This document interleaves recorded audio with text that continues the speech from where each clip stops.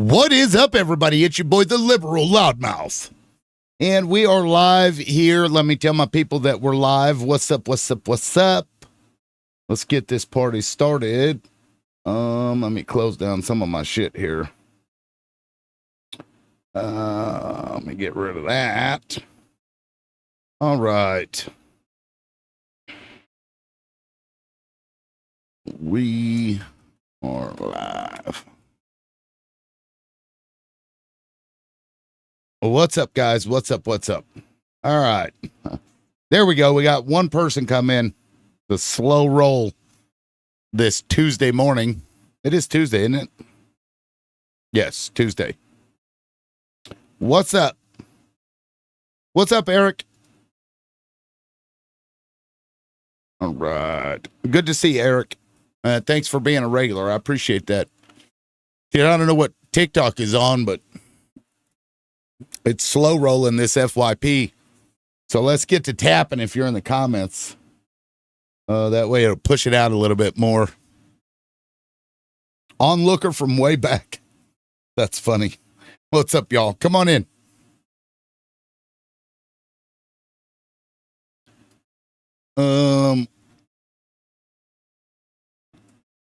All right. Now there is some context to the to my background here, to my prompt. Thank you, Eric. I appreciate that. Today may not be as entertaining. I gotta admit, I've been out of the loop with politics since the other night. It's been a long day. Probably should have taken today off, but I figured, what the hell? Hell, only 4 people. What is going on, TikTok? I guess Oracle took over. So some people say they don't get notified when I go live. Eric, do you get notified when I go live? Does it like pop something up? Let's see. Wayne says, let's be clear. This is bigger than Trump. The Epstein files show how banks, corporations, and even G.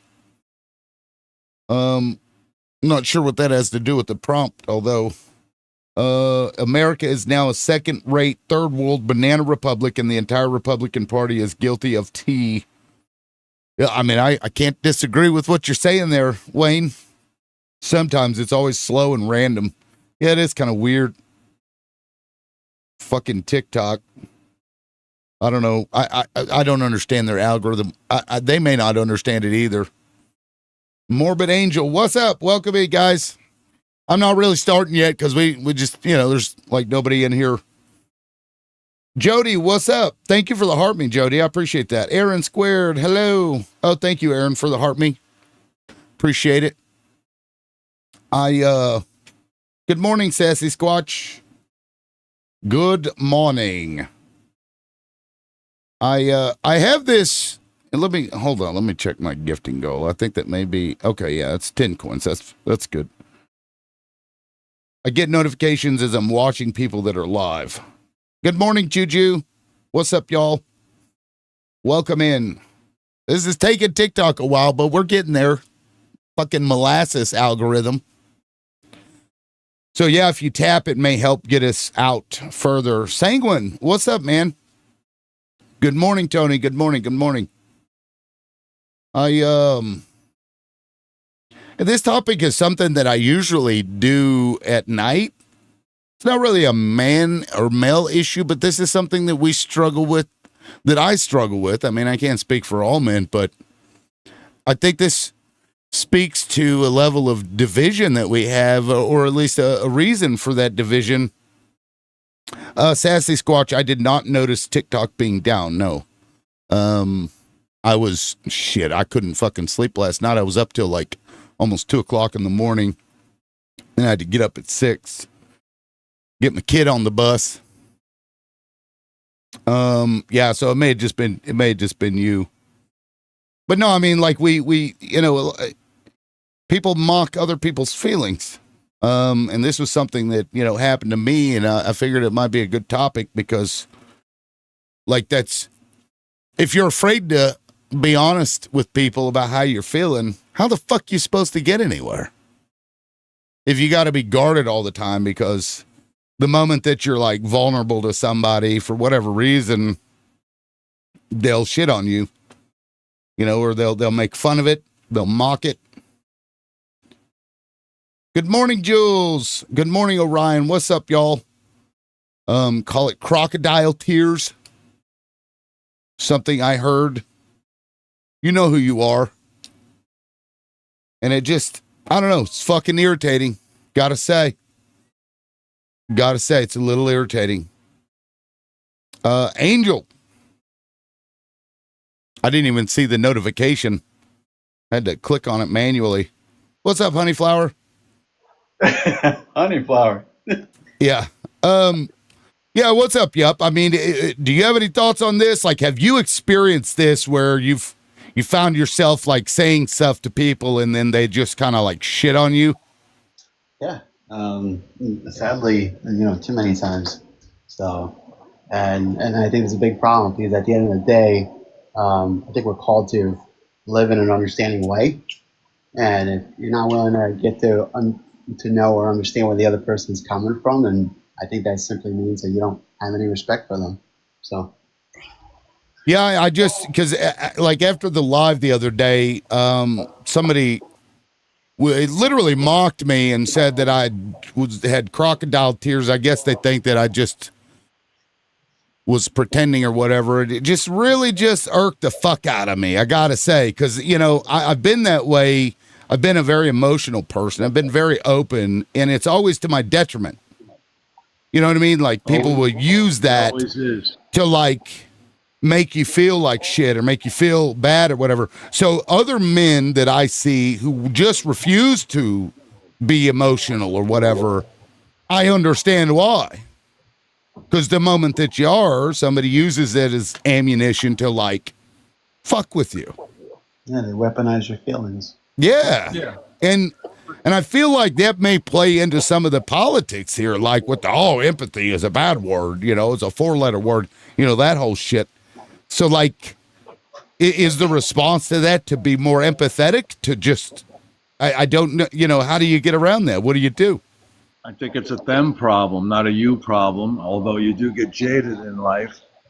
Try not to alter who you are, because it's a good quality, I feel. I'm the same way. And I've usually got the shit end of the stick in life too, and especially in business. I've always felt in all the businesses I've had, I probably would have been a lot better off if I was like one of these prick bastards like them, but going out of your way but I could sleep at night. I know I'm good, and that's, for me, the difference. Yeah, I mean, and maybe that's the answer, is just fuck it, fuck them. But it still eats at me, of course, because then I feel like bad for feeling, and or annoying, right? Like, that's something else. Like, I feel like I annoy somebody if I'm, and maybe I share too much. That's possible. Well, in this particular situation, me personally, I always try and address things as much as possible. And I try not to think about it too much, because the more you think about it, the more you talk yourself out of it. But, in this particular thing, without getting into it, I would ignore almost everybody. Nobody knows. Yeah, well, I mean, the person that said it knows. And, it's, I had a phone call, and it was very clear. It's like, and so when you experience this, let me ask you, is it usually a woman or a man that does it to you? Or is it 50-50? I don't know I don't never really look so much that way, but I've had both. Probably more men. Just like, sack up or whatever. I wonder if that's a reflection of it happening to them too. You know what I mean? Like, because people, have shit on them or said whatever, they didn't perpetuate that.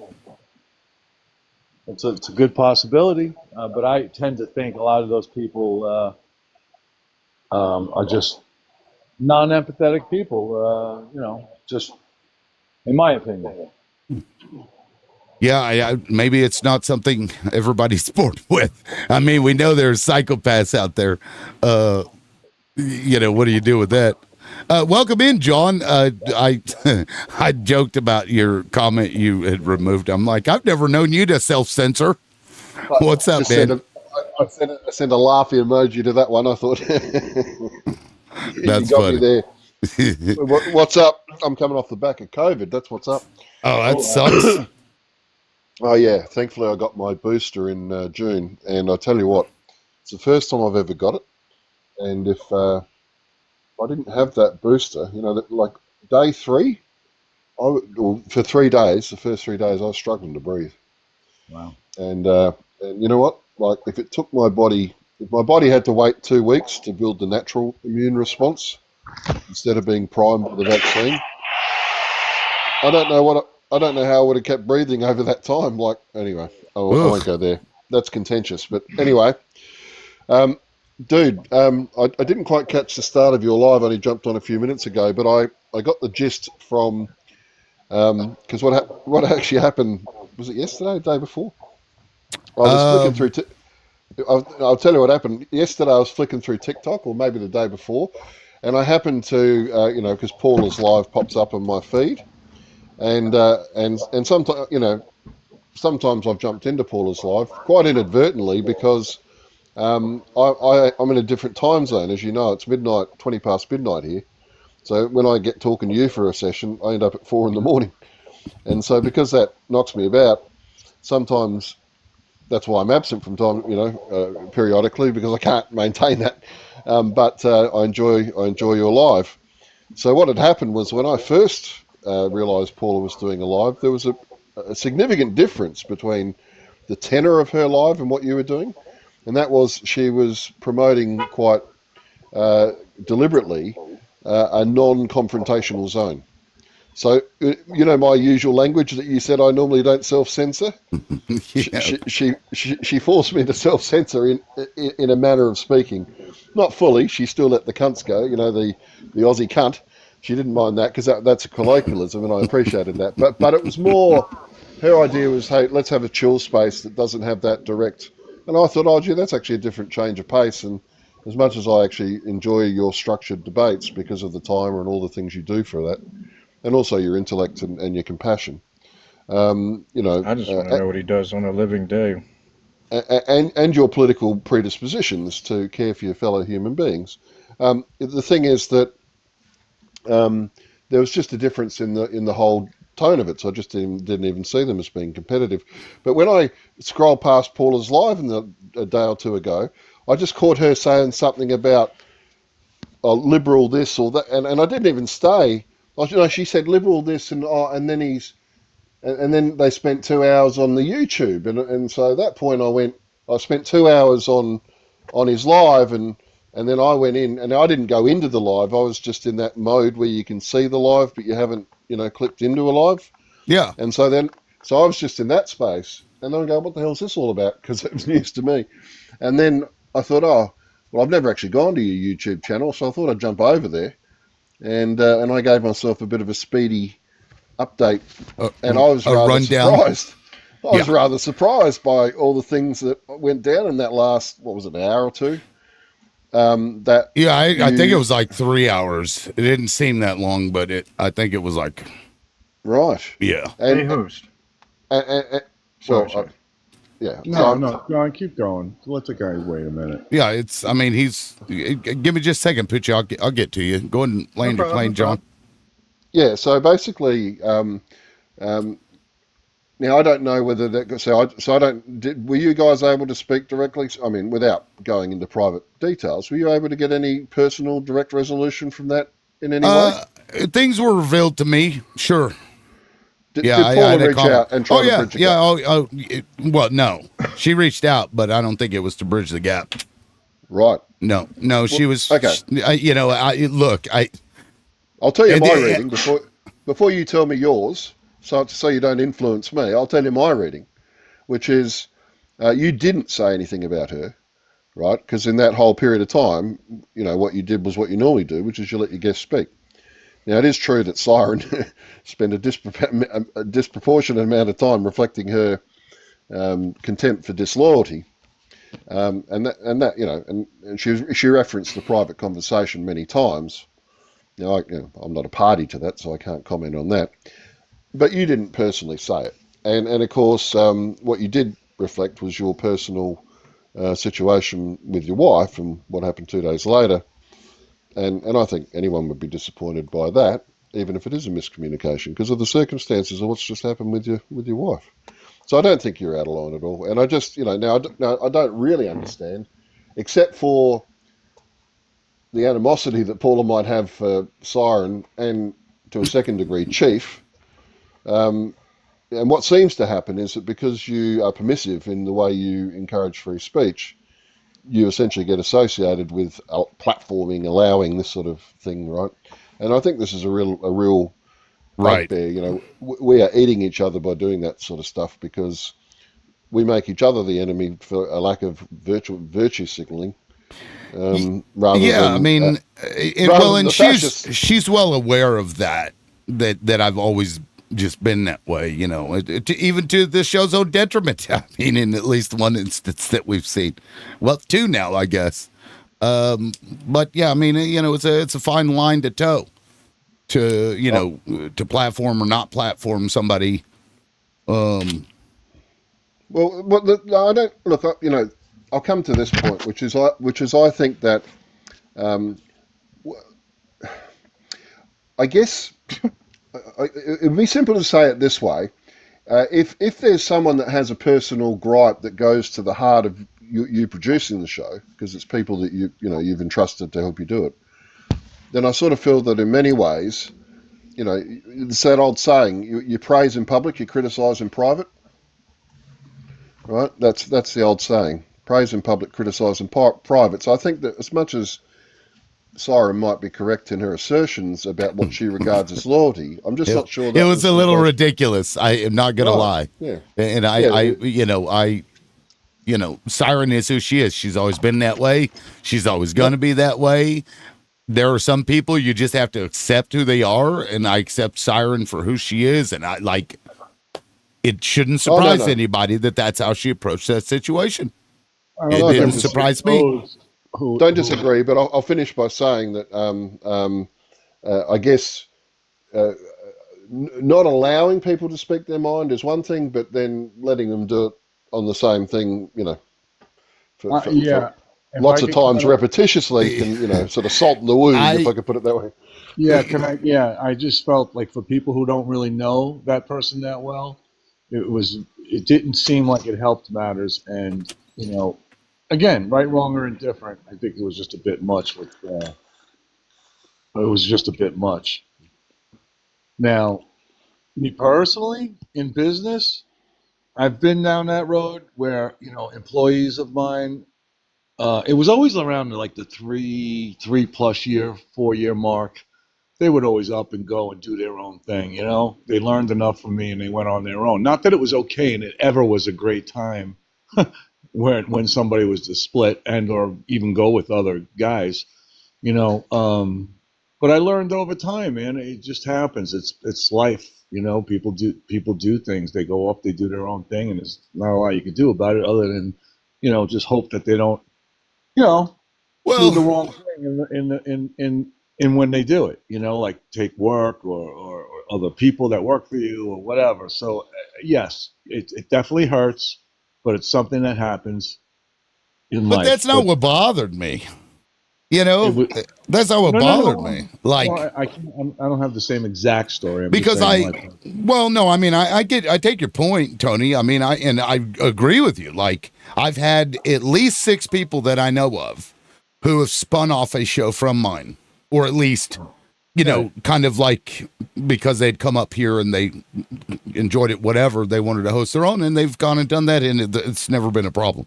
I've never even thought twice about it. No, but this was a little different. Yeah, well, this was a little bit. Well, it's not even just a personal relationship. I have to question the motive of somebody who chooses to do this 2 days after I reveal one of the worst pieces of information I'd gotten in my life. Yeah, right. That really fucked me up. And no, dude, you take that moment to like, yes, that's the point I was trying to make. When people have left me that I employed for years, and I taught them everything they know. It's interesting. It never was a good time though, Tim. It was never a time like, hey, you know what? Let's like Friday, we'll have a going away party. It was never a great time. Sometimes I knew about Sure. it a little bit in advance. Sometimes it was a total surprise to me. Sometimes it totally screwed me when I need them. You know what I mean? But I just found like I said, when it first happened to me early on in business, I was like, oh man, I really, really took it to heart. Not so much the next time, not so much the next time. And I always tried to prepare myself for when I assumed it was going to happen. Now, I tried to change. Like I used to be a builder, so just so you could put some context to it. And I used to have lots of guys that worked for me, up to, I don't know, maybe 10, 15 guys. And I would teach these guys, I would teach them everything. And I didn't hold back with nothing. Then I realized, like, for me in business, the missing link was when you're cutting roofs, right? I used to do a lot of framing of houses and dormers and such. And, that was always the missing link. Once they learned how to cut rafters and they were able to do the roof systems, that they were almost immediately gone. So then I realized, all right, over time and all these different things that happened, that, what, I'm going to hold back a little bit. Again, not that it applies to you, but I'm going to hold back. I'm not going to teach them that aspect. I teach them almost everything else, but that it was kind of the missing link. And I knew without that, they couldn't. That was me desperately hanging on, but I knew that it was ultimately going to happen either way. They could pick up from watching too. You know what I'm saying? So, but it was just something that the way I tried to prepare for it in my business, again, not that it applies to you, is I'd always try and have some new guys coming in, so that I wasn't left high and dry or something like that. Or, so I tried to do things differently in my world, knowing it was like inevitable. It's not the same situation. I get it. But each time, I promise you, each time it always hurt, just not as bad over all the years or over the decades, because I knew it was just the way it was, and I get it. There might have been some other personal thing there or whatever, but I'm just saying it's never a good time for things like that. Hey, but Tim, can I just Well, can I give you one last? I'm not going to go back into all the shit. There was a lot more than just that. Totality of circumstances in this, Yes. something that things I've noticed that I just kind of force myself to, you're just being a conspiracy theorist. And then, But I think the way you handled it personally. They're down on the ground. Let me stick my fucking boot in their ass. Let me do that. Let me wait until they're at like the worst point in their life and strike. Look, in my professional service firm, when I ran that for close to 2 decades, I had similar experience to Tony, but it's a different circumstance in this situation. And the thing I'd say about this is that because when I first went to Paula's Live, it was just really a chill space and something that didn't seem to me to be particularly competitive or innocuous at all. It was just incidental for mine. Oh yeah, Paula's doing her thing, and but then I guess if you go, okay, 2 days later she started her live, but really was it just a handful of people hanging out and no real monetization, including goals or myself. anything? Yeah, I know. Yeah, so that's what I mean. So I guess I wonder how close to that 2 days was the overlap and the income issue starting to become evident to her at a point where she sort of goes, oh, hang on, you know what I mean? So It was that week? day. I actually said to her on that call, I said, now I really have to have this to make money. Now I need this to make money. I said this to her. No, but I wonder how many, So, how many, how many weeks after you said that did the reality of her directly competing with your viewing times or having a monetary impact? Well, so when on you. when she did, now I don't know, because it's usually up and down, and I don't know that it, you know what I mean? My days have not been good since then, right? I don't make a lot of money. There are days that I make like $4. Yeah, right. That you can't do anything with that, but but it's I don't know. It just it doesn't hurt any less. And then when I had the phone call that was when I was like, you know what? I'm tired of just like excusing and justifying people's behavior Yep. for the sake of the relationship. And Sure. I'm just fuck it. So I blocked her. She's not welcome up here anymore after that conversation. After I heard her sit up there on her panel and mock me for I didn't hear crying. that. Oh, Yes, really? she Well, then literally. I- Yeah, let me play to you what she fucking said. Somebody sent this to me. Oh wait, I think I know what you're talking about. Yeah, and you tell me if she's being Envy mocking. who it is or something, because who would do that? Is it a man? Yeah, it's Tim. What? Mm-hmm. It Liberal was his love note? panel. Yeah, it was his panel. Evidently, I guess me having a live was over the top, and then he just started like somebody came up and was talking shit about it, and other people, mutuals, were talking shit about it, and then he just like he was like just dropping bombs, like conversations he and I had offline. He accused me of running my live when his wife lost his job, and I knew it, and I did it anyway. I mean, just crocodile tears. He was mentoring me. So that's, I yeah, heard that and I'm like, you know what? Fuck you. Fuck you. Because that's embarrassing as fuck, y'all. To sit up here and be that way. I didn't hear half of the shit that Siren said on the show the other day. Because I was Yeah, doing other stuff. I saw that. thinking, too. like, so Yeah, when that's- she's saying these things, and I'm like, you know what? Fuck you. Fuck you and your bullshit. And when she was Can I more, ask this? she was more worried about that Olive lady that was up here. I don't know. I guess Tapley's friend. She was more worried that Olive, and she said Olive, and I've never been on her panel before. I don't know who she is, but now she is going to think that I'm undermine you at your most vulnerable. And then she said, and you did that. What? That's what Paula said to me. So it was more about Paula. She didn't Right. acknowledge the problems. She didn't acknowledge any of the things. She didn't explain the Reagan shit. She didn't explain any of that other stuff. So fuck that. and you know what's interesting? I think I spoke to her right after that, and all I was trying to do is like, I didn't really pick up now that until you just did. And then now let me just be clear. Then I run across Hobie made her fucking page on private again. Guess who's all over that bitch? Paula. Paula's in all of the fucking videos. She just happens to be on the panel with me whenever a video gets recorded and reposted by fucking Hobie. The mod, the one that did all those crazy videos about me. No, right. So again, and this isn't even fair to Paula if it isn't true. But if I sit there and I think about this and I'm suspicious and I don't say anything because I don't have any proof, it's not fair to her. It's not fair to me. Yep, So that's true. fuck it.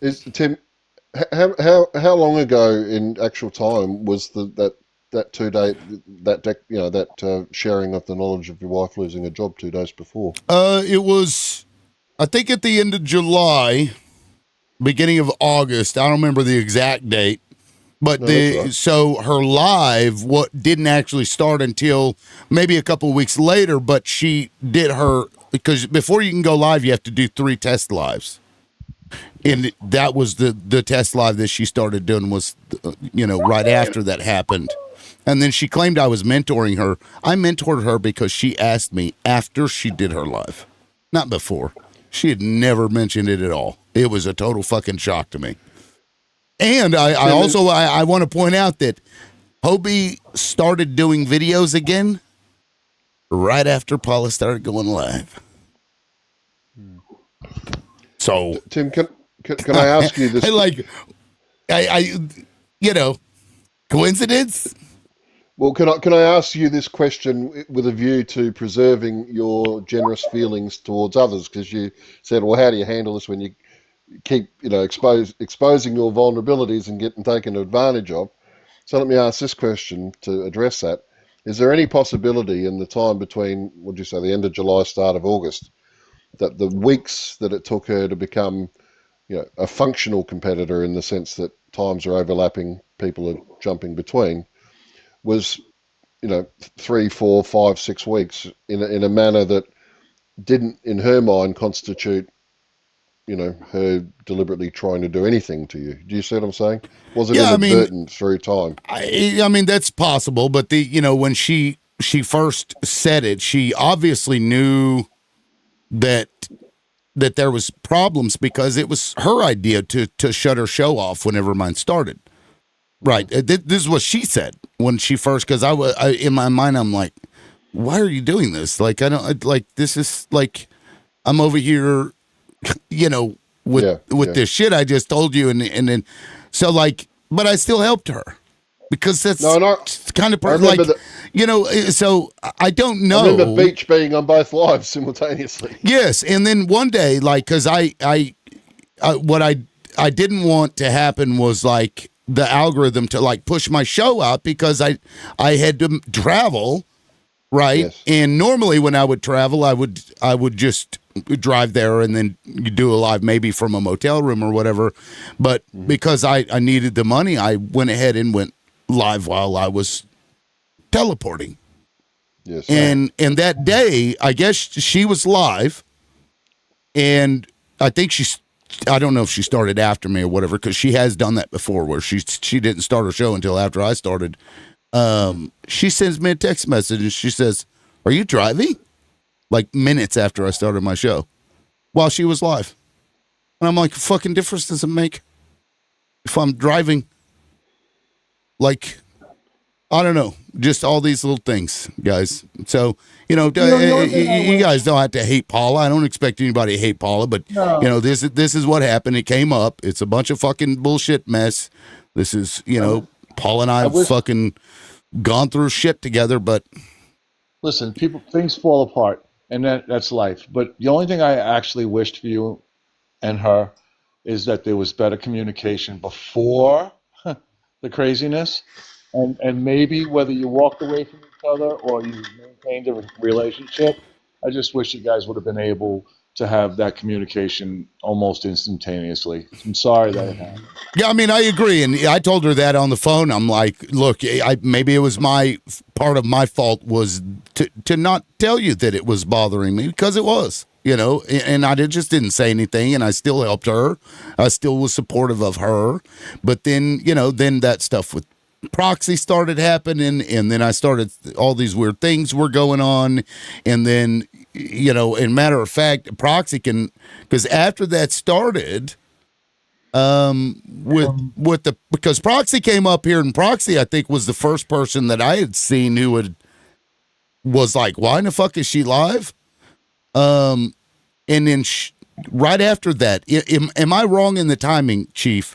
Was it right after that when Dan and everybody started going after you, saying that you were doxing people?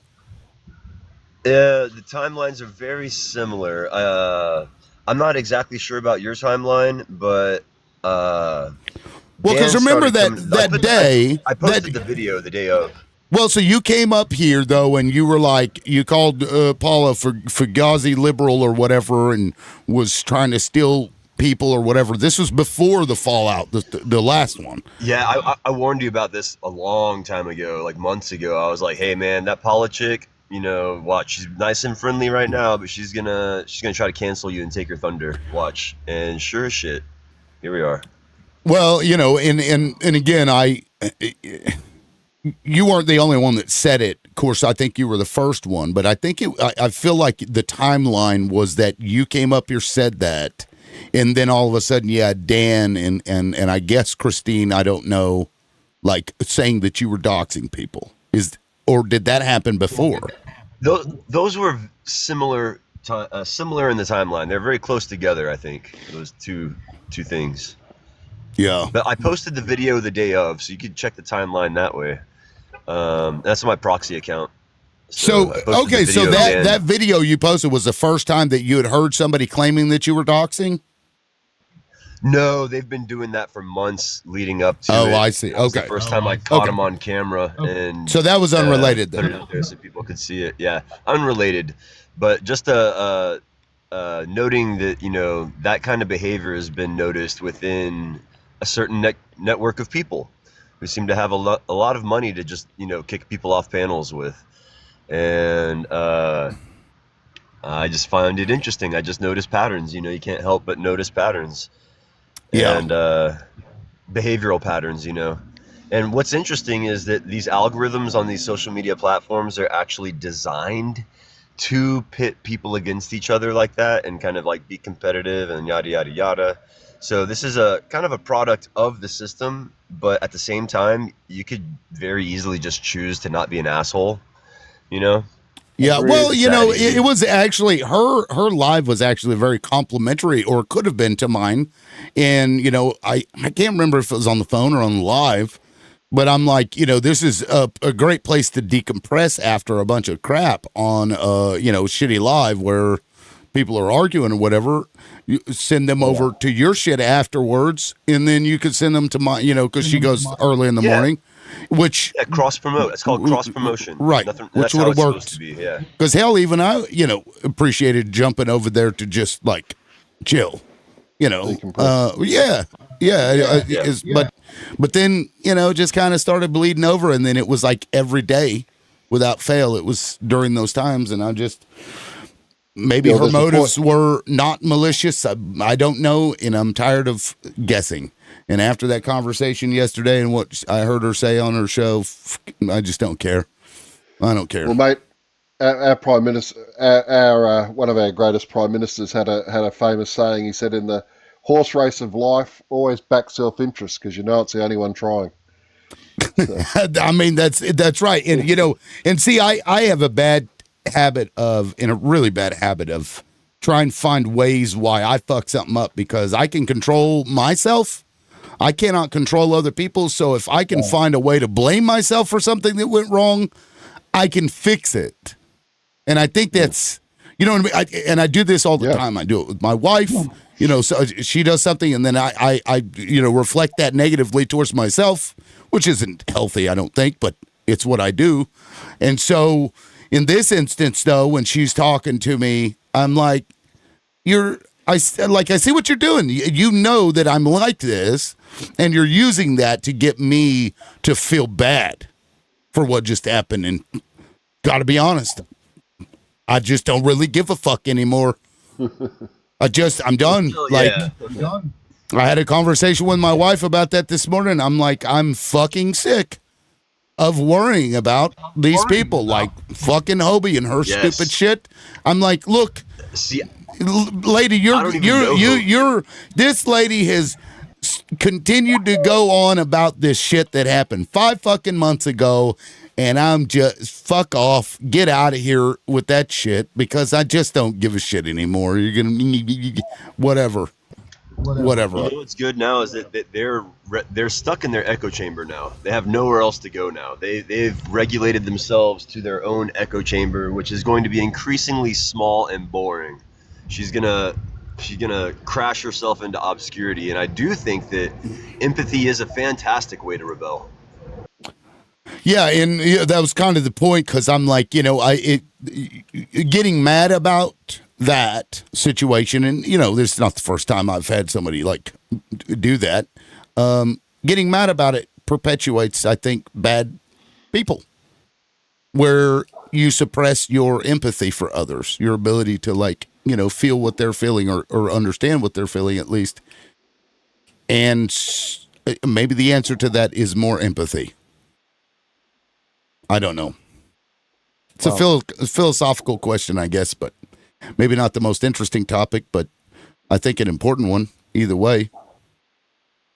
No, the answer to that is equity, which is, you know, you come back to good faith and clean hands. You know, the reality is that the question I was asking was there a time delay between the end of June, early August, to when she functionally made a decision that the overlap was something she could live with?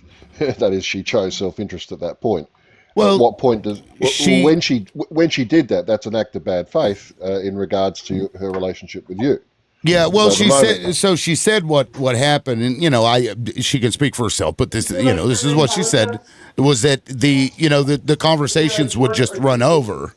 I don't know who's talking in the background, but that the conversations will go over because sometimes my life goes over, so I understand that. But I don't believe what she's saying because she also said that I was just scrolling through that day and I seen that you guys were talking about me.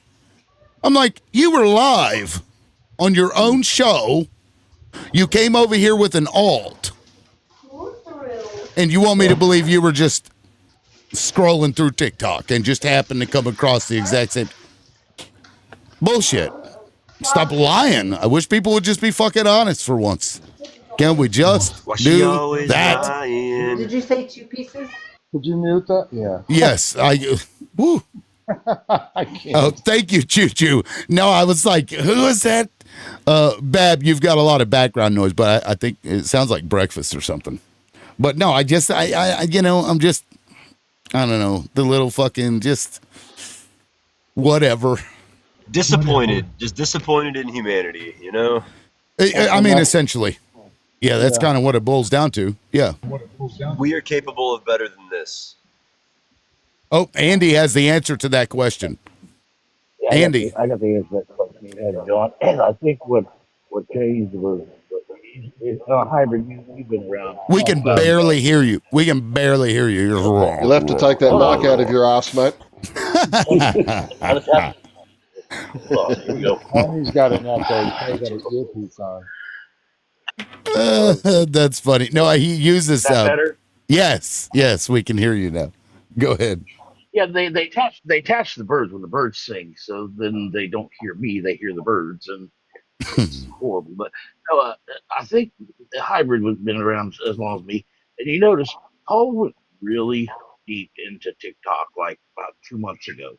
Like she was on every live, and I'm horrible. I'm a TikTok junkie, and she was on more than I am. I mean, 10 o'clock, 11 o'clock at night, first thing in the morning, I'd get on. She's already on. I'm like, holy smokes. And that would have been fine. She had a little, coffee talk in the morning, and then she would go to Tim's live.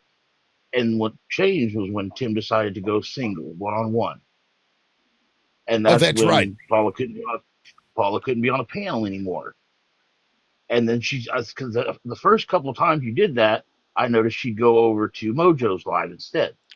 Well, then she stopped going to Mojo's live and just started keeping her live going because you were doing one-on-ones. There's no room on the panel for her. Yeah. And that's when she started doing the and because I noticed it when I seen Beach on both of them, because when I scroll through my pictures, it shows people I'm following, and I follow one of Beach's accounts, and I'm like, wow, Beach is on Paul. Wait a second, Beach is on. I remember that Wait day. a second. I think because you were like, working. you're cheating. I remember that day Yeah, too. well, How does he do it? Well, Yeah. yeah. Well, to me, and I hate to say it, but it's kind of to me, I thought it was kind of rude. How can you be on two panels trying to listen to people talk and be part of two conversations on two different panels? Maybe Beach could do it. I couldn't. But that's why I brought it up. So I was like, man, that's kind of like cheating. I mean, it's like, you're not here. How can you be involved in the conversation when you're over on the other live talking right now? And I would get confused and I'd start answering questions on the wrong live. It would be Right. my I guess- problem. I guess that works if you think that half the panelists on each live that you're on simultaneously are idiots that you don't need to listen to. Well, then that's a perfect mix. Yeah, well, I actually dropped Beach because he was Jerry. teacupping. And I'm like, look, if you're going to be on both panels, like that's, and you're Yeah, teacupping, I can make room for somebody that's going to be fully attentive. But I mean, what you're saying makes sense, Andy. But she does have an alt that comes in here, stands with fist, which I don't know if, I don't know what that's about, but so she said yesterday she listens all the time. So I think even she was listening to my show while hers was live, which she did the other day because she came on here while her show was live, which I thought was a little weird, but I guess to each their own. I see one of those like Chinese fucking TikTok server farms. People have got like 12 fucking devices with a different account on it, all of them. They're like, they're paneling 12 different fucking lives at once. Well, how do they do that, Timmy? Do they have an alt account? Excuse me a second. So they have an alt account with the same picture and the same name? How does that work? Yeah, well, or a different one, I guess. Well, didn't she come up with her picture and their name? Yes, but she has other accounts too. I don't know how many accounts she's got, but I imagine she's got accounts we don't know about because I mean, you probably should, for TikTok purposes. So and so 1, so and so 2, whatever. Yeah, well, she said Paula 2.0 wasn't her. She said Paula 2.0 wasn't hers. I was like, I thought that was you. But I don't know why it would be her because her other account was in here and I didn't block it or ban it or whatever. So, yeah. But and I don't know what happened like a month ago, but it was something political. I don't know if it was when Trump was doing his whole Charlie Kirk probably. Yeah, but something broke inside of Paula. And she changed pretty drastically to being able to like. I mean, I'm conservative. She knows that, and we kind of halfway got along decent, I thought. But then after that, anything I said, man, she was. And then it didn't take her long. Like I said, she banned me for making a comment in her live about having people on multiple lives. Oh, was that the day that Beach? Was that the day that Beach did that? Yeah, it was right after that because that was first. Because I didn't make a comment on her thing. I made a comment on yours about Beach beating both of them because I was on your live. Yeah. But then it was right after that. I think it might have been after you ended that live. Hers was still going. That I went over there and like I said, I made one comment. It was boom. I was gone. It was a joke. I wasn't even making a conservative comment, and I was like, whoa! I think I just got banned. And I remember she blocked me, and I was like, okay. And I think and she came up with that Paula or that what do they call that? Where they changed her picture. With the lasers, Dark Paula or whatever. Dark Paula. Yeah. Dark Paula, and I'm just like, wow, this does not sound like the normal Paula. I said, so something switched. I don't know what it was, but I was going to ask her because she was all right because I know she was getting real hateful with a lot of people when they were on her panel. And I'm like, Paula, you can't talk to people that way. And she's like, I'm just not putting up with nothing anymore. I'm sick of it. I am done being blah, blah, blah. I'm just like, well, this ain't the place for me. Gotta go. I'm going to take my independent registration somewhere else. Yeah. Andy said he is no longer a Republican. Switch to independent. Looks like you already got half the network in here complaining in the chat about us just talking about it. Yeah. Oh yeah. Well, I don't want to, because again, Paul and I, we've gone through the fucking ringer together. So it's not like I hate her, but for my own fucking sanity, and even to be fair to Paula, it's not fair for me to always have those thoughts in my mind about whether she's being genuine or not. That's, if she's not being malicious or what have you. It's not fair. So I just, like she said that day when she unblocked Reagan, she said, I just want to be your friend. I don't want to be your mod. So I unmodded her. So this time it's like, you know what? I don't want to hate you. So I'm just going to move on. There you go. I think that's the best approach, man. Just tossing up the bad timing and just keep in mind that this is the same network of people who would stalk me around TikTok, wait until I got onto any live. They have like people that apparently just have time to follow me around everywhere I go on TikTok and wait for me to say anything and label it as false, and it gets really annoying really fast, when you're trying to just use TikTok. Is it high school all over again? Man, it really does feel like that. It does. Now, a place to hide away, you're welcome to come up and browbeat us because, I mean, I understand what you're saying. I get it. But, if you're not feeling what people are feeling and having to listen to somebody say something like that to you after all the shit, then don't fucking say anything about it. You're judging somebody else's situation, what you think they should be talking about or not talking about when you don't have the same feelings that they do. That's a very superficial judgment is what you're doing. Hey, Tim. What's up, Hybrid? Toolbox here. What's up, Toolbox? Fucking Toolbox. How you going, cunt? Oh Hey, you boy. cunt. No. Maple cunt, I think is what you were called. It's a sweet I think one. Siren called you a maple cunt. Yeah, that's right. Oh, She did. fuck. Go and make some maple syrup. Siren. Yeah. Well, What the fuck? she's Anyway, just using good air someone else could be breathing. Um, Oh, that's fucked up. that's how we insult you up here. But unfortunately, most people it usually goes over their head. Um,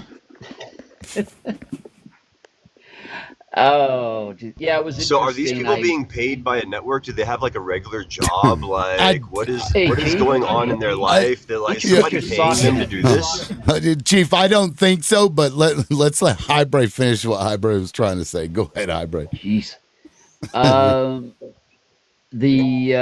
Yeah, so I had all of a 30-second conversation. Well, it wasn't even that with Paula since actually I wasn't even in her live. I was just down and I was in the comments and she saw me come into her thing yesterday, the day before.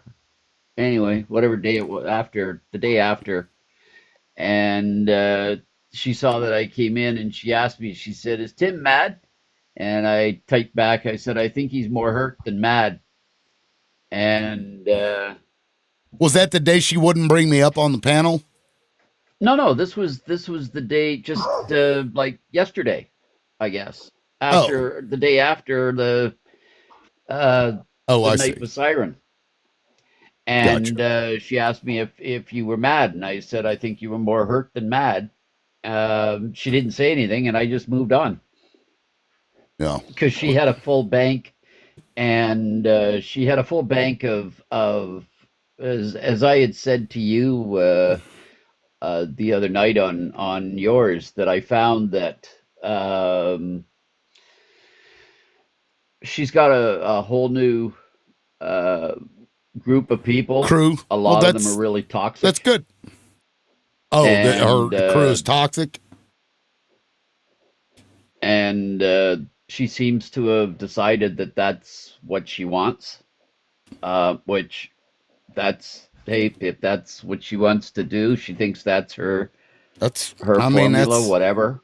Yeah, that's but it's not, fine. You know, she I can't tell you how many mornings and evenings I heard her talk about how she, you know, it was, you know, having these people around were just stressing her out, and she didn't want these toxic people on her lives. And Well, I can understand that. That was fine. But yeah, I can understand that. It's a lot to fucking deal with as a creator, guys. It's a lot to deal with, especially when your go-to is to let people say what they want to say. It's still a lot to deal with. So in her defense, Well, yeah, I and understand. said that to her. I said, I understand why. You got to decide what, you know, I mean, if these are the people you want to surround yourself with, you know, but they're going to, you can't come on here and complain about how stressed you're feeling. And if you're going to allow people like that to come on, that that are going to dominate conversations. In all fairness, What's I think that? in all fairness, I think that's what she was doing. She was just saying she wanted to have her live with you know, more non-political than and not bring up the crazies. But you know, she did. Which is probably a good thing. So, but then she started bringing up all, like, some of the most toxic people, and I'd come by and I'd come by her live and I'd see 8 people up there or 6 people up there, none of whom I recognized. You know, they weren't you and Beach and all of us that kind of hung out there in the morning for the coffee, or in the afternoon or in the evening for gummies, chats, you know. I liked it because it was just a Confrontation. non-confrontation live. Dude, look how angry her network is getting in the chat. It's almost like their paycheck is being affected or something. Like, I don't understand why someone would be so invested in a program on TikTok. Who has the motive to be invested in TikTok programs? Not me. Yeah, I just want to respond to that too. I mean, this is an issue where a matter of the heart was made public and followed by a character assassination. So usually, if you choose a live forum to engage in a public attack, then don't expect there not to be a public clarification or dialogue. I agree. So Agreed. And that's what I was trying to tell Tim earlier. I was trying to say, I wish, if anything, I wish for them, their relationship, no matter which way it went, it was more private and it wasn't so public. Hey, I have to give accolades to Paula. You know, she didn't stand a chance at making me love her, but she was effectively able to hurt me. So congratulations. I mean, you got to admit, for one lady, she's got a whole room of very strong, capable men crying and very hurt. So if that was what she was trying to do, you know, congratulations, Paula, you did it. That is kind of funny. Yeah, I mean, look, I genuinely wanted to talk about that because it made me think about other things, and like I couldn't, you know, I was up till fucking 2:00 last night, and I'm like, why, like, because this isn't the first time this shitty things have been said about people, and I think women probably deal with this, but I can only speak from a man's perspective. It just sucks being held to some weird standard where we're supposed to be vulnerable, but then also we're supposed to not be. You know, and if we are vulnerable, then we get shit on about it, and that you know, that kind of bothers me. Well, maybe it was a life lesson for you, Tim. Maybe this was life saying, hey, brother, you know, something's got to give, and you've been doing this, and maybe that's just what it was. Something for you to come to grips with. Oh, no, I had a very a big epiphany moment, and I think it altered my outlook on a lot of shit because I'm like, you know what? Fuck this shit. I'm tired of like caring about hurting people's feelings or whatever, because I've always been that way, and maybe I shouldn't be. But then they got me to thinking, but shouldn't we have that empathy? Isn't that what we need to be? I don't know. and that's why Tim is now a conservative. You're hearing it for the first time. No, I'm kidding. I'm kidding. Yeah, I don't think so. It'll never. It'll have to be more traumatic than that. If anything, libertarian or independent, never a conservative. This is the perfect time to bring up my Christopher Columbus point. It turns out I was wrong about Christopher Columbus, but not in the way that Paula thinks. That was so long ago. Oh my God, that was months ago. That's so good, and I was so right. I was so right about that whole situation. Like I might have been a little bit. I was wrong about him being a Templar, right? He wasn't a Knight Templar. It was a different order that was very similar. You know, a Jewish order. Now, okay, let me pause you real quick, because last time we got into that stuff, Yeah, I got a fucking banana for misinfo. Oh, damn. You know, they're serious about it because, yeah, actually, you might be right. Yeah. I believe So, you about that. No problem. maybe I should put something in, like create a new text chat for Discord so we can have those like obscure We need to have a conversations. conversation about that because it's super interesting and it's super taboo when it shouldn't be. Especially if you got links and shit to stuff, because you know, that's a rabbit hole I wouldn't mind going down anyway. You know, because there's a lot of moving parts. It's been around for a long time. It's absolutely fascinating. Yeah, But anyway, but- we'll move on. Yeah, so I don't know. And I don't want to become cynical either. Have you, like, what is your advice to people who are in that moment where they're like, they're done, just finished with that, but also Keep being yourself. right, don't want to like go too far. I don't want the pendulum to swing too fucking far.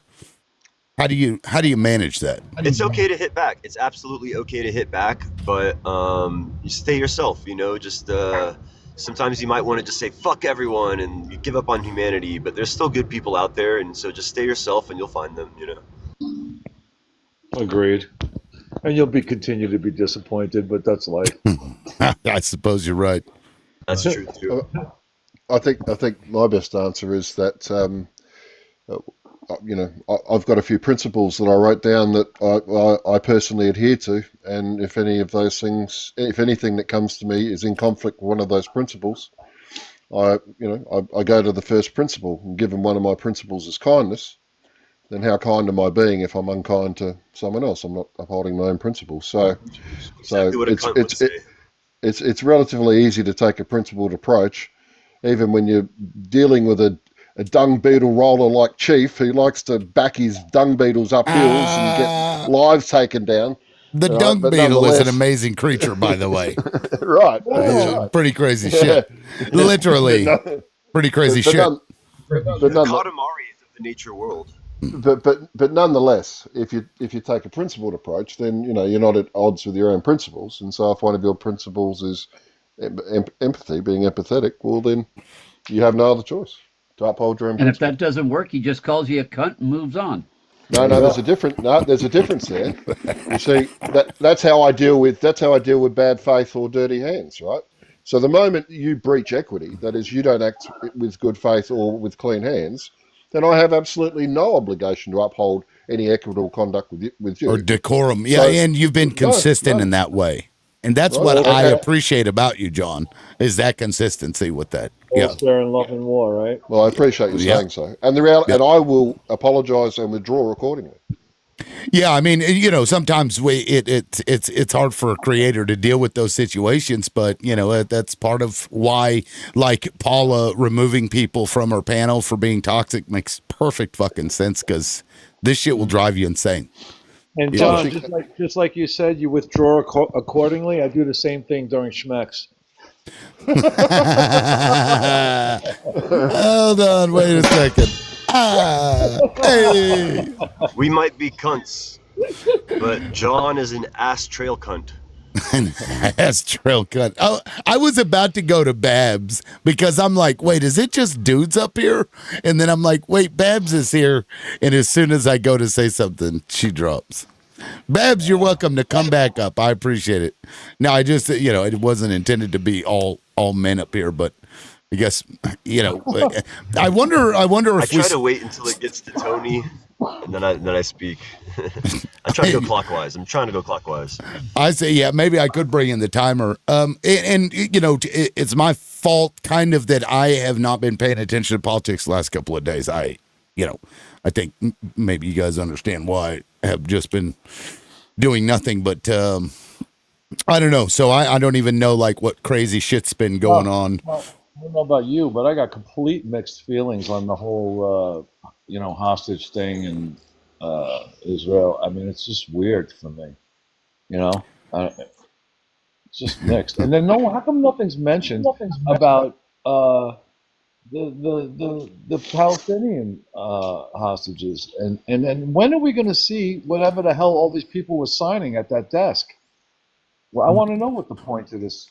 Oh, I actually have that. I actually have that document. I downloaded it. Guys? I mean, does anyone have mixed feelings on this whole thing? Yeah, no, I do, because I see what they're doing, but they're going to pull the wool over everybody's eyes. What's happening is they're giving it over to this. It's Gaza International Transitional Authority, and luckily this is something that came up before I just kind of checked out. But right here, the Gaza International Transitional Authority. What this is going to end up being, because it's going to be run by Trump and Tony Blair, basically. Well, Tony Blair's going to be, I think, on the board, and Trump's going to be like the head of the board. It's essentially giving Gaza over to Israel without, with plausible deniability that Israel is controlling it. They'll say, "Oh, we're not controlling it. It's an international body," except it's literally going to be run by the people that have been the sycophants for Israel for a long time. So it's not a good deal for Gaza, aside from the fact that this stuff needs to end, and thank God for that. But it's not going to bring peace, because you still have an invading force, an invading people on their land. I felt it was too soon to celebrate. I'll celebrate a year from now. We'll see what happens a year from now. But hell yeah, see how it goes then. What do they Too think? soon to celebrate, obviously. What is everyone? They're supposed to make it like out of sight, out of mind. I'm with you, Chief, but like, right? Is that what they're looking for? Out of sight, out of mind, and then a year from now we'll see more chaos?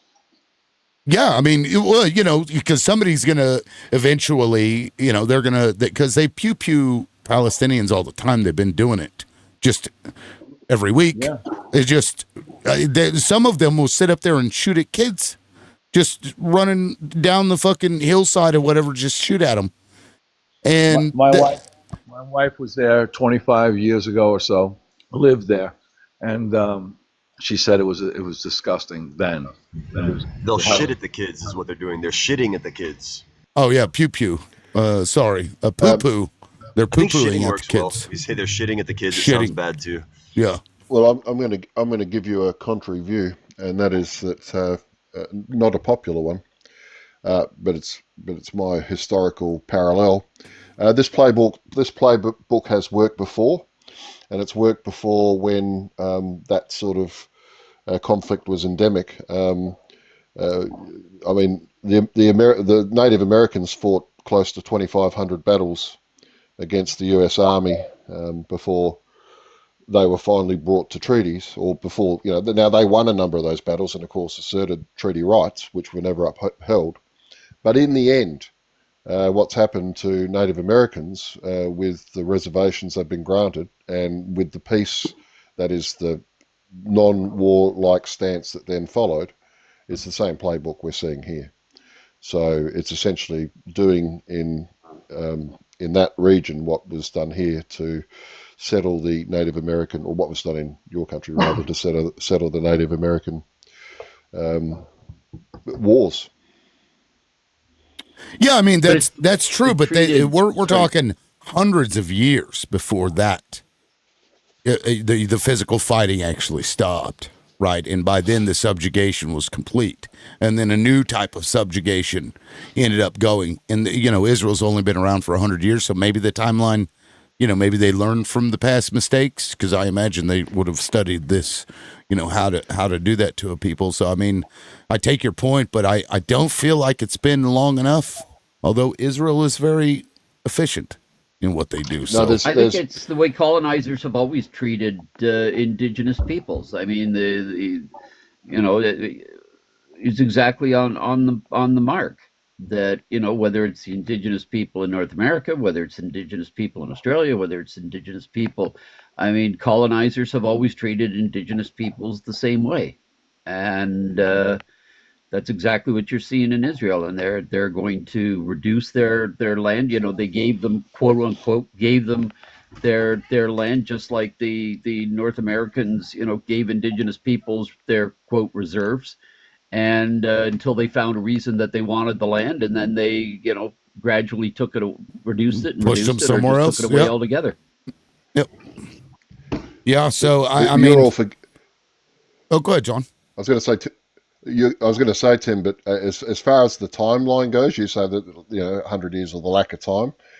There's one weapon, the primary weapon that no one's considering, which has, of course, completely changed the views of people under 40 in the Middle East, and that is the mobile phone. That's and true. Applications like this. Hasbara, as they would say. Well, I'm not talking about the mobile phones that blow, that explode, but I am saying that there is a generational gap between the theological people who aren't digitally connected and Tim, you heard it yourself, I'm sure. We had some Iranians on your panel talking about this, saying that they live modern in private, they live modern Western lifestyles, and then in public they put the theocratic garb on and and try not to infringe with the cult. Right, that's right. So now, if Trump, Russians did that too, for the record, during the yeah. So if they take the typical colonizing approach, as Highbray properly summarised, and then add to that the fact that they've also gone for a conflagration, so scorched earth, that's what they've done too, and then they offer profit to young people who just want to build for the future. A lot of those young people look at Western lifestyles and go, we're sick of these old pricks over here causing all this fucking fighting. We just want to move on. And that's as much the propaganda of these phones as anything else. Well, that's what I meant by Hasbara. That's their word for propaganda. I mean, they, you know, Yeah. it has another meaning, but that's what it is. But yeah, I mean, you may be right because the propaganda is so fast, it's so quick. You know what I mean? It's instantaneous, and they can push whatever they want. Like I saw a fucking video on TikTok the other day of like AIPAC. Oh, we're making sure that the elected leaders in the U.S. are strong allies of Israel, and I'm like, oh my fucking God, can we just get away from this shit? I don't know. Like it's not okay. I just want to say something to John real quick. I don't know. You have like this beautiful way of stringing words together. So, you know, kudos to that. I like it. I like it. That's So, kind of you to say. Thank you. yeah, I'm conservative and I like it. So, but so well said. Speaking of that, let me. So this is not wholly related to I would like to wait. Israel necessarily, unless you go into the conspiracies. I'm going to pull up this video here that I saw that blew my fucking mind about the Charlie Kirk situation. And I just want to see you guys' like first thoughts if you hadn't seen it yet. It's fucking nuts, man. Let me pull it up here. I don't know if you guys have seen it, but here we go. I saw Charlie Kirk get shot. 1, 2, 3. I saw Charlie Kirk get shot. He collapsed in his seat. He fell over to the side. He was carried off. He had blood on his arms. He had blood on his shirt. He was dragged off and carried out of the venue. There was a gunshot that rang out. You okay? No, I'm not okay. I saw someone get shot today. Yeah. So. I saw Charlie Kirk get shot. He collapsed in his seat. He fell over to the side. He was carried off. He had blood on his arms. He had blood on his shirt. He was dragged off and carried out of the venue. There was a gunshot that rang out. You okay? No, I'm not okay. I saw someone get shot today. Yeah, dumb question. Did you guys see what happened? Yes, I saw him. Are you recording this? Yes, you're live right now. Well, we're recording. I don't know if we're live because of the cell service. So, hang on. I was standing in probably the third. Okay. I was standing from probably the third row in the bottom. I heard the shot ring out. I looked to my left, and then I looked over to my right. I saw him slump over in his chair forward. He slumped over. He had blood coming from the left side of his neck down his shirt, and he slumped over and he was carried off. We're not doing it. I'm sorry. Get off me! Get off me! Emotions are running high right now. And I'm pretty sure that's the same dude. Got ring out. Because look, if you notice in the guy's hand in the first video, he's got that fucking he's got that Trump hat. That's what he's got in his hand there. And look at this. Phil Lineman was he apparently owns the property, or his family owns the property where the pew pew was found. Like multiple houses in that area. This Lineman guy, and there he is. He's like nodding when this guy's speaking. Like, watch it again. This is fucking crazy. It's like I don't even know. It's almost like he's reading the script. And I saw Charlie Kirk get see, shot. He's like nodding to the syllables. Yes, this is correct. Yes, like I mean that's my takeaway from it. I don't know. What do you guys think? Too much conspiracy? No, I was going to tell you that if you think that politics is too slow, you need to check out the Candace Owens show. It is the hottest drama I've seen in a minute. It's so good. Oh shit, dude, that's awesome. Thank you, No Fear. That's fucking cool. That Polaris thing. Anyway, yeah, that like and that's, you know, she's been putting out a lot of information about Phil Lineman. And the weird things, you know, he's kind of flip-flopping or whatever, and like, what was the deal with these people like coming up to this guy? We're not doing this right now. Like, what is going on? Anybody have any thoughts about that? Like, do you think that it was just that this Tyler Robinson character got up on the roof and pew-pewed him and then took off? Do you think that was... Absolutely not. No. and I don't think he got shot with a 30-06. I don't buy it. It's If fucking you crazy. well, and like the thing that I don't understand that people are not understanding is if he was shot with that 30-06, like they're saying, those kids would have reacted very differently because, like, the amount of noise that would have come out of that pew pew, like they all would have jumped. And like I think liberal, I think either you or Vex was showing a video where some guy was like on a balcony, and it was like off to like Charlie Kirk's right and at an elevated position. And when he shot, none of them moved, none of them reacted. The guy that was in the video, he just casually turns around and then looks down and then sees Charlie slumped over. Like they did not react like a big rifle just went off. They reacted like a suppressed weapon would.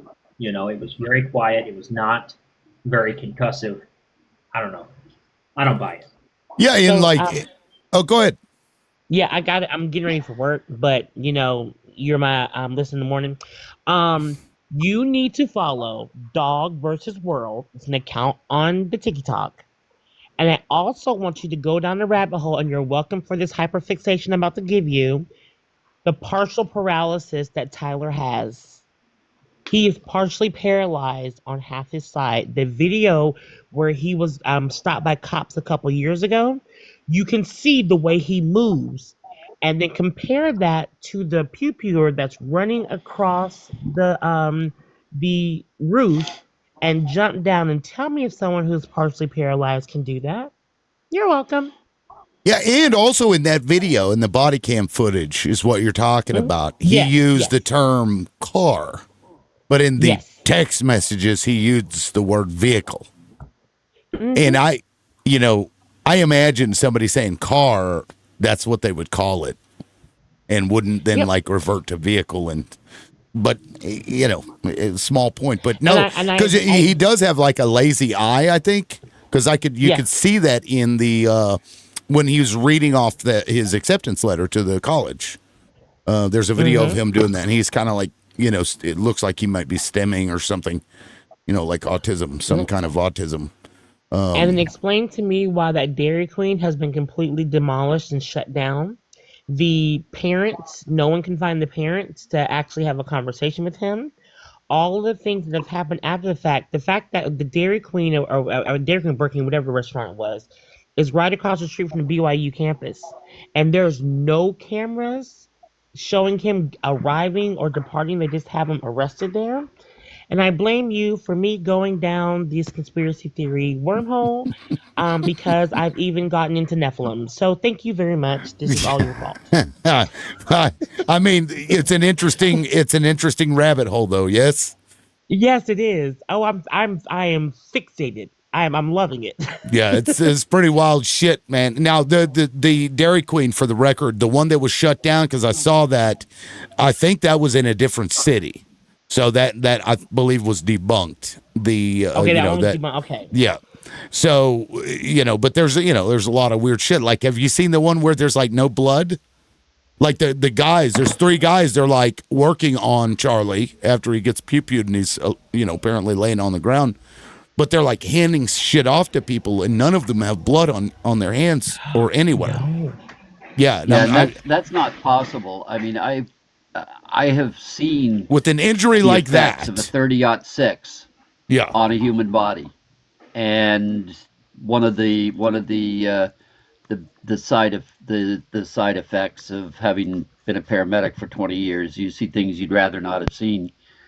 But a 30-06 to that part of the body, there's no way. There's not the. Are you saying it'll be there like isn't the after Gallagher effects with you the? would see? Are you saying it's more like a Gallagher with the melon in the and then the hammer from like the 80s? That type of effect would have happened. A melon and a hammer. Yeah, that sounds Do you know about my- right. do you I'm remember not the sure what Gallagher you're that used referring to- to, but that's about right for a description of a melon and a hammer. Yeah, like the what that would have done to his neck is there wouldn't have been one. Yeah. So I think that the perspectives that Tim has offered for consideration, I think, have a lot of merit. Just put it that way. Yeah, I'm working on. I'm sorry. Go ahead. Go ahead. I was just gonna, because I'm downloading this video with the blood stuff, and I'm gonna try to zoom in so that you can see it better. But I can't remember how to zoom on VLC. Got it. But go ahead. Like piggyback off of what I'm sorry. Is your name Highbeard or Highbred? Toolbox. His name is Toolbox. Toolbox. Okay, sorry. My cousin is an ER nurse in Chicago, and works at a hospital where they do have a lot of shootings. And I did show her the video because, of course, I'm a conspiracy theorist and I didn't believe it. But once I saw it, I knew immediately that, he was most likely dead before he hit the ground, because he had a certain posturing that happens with people who have like traumatic brain injuries.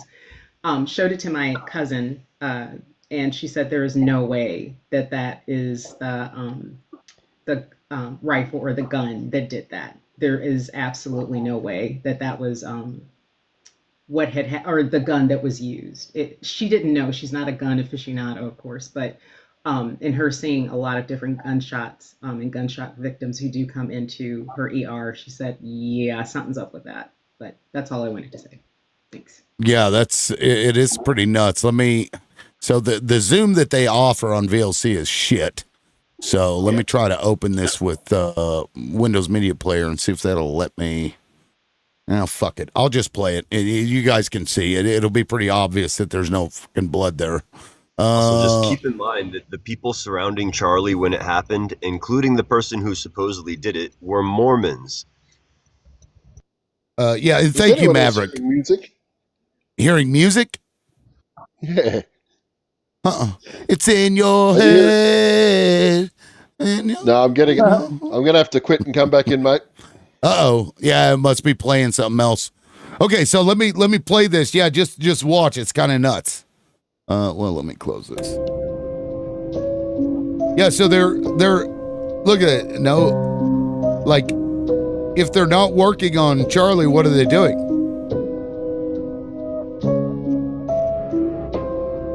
This may not be the best one, because there's another one, because they start handing shit off to another guy. And there's here, right here. Yeah, look at this. Where can I find this video?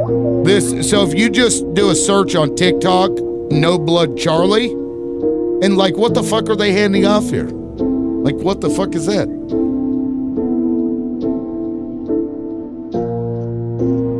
It's also weird. It looks like it's falling. Find out about his wife. Have you been looking into his wife, Erica? Yes. And I saw a picture of Phil Lyman. I believe it was Phil Lyman was apparently in one of the Romanian Angels. You remember that? Erica Kirk's nonprofit. Let me see if I can find that picture. Who is Phil Lyman? Phil Lyman he ran for, I think, governor, and he's been all up in this. Because he was there. He, knew Charlie, and he was the one standing there holding that phone while that dude was like, I saw this, and the 321 lady. Phil Lyman, Romanian Angels. I think it was the Romanian Angels. Was with Erica Kirk in Romania. Here we go. Can I give you more conspiracy before I drop? Yes, by all means. Now I'm going to speak in code because we are toddlers. The Epsom salt, I believe they have it backwards. Epsom salt had no skills.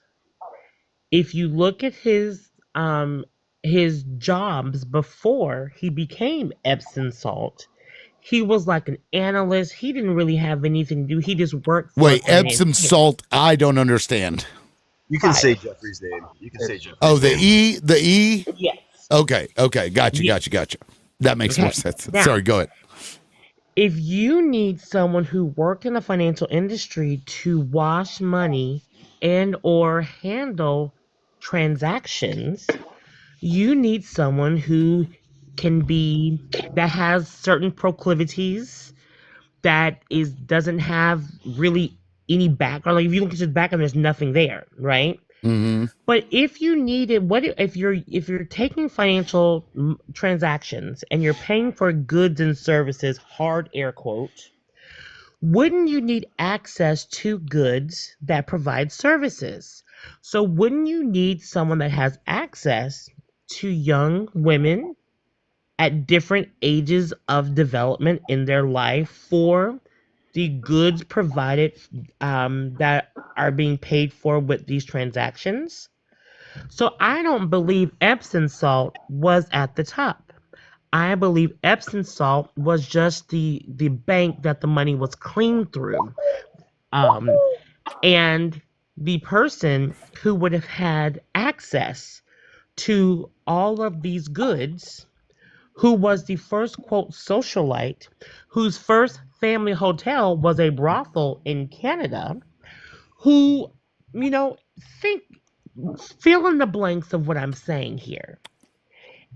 He wouldn't have no power. He would just have access to how to clean the money. But who would have access to celebrities and leaders and was the most recognizable fixture starting in the 80s after they were bailed out by Russians to continue this facade of who he is? Yeah. I mean, Donald Trump would fit that scenario. Because, I mean, he owned the modeling agencies, which, by the way, Erica Kirk was, part of at one point. Mm-hmm. And then look into everyone who's in his main cabinet and how they are tied to Epsom salt and or the pageant, including a young Pam Bondi. Fucking Pam Bondi. It's weird how it all kind of like, they talk about a cabal. That's a fucking cabal right there. But yeah, this guy, I just want to point out this guy, Mr. Let Go. He has a video of right here, Phil Lyman with the Romanian Angels, which is Erica Trump's. Why do I always fucking say Erica Trump every time I say that? I think Erica Trump. Is there an Erica Trump? Is there an Erica Trump? He's probably their next wife. I'll bet you anything he's their next wife. I mean, because the way she was like jumping on this dude and like holding him at the fucking memorial for Charlie, I was like, is she gonna like start hunching this dude? That was my thought. So one of my clients was there, and I had to listen to him tell me about what a great experience this was, and it was the best thing that they've ever seen, and how Trump came up and held her when she could barely stand on her own. Yeah. So welcome to my world every day in the financial industries. But I got to go get ready for my job. Well, that sucks because now you're going to be thinking about this all day and you're going to have to work. Right. All right, y'all have a good one. Be safe. Thank you, Aaron. It's good to see you again. Peace. You too. Yeah, and so there in the back, right there behind Charlie, there's Phil Lyman again. This dude is like everywhere. I don't know, who knows what role he played, but Candace does a pretty good job of covering all that stuff. There's a lot of weird fucking things there. I don't know. Does anybody want to bring us back to reality a bit, or do we need to go down this rabbit hole? Go ahead. Yep. I'll bring us back. First, I sent you something on Cash App because I appreciate your coverage. So just want to make sure it got there. And dang, I was going to go one step further from the other young lady. Let me see. Well, thank you. I appreciate that. And matter of fact, Kristen. Thank you very much. Do you want me to say how much it was? I know Dean does that. I don't know what's appropriate. Yeah, Kristen, thank you for the $10. I don't really care either way. and thank you for the 50. I appreciate it. Thank you for everything you do. Yeah, that's it. No, it means a lot, guys. But anyway, you were going to bring us back to reality. Okay, so before we do that, I think Theory had wanted to go even further. Do you want to wait until we go further to bring us back, or do you want to bring us back and then we'll go back out again? Oh no, that was my bringing us back to reality. Just money. I was just kidding. I see. Yeah. Oh well, thank All right. you. So you didn't want to add anything. That was what you wanted to say was about the Cash App. I don't want to add. Not yet. I'll get there. Okay. All right. So Theory, and thank you. Yep, I appreciate it. Theory, you wanted to say something? Yes. Yeah, can you hear me okay? Because these are really crappy headphones. You guys are echoing in my ear, but as long as you can hear me, that's all that matters. Yeah. So the young lady was connecting some things that I've been looking into as well. And there are several people that are currently going through emails that have been leaked by not only Epstein, but Maxwell as well. Are you guys familiar with these emails that they're trying to give validity to? Oh hell yeah, they're putting them in a streamlined database. So what's crazy is I think that this e-file thing that everybody's super hyper focused on, the reason why that will never see the light of day is because it's more than just the trafficking aspect of what they were doing with these kids, right? I think that if you follow the money and you'll take a look at, Epstein was sending emails to Ehud Barak, which is an Israeli prime minister, way back in the day about a Mr. Peter Thiel, and telling him how this guy is going to be a game changer, that they're looking at doing some connections with this gentleman about a system that surveils the world, basically, but starting off here in the United States, which is why if you look at the big beautiful bill, Palantir Company has just been given a ton of money to help out with military type surveillance things. You can look a little deeper into that. I don't want to go off on a tangent on that, but if you're connecting the dots, Epstein also had money that he put into Harvard for studying biological type information about humans, right?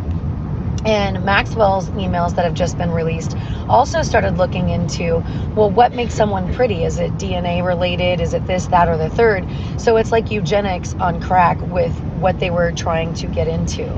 And so if you're paying attention to all of the money and everything that's happening, all the things that you see taking place in a certain state that there are flotillas trying to assist, that is ground zero for what they plan to do with not just that place, but over here in the United States as well. And if we are all paying close attention, this app is in the process of being purchased by Oracle. And Oracle also is ran by a man named Ellison, and Ellison's son just purchased ABC Studios and what was it, Paramount, Skydance, maybe it was CBS. I get mixed up with all Yeah, of no, the it was the Skydance. Yeah, Skydance and Paramount. Yep. All of those are part of a, yes.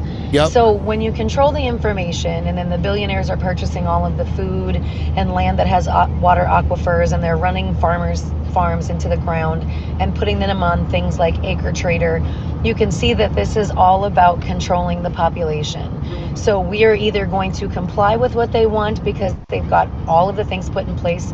Mr. Ellison told us Americans need to be on their best behavior because you're being monitored nonstop by all of our AI programs. So you're either going to buy into the system or you're going to get locked out of it. And the e-files was just a part of all of the money that has been funneled into what they plan on actually doing. Yeah, and to your point, let me play this video of Ellison again. I know I've played it on the show before, but what she's saying is right. And keep in mind, they actually started this in the West Bank. This smart city thing where you're fucking monitored to wherever you go, checkpoints and shit like that was started in the West Bank. They've been dealing with that for a long time now. But here's Ellison, the guy that's going to buy fucking TikTok, who's up the ass of Israel. See it. Your body cams will be transmitting that. The police will be on their best behavior because we're constantly watching and recording everything that's going on. Citizens will be on their best behavior because we're constantly recording and reporting everything that's going on. Ellison's vision is for AI to analyze data from this network of cameras in real time in an attempt to prevent crime while also tracking and influencing public behavior for a safer society. Everyone would safer society, my ass. Safer for them because they know they're about to bring the hammer down on people, and they know there's more of us. This is why they've got to put these things in place. and it's predictive policing. Yeah. Yeah, Fucking it's Minority predictive policing. Report. So based on your algorithms, the things that you're liking, the things you're liking and sharing, the comments that you're making, they're going to determine your level of vulnerability to their system that they're trying to put in place. So every single footprint that you're leaving behind from this day forward, and anything that you've done in the past, they've currently hired agents that work for the ICE organization to go through everyone's data on every single social media platform to find out what you've been posting, what you've been reacting and commenting to. So if we were all smart, we wouldn't give them the capability to do all of these things, and we would find a way to exit the system, so to speak, and practice what's called digital sovereignty. But we're not. We're addicted, so we'll stay in here. We'll keep having these conversations and just loading ourselves into these databases where they're saying this person is an acceptable, vulnerability risk to where this person is not. And there's a certain gentleman who's in prison right now. I didn't get the full details on everything that they got him for, but one of them was that he made a meme against the president, and he's on a $2 million bond. So I don't know what this is leading to. I would just, caution everyone to please pay attention to what's actually happening. Stop fighting between Democrats and Republicans. It's not about that. Those of you that are Republicans that wanted smaller government, you're actually getting the opposite right now. So please wake up, have these conversations. It's time. It's important. We're not cooked yet, but we will be if we keep staying divided and arguing about whose fault this is. It's all of our faults. We gave our data away freely. We give our attention away freely. We'd rather talk to people in a box than people sitting next to us, because their emotional systems are just overloaded and they can't have these conversations. I can't tell you how many friends of mine are like, it's just too much. I get that. But we're the adults in the room now, and our children are relying on us to pull our heads out of our asses and pay attention to what's happening. Yeah. No, I appreciate that. Anybody want to follow that up? Yeah, actually, Tim, good morning. Good morning, Nadine. It's so good to see you. I'm so glad that you're off. Yes, fall Welcome break is aboard. great, isn't it? Yes. You heard Barron Trump's joining the TikTok board, didn't you? Are you fucking that's the one serious? thing. I was watching. Yeah. I was watching a video yesterday, and I think it was on YouTube. It was a YouTube short, and they said in a nutshell that there's between 15 and 20,000 ICE agents, and I thought, are you kidding? We are letting ourselves be cowed by 20,000 people? Like, I understand it's scary, and I'll be the first one to admit it's scary for me. But we have. It's time to stand up. Yeah. It's time for people to just stand up and say, we're not doing this anymore. We are not doing this anymore. Because I agree. Because and we just have to get less afraid. And we've never had to do that in my life. Like, even from when I was a child and my parents were involved in civil rights and voting rights and things like that. But since then, sure, there's been the women's choice issue that we've, back and forth, and now we're on the downside of that again. But we have to stop being afraid and stand up and take back what is rightfully ours, which is our constitutional rights. And I mean, let's be honest, that we're talking about people, like, I'm not afraid of somebody who's lived in this country for 20 years without documents, because they provide a service that I need and you need, and everybody needs it. Otherwise, they wouldn't still be here, because they wouldn't be earning a living. And we have to change our whole system. But the system that we're on right now is going to lead straight into what she was talking about. They just have to get everybody cowed and afraid to leave their houses, and afraid to talk back, and afraid to take up for their neighbors and their friends and their community partners. And once we're all afraid and we're not going to any protest and we're just staying home, then it's over. It's just game over. And then the billionaires win. Yeah. Well, they're doing a fucking great job of it so far. They are. And we're just, because we're so afraid to be labeled as a terrorist or, go against the, break the law, what have you. But I think, we don't have a lot of options left here. Anybody else? No, we don't. And I have a friend of mine who got charged with the T crime in Oklahoma when they invented, the new law that if you do anything that hinders, and one of the protests, he was standing in the street, and that's what they charged him with. because he was blocking Wow. traffic. See, that's like, wow. Yeah. It's crazy. And but we let them do it. We let them do it after 9/11. I remember when I jumped up and down and said, "We can't give up our rights." And people Oh, were like, shit. "But don't you want to be safe?" I'm like, "Oh, for the Oh, love of God, okay. this is like So real quick, Theory just lost her Go Live privileges. I didn't even see the notification up here. Usually it'll drop down the little thing and say, yeah, so somebody, Yeah, yeah. that was crazy. So, yeah, again, I've made this point before that I think the deal has gone through and they just haven't told people yet. Yeah. I think that they've already got the algorithm, they've already got this shit set up, and they're just going to slowly but surely start going after anybody that brings this stuff up. But, you know, fuck these people. I'm going to keep talking about it. If they kick me out of here, I'm going to go to YouTube and talk about it. I'll go out in the fucking park with the soapbox if I have to. I mean, it could be that that's where we're going to end up, because if they don't like what you're saying, they can shut you down now. You know, it's interesting. That is absolutely in violation of what we are supposed to believe as a nation. And I say Right. supposed to believe because it's what the people still believe, but the government not so much. We can't hear you. It's real muffled. I said it's the people still believe that, but the government maybe not so much. Yeah. Somebody else? Thoughts? Yeah, so a couple things. One, I just finished seeing like a censored word is H and then a bunch of asterisks is viewing creator's bio that just flashed on my screen. It was like a blue banner on like the chat box. I thought that was weird. I'm not sure if anyone else caught that or if it was just me. No. I'm on Live Studio, so I don't see those. Like, I don't see that on my screen. Yeah, I should have taken a screenshot of it. That was interesting. It's the first time I've seen that. Second, I thought it was interesting because one of the unique things that Theory said before he was knocked off was his son's name, right? And him being on the board, or is about to be on the board. So I thought that was interesting. Talking about Barron. Yeah. Yeah. So I thought that was interesting. And then two other quick points about Yupstein. As a conservative, I don't think it's far fetched for a market that because a society is measured by what it markets, and in our market, what's popular? Smecks, lies, secrets. So it's not far fetched to think that has permeated into our systems of power.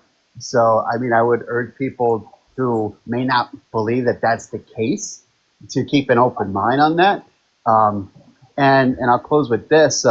My wife's a teacher in New York, and she Hochul banned cell phones, students from using cell phones.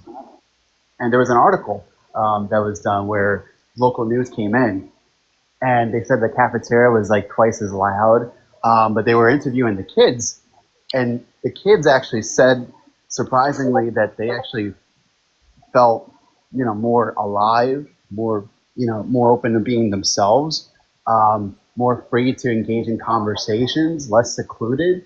And I think it speaks to what Theory was also like saying too, about, people just having to take their, heads out of their butts and realize that, yes, although cell phones can help us bridge the gap and give us access to a lot of things, I think what it also increasingly does is it makes us more artificial and less human.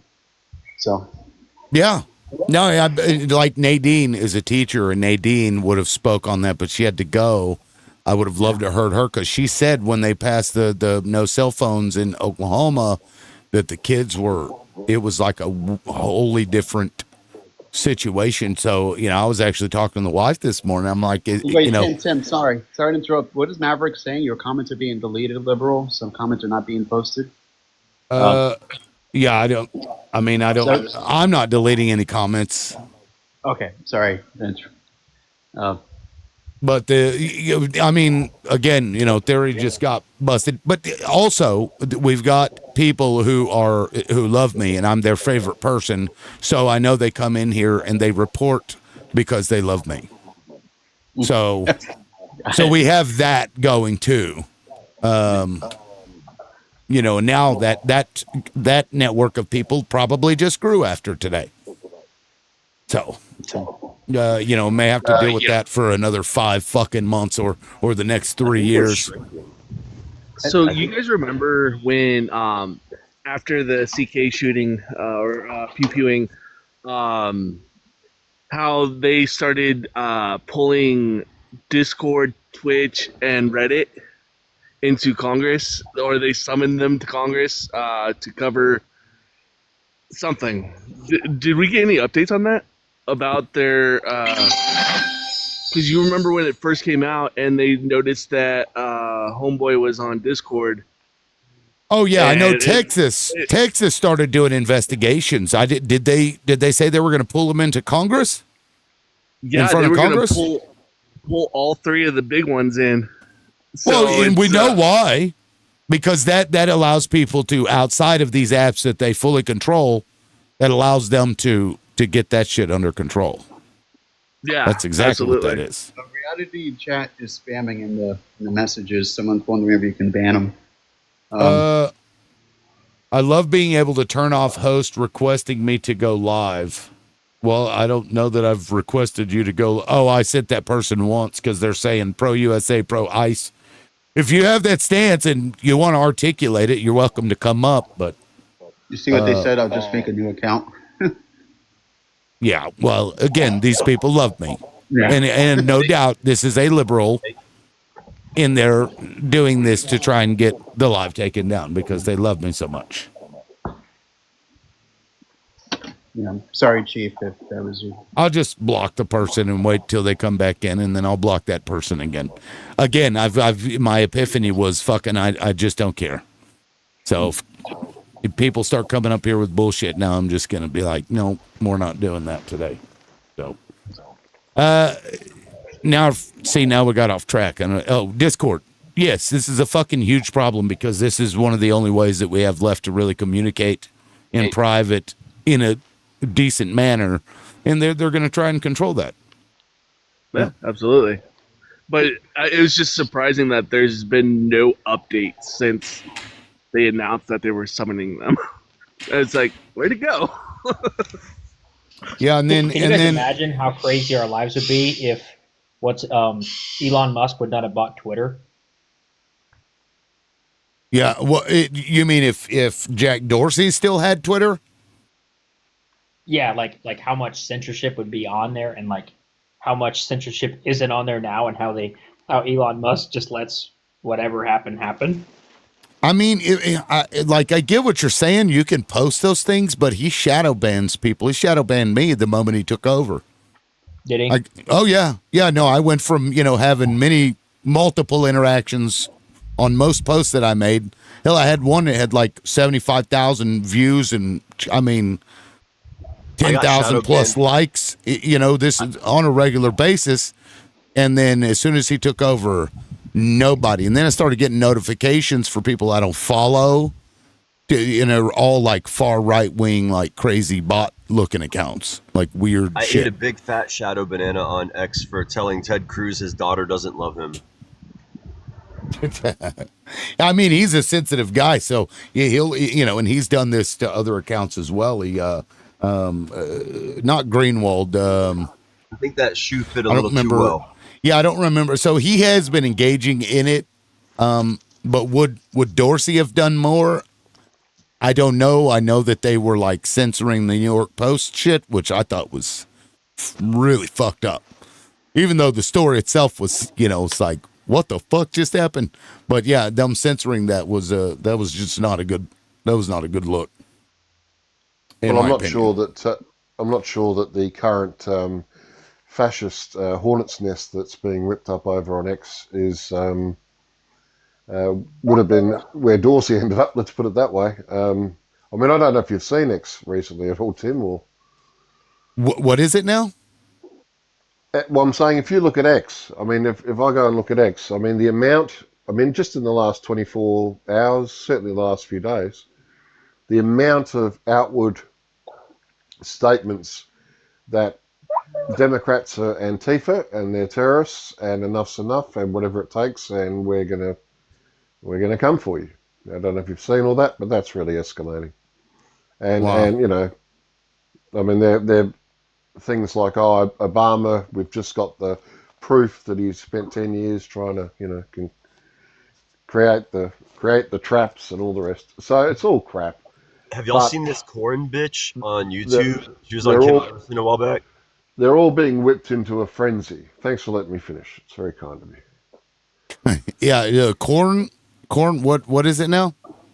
This chick who pretends to be Antifa and goes into Antifa protest, and she's like giving Donald Trump advice on how to police and stop Antifa. Her name. Keep an eye on this chick, but I've had the time of my life absolutely roasting her shit every time she goes live. I think she blocked me on. Wow. No, but I mean, agent Kim Iverson had provocateurs. an interview with her. Yeah, and so she goes in pretending to be Antifa, and she like records them and like gives Donald information, and she's the one who's really pushing the narrative that we're super dangerous and like she's so observably full of shit. It's hilarious, but she's the best they have right now. So I encourage you to visit her page and just ask her if she needs some Chick-fil-A mutual aid. What is And, her what call is her handle? God, I can look it up for you real quick. Yeah, because I don't know who you're talking about, but you're saying she goes in there and just like riles people up, and she's like the umbrella man type situation. I call her Mantifa. I call her Mantifa. Hecate, I hadn't heard about the unaliving over losing crypto, but I Googled it, and I don't know about the 2,000 people doing it, but a bunch of fucking rich dudes have been self-unaliving, apparently. Wild shit. But is that what happened? Or was that like an excuse to get rid of some people? Because that's the one bad thing about that is that, like, if somebody gets your Bitcoin address and shit, they can take that. If you lose it somewhere, like, there's no securities there. So fucking hell, man. I mean, I can't imagine. Now, I mean, I've done okay with Bitcoin over time, and I still think that it will be, my personal opinion is that it's going to go up. Some people estimate 1.5 million is the cap. You get it per Bitcoin, which is a lot.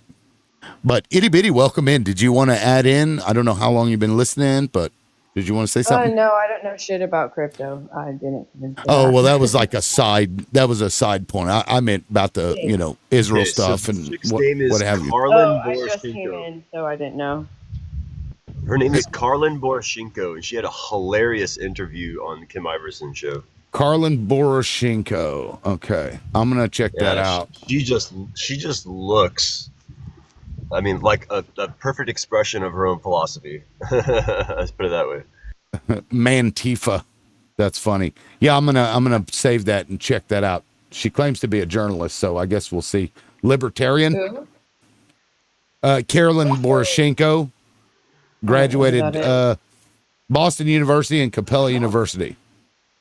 Mhm. Ran What does for she do governor in 2022. I guess she goes into Antifa protests.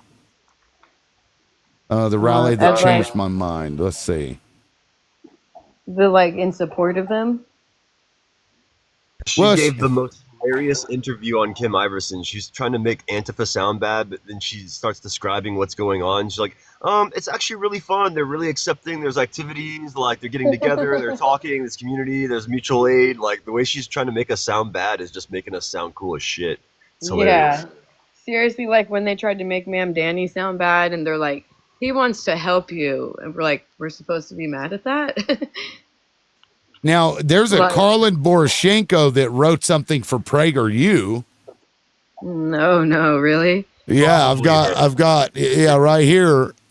She Bad says, actors. bad Right. actors. She says, I refuse to add to the divisiveness any longer. I refuse to hate people I simply don't know because I don't like the way they vote. I invite you to join me. Let's make America civil again. If we can do that, we'll all win. I'm Carolyn Poroshenko. Is this the spelling? Chief, is this the right spelling? That looks like her name. Okay, yeah, Doesn't because sound it's like her. right. Well, it's PragerU. Anybody writing for PragerU on PragerU letterhead acting like they want to be civil is full of shit. Yeah, exactly. Absolutely full of fucking shit. So, whatever. Anyway, itty bitty, please, if you wanted to add something, go ahead. Oh, I don't. I was just coming up to see what the next topic was going to be. Oh, I see. I hadn't been following real close the last couple of days for reasons. So I don't know if something else crazy happened. Aside from the that kid that was on there, looked like he was being coached in his response to Charlie Kirk. Did you see that video? I can play it again if I need to. Let's see it. I want to see it. All right, I'll play it again. I won't play the whole thing this time, but Right. oh wait, this is hold on. I've got it elsewhere. Where's that? Well, son of a bitch. I've got the link copied somewhere. Let's see. TikTok. There we go. I did see that. So wait, this is just some kid about giving a response about Charlie Kirk analyzing. Yeah, not just some kid, but you'll see. Here, I got it here. Let me play it. Just watch real close. It's kind of weird. I saw Charlie Kirk get shot. I saw Charlie Kirk get shot. He collapsed in his seat. He fell over to the side. He was carried off. And then that's Phil Lyman. He had blood on his shirt. He was dragged off and carried out of the venue. There was a gunshot that rang out. You okay? No, I'm not okay. I saw someone get shot today. Yeah. So. I saw Charlie Kirk get shot. He collapsed in his seat. He fell over to the side. He was carried off. He had blood on his arms. He had blood on his shirt. He was dragged off and carried out of the venue. There was a gunshot that rang out. You okay? I'm not okay. I saw someone get shot today. Yeah, dumb question. I'm not okay. I'm just smiling. Did you guys see what happened? I saw him. Let's go. Are you recording this? Yes, you're live right now. Well, we're recording. I don't know if we're live because of the cell service. So, hang on. I was standing in probably the third. Okay. I was standing from probably the third row in the bottom. I heard the shot ring out. I looked to my left, and then I looked over to my right. I saw him slump over in his chair forward. He slumped over. He had blood coming from the left side of his neck down his shirt, and he slumped over and he was carried off. We're not doing it. Sorry. Get off me! Get off me! And then look at this shit. Like, what Running the high fuck? right now. Emotions are running high. I wish that dude had gotten right up on him and been like, what the fuck are y'all saying to this guy? They're all from the same organization. They're all part of the store Yeah. that have the shirts on. Fucking And weird, man. Apparently what was going on is that one of those guys didn't get the memo, and apparently they were not allowed to talk to press. And so when he saw Nigger. Okay. Yeah, nice try, Team Epstein. Cool. And block. And they Okay. can't debate. That is further proof that the right can't fight. They better swing faster than they talk. And see now, I've batted the beehive, and this actually, this will give me even more, kind of thoughts as to how, Team Epstein is not sending their best. yeah, They're sending their how slowest. how ingrained that was with the previous folks. This is They run on like mass lies. Like basically, they just tell outlandish lies, provide absolutely zero proof, and just shock and awe they're listening, like the people that are listening, and then they move on to the next topic, and we forget about what they just lied about, and now they're on to the next thing. Yeah, let me. Okay, so Jules said, "What was the point of the video?" And then, forgive me, let me play the first part again, and I'll kind of explain a little bit. My apologies if it wasn't clear to anybody. So this guy here holding the phone is Phil Lyman. This guy's been kind of up the ass of everybody through the Charlie Kirk stuff. He's made contradictory statements. He ran for governor. He was all up in Charlie Kirk shit. He's been kind of front and center. His family owns the property where the pew was found, right? Apparently. They found it? Yeah, well, you know, in that area, like those houses, his family owns like a bunch of those houses, apparently. But they found Just- the gun? Well, yeah, I mean they've said that they found the gun. We've never seen it, but they've said that they found it. Yeah. Right. So if you Well, I watch didn't know that. if you watch the lady here that's holding this, she's like 1, 2, 3, and then he starts, which means that Maybe that's I'm That's sorry. because they might be recording it. That might just be, I mean, that was my take. Like, I couldn't see their detailed expressions, but I didn't feel like they were acting, but I think they very well could be. But Well- it might just be because they're like, he might Okay, just be well- worked up from what just happened. Sure. And well, they're like getting him ready to be like, okay, now tell your story. But okay, so I'm explaining to somebody in the comments that wasn't sure why this Oh. looks weird or what the purpose of the video is. So this is to the people in the comments. Anyway, I'm so sorry. she's like, 1, 2, 3, and then he goes, and this dude is the same dude in the other portion of the video where he's getting attacked because what he's saying is different than what he's saying right here. It's the same guy. You can see that hat in his hand. That's the same hat he was wearing. That's the Trump hat with the 47 on it. So he goes from saying this to saying something else. I don't know how, what time was had lapsed, but either way, just watch. And then Phil Lyman, you can kind of see him. It's almost like he's nodding when the guy's speaking, like, yes, that's correct. Yes, that's what you're supposed to say. Right. yes, you're right about that. Yeah. It seems weird. Now I recognize that Yeah. guy. So Like, he's not even looking at him. well, hold on. I'm gonna play this again. Give me just a second. So watch real close. So she says 1, 2, 3. Listen. I saw Charlie Kirk get And- shot. I saw Charlie Kirk get shot. And he's like mouthing the words almost. Dude, liberal, it gets worse. It gets worse. There's a video of Phil Lineman doing an interview right after the booming, and they ask him, "Did you see anything?" And he's like, "No, I didn't see anything." And he does this duper's laugh. See if you can find that video, dude. He's so obviously guilty in this video. Duper's It's just- laugh? It's haunting. He's hauntingly guilty. In his interview right afterwards, they ask him, like, "Did you see anything?" He's like, "I didn't see anything," but he was like right there when it happened. So then, I have a question. Yeah. Do Hey, you Tim, guys? can I just interrupt for a moment? Tim, Go ahead. I gotta Sure. I Yeah, gotta get please. going, dude, only because it's 2 a.m. Yeah. and I'm dying here. But I wanted to pop up and just, show a bit of solidarity for a fellow democratic socialist. And so I love your work. And also, my last quick question is the No Kings March this coming weekend. What's the turnout going to be like? I think it'll probably be big. I think it will be. I didn't know there was Yeah, because I think even some MAGA and Republicans are just sick of it too. Like they're seeing it. Also, Yeah. So, you guys got no idea of how strong that signal is? Do you just everyone expects that, or? yeah, no, I don't know. We won't, really know until it happens. But Yeah. they're going after the things that allow people to organize, like Discord and the other stuff, Reddit and what have you. So, it needs to be big. But maybe the bigger it is, the more quickly they'll come after and get rid of like Discord and Reddit and stuff, like they did with Yeah, that's Craigslist. Like holding Craigslist accountable for things that people would post on there seemed kind of weird, but that's probably the argument that they're going to make.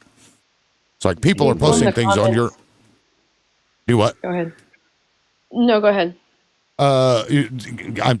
I'm not sure what I was going to finish up with that. I don't think it was important. I was saying people in the comments said about 10 million. About 10 million. 10 million. Is that, There you go. What was that compared to last time? I don't I have know. no idea. I don't It know. wasn't that many. It wasn't that many. I'll have a look. All right, hey, thanks for indulging me just in that last moment. I Mm-hmm. appreciate it because I'm really dying here. COVID. Yeah, man. That sucks. But it's all good. Oh, I'm on the up and up, so I'm not complaining. Good deal. Good. Good. Well, I good to hope, see you, mate. I hope you come back. As always, it's a pleasure. I'll be back in the Hey, next John. day or two for sure. Yeah. Good day, mate. Take care, you cunt. You too, you Canadian. You're the best maple cunt. syrup making cunt. I never thought in my life I would be in a position where that word was fine. Never thought it. But here we are. Term of affection. Here we This is are. how Aussies use it. It's a term of affection. I credit that to you, sir. Thank you for allowing me to say the word cunt and not feel like I'm about to be attacked by a bunch of people. Yeah, well, we're a lot more casual over here. That's funny. See you, mate. Anyway, take it easy, man. Hope you get better. Cheers, mate. Yeah. Bye. See ya. Now, I See think ya, somebody had asked a question or something. Somebody want to say something? I wanted to Well, see that. I was just noticing what's being said in the comments. Somebody saying that they hope that they round up the bad people in Chicago that make it a terrible city. I remember when Chicago was one of the great places to go visit. I don't know. I'm 67 and I don't remember that, so I don't know how old the person is down below. Well, I hope they round up all the bad people too, but then they'd have to find people to replace the police officers. You know, And if all they the did that. politicians. Yeah, and the all politicians. the That's right. criminals are in the White House and the places of authority. Let's be real. Yeah. about that. Yeah, Tanya, I brought you up. You seem to be in opposition to stuff. We weren't really talking about immigration, but I guess we could switch to that. Did you want I to wasn't talking- add anything else? I was that- talking about ICE going to Chicago. Is that what you were talking about? Well, yeah, you said, I hope they round up all the bad people in Chicago that make it a terrible city. I remember when Chicago is one of the greatest places to go visit. Yeah, I do remember that. Yeah. Well, what in Europe, like, do you live there or do you used to live there? No, we had to work there. We had to go up there, and we were furniture movers, truck drivers. So we moved people from state to state, Yeah. and more people were moving out of the city of Chicago at one time, like you wouldn't believe. You know, they were all heading south. Well, But, I so mean, what in your different estimation kinds of the- made it, I'm sorry. what in your estimation made it turn, to where it's bad now? I really don't know. I guess people just stopped caring about each other and wanting to support each other. I have a theory. They used to have a whole, like a big, like one neighborhood would be full of Italians, just like New York or any other, city. But it's just like they all started turning on each other. I have a theory. I believe it was the crack epidemic that our government injected into poor communities, poor black communities. So that's my theory. It caused a lot of chaos. At least one of the factors, because that was a pretty big deal. They are still doing it to every community today. Now it's every community. Well, yeah. But Yeah. back then, I was alive in the 80s. I remember. Yeah, and so I'm looking at the historical crime rates. It appears so during the 90s, it was like 34 murders per 100,000. In 74, it was 29 per 100,000. And then by 2004, it had gone down to 15.8 per 100K. And then in 2016, it peaked again to 28.6, which is crazy. But it has gone down. Whoa. It's gone down and then come back up after COVID. So in 2018, it was 21.4, and then 2020 it was 28.4. 21 was 29.7. So it is on the downturn though, because now it's down to 21.4. Didn't Trump admin count crime differently to make it appear that democratic cities or states have a worse crime rate than they really do? Because I don't know how crime can jump that much, and you know what I mean? That's a lot. It's possible. I don't know specifically the thing, but I've heard that also. I don't know if it's true or not, but would be I don't trust this guy as far as I could throw him. right. I think that could be a possibility. Just saying. Yeah. I mean, I've had So, like- family that lived in Chicago in the 2000s, and it was, just like another big Normal. city. Because like Tulsa's Yeah. murder rate was. Let me look that up. It's pretty high. I mean, hell, they run a fucking murder show almost exclusively about Tulsa. Let me see. Really? Yeah. Now do like the first 48. I think like every other yeah. episode is Tulsa. Now do Tulsa. crazy. Yeah, and like St. Louis, Jackson, Mississippi, these cities are way worse. Or at least equivalent to, but he's not talking about coming into here, so we Right. we all know what it is. Exactly. Yeah, so this is pulling it up different. Tulsa crime rate, this is 1,095 per 100K, but that's general crime. So my solution, the proxy party solution to this entire nationwide problem, it's not just Chicago. If I was in charge, first thing I would do was make sure everyone has, clean drinking water, Yes. cleaner food, give them good nutrients, everything they need to like be healthy, and then give them some plant medicine to heal all the damage from the addiction, like cure their addictions, which we can do through a number of, there's perfectly legal medicines we have that are highly effective for curing addiction, and there's even non-medical therapeutics we have that are highly effective for curing addiction, incredibly cheap. I'm talking like $12 a person, one-time payment, right? Why would And- they do that? They don't want to make it easy and affordable to get better. That's what we should do. I agree. Yeah, You're but so we right. need to stop worrying about what they want, and we need to just do what needs to be done. I agree. We need to implement community that like holds these beliefs. I think that's number one because they're not going to do it for us, and I think people need to stop expecting that. Yes, that's why I encourage people to create parallel systems, right? We need our own our own federal government, our own like a people's people's federation, right? Whatever. We need to hold our own elections completely outside the federal government and the state government. Jules asked what medication cures. Now there's, I think it's called ayahuasca or something. It's like Yeah. it's a hallucinogen, and Any number of visionary plants will do it. Yeah, there's a name for in like even for opiates. Yes, thank you. That's what I was looking for, and it has been, I've read, very successful with opiate addiction. Yeah, like Also- in a large way. Like people walk Ayahuasca? away. Yes, or whatever it's called. They do Right. it back in Different in Mexico, is from what I understand. Right. A lot of people will go there. So. African tree. Yeah, so you can have those, it's like a ritual, whatever, you have have somebody watch over you and that sort of thing, because Yeah. it's not without its powerful. risks, that one in particular, and somebody has to know what they're doing, but it does True. it does have, therapeutic impact, I guess you could say, for some. I don't, Agreed. I don't And know that we've also, seen I'd like- studies for it, but I still am not sure. Are eggs bad? Or eggs good? What about milk? Is it bad or good? It's changed so many fucking times over the years. Depends on how Who happy can your keep track? chickens or cows are. It honestly depends on how Yes. happy the chickens or cows are when they were here. That's I wanted to food.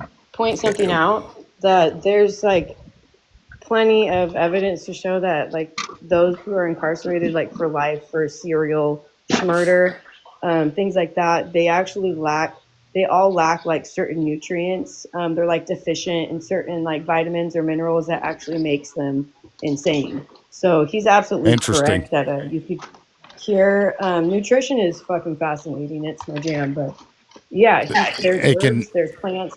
We don't have to rely on the government for anything. Part of that solution was going to be broccoli sprouts and teaching people like You don't have to rely on the government for anything. See, I notice I hear people say that, and the reality is you have to. We can It's hard to hear we can you. barely hear you, Mar. But Joseph. Mar, we're having a hard time hearing you. Oh, Like sorry about that. magnesium actually has 300 different functions, over 300 functions in the body, and most people are deficient in magnesium, not vitamin D. Magnesium helps you absorb vitamin D, and many are not getting it because it's depleted from the soil. As are many nutrients, so. And real quick, Mar, before you go ahead, I just wanted to point out that this list here of I know Chicago gets a lot of focus, but Birmingham, Alabama, this is the Schmurder rate, I believe, or it might just be general crime rate. It's either way. All of these are higher than Chicago.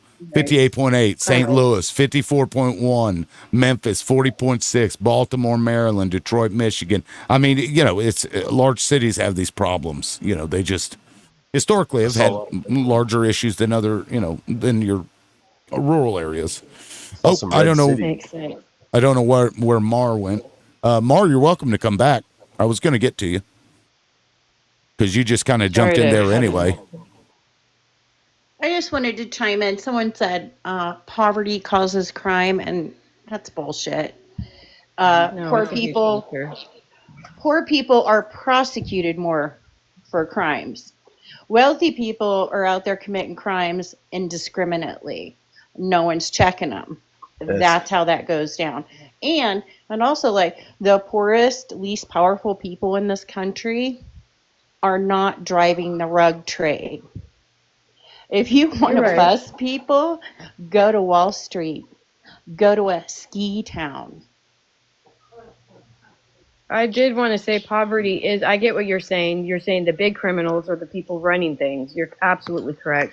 But poverty is a huge factor, and lack of education in crime in in the communities, right? We all know if a child's poor or uneducated, they're going to probably do things that lead to them committing crimes just to get by because they don't know any better. But Well, it's survival. And like someone Exactly. said, capitalism is the crime here. We are inflicting this upon them and then penalizing them for responding in an appropriate way. Yep, you're right. Like during Hurricane Katrina, when all those white guys were shooting people who were stealing, they were just trying to survive. They were blocked in and they tried to escape or get aid somewhere Yes. else.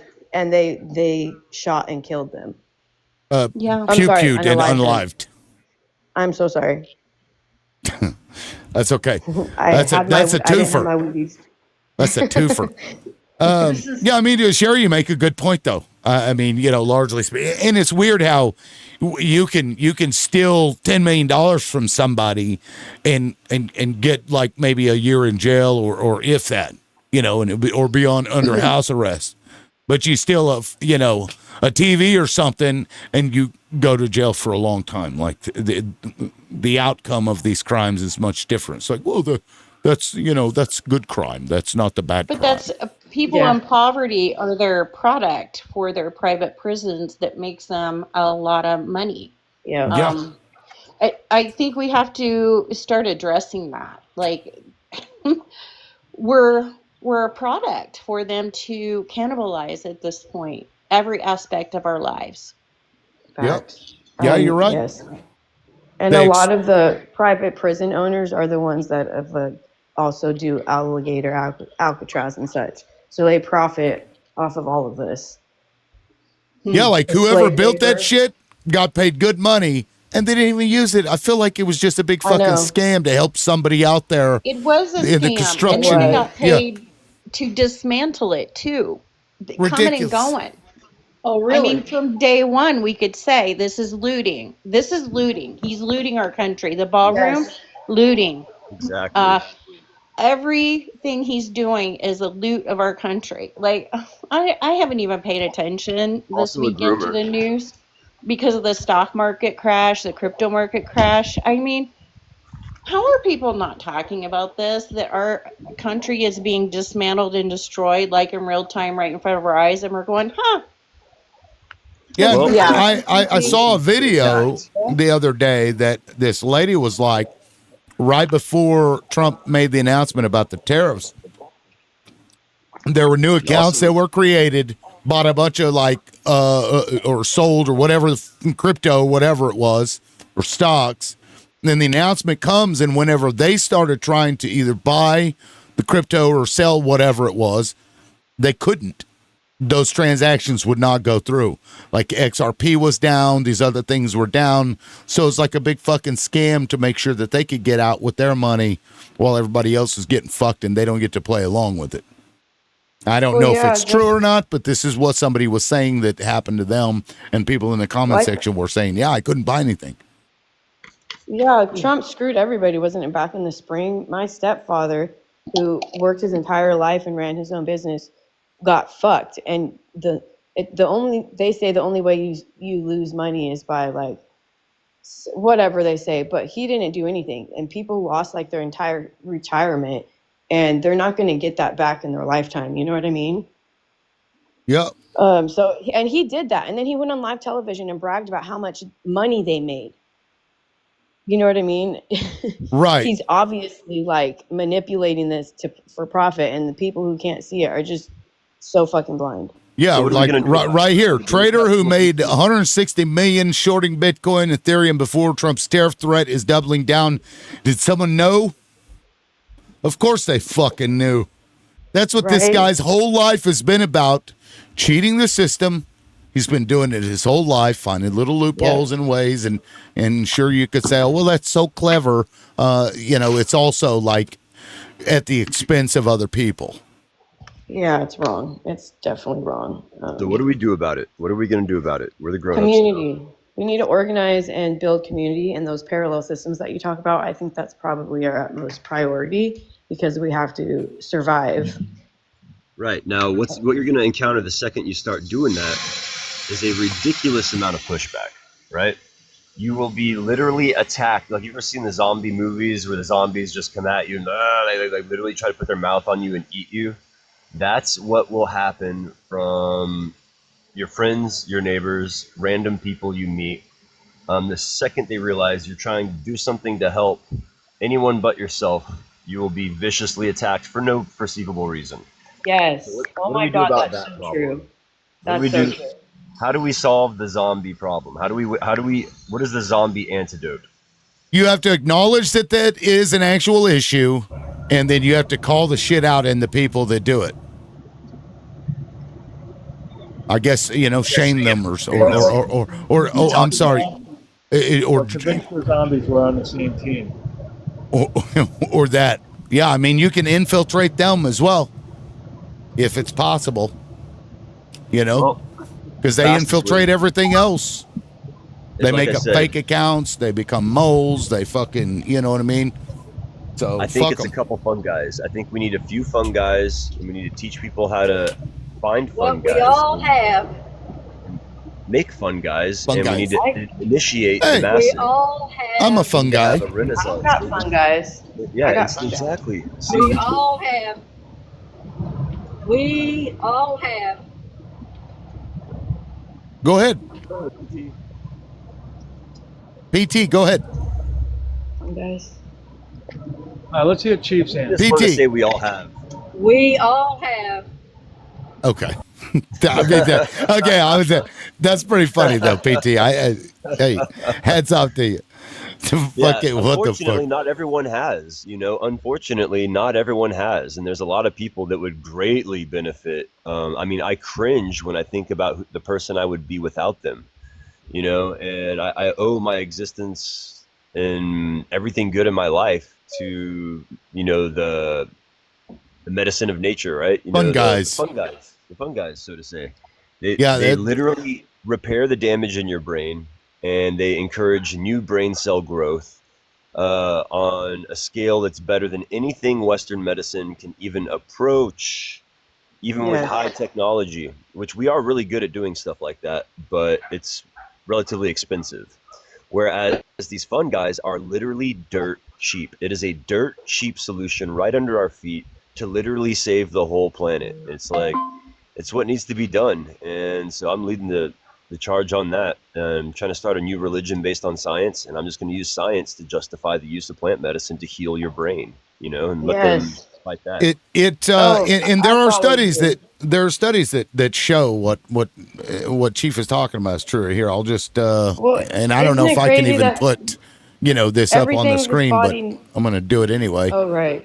Yeah, Oh, 'cause of promotes neuroplasticity and induces rapid and sustained antidepressant-like effects on mice. Like this is something they've consistently, time and time again, and they even do like micro dosing is what they call it. Microdosing, yes. Yeah, so I was gonna to like say, suggest maintain. everybody do that. Yeah, and it's well, we can't promote that right on TikTok. We can't do that. But you make your own decisions don't based on the everybody do that. evidence. Yeah. Is this like the pill that actor Bradley took in that movie? Whoever that actor. No, I love that movie though. That was great. Limitless, right? Yes. Yeah. There was a movie and a TV show. It does raise your blood pressure. So while the medicine needs to be respected. It is a powerful medicine. And with that comes side effects, that we need to be aware of. And as we learn more, as we're able to do studies and learn more, it makes it even safer to use, right? But it is so ridiculously safe, especially compared to Western medicine right now. What they're prescribing is ridiculous. Another option for people, because they don't actually work for everyone, believe it or not. Some people's brains have been damaged to the point where they're no longer influenced by these medicines. Wow. And so in those cases, there are other methods to achieve the same results without even putting anything in anyone's body. That's right? insane. The way we do that is that would be me. That would be me with all the shit I took in my life. yeah, we could just use magnetic waves and electromagnetic pulses within their blood through something we call the Bob Beck device. But really what it is just a modulator that modulates electric pulses throughout your blood. And you can do quite a lot with this. Like I said, it's like a $12 device you can build with an Arduino. And you hook it up to a 12-volt battery, and you're off to the races. But this thing can reverse depression, addiction, heal damn near anything, Okay. over time. And it's- I used to do that with the electric fencer I had at the farm, but it didn't seem to help much. yeah, it's like that, but it's just Anyway, more I got complex. a jet. I'm gonna go work in the toolbox lib, so I figure I'm gonna jet instead. One day that car will get fixed. Hi.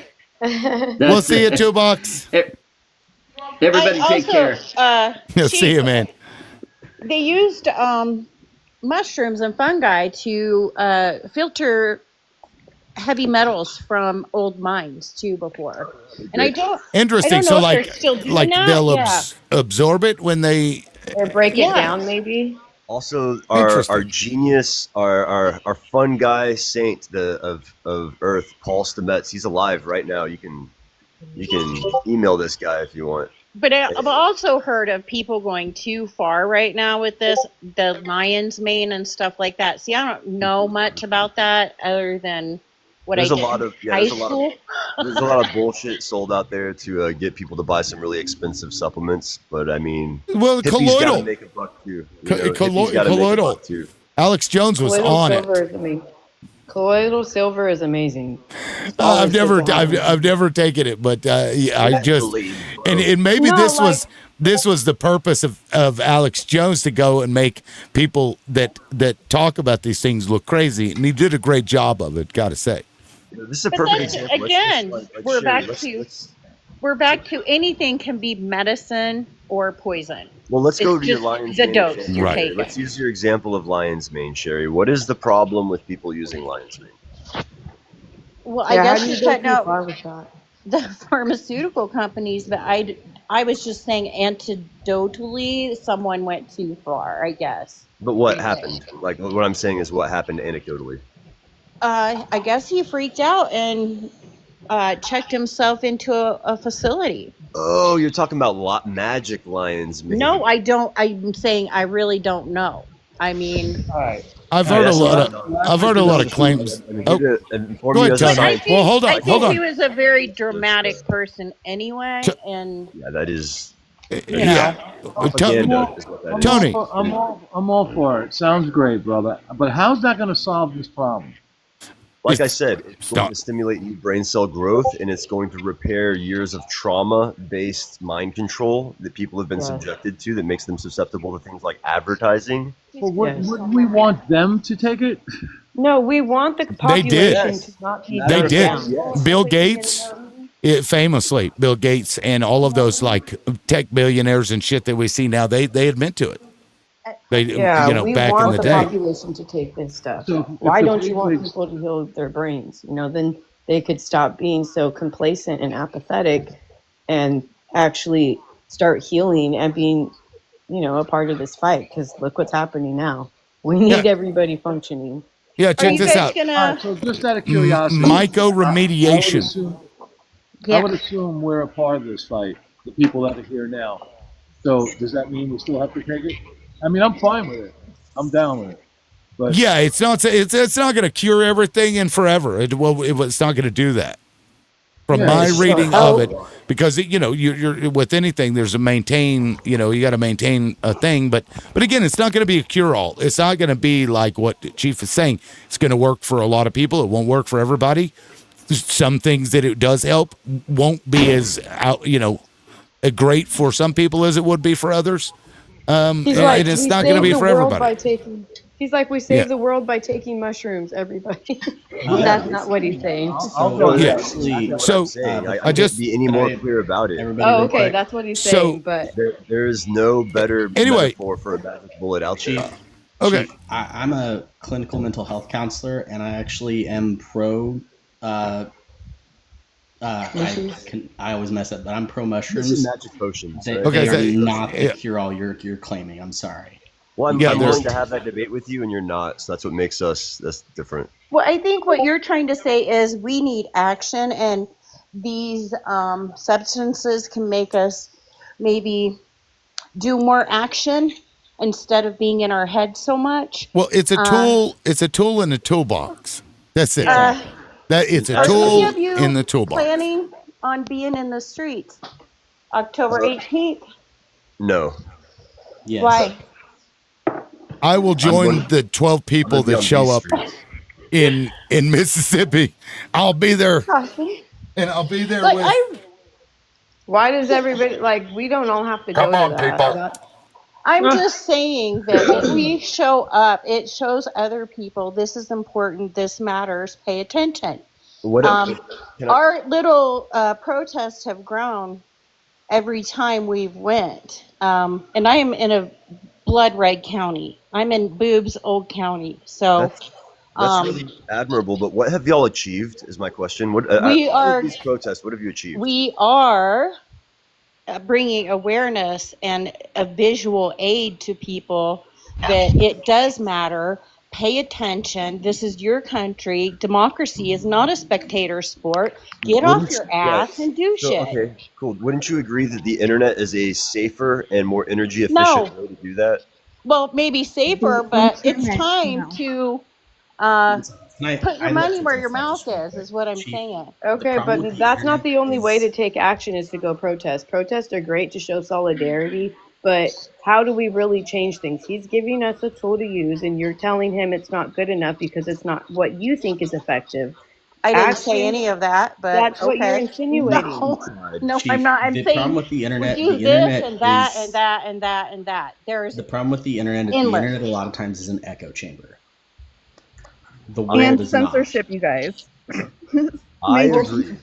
Well, yes, protest isn't the only way to take action, though, is all that I'm saying. There's many ways we could take action with our voices, with our dollars, educating the public, just being a part of your community. So, I mean, I can't go to a No Kings protest, single mom with 4 kids in the home. I can't go. Sorry. But how is she doesn't gonna mean help? I'm not Chief, still active. Chief, I'll be your Huckleberry. Where the hell do we get this stuff? Oh, You're- well, I mean, it grows everywhere. I mean, All right. you go Well, to- okay. So I so need the to talk whoa, about that. you can't do that with the procurement. You can take that to Oh. Discord. Yeah. Yeah, Take there are that to perfectly Discord. legal avenues for everyone. Can There- I just perfectly say legal something, avenues please? exist for everyone. All Yeah. right, so Chief, message me something because I'll give it a try. I don't care. Yeah, Yeah, you're I both in the Discord, so you can. Matter of fact, I can. I'll probably just create a thread if I remember, and then that way you guys can put that in there, and it's not like devolving the main chat or whatever. and I would also. I'm sorry. No, go ahead. I just wanted to say, when you're physically at protest, you're hooking up with people and networking too. Different Yes. groups True. we're being allies with, and when they have events, we support them. That's what it is. So my Yeah, question that's now important. becomes: how much does it cost to get in contact with that network? What is the monetary cost to access that network? It's free. I get what you're saying. You meet your other members of your gas. community there. It takes food. You're gonna need to, nothing is free in America. You know what I mean? Our time is Dude, about. it costs me gas and time, and I can do that. I am a poor. Okay, so let's not. I'm not just out here lollygagging around. Okay. Yeah, so Chief, it's fine to go protest, right? You acknowledge that there's nothing wrong with it. Well, actually, I think what it is a pacifier to any actual progress, and I think it's actually putting people in danger and enforcing the police state more than it's doing any progress or good. I don't see any fruit from the protest tree. Yet. I see. Looked at a history book. Okay, can I please speak? Sure. Who is that? My name is Jenny. Yeah, what's up? How are you guys today? Doing fine. Good. I've been listening to your guys' very interesting conversation, and it's actually been very delightful, believe it or not. It's compared to some of these other ones, it's insane. But anyway, I see that people are waking up to things, and people are saying that they want to. I'm an observer. I go into lives and I observe. I go into comment sections and I observe. I see where people are at. I'm a registered independent. I can't stand politics. I hate it with all of my life, all of me. I can't stand it. However, people keep on saying, what are we supposed to do? Like the protests and whatever. And I believe that the protests do equal more power, and it does show us the more people. But I am like a massive introvert, completely total introvert. I don't like talking to people. I don't like big crowds. But here's the thing. I have decided like a week ago that I am running for governor of my state. Like I said, I'm not a Republican. I'm not a Democrat. I've been an observer since they've been pushing politics down our throats since third grade, since social studies. I've been observing. And the state that I live in Oklahoma, and I've been talking to people, and I've recently found out that even though they say that we are a very red state, I have found out that we are actually a no voting state. 48%-ish. My numbers aren't 100%, so don't hold me to that. But 48-ish% of Oklahoma voters don't vote because there's no one that they want to vote for. Now, yesterday I went to a doctor's appointment and I was talking to my doctor about it. And she said, I am one of them. I am one of them as well. But she said, I am one of them. I don't vote because there's no one I want to vote for. And so I started talking to her about things. I started showing her things, and she was like, are you running? And I said, I mean, I'm saying yes, I am. It's just weird to me to say that, but I am running. But when I was talking to her, she was like, so we need people like you, which seems to be people like you guys is what I'm talking about. Like, I feel like we all need to put aside our fears and thinking that I'm not a public speaker, but I don't know, we got to figure out ways to get ourselves immersed in politics that we hate, or I hate, and I'm finding out that a lot of other people hate as well, and making the real change. Like, I don't know. What do you guys think? Hell yeah, you just ran into the right guy. Yeah. I'm the sole representative of the proxy party, and you just found a one-man political army who's going to back you up 1,000%. And I'll even run with you in Texas. I'm right next door in Texas. I'll run with you. Yeah, that's Texas. great. We'll do it together. Heck yeah. Hey, you guys, what are you guys talking about? Oh, I love this. See, well- this is what we should be doing. Well, we were talking about resolutions, how to solve things. Then the fun guys came up as one of the things, and then protesting came up as another thing, and then now this person here, independent, running for governor in Oklahoma, brought up, actual action. Yeah, because like in Oklahoma, for example, a lot of these people go unopposed. Completely and totally fucking unopposed. They just don't have anybody running against them, and so they win by default. We have so many empty It's- seats, and Yeah. like literally, if somebody were to just show up, you would get it. Yeah. Like, did you see the video for one of the California reps who's like running for governor? I forget, but her name's Katie Porter, And she was basically saying, because she's representing in Orange County in California, and she's like, if it were me against a Republican, like, I'm going to win. Like, basically saying she doesn't have to do shit. She already has secured these votes because she goes basically uncontested in a very Democratic area. But she cut the interview short because the journalist was grilling her on why she wouldn't need people's votes. I'll send you the link and we'll watch Why it she another wouldn't time. need But money. It was about why she wouldn't need money, right? oh, I thought it was about why she wouldn't need votes. Yeah, it was like You know what I'm talking about? Are you Californian? Yeah, I heard the interview the other day. Yeah, it was. I was like, wow, she does not have my vote. Isn't it also about who gives them the most money? That's because of marketing and getting your name out there, basically. Necessarily though, because see, okay, so I've been doing some research about running for governor in Oklahoma. Hell yeah. Now, granted, the fact that if I had $2,000, I could just pay to have my name put on the ballot. I don't have that. Like Cherie was saying earlier, I'm not poor, but I'm broke. Okay, I'm like the normal. Okay, but I think it's more important for me to go out and get petition signatures so I can talk to people. Because like I said, I'm not a big, huge group person. However, if I go from county to county and I talk to people and get petition signatures, then I can find all the right people. And she can't do it alone. We need to find people in Oklahoma who are down with the cause and have them network hook up with her and help her. She needs volunteers. Yeah, And you can find those people. You actually found one because I know a lot of people in the Oklahoma politics from Oklahoma. Really? Yeah. Heck yeah. Yeah, you're welcome to send me a message.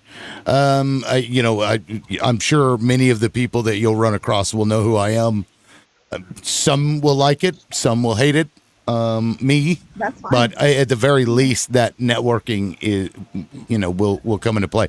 My best suggestion for that is to go to these little at-home gatherings. A lot of people will have these little gatherings and bring all of these people together to like a meet and greet type thing. Go to those, as many as you can, and just get your face out there in front of people. And that's really how you're going to be able to get that networking built up there in Oklahoma. That's how, for example, Gabe Woolley, I know the guy, we were at one of those get-togethers together. That's what he did. He didn't talk politics. He did a show about his brother who was taken into custody in Oklahoma. But then right before he ran, he just started showing up to all of these fucking things. I mean, it was like everywhere this guy was, and he ended up winning. So that's one of the best strategies, I think. That knocking doors. I'm actually in Oklahoma as well.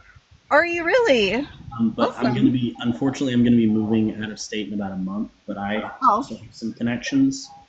The most important thing when it comes to this state specifically and running is you need to be incredibly known before you ever put your name in the hat.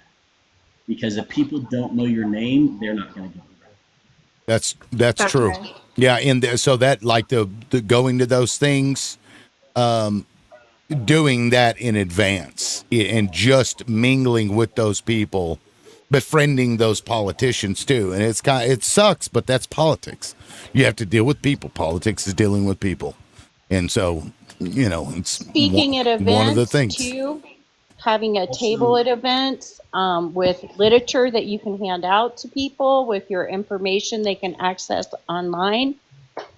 Politics See, are and that local. stuff, like when I say that I am broke, that's what I because I was like, can I do this without money? So my thing is these things that like just a simple lawn sign to put outside my duplex on a very, very busy road. I don't know how much it's going to cost me to do the sign, but I mean, these little things cost money. And like setting up, I have a table, but I need to do pamphlets. It's little bits And push cards and I mean, there's so what a I'm lot trying of. to do first is get people to see me and get people to know TikTok is a scam in itself of not pushing my content. Anything I label for Oklahoma governor or whatever, they don't push it. They don't push it at all. Start labeling it in like location based. Location based. That's a good idea. Like towns and stuff. Do you Yeah. see the comment, runforsomething.net? Like, is Yeah, that I a real? talked to those people. They're corrupt. They're no help Oh, whatsoever. they're no Zero help, less than See, helpful. I want to Almost. stay as much out of the left and right side as possible, and like I don't want to be known as a political. That's the whole thing, though. Is I don't know. I feel like politics has gotten a bad name just from the run that it's had. Yeah, now Yeah, but we you'll gotta need to pick a be side. okay. So you'll in Oklahoma, and I've seen this firsthand. Like these people will agree generally with things that Republicans and Democrats will agree on. A lot of them are a mixture of the two. But when it comes to that fucking vote, they for whatever reason they want that guy that's far right. And I've watched this shit happen. These people will go from, kumbaya to fucking down ballot red all the way. And that's one of the major problems also with running as a Democrat or independent is this just down ballot voting. They don't, what I mean? They don't even care. A lot of them. I don't know what the percentage is, but it's a pretty significant percentage because Oklahoma does a single, I can't remember what it's called, but a single vote party. Basically, you check one box for your entire ballot. And I have no faith in the voting system. I don't and know, that's the guys. problem with I Oklahoma don't and either. trying to run as anything other than Republican is I do. basically, if you're It's okay. wanting to try to run, you have to overcome the single. I can't remember what it's called, but basically, you can check one box and you're done voting. You can check one box. You voted for your entire ticket. Yeah, down on ballot. One party. Down ballot. Yeah. Yeah. Yeah, Well, they used it to is do a that in the big old problem days, right? it's a big problem in Oklahoma. Yeah, I and I have say to say- problem because a lot of them don't even know who they're just down ballot voting. Yeah, they don't even know who's running. Right. Exactly. Yeah. Like the one time I actually went and voted, I actually decided not to vote because I was in the thing and I was going down through the check marks and stuff, and I was just like, I don't know all of this, and so I stopped. And then I thought to myself, I was like, how many people check these boxes and they have no clue what they mean? Yeah. Okay, this Well, and is it's good great. to remember that you don't have to vote for each piece. Like you can vote for the ones that you know and not vote for the ones you don't. Here, Right. I'm from Colorado, and we vote by mail. But also, they send out the big blue book right before every election, and this book is a printed ballot. Basically, it tells you exactly what's on the ballot in the language it's in the ballot. So you get to decide a month or two ahead of time. Do you support this measure or do you not? And vote by mail.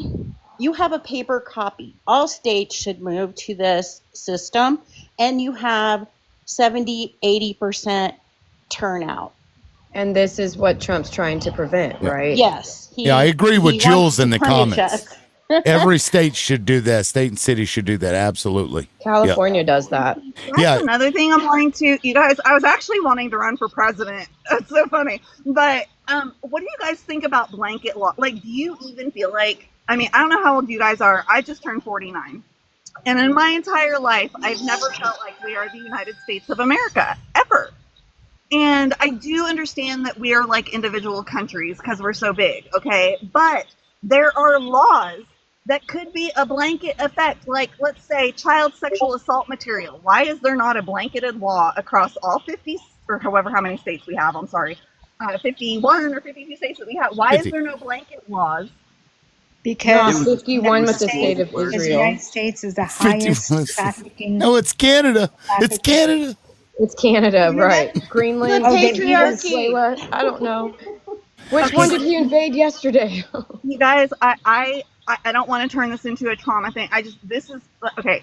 Epstein files. I was sex trafficked in Oklahoma for 10 years. I don't want to go Okay. down that. Okay, I don't want to go. I want that to turn into this, or this to turn into that. But just saying, I have a passionate heart when it comes to getting rid of the sick MFers. You get what I'm saying? I'm with you. I'm ready to slay vampires. The trauma level side of it, and strictly on the legal side of it. The reason that Yeah. laws are hard to do is because for something to reach the level of a federal crime, it has to meet a certain statute. and normally things are like a state crime. Like Fortunately, we can unless teach they children like how to collect they evidence. happen across state borders, like they have to, certain things have to happen for it to be considered a Yeah, federal but crime, and you unfortunately, can't just make a law that is a federal crime. Yeah, the what good news is that we can teach children how to collect evidence, and that is hugely effective. Yes, Yeah, but I we agree. also have a corrupt justice system. We have corrupt judges. We have, yeah, it's all corrupt, Can you I guys. ask you a We've question? got to 100%. take down the Hey, corruption first No, before we can fix that stuff. I mean, cuts through corruption yeah. is hard physical evidence, cuts straight through the yeah, but corruption. while we're What? gathering evidence, these MFs are ruining lives. Yeah. And Yeah. it's like looked over like, oh, no big deal. And then this country goes and criticizes other countries that are more strict on this stuff. Like, I didn't know certain countries are very strict. They hang, and I'm telling you, I didn't know this. Like in certain parts of Afghanistan, if they know you're a child pedophile and it's more than your first case, they hang you. They That's hang good. you. They need to And go after their Well, I neighbors. am so grateful just for that. just That's the way it should be. recently, An example: someone assaulted a young girl. They found evidence that it was more than one girl that happened, and one of the girls in Afghanistan said this person did it to me, and the other one said it in behind doors. They hung them in that village, but guess what? In that village, nobody preys on kids no more. Yeah, we're gonna yeah. That's bring that the back. fear That's the way needs it to be should put be. into I'm sorry. When predators. it comes to sexual assaults, that's the way it should be. Sexual. You ruin Yeah. Yes. someone's life. And also P3DO, please. Oh, Yes. sorry. Yes. Yeah, Sorry. Sorry. that's fine. Sorry. TikTok. Can I ask BA a question? You say Can you you- claim, Yeah, you go ahead, claim Tony. you're not, you claim you're not Republican or Democrat. You're independent. I'm just curious, how do you perceive yourself different from a Democrat? Are you asking me? Yes.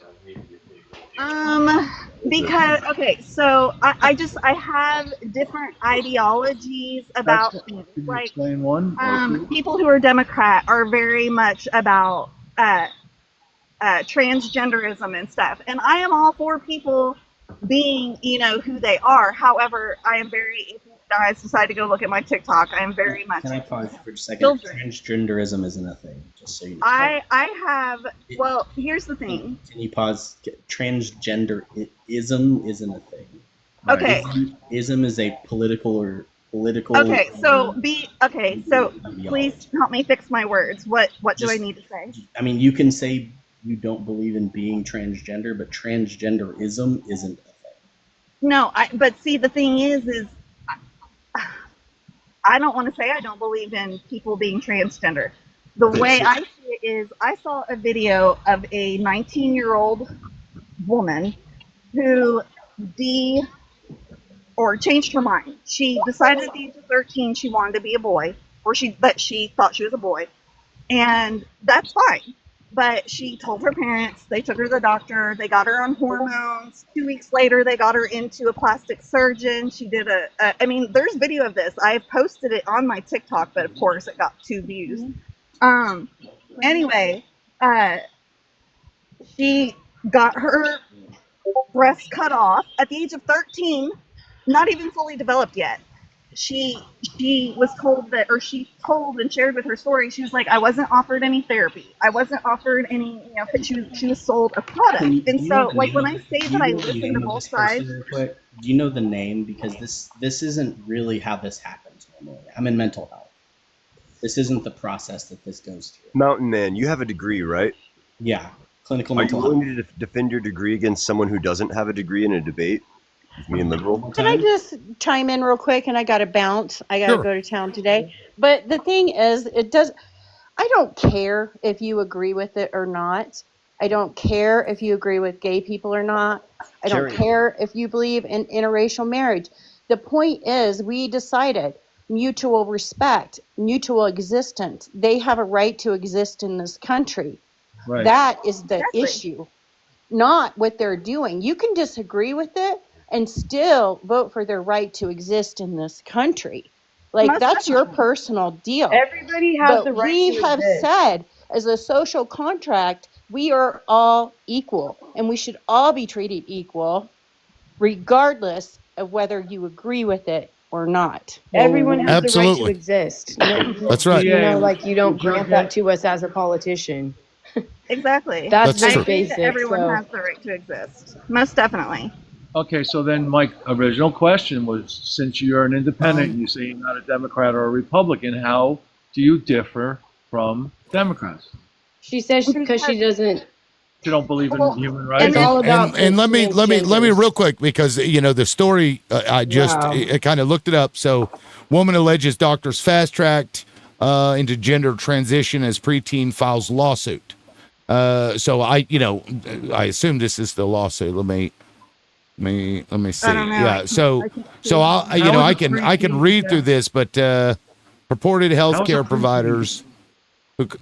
And of course I can't. You son of a bitch. Anyway, so I'll have to find another method of getting Yeah, it. But I'm more than How's a willing to debate preteen- you on this, Mountain Man. As soon as if you're willing to debate this topic, I'm more than willing to debate you on this. well, I just look. We can point to an extreme example that occurs in just about every circumstance. But if we, just assume that they're all going to be like that based on this one Right. extreme example, I don't think that's very helpful, right? Because True. there are exceptions to everything. You know what I mean? So don't if think what any- happened there, that's tragic, and we can adjust and alter those things to make sure that the child's interest is what's in mind, as it should be.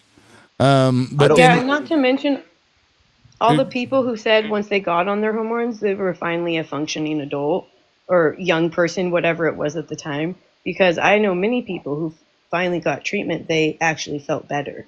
So, But you know, I- is in that ad, are they claiming that a preteen got gender affirming care? Isn't that not supposed to be? Or it's supposed to be once they're Parental consent, it's fine with parental consent in most places. Oh, okay. Sorry, I didn't know. But that's crazy. That's not crazy to me. It's wild to me because they can't buy cigarettes. They can't buy Exactly. the Exactly. I other agree. plant. They can't vote. They can't do this, but they can cut stuff off. Like, I'm not Yeah. against it. I'm just like, why can't Well- they wait until they're older? The general Yeah, I like mean- 18 or 21, Yeah, like where until their their bodies mind is get already developed and they know what they're doing. Yes. Would you give a 18? Would you give a 15-year-old alcohol or narcotics or keys to a car without a license? Then why would you say, "Oh, it's your bond"? I mean, like, there's a certain, in my opinion, because I'm putting my religion and whatever to the side. If a 13-year-old says, "Today I want to be a girl," then I want to be a boy, then because sometimes children go with whatever is in trend, and especially during the Biden administration, they were pushing it. What? Kindergartners were watching drag queens. That's No. pushing. wait, No, wait. anticipate. Wait. Oh, Okay, that drag. was Wait. my Okay, son. listen. Okay, drag queens. Really? Come on, drag queens are not always trans. I don't know what you're talking I'm about. not saying. Like I'm not. you looking at somebody who is in burlesque or some flamboyant type of like dress Right. is not like pushing I want. this like that. What? I want to Come point on. out. And then how do you associate that with the Biden administration?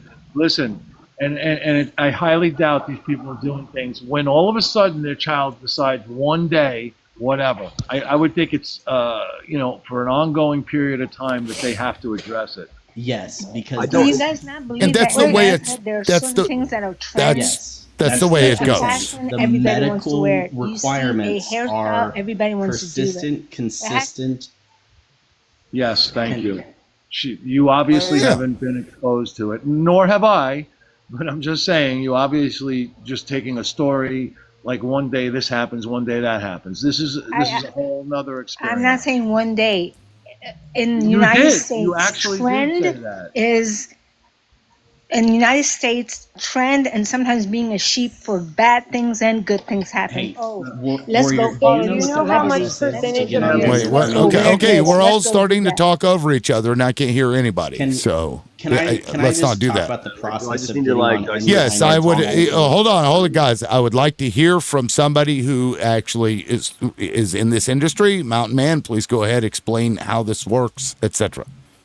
So to even get on anything whatsoever, for a child, they have to see a doctor, then see a mental health professional, then see another doctor, 2 doctors, and a mental health professional, and their parents all have to agree, and there has to be consistent, persistent showing that this is a thing that has been going on for a long time. It's not something that just happens.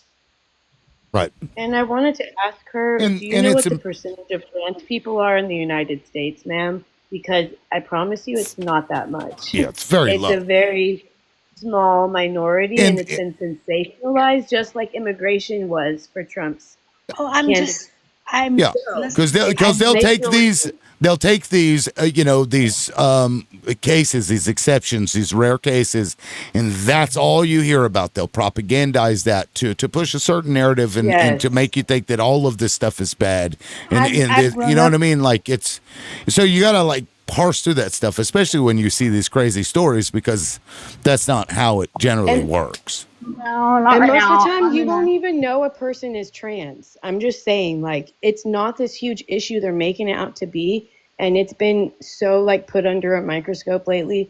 I'm just saying it's consistent with what happened almost 80 years ago, I think, 90 in a different country. They marginalize these groups, and then they come after the rest of us that's left. So wake up. Yeah, I totally agree with I have that just too. 2 quick And- points here.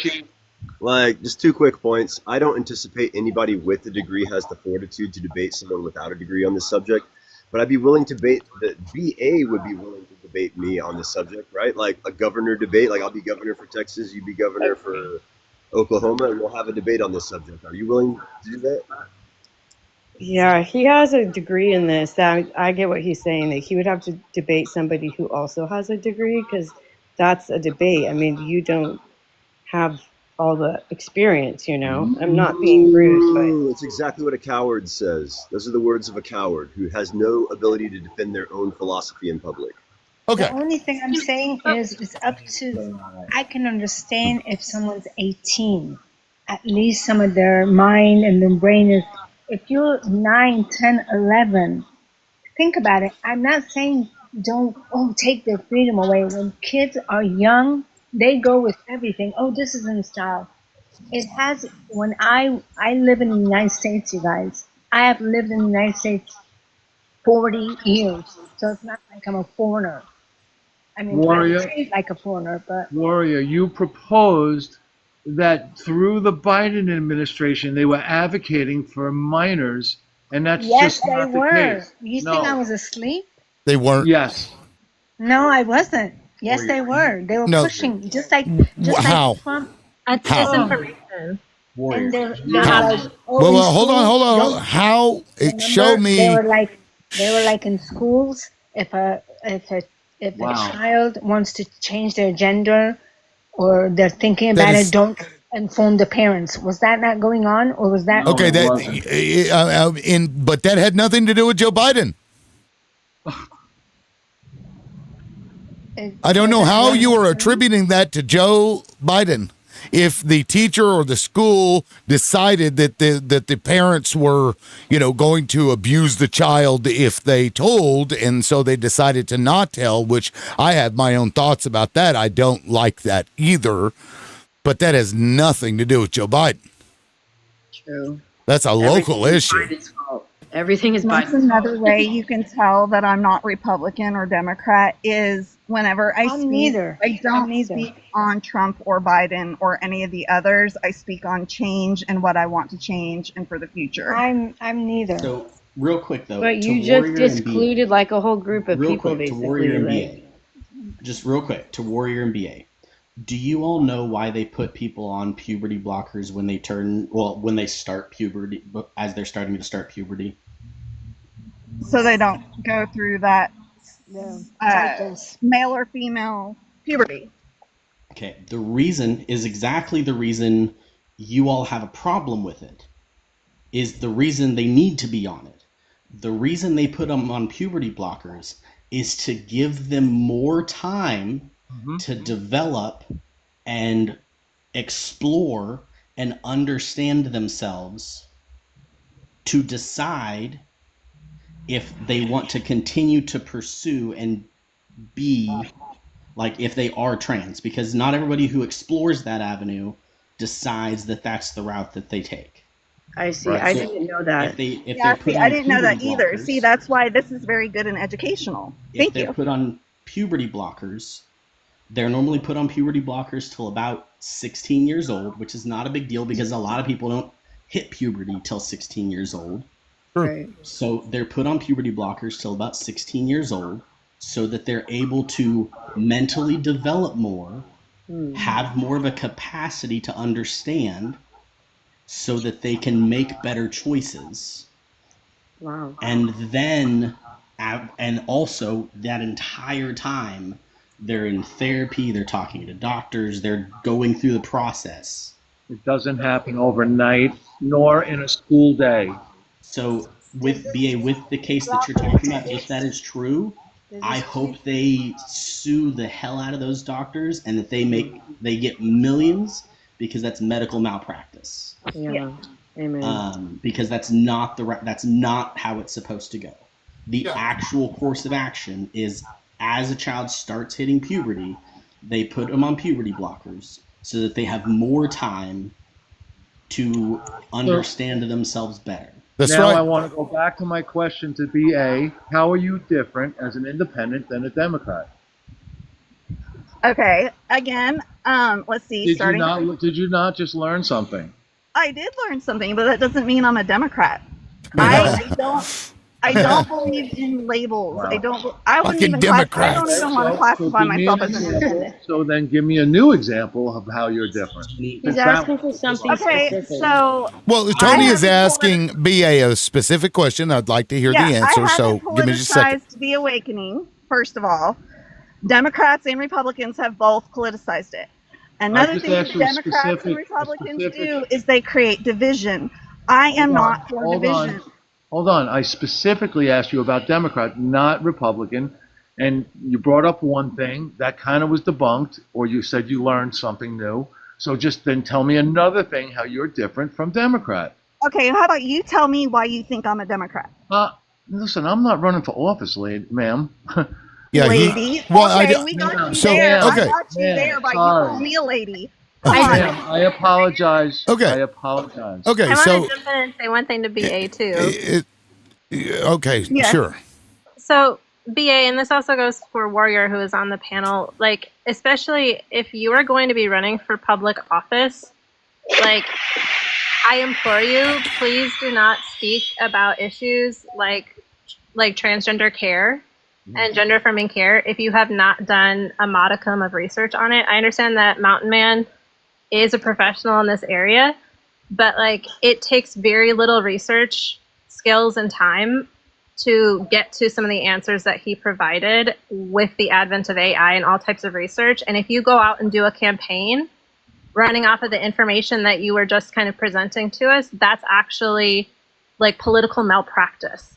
So if this is something that you're going to pursue and you want to differentiate yourself, like, hold yourself to a very high standard, because otherwise it muddies the waters. And especially we're entering in this era of like deep fakes, right? Like we literally are living in an era where they probably will start generating fake news and playing it on mainstream television. Yep. And so it is imperative that every single one of us is hypercritical and having conversations and learning, if you don't have it already, media literacy and really good research skills, because you cannot take anything at face value. They are playing off of us. They're running moral panics in order to divide us, right? And for me, I believe in bodily sovereignty no matter what. Yes. No matter what. I don't know. I just kind of feel like, I mean, I know that I'm running with a slim to none chance of winning. I already know that. The way I see it is maybe this will be a people movement. I'm not saying I'm going to, okay, maybe I am. I'm trying to talk it into existence, so I'm talking more positively. But do I know that I'm not going to win? Pretty much, yeah. Slim to none chance, yeah. Do I have any public speaking? No. Am I an introvert? Yes. I mean, but at least maybe if I do this, not if, because I'm doing this, maybe it'll get the correct people, like people who have these thoughts but are more educated that will run instead of the same old way that doesn't work. But you need to educate yourself as well. Thank you, Chief. Yes, I do need to educate myself. I agree. I agree. Yeah. But I am for the You're people. gonna run in, I am not anytime for you try to do corruption. something, anytime you try to do anything. I'm not for billionaires or corporations. I'm for, like, I've asked people personally. I've asked them, I'm like, do you think that we have evolved as humans? And they're like, well, yeah. And I was like, okay, so how have we evolved? And they will tell me a few things. And I'm like, okay, so are those corporations that have evolved or people who have evolved? And it's more corporations. And so, like, I don't know. I just, So again, how are you different than a Democrat? thank you, Chief. Chief gets me. Hey, real quick, Tony. By the way, I'm also an independent, not an. All right, but yeah, I get it. I'm not trying to put down an independent. I'm just she's No, running. you're just a naysayer that has no options, no solutions, no creativity, and anytime you see someone actually doing something, it makes you feel incapable and feckless. No, I'm You curious. have to project that fecklessness onto someone who's actually doing something, so you can feel like them. I actually wish her Tony- well, man. I don't wish her Tony, bad. Can I like steelman what you're doing real quick? Go ahead. Are you just trying to basically like point her questions that you think she'll be asked when she's running? Possibly, yes. Okay, that's what I And thought. that's good because like I said, I am, and you guys, I'm terrified. I'm terrified to do this. I won't lie to you. I will be as open as a book as can be. This 'Cause it is didn't like, make it I as am scary as totally possible. stepping outside of my comfort zone. I would rather be in my house by myself, away from traumatic people. I mean, honestly, I would. But I feel like my hands are tied. I feel like so much stuff needs to be done, and I feel like there's nothing I can do unless I try to do this.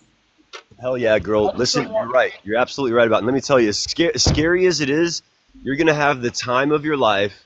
You're going to have so much fun. You're going to meet so many cool people, even if you don't win. Focus, I think, more important than raising money. Focus on just doing cool things, like start community garden projects, get the water fixed in a city, get free food for kids in schools again in your area, something like that. But just get the community get together on something they all agree on, and just knock it out and get it done. Don't worry about raising it. Don't worry about selling a single T-shirt, a bumper sticker, an advertisement spot. None of that stuff. Don't spend a dime on that. Just put all the energy into mutual aid stuff, and that will report itself. The news will report on that for free. I actually right? have an idea. And then when you Yes. say, "Oh yeah, I'm running for president or governor or whatever," As a then way to you do just it. throw that in there for free, and then that just blows up even more, right? Well, and then on top, can I build on that a little bit, Chief, real quick? I actually love that idea. Like, don't even worry about, like, yes, run to win, but don't worry about, like, run to do good.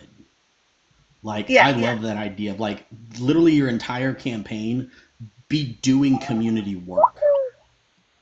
Yeah, so Yeah. and I want to pull this up. While you guys were talking, I was going through because Ballotpedia, will have information for candidates and stuff, and they always send out surveys. So like you're going to have to answer questions like like this, like what characteristics or principles are most important for an elected official?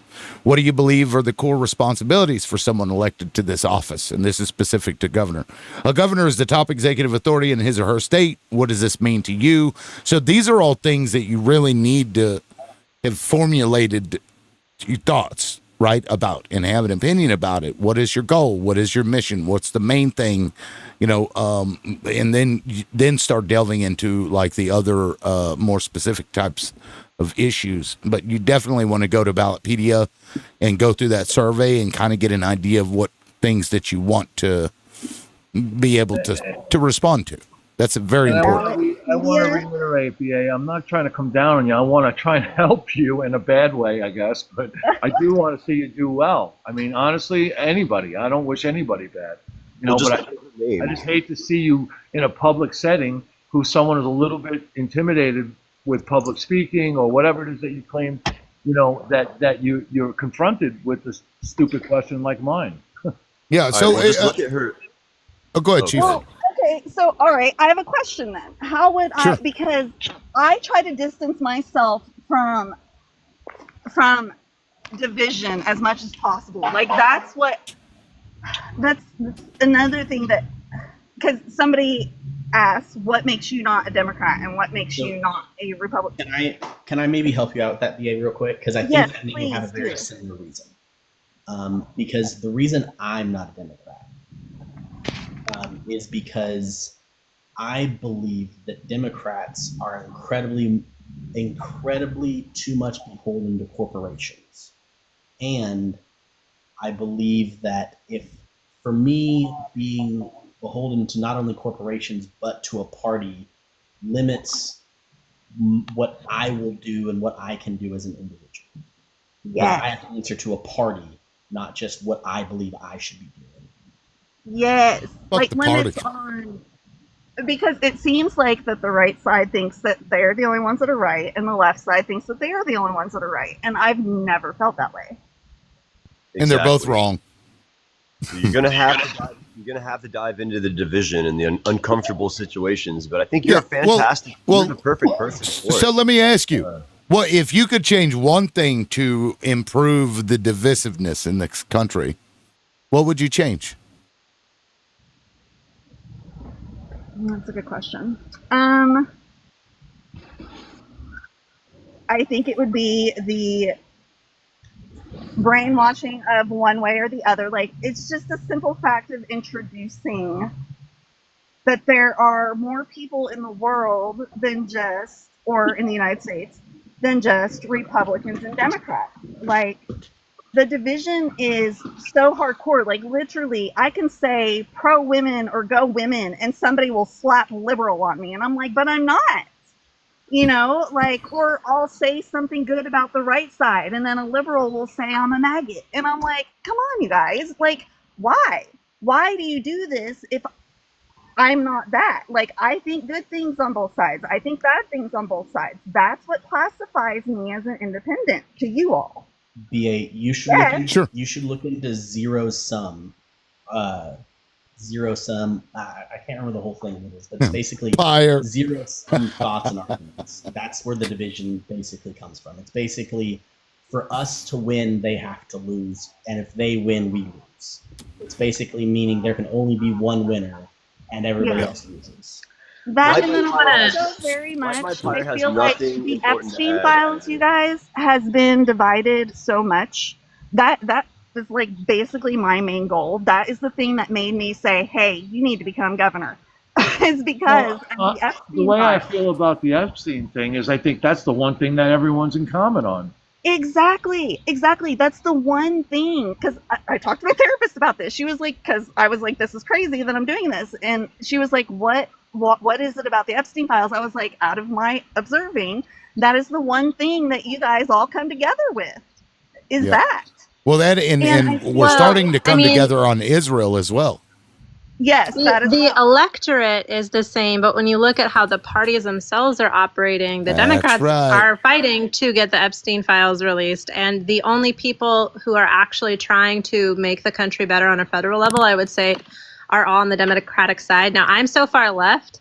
I don't identify as a Democrat either, but I do still vote for Democrats because we are trapped in this two-party system. But I think it's really important to note here that, especially in a historical and a geographical context, like the United States is a right-wing country, so we don't even really have true leftism in this country, and certainly not in a political party. So to me, I was talking about this with someone in the comments too, it's like there really is no honor in being centrist in a far-right country because you're still right-wing, right? So it's like, if, like, for me, things that I think of as a leftist platform, bodily sovereignty, like actual freedom. The Republican Party likes to steal language and then co-opt it and be like, freedom for me, but not for thee. I think a lot more than even the Democrats do. You know, and so I think it's like the first thing that you offered up when you were distinguishing yourself was like the quote unquote transgender agenda or the transgender issue. And to me, that feels like it's playing into like preconceived notions. And like if people really want to organize effectively either on the left or the right wing of the political spectrum, like people need to stop fixating on social issues. They need economic populism, like yesterday. Like get rid of corruption and all that. That's what I want. Get rid of corruption and also have to have an economic populist standpoint. Can I Yes, bring up like another? I think that political people who work in a state, especially my state, they shouldn't make more than 45% of the, I'm sorry, that's not the correct words I want to use. Pardon me. If they want to make a certain amount of money, then more than half of the state citizens need to make that much money as well. Like, you can't have politicians making big bucks and then the people that are actually making the state work suffer. Well, Yeah, let see, me that's let a me little well different. hold on. Let me counter that, because if you don't pay the representatives enough, the only people that will run will be people who already have money, and or people who are backed by corporations, because you can't sustain a life without an income. And if your income is too low, then you're not going to be able to do it. Oh, So you- you you end would up have with to a bunch of agree rich with people. that. I could do their job If for you- 20K a year. I could do any politician's job for 20K a year. Yeah, no problem. Say, you might if be a able to. politician wants to make $60,000 a year, then try your hardest to where at least half of your state makes $60,000 a year. That's all I ask. And eliminate the corporate backing. Well, hey, could I bring up? But oh, here's the yeah. thing: your average everyday Joe should be able to run and be able to, if they win, sustain themselves, even if Yes. it's just barely. And that's why, like for example, Mississippi, they pay their representatives $26,000 a year. I'm like, what the fuck, people? That's ridiculous. You can't live off of that. And so you end up, and that's why we got so many rich people that are in Congress, because who else can do it? They can't sustain a life off of that. It's not right. Well, we I need to don't have think. publicly funded elections, and I think if anybody views themselves, either the left or the right, or as some sort of progressive candidate of like, I'm going to try to make the world a better place, you cannot believe that there's any such thing as ethical billionaires. Like, we need to ban billionaires. I honestly think that every billionaire in existence is a criminal, and if I was the president tomorrow, they would all be in prison. Like, all of their companies would be nationalized or sold off, whatever. All of their assets would be liquidated, and they would be spending lifelong sentences because they're all criminals. And I would say they're mega millionaire class enablers as well. No Citizens United. I wanted to bring up another touchy thing for BA, if that's cool. All right, so let me just preface it this by saying, like, I am all for AB. You know what I mean? Like, it should be federally across the board. But see, now the right, this is interesting. Like, we feel on the left that, you know, it's good across the board, your choice, right? But on the right, they want to make it so it's not only that you're not allowed to do it in that state, but you get in trouble for it, or like it goes step further and a step further, and people, even if someone does it for you or helps you with it, they can get in trouble. Why? I mean, don't you think like they would have had better luck with that whole concept if they would have just said, hey, it's just not cool in the state. You want to travel to another state? Go ahead. Wait, what? I don't know if I quite got the end of that. I didn't get any of that either. It wasn't just you. Okay, can you I was reading billionaires are the reason why we have jobs. I'm sorry, I was stuck on that. Oh, the reason why we have what? Dogs? No, it says someone said billionaires are the reason why we have jobs. Absolutely. Oh, please. If we don't have a gerb. Please. Stop it.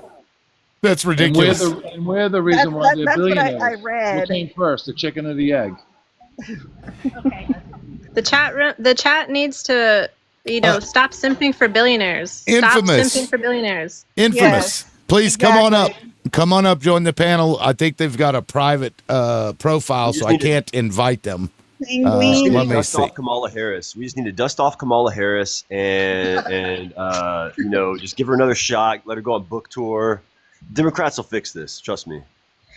I hear you. It was very hard for me to vote for Kamala this year because of the whole, being a genocidal maniac person. It was really hard. And Tony, I wanted to add on to your point. Like, I think that is, as a female body person who's had an AB, and I don't regret it.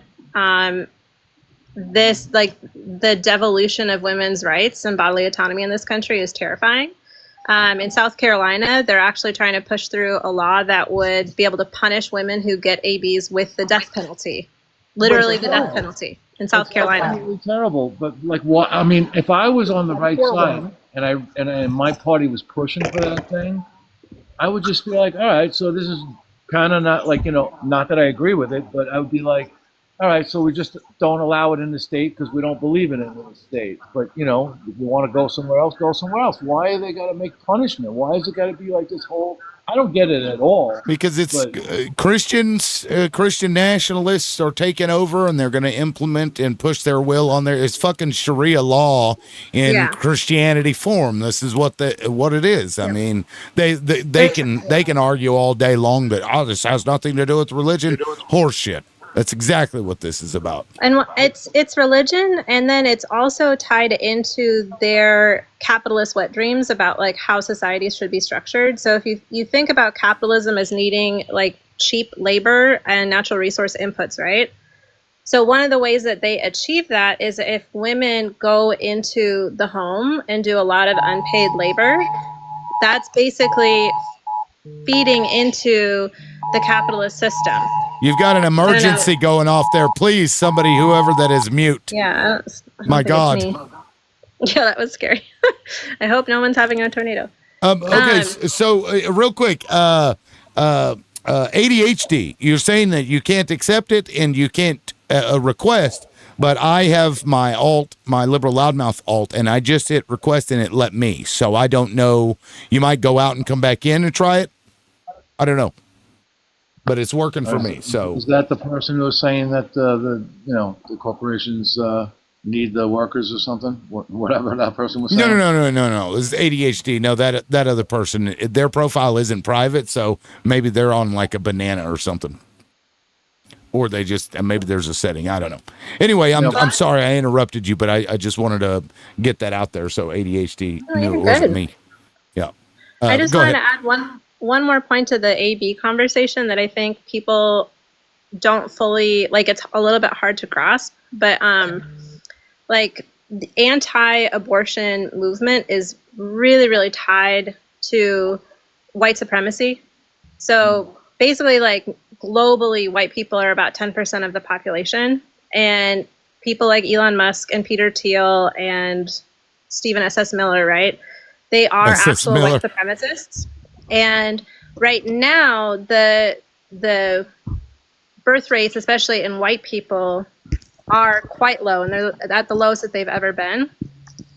And so by them being able to outlaw abortion or AB in these states, it will help to increase particularly like the white population. So that's part of why they're doing it. And then I think when you connect all of this to AI and like how AI is really going to upend the entire economy, like they are extremely aggressively trying to push women back into the home and to have children. And if they actually end up cementing power, I have no doubt in my mind that they're going to try to remove the 19th Amendment as well, because, well, we won't have elections anymore at that point. They're already pushing for it. Yeah, they're already pushing for it. So when you take a tepid stance on AB, just understand that if you are taking a tepid stance on that issue, you are essentially aligning yourself with the political faction that wants women to be second-class citizens once again. Well, there's already been a state that's tried to ban all birth control other than condoms. All birth control. Say that one more time. What's that? Tried to ban all birth control other than condoms. Oh. What? Women are the kind. Yeah, let me play this. I think this is the interview I was thinking of when I looked this up, but listen to what they say. The people that people come out of. So you just think they're meant to have babies. That's it. They're just a vessel. No, it doesn't take any talent to simply reproduce biologically. The wife and mother. This is a pastor, by the way. Executive of the home is entrusted with 3 or 4 or 5 eternal souls. I'm here as a He's as a another working journalist reason, and by the way. Well, hold on. Good for you. Is that an issue? No, no, it's not automatically an issue. Christchurch senior pastor Doug Wilson is the leader of a Christian nationalist movement that believes in a patriarchal society where men are dominant and women are expected to submit to their husbands. Josh and Amy Prince, along with their 4 kids, moved from Washington State to Moscow, Idaho, where Wilson's movement is based. Do you see Amy as your equal? Yes and no. in the sense that we're both saved by grace, we're absolutely on equal footing. But we have very different purposes, God-given. But do you see yourself as the head of the household, as the man? He is the head of our household. Yes. Yes, and I do submit to him. So like Blink moving twice. here I was just was going to say that. ultimately If your you need help. decision. Yes. That's a great That's a great example. Oh, I wanted to Wilson show says in his face, vision damn of it. a Christian society, women as individuals shouldn't be able to vote. His fellow pastors, Jared Longshore and Toby Sumter, agree. In my ideal society, we would vote as households. And I would ordinarily be the one that would cast the vote, but I would cast the vote having discussed it with my household. But what if there's your wife doesn't want to vote for the same Right. person as you? Right.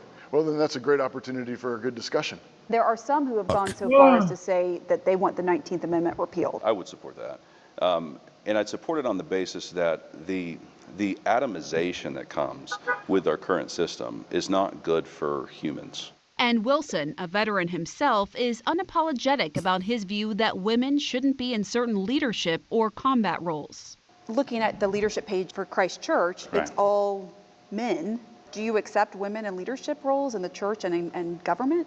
In the church, no. Why? Because the Bible says not to. Well, that's not what happens in the Bible. Women do lead all the time. Progressive faith leader Reverend Jennifer Butler is concerned about Wilson's growing influence. He is rapidly gaining in power. He has hundreds of churches established around the country. They actually literally want to take over towns and cities. And they have access to this administration. Wilson's highest level connection to the administration There you is go. Defense Secretary Pete Hegseth. It's not organizational. Letting you guys know, tightness, Oklahoma but is the bucket it's list. the kind of thing we love to see. For his part, Hegseth has publicly praised Wilson. Now we're standing on the shoulders of a generation later, the Doug Wilsons and the others. Women are the kind of people that people come out of. To get, And there you go. These are the people that are trying to take over the fucking country, and they're doing it. Yeah. I can't remember who it was, but there was a push on the federal level to have a one household vote. Jules, no, not directly, but they were saying that they're connected with this administration, their friends and otherwise, and this motherfucker's got Christian Crusade bullshit Hegseth tattooed on his fucking body. They're all white supremacist fucks, is what they are, pieces of garbage.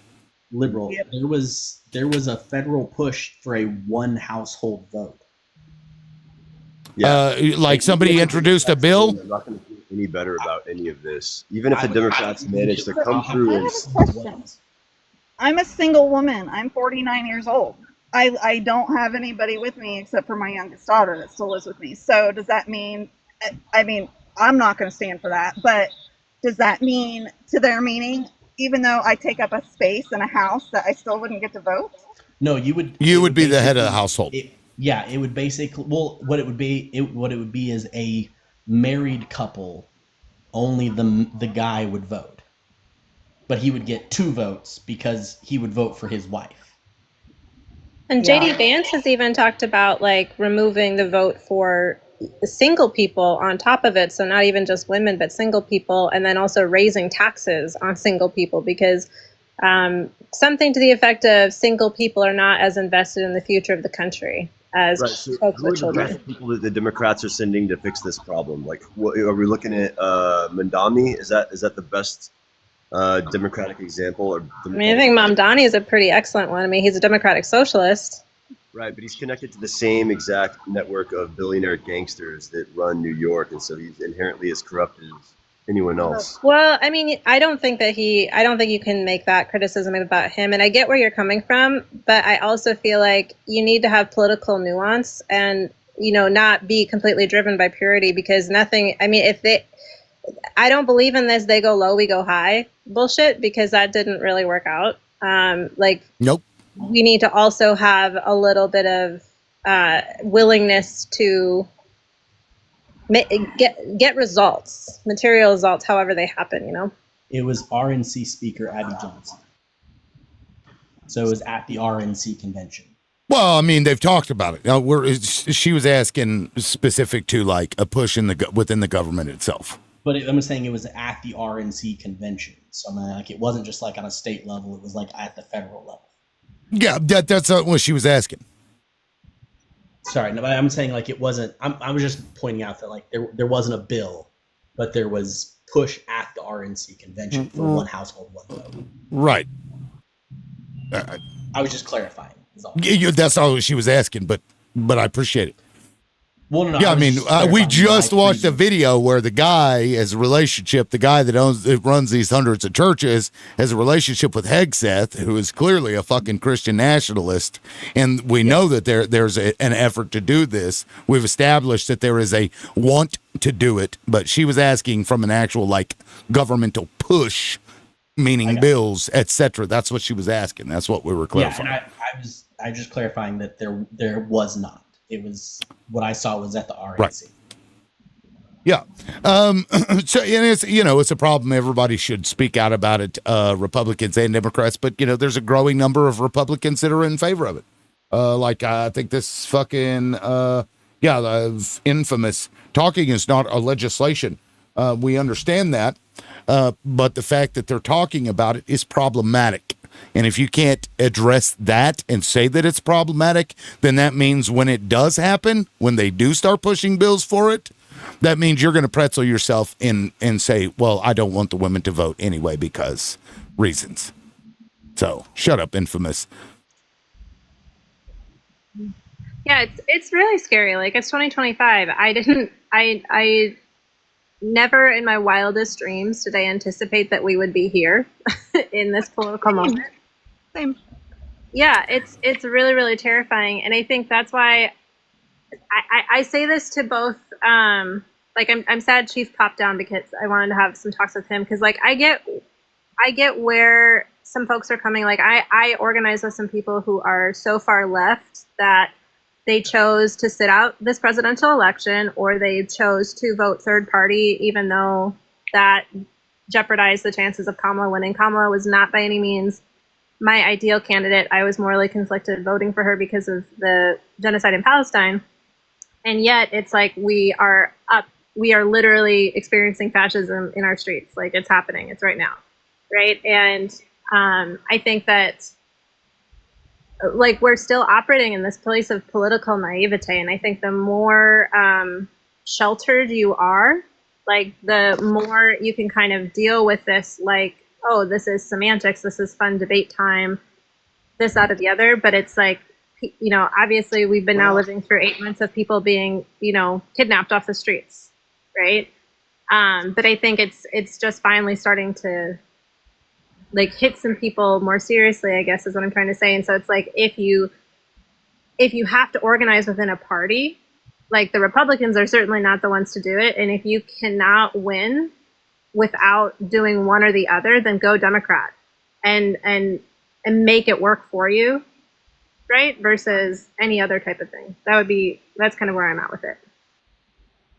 So like, I guess the point is to, I'm not sure I understood like fully the point you were making. Instead of an independent run as a Democrat, I think. Is that what you're saying? That's Okay. That's what I'm saying, BA. In my uneducated opinion, I'm not a politician, but I would put you onto the Working Families Party. So they're not an official party, but they've done a lot of organizing. So basically, they're like trying to drag the Democratic Party more to the left, but it's very much an economic populism agenda, as well as protecting social rights and freedoms.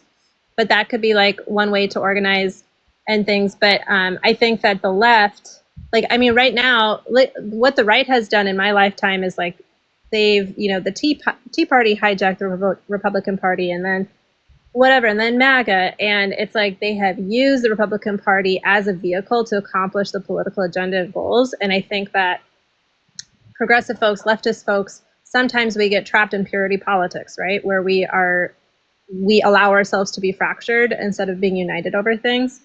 So that would be kind of my call to the leftists is like, we have to find a way while we're in these systems to bend the system to our will, right? Otherwise we will get trapped in fascism. Well, instead of bending the system, we need to create a different system. Definitely agree. Yeah. Or you know what? And this is an option. You can register as a Republican. You can go out there and fucking run as a Republican, and the moment you get in there, you switch your fucking party back and you say, fuck every last one of you and vote with the Democrats. And fuck anybody that says, don't do that. That's unethical. You'd be lying. That's what they're doing to us. Fuck these people. I 100% agree with you. Yeah, do that. Run as a Republican. Just run as a Republican. Holy crap, you're a genius. Yeah, you can spew all the bullshit, hatred shit that you want, and then the moment that you make that switch, you can go on fucking TikTok and make a speech about it, and it'll get fucking nationwide coverage, I'm sure. And you can be like, this is how stupid you people are, that I was able to fool every last one of you motherfuckers because you believe anything if it's got a fucking R beside its name. Dumbass. Yeah. Seriously. Yeah, I've even because I came across that video of, because I don't like to talk about the politicians and stuff, but the one that's running our country right now, supposedly, said literally in front of his people that smart people don't like him, and they all laughed, you guys. I know, I'm right? like, what the heck? He's making fun of you. Yep. It's so insane. Fun of them, an insult, and they laughed about it. Well, and this is why, I think we all fall prey to this, but especially the MAGA base and the Republican base is like, especially where social issues come into play. And that's why I spoke really forcefully about about transgender rights, is because that is a completely manufactured moral panic that they have weaponized to pull people to the right, especially and well-meaning people too. Like I have a lot of queer folks. I have friends in my life that have transitioned happily, and I've even had some of my own learning moments with some of the conversations, I guess, the discussions that have gone on around it. But the point is that they use these issues to pull people further right, and then especially when we do still live in a patriarchal, sexist world, and with the manosphere, red pill stuff, Liberal, you're one of the only political panels I can stand to participate in, but I like to pop in on some of the feminist ones. And it is insane, the garbage that especially, men, but also women are bringing to those spaces. And folks are getting completely brainwashed, because of these issues. And it's destroying the fabric of our society because it's like brain rot for real. Yes. So it's like men are, they're like, I went on a few bad dates, and now it's like they don't want women to have the right to vote. Right. I mean, it's sad because that's not even hyperbole. That's what's been happening. Yeah, it's kind of gross. Like they can't, just like the conflict, they don't want to deal with it, I guess. Maybe I don't know. It's kind of weird.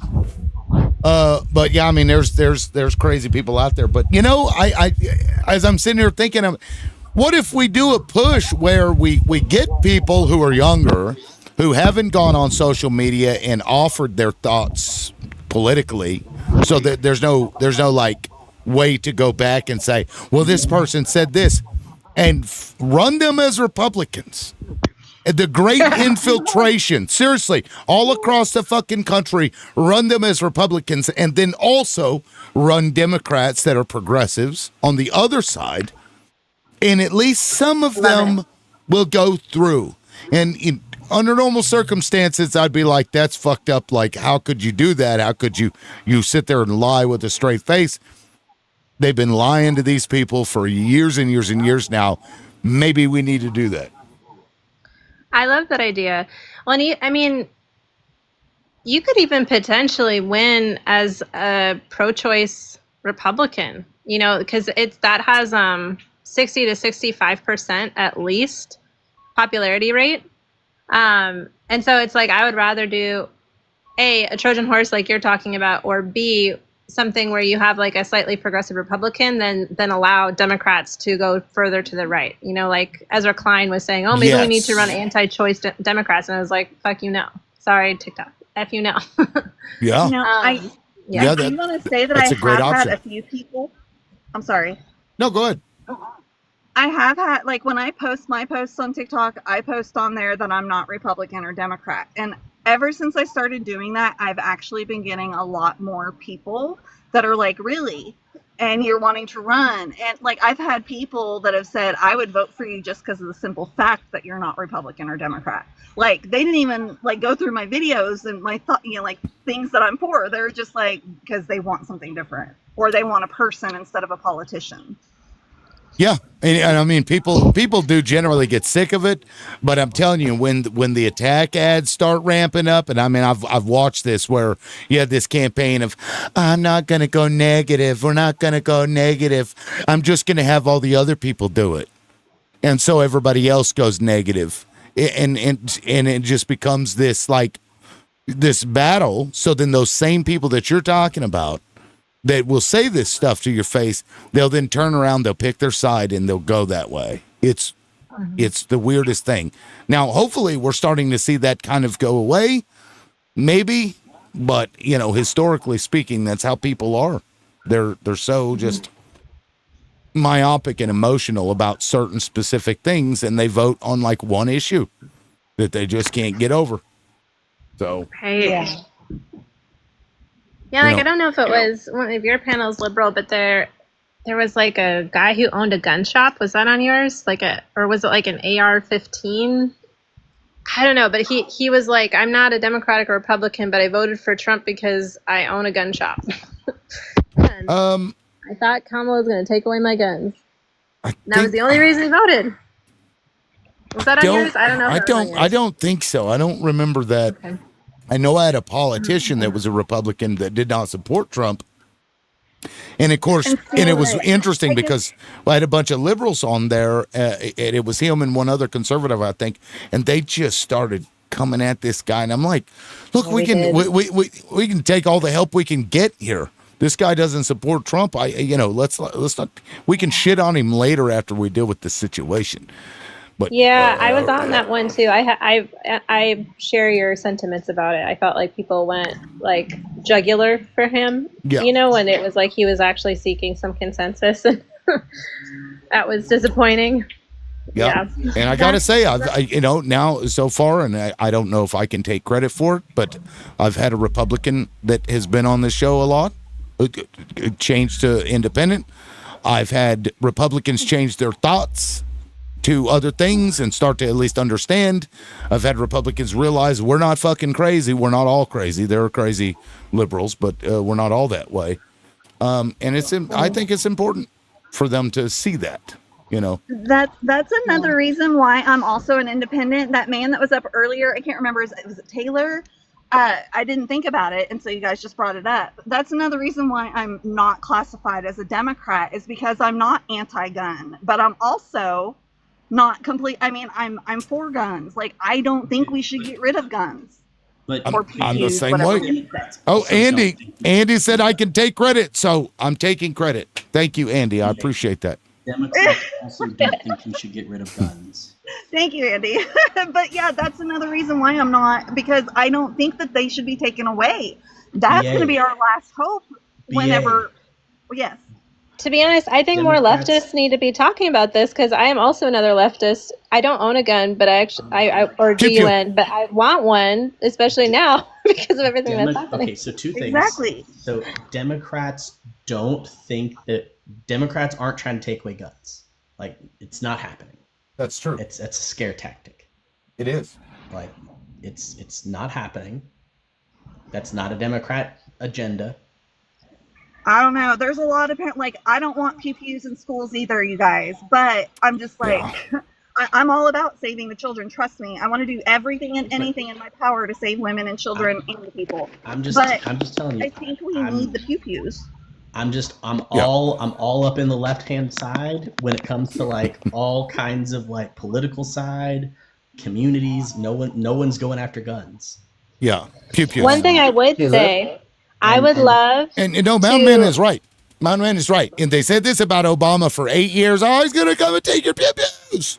And every pew-pewing that happened, they attributed to this was a false flag, and now they're going to take your pew-pews.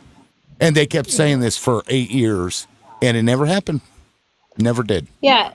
Pew-pew, it's the same thing as ABs, as trans issues, like they weaponize it and use it as moral panic. But one thing I will say about pew pews that I would love to institute is I would love for any young man or any person, but especially young men who want to go purchase a pew pew, they have to be treated the exact same way that a woman seeking an AB is treated. So you need to travel out of state, book a hotel room, go to like the one shop in your state, you know, and have an appointment, and then be shown videos of dismembered school children, and then talk about what a big responsibility it has, then wait another day, 24 hours, and then you're allowed to buy your pew pew. So I just think that would be funny and poetic justice. Yeah. So I love it. So another, just real quick too, the other point you guys are making, just something that always kind of gets me. We have gone so far past the ability of the standard citizen to stop a tyrannical government with the Second Amendment. I'm sorry. Yeah. Like, if you guys know anything about military tech, we are so far past civilian Second Amendment doing anything. Well, guerrilla tactics can be very, very, very effective. I mean, they're not very, can very, be. very effective against a drone 10,000 Fire. feet in the air with thermals and. Put that on the nightly news and let's see how the rest of the country feels about it, though. I'm just I'm confused just saying. as to how many people think that they have their guns specifically for the government. Because, yeah, cool. Like, sure, baby, you're gonna do it. Yeah, you little rebel. Yeah, that's not why I have mine. I have mine for the crazy civilians that stand the tyrannical government that Yeah. will likely come to my front door. Right. Yeah. You know, Lib, I've had so many people say to me that how you know, we wouldn't have a chance against the you know, if Trump wants to make us the 51st state, he's just going to do it. And I said, well, how do you figure? He said, and they'll all say to me the same thing, you know, have you seen the size of your military? And I'll say, have you seen the size of the St. Lawrence Seaway? How many aircraft carriers do you figure you're going to fit up there? Canadian. What's Yeah. the issue about guerrilla? Toolbox is Canadian, yes. Oh, Yeah, no, we'll no. burn your White House again. So here's the thing. Everybody likes to talk about Canadians and like not being like military, whatever. They're the reason the Geneva Convention exists. Thank you. Wait, I don't get it. Yeah, Are because you don't want to people know what we'll do to you. savage? Is that it? Like, are y'all just like savage? They were not like, they did some like, and I'm not trying to be like mean when I say this, but they did some like not great things in war. Well, they Well, also, we like, just- Elon's family came from Canada. They were part of the Yahtzee party in Canada. They were? Do you have to Thanks. attribute him to Hi, us? Bray. He was South African. We don't take any credit for him. Well, technically, it was his. I believe it was I his. know. His. What were they his before they were mom Canadian? In maybe We the were British, dead. same as you. No, the Musk family. What before they moved Oh, to Canada? South African. Well, no, but they moved to South Africa. They moved after to Canada. South Africa. Yeah, did they move from South Africa to Canada? I wonder if they I were don't- German. Yeah, they maybe been. I don't know. Let's let me look that up.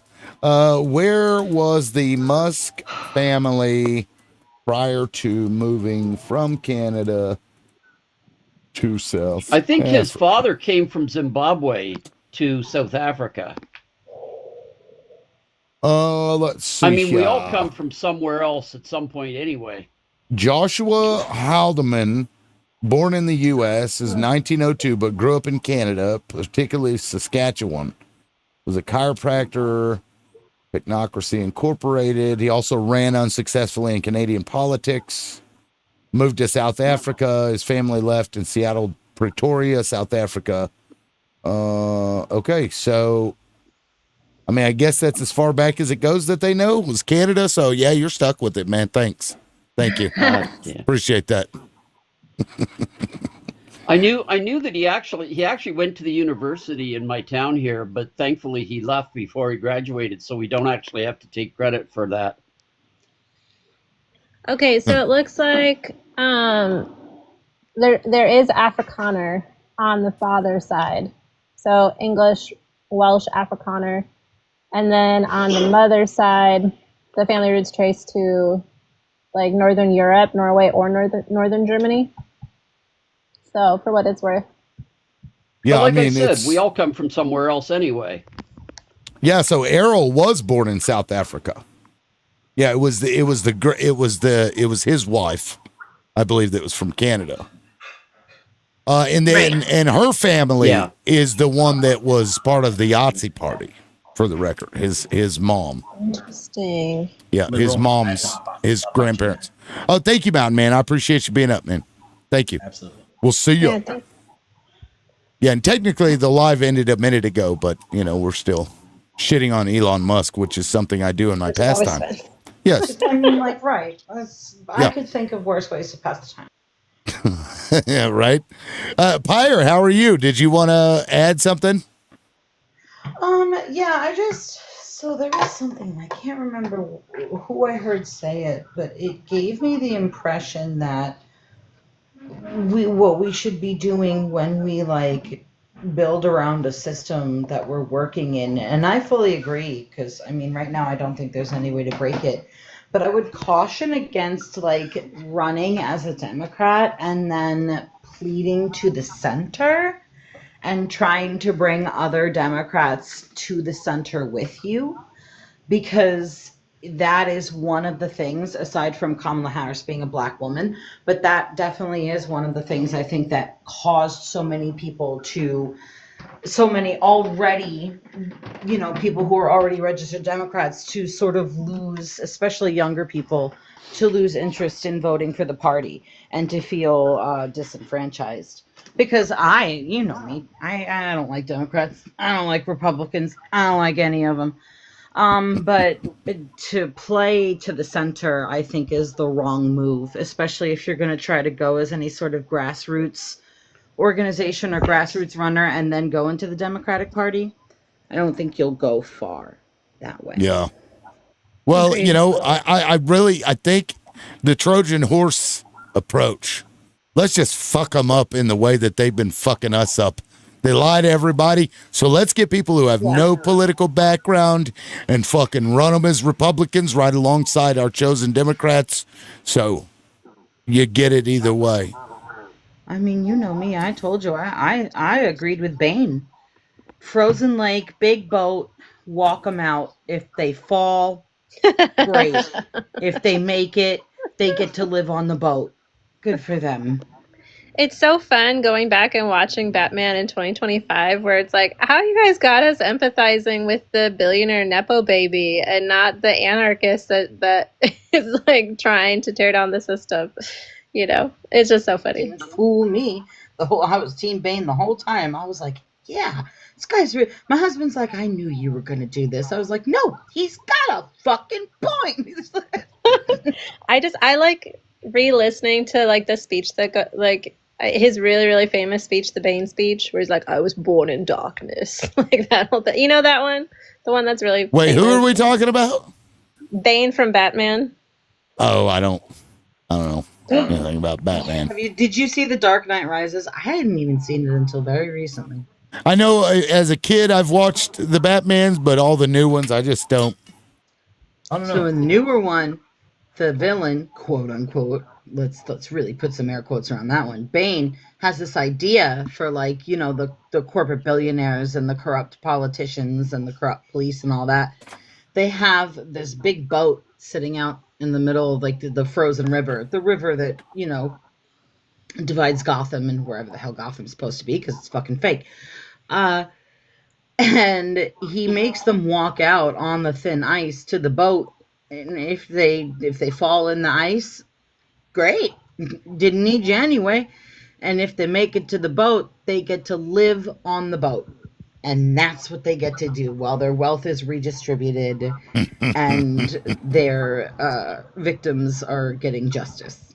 100%. I vote for you. You've got my vote. Yeah. See, I Well, haven't seen fuck 'em. Batman since it was da-na-na-na-na-na-na-na-na-na-na-na. Batman. That's good. Well, the Dark Knight trilogy is cool, but if you wanted to, like, has anyone seen Andor on the panel? Like Andor on Disney? Nope. Okay, this Fuck we're Disney. boycotting Disney, but if you can find a way to pirate it, like 100% do it because it is so good. We love It the is so TikTok good. shop. wouldn't be encouraging We love that the on TikTok TikTok. shop. We love love the You TikTok. can't TikTok encourage shop. that. Yeah, that's a Yeah, no we go. would never encourage anybody to pirate signals. Definitely not. Never. That's guys. Follow the law.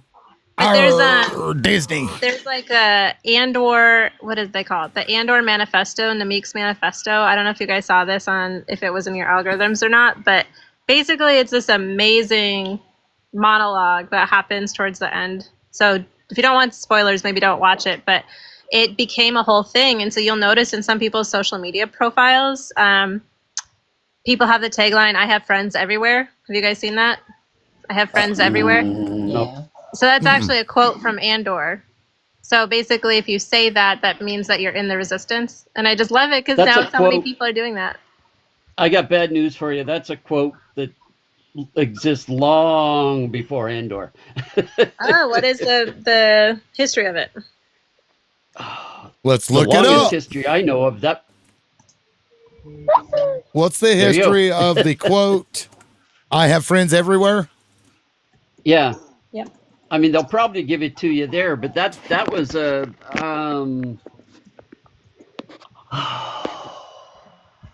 All right. it was a, I think it goes Andor. back to Second War. It predates me, and that Let's so you know it's see. old.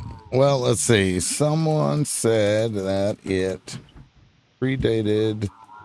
Okay, 1969. Some fans speculate the variations of Friends Everywhere may have appeared in older works. French film Army of Shadows is claimed by one user to use a similar line, but didn't find dependable evidence confirming that as an origin. So, not sure. But Friends in Low Places. I have friends in low places. Pies in the oven. That's right. I mean, we all know that. We all know that line, right? That predates it. Yeah, I've Nobody heard that. knows that. Okay, you've heard that. I've friends in low places. Wait, you think? Yes, of course. Huh? I can't play it because YouTube will fucking ding me. But yeah, you should look it up. Yeah, yeah. No, they because I played a video from DHS. Matter of fact, you know what? Let's do our DHS watch for the day. Let me go on Twitter here. Go to DHS and see what propaganda they have going, and we know they have it. Oh my God, the first thing that comes up whenever I look at is this fucking dumbass. Don't forget to get a copy of my son Eric's book, Under Siege, which is breaking records everywhere. He posted this 48 minutes ago.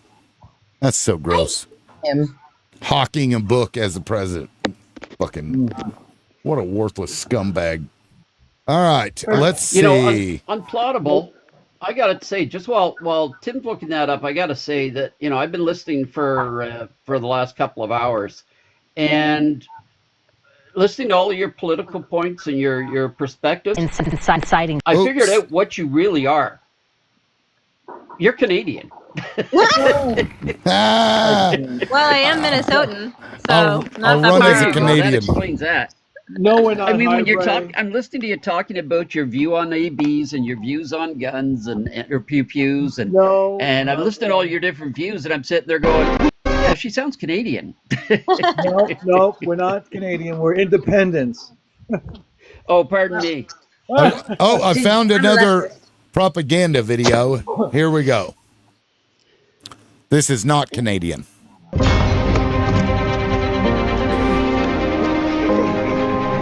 These people are so gross, man. Like, what the fuck?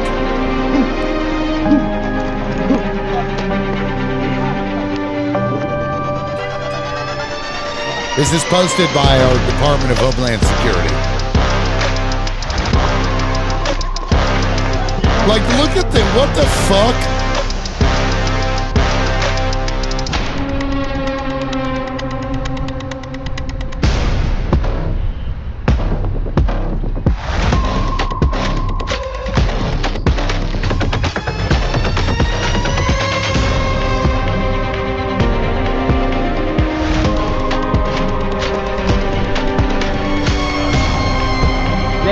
somebody. That's it.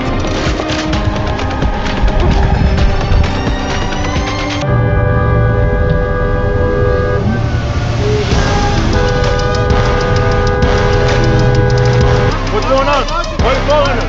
Wow. Hey, you're interrupting us, striptease. I will arrest you. Oh, let me ask you. So they stopped this guy for screaming. This is our government doing this, by the way. What? They arrested him for blowing his horn? I guess so. Did you see me in the Yeah, new and- video that and Daddy just- Trump put out, Mom? And just so you don't think I'm lying, right here, DHS Gov, you can go look them up. Operation, oh shit, hold on. Operation Midway Blitz is making Illinois safe again. DHS law enforcement has made over 1,500 arrests across Illinois, including of P3DOs, except for the one that was trafficking them all. You know, they got a cover for them. Gang members and armed robbers. Fucking disgusting. These people are Hey, gross. Mom, did you see me tackle that guy with his sandwich? His fucking sandwich? The fucking guy that threw the sandwich, that's amazing to me, for the record. Loved him. And pretty then sure there was they- a guy who like taunted the police. I don't know if it was or ICE in New York or Chicago, but he was on a bike. Did you guys see that one? He was like, "Chase me, chase me," and then he got like 10 of them to chase him. He almost got caught, but he got away. That's fucking funny. Oh, here's another one. This is our DHS watch for the day. Fucking. So good.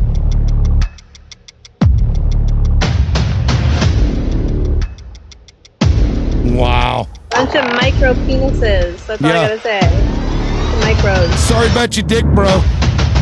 Right?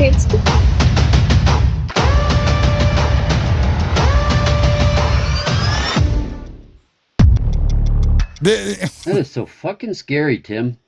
It's fucking. That's just downright fucking scary. Yeah. This is, I mean, just straight up. And then Happy Columbus Day. Look at landing of Columbus. I mean, look at this shit. Let me look at Puerto this Rico? image here. Right. Yeah, let's see here. What do they got? Oh yeah, look at the natives back there. Look at, bowing down to these people. What the fuck? I will say if there's any dudes, especially white dudes out there that are like middle-aged or older that are like, I need a career change. What should I do? I feel like getting training in mental health and extremist deprogramming would be really helpful, because if we ever do win this like political conflict, we're gonna need people that can help like decondition the crazies, you know, on the MAGA side that are watching this and they're like so excited over it. They're like, yeah, you know, praise Columbus.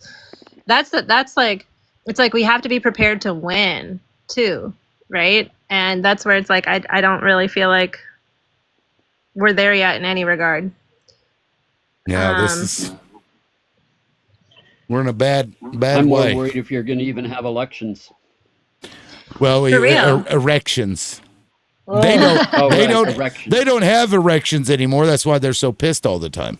That's why they're trying to take away Yeah. our elections. Yeah. They're like, China produces all of this, and we can't let them cut us off from our little blue pills. That's why they're pissed. Right. And I'm being satirical for the record, in case there's any mag out there that I don't want them to get too butthurt about it. But that's a good fake information campaign. We should just run it. Be like, the Republicans want to ban birth control and the little blue pill, and just run it and see what happens. Well, I remember those like push polls or whatever, where they'd call people up during the election with George Bush, and they're like, if you found out that so and so had a baby out of a black child out of wedlock, would that affect your vote? Even though it wasn't true, it was just a question that was posed, not true. So trying to not be defamatory. And that shit made people think that this actually, was happening. This fucking the gullibility of these people. So they've been lying forever, is my point. So why the fuck not? Why the fuck not do that? John, what's up, man? Did you want to weigh in? I accidentally got up here, but what were you guys talking about? Oh, well, the state of the country, generally speaking, resolutions to said thing.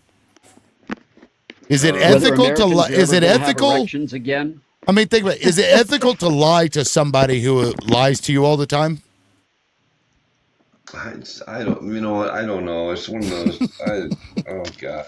You know, it's like I gotta say is we're in the alternate timeline where Biff had the almanac, and Trump is Biff.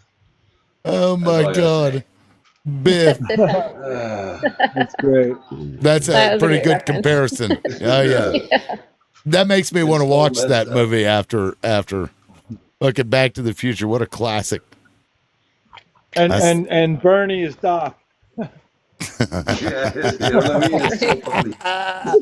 Oh my God, that's funny.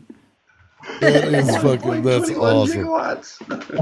Gigawatts. Flux capacitor fluxing. Yeah. No, that's awesome, man. I remember when that shit came out. It was cool back in the day. They actually came out with that with the hoverboard. Have you guys seen that? It's like a magnetic track or whatever that you can ride on it. That'd be so cool. Pretty crazy. To have like personal flying craft that, you don't even know how to pilot it. User friendly. Maybe someday. Anyway, go ahead, John. So are the MAGAs spewing fire between even more now? Because it's like any panel I've been in, like I've looked at or like watched or whatever, there's nobody around to actually have a conversation anymore. They're either come up and yell insults and take off, or yep, they don't have anything. Yeah, I mean that's basically how it's been running since probably Charlie Kirk. I would say maybe a little bit before. Yeah, it's pretty bad. I hear somebody tapping. Yikes. For the record, I did speak to my agent. The agent did say that people on the panel should not tap. I don't know why, but they said that it does. Yeah, that it does affect the algorithm. So if you are in the comments, please tap. If you're on the panel, please don't tap. I don't think it's so detrimental that it's like a big deal, but I don't understand it. But because the agents, how they come up with this stuff is they will do experiments and test it out and see what gets pushed and how it affects that stuff. That's a lot of them do that. So I'll take their word for it, Liberal, what are your thoughts about this impending Larry Ellison acquisition, and like how is that going to impact how you engage on the platform? Well, it's not going to change how I engage, aside from, saying stupid words in lieu of other words, because I know that they're going to attack anybody that opposes Israel in any way, because I think that was the goal, was to, take over the thing that made Israel look bad. Not stop doing the things that made Israel look bad, but stop spreading the information that made them look bad. So it's going to be a disaster. And then they're going to go after Discord and shit next. That's next on the chopping block, because they don't want people to organize. Yeah, we're getting into the real shitty part of fascism here, and it's coming quick. So I mean, do you get Al Jazeera? Yeah, I mean, we can look it up. Yeah, I don't, No, but do you get it yourself? I mean. You mean like as notifications, or like I can go and look up Al Jazeera? Do you personally, do you get TV channels? No, I haven't. No, I haven't had TV for fucking TV 15, 20 years. Since Back to the Future came out. Yeah. No, whenever internet got fast enough to stream, I stopped using TV. I never could afford it anyway. Obsolete. Yeah. No, I'm one of those cable cutters. But then they started jacking up the price of everything, so you might as well have fucking cable. $60 for fucking Hulu without ads or whatever, live TV. I don't pay for that. We use our cable just for our Wi-Fi router, and that's it. All right, that's it. Exactly. Yep. No, and my fucking internet is fast as fuck. Yeah.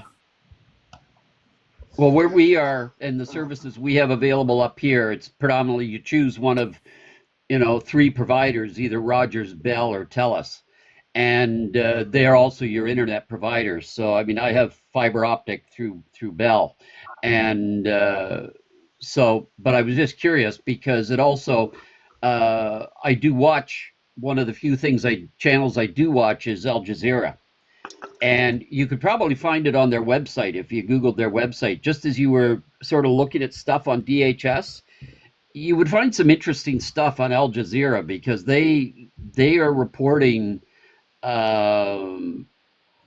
like really unblemished and unfiltered stuff, especially as far as it relates to Israel, because they're owned out of they're actually owned out of Qatar. So it's interesting to see what's this last week, if it's going to have an impact on how they broadcast. It doesn't seem to have so far. Well, they'll find a way to fuck it up, I'm sure, for everybody. But yeah, I don't know. Because they've really, really changed over the last 20 years. I mean, or 10 years. I know they were. Americans, and justifiably, really have strong feelings about them. They broadcast a lot of unalivings and things like that in their early days, and there was a lot of stuff being broadcast that shouldn't have been. But I think what they've been trying to do over the last 10 years is to right that by becoming a really serious reporter of especially news coming out of the United States, but not being caught up in the garbage. They're reporting the facts, and it's the same news I'm hearing on BBC or CBC in Canada, or most of the international reputable broadcasters. So they do seem to be trying to clean up their act, but they're pretty interesting stuff coming out of, especially out of Palestine, out of Gaza. Yeah, I mean, they're eventually going to take it all over. Like, for example, CBS recently, they appointed Barry Weiss as the editor-in-chief. Fucking pro-Israel. They're going to get their claws into everything. Well, they have to, Tim. They have to. They have to. Because they're losing the people. That's right. That's right. They're losing the rank and file, walking around people whose eyes are opened, and they're saying, I didn't know this was happening. Like, I've known it's been happening for all of my life, but it's about time. But I do know that's why our app here, the Clock app, is going to be under new ownership, is because Bibi said so. That's right. And real quick, somebody just pointed something out in my Discord, so I looked it up, and I think this is interesting enough to discuss. So a bunch of young Republicans' texts have been leaked, and they're not so great. Thousands of private messages reveal young GOP leaders joking about gas chambers, slavery, and grape. For example, here, referring to black people as monkeys, the watermelon people, amused about putting their political opponents in gas chambers, N-word. Like here, everyone that votes no is going to the gas chamber, and everyone that endorsed but then votes for us is going to the gas chamber. When do we start bullying? We have had a solid 3 people who can have them want to jump. They vote for us. Why would they be gassed? When do we bring that side out? I'm going to create some of the greatest physiological torture methods known to man. This is what these people fantasize about. And so when people call me crazy for saying prior to, Trump actually getting into office that concentration camps were coming, don't call me crazy, because these are the kind of people that we're dealing with here. That's why I got really mad when people were calling alligator Alcatraz. Like, call that what it is. Call that what it is. That's a concentration camp, and call it what it is. The people that went there to go take a picture in front of the sign, those are the people that totally disgust me. I can't believe those people. Fuck yeah, I did a video about that shit. There's so much of it that is just repugnant and just shows you're a broken person. You know, I mean, I keep going back to because today is CK Day. You know, it's his day. It's his birthday. Oh, right. Yeah. But you know that I found out that they sold merch at that thing in Arizona, and that to me is just as morally repugnant as you could be. What I'm saying, they're capitalizing off everything. Everything's to make money. Everything's a transaction to them. Just like Trump, everything's a transaction. It's like it's insane. It's like we literally are living in the Truman Show. Like our president is a reality TV show con artist. It really How is. ridiculous is that? Well, and it's almost, and I almost feel like this is part of it too, where, because it's like Trump is not an intelligent person. He is a Trojan horse. He is a puppet, right? That's being used by insidious forces that are much more intelligent and well-resourced than he is, right? Stephen Miller is the president. Stephen S. Miller is the acting president. I think SS Peter Miller. Thiel is very much in there. I mean, J.D. Vance is his Frankenstein creation. They're all running off of this creepy dark enlightenment philosophy software, and it's truly anti-democratic. Like, they consider democracy to be a failed experiment, and they want to have basically tech CEOs in lieu of presidents. So not elected, no more elections, no more democracy. And, each city or each region is going to be governed by a different CEO monarchist, right? And so these are the people that are like running the Republican Party behind the scenes, and they're riding with Christian nationalism. I'm not sure. I mean, I still can't really get a beat, like with these Peter Thiel Antichrist lectures. Like, is he actually a religious person, or is he just using it to, get his agenda out into the world? I think it's probably more the latter, but yeah, it's this very unholy alliance of all these different types of things. But I am terrified at how deep it goes. I think that's why, the e-files have not been released, because it goes so deep, right? Like financial fraud and blackmail and modeling, inter-country espionage. Fucking the fact that they were using those modeling agencies for that is just disgusting to me. Like preying on the, aspirations of, kids. Yeah. It's to then use them and exploit their bodies. I mean, you could have argued that prior to this anyway, because that's essentially what they did, was exploit their bodies. But to this degree is fucking disgusting. Now, to your point about the dark enlightenment, Curtis Yarvin says that Trump isn't going far enough. And he says that he's looking to get the fuck out, because when Democrats take over, they're gonna go fucking nuts, is what he believes. So that guy is even but they won't, and I've heard Vance they won't quote Yarvin, and he says that Yarvin's words through Vance, that America needs to get over its dictator phobia, and that it needs to be treated like a corporation, America, with the CEO as the dictator / leader. Yeah, we got somebody with some echo. I don't know who that is. Tony, it may be. Let me. I don't know who that is. Somebody's got echo. Anyways, somebody tried to jump in there. Go ahead. Now everybody's afraid it's their echo. Yeah. Well, let me go to Henry. Henry, welcome aboard. Would you like to add something? Hey, how's it going? Good afternoon. I just scrolled in, so I didn't catch the full context of the conversation. But I did vote. I did vote for the president. I'm in Illinois. I'm 30 years old. Okay. How do you feel about what's going on right now?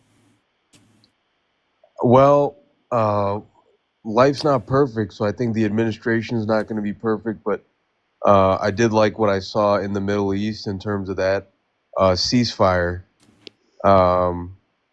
and some of the other things with regard to no tax on overtime and things like that. But some tax on overtime. Yeah, it's been up and down.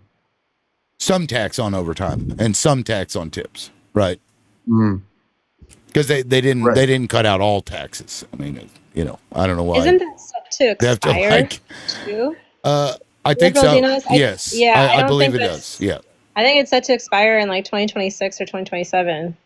I think It was a it really was small 2028, which is Okay, was it interesting because 2028? then it puts the onus on, in case Democrats get in office for them to do it, which they honestly, Democrats, if they get in there, need to just fucking get rid of it entirely. Just Yeah. say you're not going to pay any fucking tax on the amount of money that you make for your overtime. I don't know why they couldn't just do that. Like, what the fuck? At the very least. We're gonna need a hardcore, really Bernie type Democrat who's going to be on the line and just marching orders. It's going to take a solid year of nothing but signing things to get rid of everything that this man has done. Doesn't all the tariffs counteract his tax in the BBB, all his tax breaks? I mean, everything that everyone's going to pay in this country. Yes. Yeah. And what's 100%. interesting is I actually had ordered something and it came from Europe. And so it gets to customs, right? It was going through DHL. And when they delivered it, the fucking package had been opened, I guess to look to make sure that it wasn't something crazy, and there was nothing in it. So they either stole it or they opened the package, didn't bother closing it back up, and it fell out. So this whole, I don't know, and maybe that's normal because I don't usually order stuff, overseas. It just, I don't know, I do all fucking the weird. time. All my Is that material does that happen? Like, is that when customs goes through it and they open your package, they're supposed to leave a customs, like a little sheet. And it yeah, there says- was nothing. Yeah, interesting. And they're supposed to tape it back up too. Yeah. Okay, this is weird. I shipped some stuff to myself from Portland to Minnesota like 10 years ago. And it was a big box of things that I just accrued while I'd been staying in Portland for a month. And it got open and tampered with. They took some stuff out, but then they put other stuff back in it. And one of them was like a Simpsons comic book. And like it was just like a bunch. It was so weird. And I was mad because it was like, I think I got some books and some knickknacks thrifting or whatever that I couldn't fly with. But like it was just funny. the most bizarre thing. Yeah. Like they sent most of it to me, but they'd obviously tampered with it and then put in some random shit like, the Simpsons comic book. So I never got to the bottom of that, but. Where did Henry go? Henry, come back. You're welcome to come back, man. Lib, I got a jet again. All right. Thanks, man. Take care, everybody. All right. Have a We'll great see you week. later. Bye-bye. Peace. Bye. Yeah. It actually reminds me of, when Netflix used to do where you would order you could get 3 DVDs at the same time. They'd send you in a little envelope, and you just mail it back. Yeah. Yeah. So we'd ordered, it was a Disney movie. I don't remember what the movie was, but in the case was Brokeback Mountain. So we ordered a Disney cartoon and we get Brokeback Mountain in this. So I watched it. It's actually one of my favorite movies. Yeah. It's a pretty good movie. It's a fucking great movie. And the book is it's so weird because the book's like 70-something pages long or whatever, but it is almost the entire book, that movie, almost word for word. It's almost like they took everything from it was the most accurate book version that I've ever seen of any movie. Well, I was traveling once and I found out that you're not allowed to put wrapped packages in your luggage. They will unwrap them. Well, so if you're flying to visit somebody for Christmas and you have a package and it's wrapped, they will open your suitcase, unwrap it, and then leave you a little note that says you can't have wrapped packages in your suitcase. Wow, they really want us to have more babies, don't they? Hold on. So you can't wrap your package, sir? We're going to unwrap that for you. Oh, now, God. Well, I got pulled into your conversation, Liberal, when you guys were talking about, I don't know if there's a TikTok-friendly version of mushrooms or psychedelics, but fungi. And then your comment, Nadine, just kind of brought that up where it's like, I think we all need to figure out, we all need to be associating with people that have been breaking the laws in small and larger ways for a while, because those folks know a little bit better than rule-abiding folks how to survive systems. So that's going to be one of my, like, what can we do? I would say befriend your local drug dealers. Because some of them are nice and friendly. But you know, I said this either this morning or yesterday. We have to start standing up to these people, and if it means breaking, the law, then so be it. There are more of us, in hundreds of millions more of us than there are of them. And what is the boop ba doop ba doop ba doop? That is, sorry, that's notifications. My Discord is going off. My apologies. Oh, okay. You think they're going to come Fed, after it says Discord fed, next?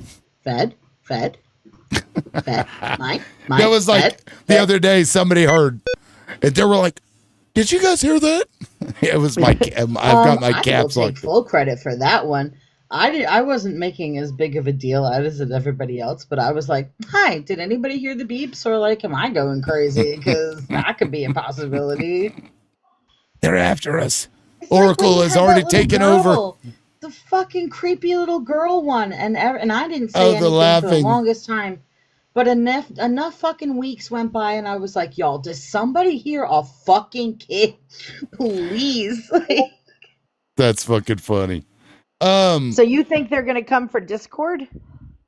Yes, they're already going after them. Yeah, I'll pull up the article real quick. I had it up earlier. Investigated. Yeah, because those are, because of there Charlie are some Kirk. Discords that are gigantic, but then there's some Discords that have like 25 people in it. I mean, Honestly, I feel like the new attack on Discord is actually part of the reason why I don't believe that Tyler Robinson took out CK. Because I feel like that's just another piece of fabricated evidence in order to like go after another platform. Yep, I don't think that. and just a few days ago, there was a huge data breach by one of the third-party people that Discord uses. 70,000 user records were revealed through Discord, and now they're under investigation in Texas because it was used for the assassination, which is weird that Texas would go after them since the crime wasn't committed in Texas, nor was the communication in Texas. Yet here it is, and I'll pull it up here real quick. It's just one fascist to another. Attorney General Paxton investigates Discord after the platform was used by the reported assassin. It's fucking nuts. So yeah, they're on the chopping block, and then they get hacked. Yeah. It's all coincidence. Just happened to work out that way. Yeah. well, you'll have to invite me to your Discord. Yeah, I put the link in there earlier. I'll put it back in there. And this also opens it up for moles, because there's always fucking moles everywhere. So just keep that in mind. And who knows how many feds are in there. You can just send me a message on TikTok, and I'll just, you don't have to put it out there. Yeah, I mean, they're already in there. They've infected every fucking thing. That's why I just, it's getting to the point where you just can't trust anybody anymore for any fucking thing. So, but there it is. It's in there. You'll have to delete the capital DOT and put a period there. Sweet. Go ahead. I'm gonna check it out. Yeah, and I fixed it so you can just automatically get your roles when you go in there, because before I'd manually did it, but it was a pain in the ass. So I'm like, fuck it. Yeah. But we got to grow it, because we got to, stick together. And there are other creators that have Discords as well. Like Mojo's got a Discord, Emma's got a Discord, and so it's a good idea to kind of hit them all. That way you can, keep track of people, and in case something happens. I mean, honestly, I've been getting news from Substack at this point because I can't trust any of the news. Right. Except for Al Jazeera. That was when you were talking about that. That's one of the news sources that is, to me, trustworthy, because it's not from here. Our Right. news is being policed by the government. If the government doesn't want you to hear it, it will not be on the news. And all you have to, they fold like a house of cards. You just pay Trump and say, yes, sir, 3 bags full. And that's the end of. Walter Cronkite would lose his shit. Yeah. Well, and we've done this in the. Oh, go ahead. Where I kind of first saw that, and it was recent too. Remember when Tucker Carlson was interviewing the guy from Texas? What's his name? Oh yeah, Cruz. Cruz. I saw a TikTok before it hit the news. I saw a TikTok on it. You saw almost the whole thing, right? Well, actually, it was whatever they showed us, but it was a lot more. And then it was like a few days later. It wasn't even immediately on the news. It was a condensed version, and I was like, wait a second, how am I getting more information from fucking TikTok than I'm getting from my news channel? That's fucked. Yeah. Sorry. No, it is fucked. And they also like you can't even get unredacted videos anywhere anymore because it all gets fucking scrubbed. They used to have remember Live Leaks? Do you guys ever remember that? Oh yeah, I do. Yeah, I used to frequent that all the time because you could fucking post anything on there. Even like ISIS things, the like crazy shit. You could see it all there. They eventually, got brought down by I believe it was by the government because so many people were suing or whatever. But that information is necessary because the government can get you to believe whatever the fuck they want you to believe if they're able to do what they're doing right now, which is scrub shit. It's fucking gross. Well, that was when the first ban on TikTok went through and everybody jumped over to Red Note.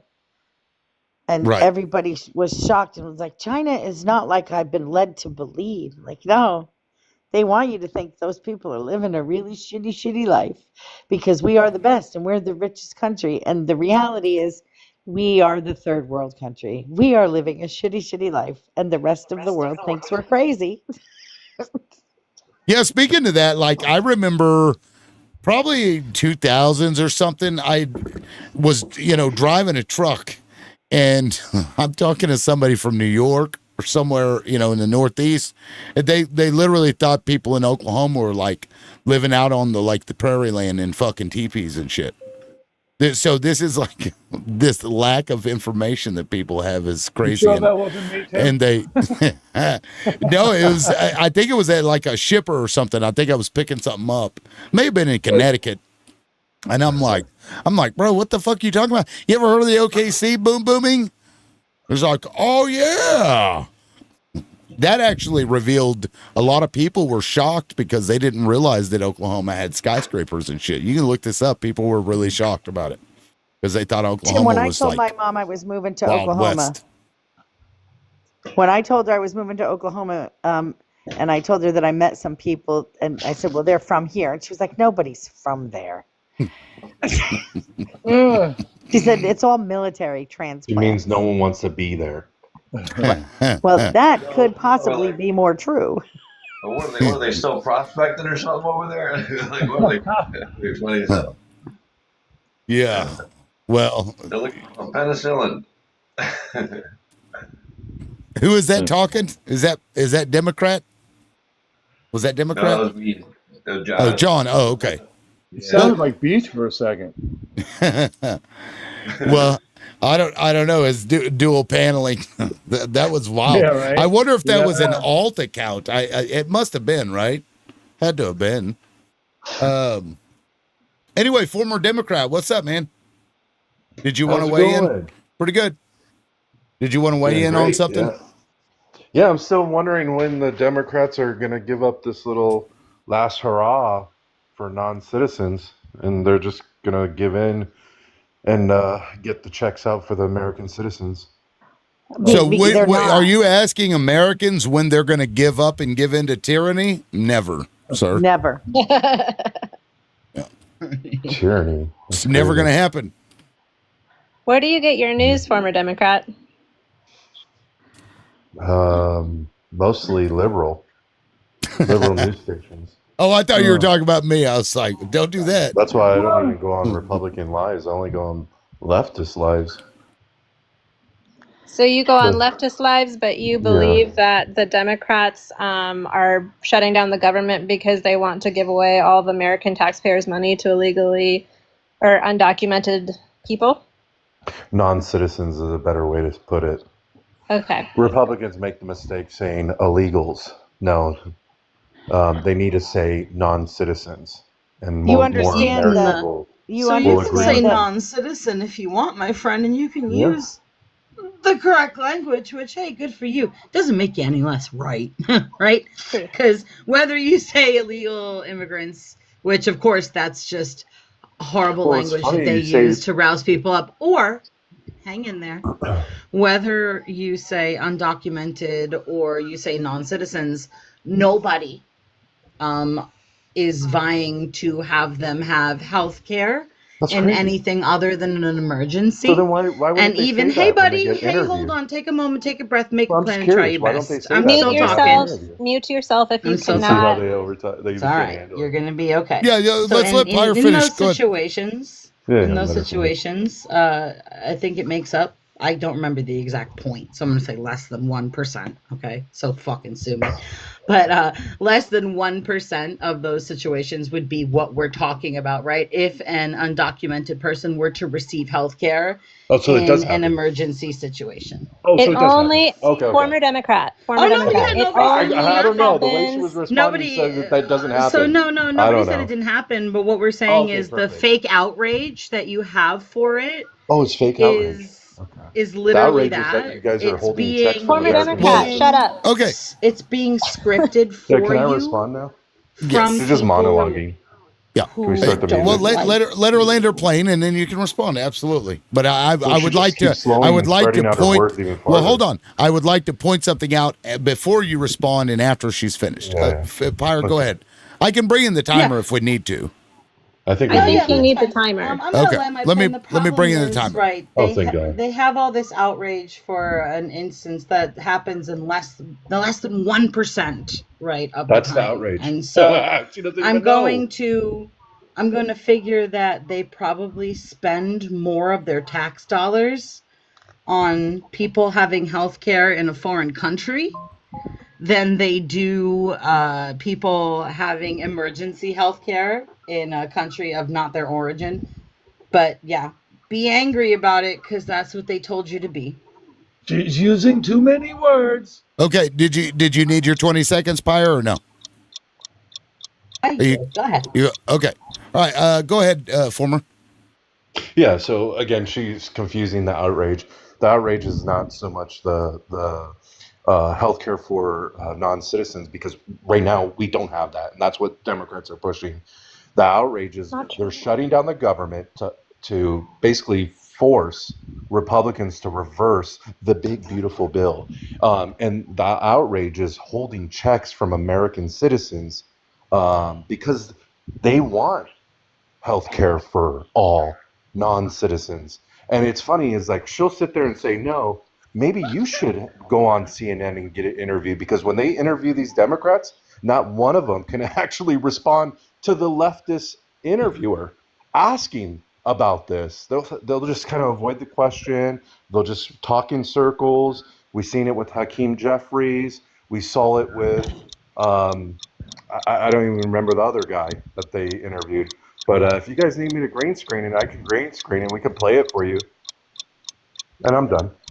Okay, thank you. Tim, Now, I want to point something out real quick, and this isn't to make a point of any kind other than to say that the legal language around how you refer to somebody is illegal alien. That is legally what they're called. Right here, Be careful. illegal Leftists lose their mind when aliens you say convicted of a felony of any illegal alien or Cuban national. Now, I'm not saying that we don't need to like fix that, because we could. A simple bill could fix that. But I just want to make the point that it's in our law referenced that way. Yeah. Be Tim, careful. Take that for what it is. Tim, Yeah, Nadine, go ahead. The correct number. She's former- gonna correct them. The correct number is less than half of 1%. Anyway, of people that are undocumented getting emergency Well, help. then what's the point? Then Well, hold on. Whoa. Former. If it's a small I'll tell you what the point is. Hold on. If you If will it's a shut small your percentage, mouth- open Hold the on. government. Hold on. Former. Stupid logic. Hold on. Former. Everybody was quiet with your timer. I'm going to give her time back. She has a timer. Please, I just didn't wait. know she was getting to talk again, but okay. Well, no, this is Nadine. This is Nadine. Oh, I thought it the was other someone person else. was I thought it was the Pyre. same person. No. I apologize. No, go ahead, Nadine. I'm going to give your time back. Go ahead. Thank you. Yeah, and you should learn to not talk over women. Oh, Anyway, relax. the Thank point you. of Whatever your the name matter is Democrats are trying to change that. It's not undocumented people. It is poor people. And I know Republicans don't like poor people, but poor people who are getting subsidies. That's what the Democrats are fighting for. Is they said, we will sign on to your beautiful continuing resolution, but we need you to make it so that American citizens who are currently getting subsidized from That's the not what they're saying. Americans, the ACA, continue to receive that. And That's not that's even what what they're the fight saying. is about. Yes, it It is. has nothing to do with undocumented people getting health care. It has to do with your fellow Americans getting health care. They literally And said it. why are you interrupting me? Lord. Go Answer that. go It's go ahead because and it has go ahead and land your plane, Nadine. Former, you don't need to interrupt, right? It just a makes child. it hurts your argument when you do that because everybody else did shut up when you were talking. So it the just problem is it we doesn't have help these you. We have these Go ahead. Christian nationalists that don't understand what it means to be Christian. Why would you want to deny people health care when we don't have to? That's wrong. That's morally bankrupt. That's true. Yeah. Would you like to respond, former? Is 45-second rebuttal. Go ahead. Yes, I do. Again, if it's only a small percentage that are receiving it, then why are you guys holding checks from American citizens? Is my just God. crazy to me. And again, it is healthcare for all. So for you to say, "Oh no, it's just for poor people that are broke," no, it's not. They're trying to sneak in. I believe it's section 2141. Or have it reverse 4121, where it does say non-citizens are able to receive health care. And it was that section that was brought up to Hakeem Jeffries and the other Democrat, and they could not respond to that section. Okay, because it's a lie. Okay. Oh, because it's a lie. Okay. That's the Okay, well, let me ask you this because this is I a answer claim. the source Well, hold of on, that hold is? it. Because That's the question I was going to ask. Will you please go and look at the bill or the amendment that they're wanting to reverse that does what you say it does? Because I haven't seen that. You guys keep saying this, but I've never seen it. And it'd be one thing if it was for like emergency care. That'd be different because the law says that you have to treat people who come in there. Yeah, The law, and also doctors do take an oath to do no harm, and they do take an oath to life and the preservation of life, right? So regardless of the law, that's why you're seeing a lot of these healthcare deserts start to happen in the United States. It's because doctors don't want to have to choose between semantics and saving and treating their patients. So, somebody comes in and they're in an emergent condition. I can't think of a genuinely good doctor that's going to look at that person and be like, papers now, or I can't treat you. That's just some cock duty, right? It happens all the time. They stick them in taxis and drop them off on Skid Row. Said good doctors. We missed that part. I know you listen to Respond, and that's fine because a lot of men do. But if we try to listen to try to hear, then there that it would goes. be There's nice the section too. for you guys. Literally, do not talk over Non-citizens. women or F off. Non-citizens. If you cannot control yourself. Hold on. I want to see what it's got here. Let's see. What section of this? The fucking cutoff. Hold on, let me take what did you Google? And I can pull it up. I would like to have the section number because the only people that are non-citizens Section that can 2141. purchase 2141. Section 2141. If you Google it, 2141 of ACA. Is that what you're talking about? 8 CFR. Wait, hold on. 8 CFR. Yes, 214.1. 8 CFR 214.1. 214.1. And put non-citizens. It's going to bring up the exact thing I just referenced about healthcare for non-citizens. Okay. Are you referring And- to and like just keep in does mind, it does Democrats it will not does it remove this. well does it reference the H1 visas that if you're legally allowed here, like if you have a residential status that you can purchase? Because I know that that's true. You cannot. Is that what you're referring to? Wait, am I actually like going through this right? Are you literally just giving us a section Basically, that what it claims? says is- Well, I'm gonna pull it up. Claims that people who are non-citizens can't receive health care. So that's what the section that he's pulling up says, and then he's going to say, "Yeah, guys, see, this is what they're trying to reverse," without then any proof that they're trying to The big reverse beautiful bill it. removed Is that it. what's going? Again, the big on beautiful bill here? removed it. Now they're trying to reverse it. Okay, let's see here. So this Can is you all tell hearsay. me where the Democrats have It's said they hearsay. I just No, gave I you the was just- section. I was just checking. Good Lord. I'm looking it up. No, well, yeah. Hold on. That's Guys, fine. I'm Calm looking down, it up. buddy. No, not you. I'm talking little All right. buddy on the top. He's gonna be Requirements okay. for admission, extension, and maintenance of status. So we'll just go through this thing together that he put up here.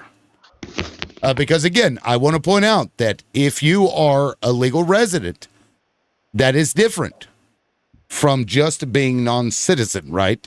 That means you have a legal right to be here. So requirements for non-immigrant classes for the purpose of Well, administering hold on. non-immigrant. Wait. What? What you just said. Hold on. What? Wait. You're saying no. When we say healthcare for non-citizens, I don't believe that people that are authorized to be here should be able to get covered by U.S. tax dollars. Why? Why? Why? What do you mean? They're not a Why? citizen. Wait. Somebody who is If you're allowed to saying be that here. we should be paying for people that come over here that have either temporary status. Well, or let's asylum read through seekers. this You guys are because fucking crazy. Okay, let's read through this because I think you're the crazy one. If you're legally allowed to be here, you he's want wrong. to pay for healthcare you're for upset non-citizens, about. but I'm the crazy one, bro.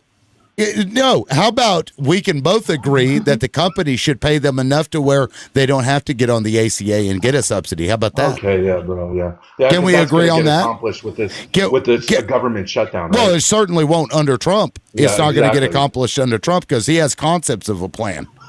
Exactly. We don't even know what his plan is. But let's, guys, hold on. I want to read through this. He brought it up as proof that they were trying to give, to illegals.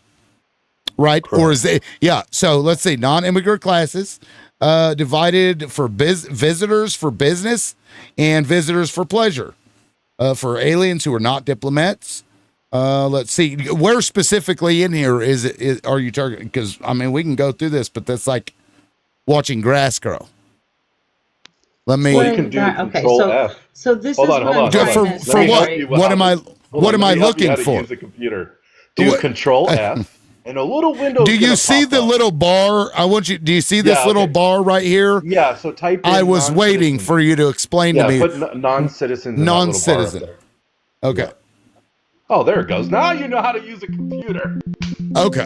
And then it's going to take you to every section that has non-citizens. Well, non-citizen doesn't come up. It doesn't come up with a hyphen. It doesn't come up without a hyphen. It doesn't come up as a spaced word. So are you? Okay. Are you gaslighting I here? don't know. I don't think that the. Wait, the you don't Democratic- know? Hold Wait, on. whoa. No. You hold on. You came up here with proof. You don't even know what the section is because you've used Google. Because what you put here is not the fucking statute, sir. What I'm looking at is the actual statute. So you don't even know. You're over here like laughing as if this is funny that I'm asking you what it is that I'm supposed to search for. And you said, I don't know. And you want me to I didn't take you say that. seriously? No, I didn't say that. Get the fuck Yeah, out of here I with think that, the bro. laughing was me You're on because I Cornell can't Law take these people That's crazy. seriously. Yeah, okay. The fucking jokes. So write this themselves. was what I he can't, said. man. This is classification of people, of immigrants. That's all this is. Yeah. So let me do. See, the reality is Subsidy? that if you went to I'm work sorry if you former clicked in on the wrong Germany, item. let's say you had a Subsidy? job working for a Subsidy company doesn't come that up. was- hold on. Affordable care doesn't come up. You hear that glong, glong, glong. That's error. So let's see. Healthcare. Let's see. Employment in a healthcare occupation. Well, that comes up. Huh. Let's see. Health. Let's see. Health. I'll just search for all the health things, and you can just see non-immigrant healthcare worker occurred before September 23rd, 2003, and he or she was licensed and employed in the United States as a healthcare worker. So this has to do with non-citizen healthcare workers. God forbid we give them healthcare, right? Is that crazy? Well, I'm sorry if you're on the wrong website. Bro, this is what you gave me. I'm looking up what you gave me. You said you're on the you wrong said website. listen, Hold sir. on. Listen, sir. I didn't I'm gonna go to click the on that top. link. You said I 8 didn't click on that CFR. link. Hold on. You said 8 Again, I CFR didn't click section on that link. 214.1. That is what Correct. that's what you said. This is where Correct. I'm I at. didn't click on This that is link, where though. I'm at. So That's the link you I'm asking clicked you on. to cite me a source. You told me to go here. Now where the fuck is it? Okay, Don't. here, let me help You're you out. using Let me help AI, you my. out. You're using Maybe you AI. should- maybe AI you should fucks go- with yeah, you, AI sir. is better than the Cornell Law School one. Wait, AI. Whoa. AI, he just said, I'm going to mute you. Hold on, Pyre. He just said that AI is better than the actual statute. Did I just hear you correctly? Can you want to try that again? Correct. Yo, So I let me fucking show you needed what I this found when I laugh. clicked on the Thank right you item. so much. I didn't click on shit. What I did was I went to the fucking statute itself. And I want to know where in here that you believe is proof that we're giving fucking illegals health care. He's showing an AI blurb again. Let's see your He AI. can't prove that because it's not what's happening, and he can't prove. I what isn't know, happening. but in real time, I want people to see how ridiculous this claim is because he said he found it. Okay, and this isn't the statute either, my guy. That is not the statute. What are we looking at? You at least go up a little. What bit. statute is that? What statute is The that? website, you dumbass. Congressional Oh, it's from Research the Service. CRS. Oh, my Congressional God. Research Service. Holy That's shit. partisan. That That's is partisan. Hold on. Okay. Here, I'm gonna let me point something out. I'm gonna go to Kaiser real quick. You got one, I've got one right here. Most lawfully present immigrants, including people with work and student visas, can buy health insurance through the health insurance marketplaces. This group also currently includes lawfully present immigrants with incomes under 100% of the federal poverty who cannot enroll in Medicaid. But this is not the claim being offered by the Republican Party, is it? No. They're saying that illegals are being given free health care. That is the claim that they are making. And so if you make any other claim than This that, is why you're my not AI was arguing the better. same It takes thing. you to the direct link. Thank you so This is much. you gave Perfect. me, bro, you Perfect. gave me Yeah, I'm sorry the you clicked section. on the wrong link. I I'm sorry you clicked on the wrong link. Hey, let me show you how I got to where that was. Let me show you. Yeah. So if you Let if me you show click you. on the AI, Let- it hold on, takes you to whoa. the- Hold on. it Here's what takes I'm you gonna. to the right No. link. Here's what I'm gonna do. Wait, why'd you take me off Let the me computer? because Why- I on the want to big screen? show you how Oh, stupid you why did sound you take right me off now. the big You screen? said I clicked on the wrong link. I want to show you Correct. exactly how I got there. I said, probably "What's the clicked on the top statute?" one. Shut the fuck up. You know I'm going to make you look stupid, and you're going to feel stupid, and you don't want to. I said very specifically, "What's the statute? What am I looking at?" He said 8 CFR section 214.1. Is that not what he said, guys? Is that what he told me? Exactly So what he said. what did I do? Exactly what it I Googled 8 Yeah, I know what you CFR Googled, and you clicked on the wrong one. 214.1. This is the statute. This is literally the fucking statute that you gave me, and you're saying Correct. that's the wrong one. So you gave me the wrong one. Let's be honest here Yeah, I'm about sorry, what just you went to happened. a third-party You gave this website. is I'm Cornell. sorry, you didn't go to. Holy .gov. shit. Holy shit! Is I'm this sorry guy you didn't go to serious? .gov. Is Cornell Law School I a don't think biased he source is. with the statutes? No, no one said I that. don't- I just don't think that the full This thing's in is there. this the a statute. comedy You should click show? on- Is this you a should click comedy on show? .gov. Right? Wait, you guys don't like Is this .gov? a comedy tell show? you- Hold on. You guys don't like Doc Gov anymore? Oh, You Oh, gave maybe me. it's Doc Gov? Change from Hold one on. website to Is another. it because Doc Former. Govs are now lying to you guys? No. This No? this guy is not a serious person. You Oh, gave me not the wrong serious. thing. No, you're not serious, and I'll explain to you why. Because you gave me the wrong thing. Because what you're looking at is not the same thing that you told me to go look at, which I then did, and you can't even admit that you told me to go to the wrong fucking thing. Which means you'll never admit that you're wrong about anything, which means I cannot have a serious discussion with you, which means get the fuck out of here. Bye-bye. Fuck off. I'm not going to do that. That is the dumbest shit ever. I can't do it. Guys, these pretzels need to be dipped in nacho cheese and chewed and then thrown the fuck away. What do you do with that? Yeah, it's insanity.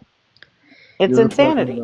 I have And the to real laugh. shame of it is, Tim, that our country is so far behind. Is if I got a job, let's say tomorrow, and I was going to go work for a company in Germany, I would get German healthcare as an employee of a company in Germany.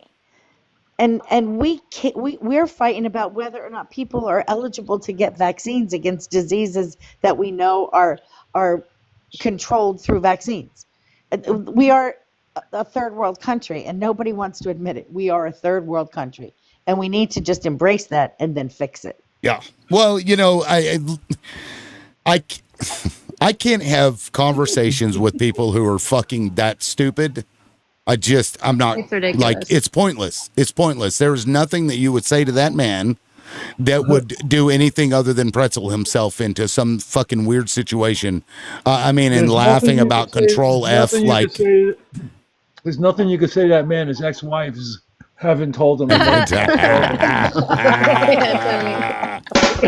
I fucking needed to laugh. Oh my God. So I gotta tell you, I don't take people like that seriously anymore. I just can't. But the minute that I think triggered the laughter the hardest in me is watching them pivot. Yeah. So like when you have to watch somebody try to explain how even though the United States government says somebody's a legal permanent resident, they're still undocumented and they still not what we shouldn't see because and then they just they collapse And they you know implode. My thing, I have you love to guys see it. have you guys listened to I've Had It podcast? It's like these two women in Tennessee. They are hilarious. sorry, I got to do this fucking puzzle piece. Fucking Wait a second. Aren't we that fucking podcast? And aren't I we? mean, fucking funny we are too? also that. Yes, I have had it. You have had it. We've all had it. But I really encourage you guys to listen to them because they're so funny. But one of them especially is so good at coming up with insults. Like she doesn't even call Trump Trump. She just refers to him as Kanks now, like Kankles.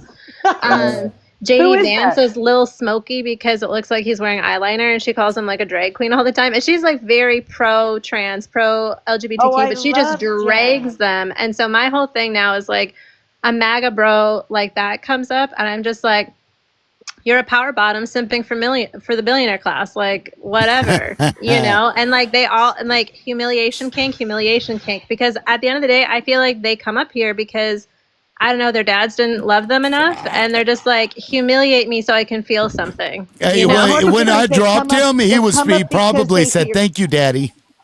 That's probably what he They said. come up here when they hear women talking because they will not allow women to be smarter than them, to know things that they don't know, and to have any kind of an authority in our speech.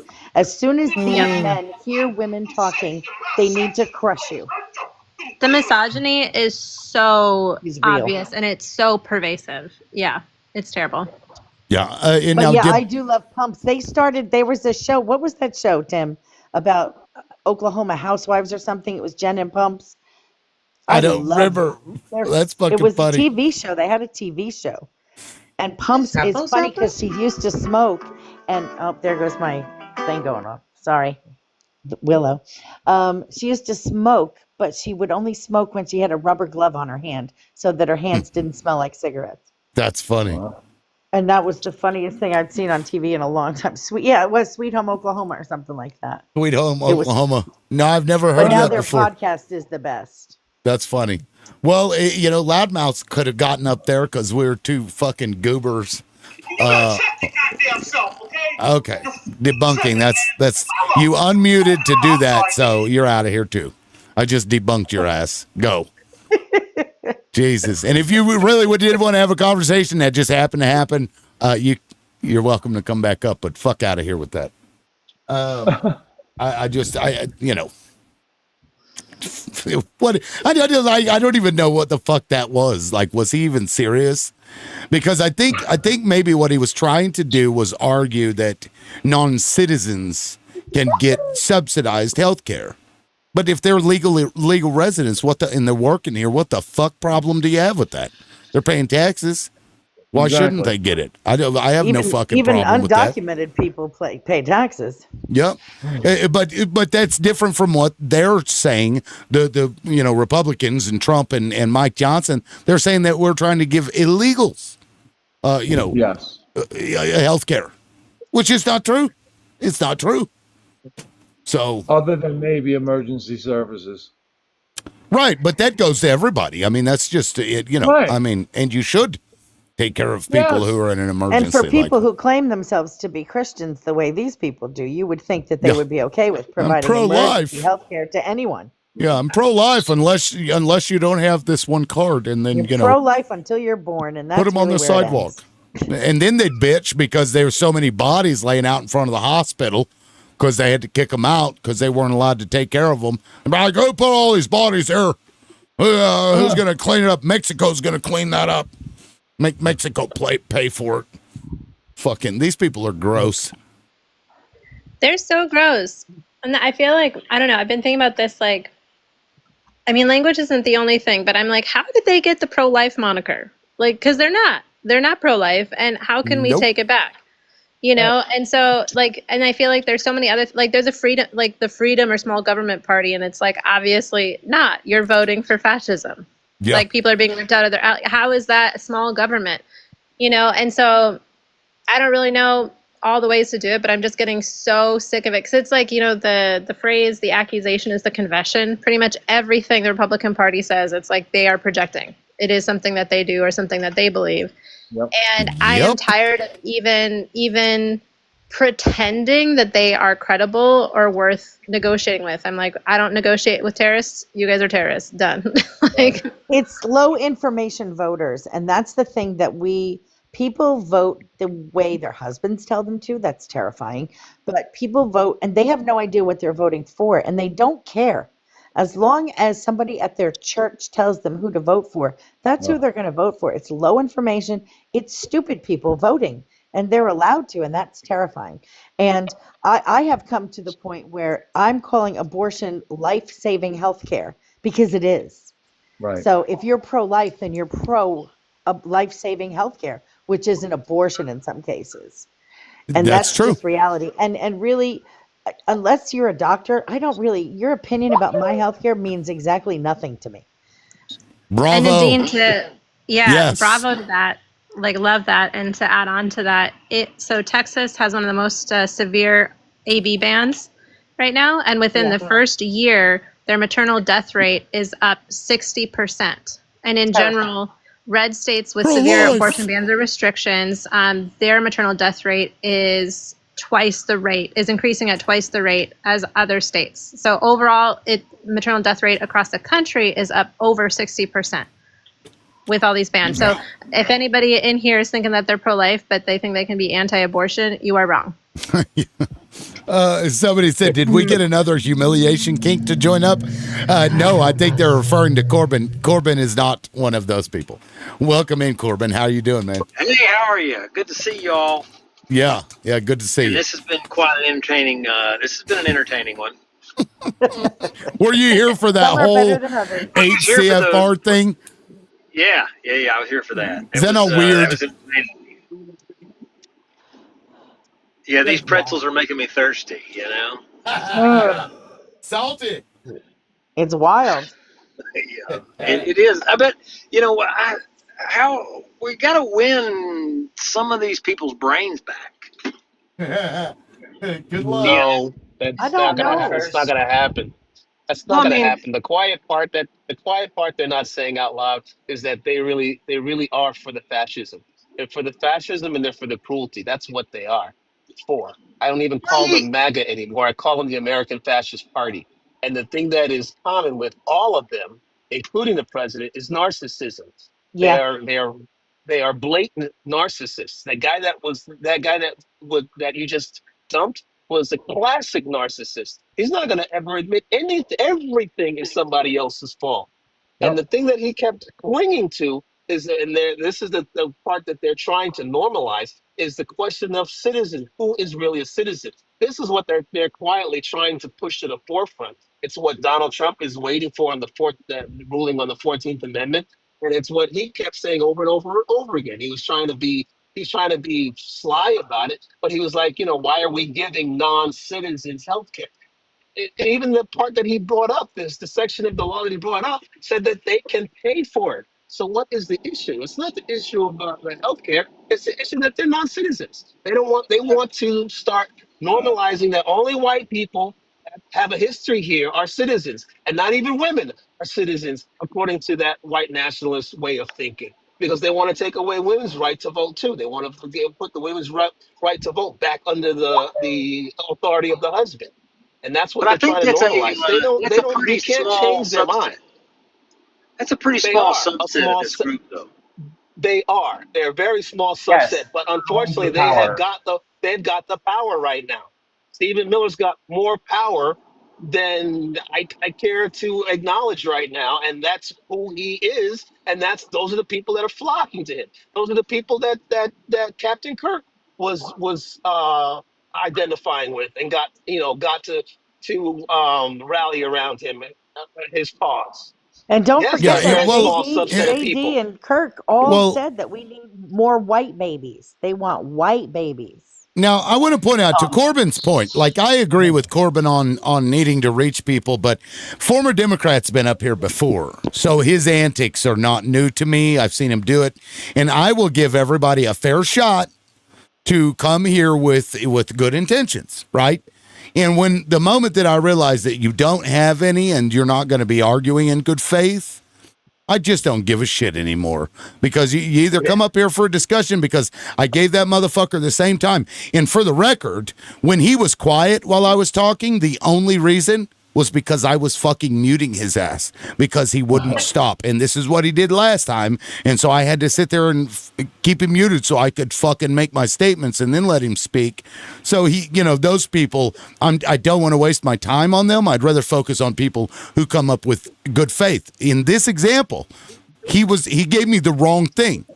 He couldn't even admit that. And because he can't admit that, there's nothing else to be said about that. Now, he is welcome to come back on another day and try again. And if he wants to have good faith arguments with me, that's fucking fine. But until he does that, it's going to be the same outcome every time. It's a waste of time. He's low intelligence. He's low intelligence anyway. That's why he keeps over talking everybody. He's going to overtalk and overtalk. He's not really listening to have a conversation. He's just listening to get his little point in, because he's got nothing intelligent to say.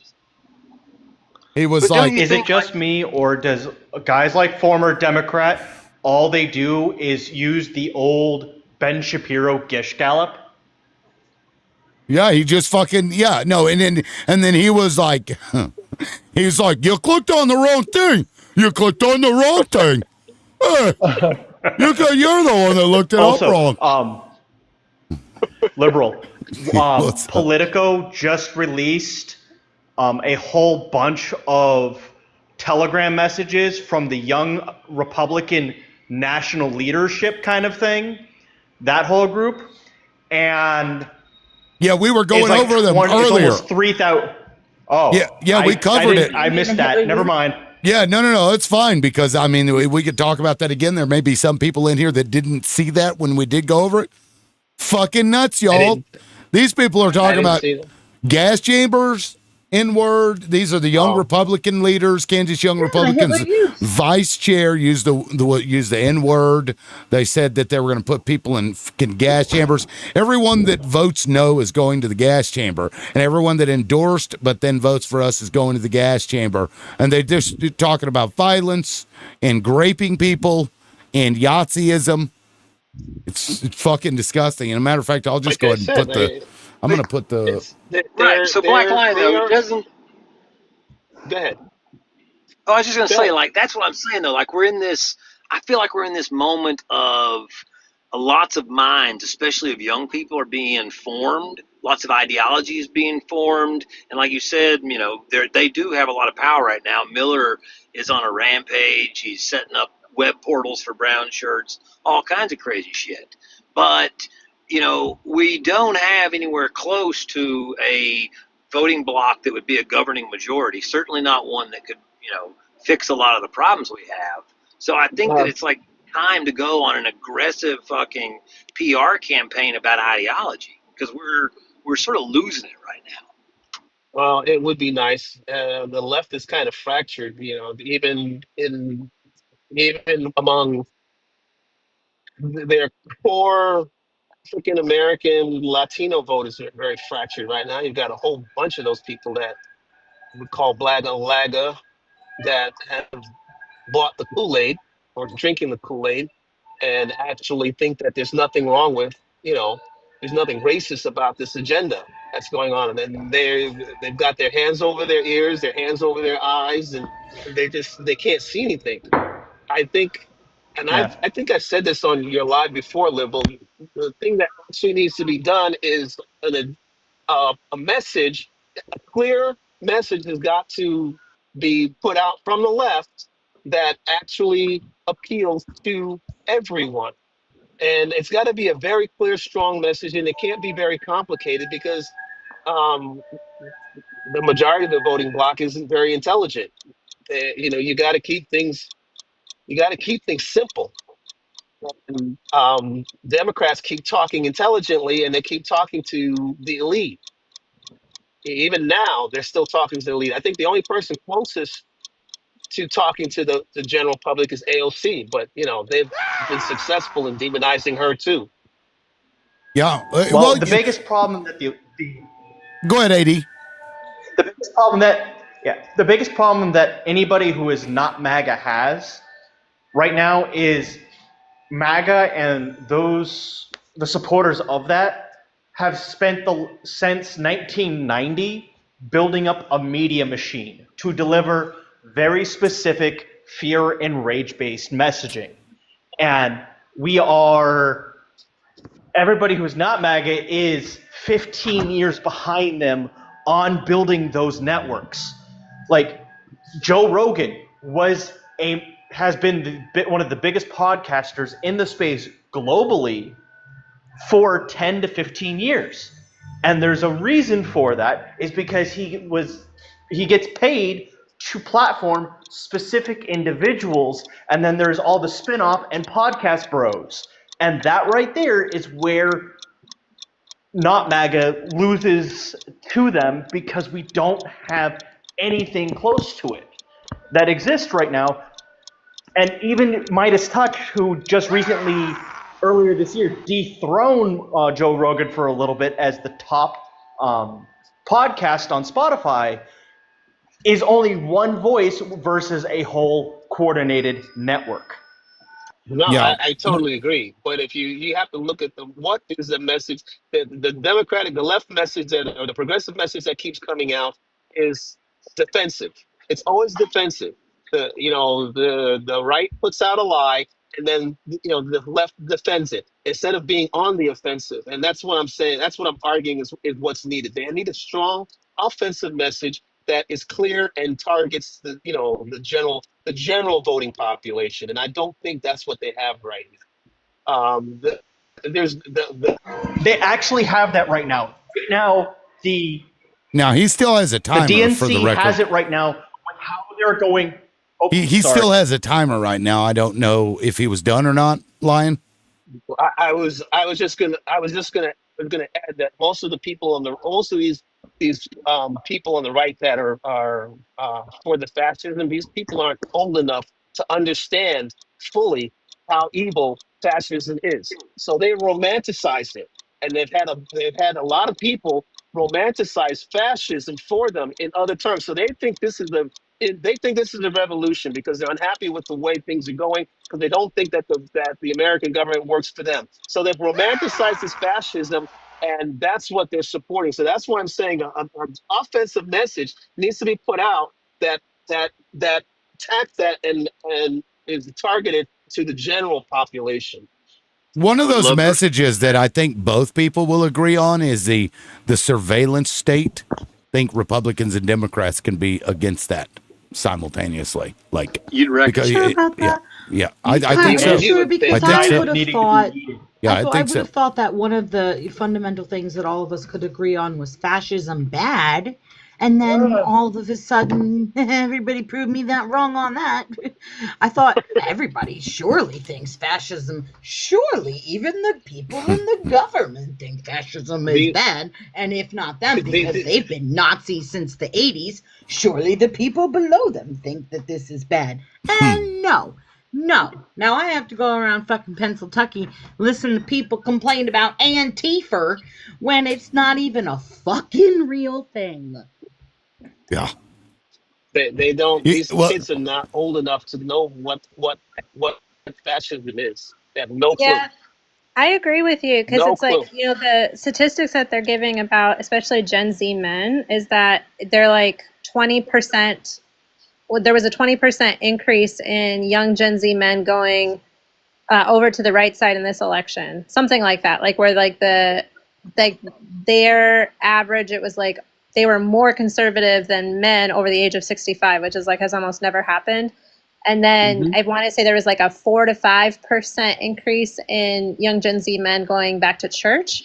So, I mean, this is the radicalization of the young people, especially young men, is truly scary. And I don't know exactly how to go about it because I'm like, my background is in youth worker, community organizations, and public education. So there's that side of me that like wants to meet people where they're at and have a dialogue and educate. But then there's the other side of me that's like, we just need to like humiliate you into a corner, just humiliate you back into the hole you crawled out of. But then it's like, if that's how people get more radicalized, right, is just hanging out in those echo chambers. So I don't know what to do.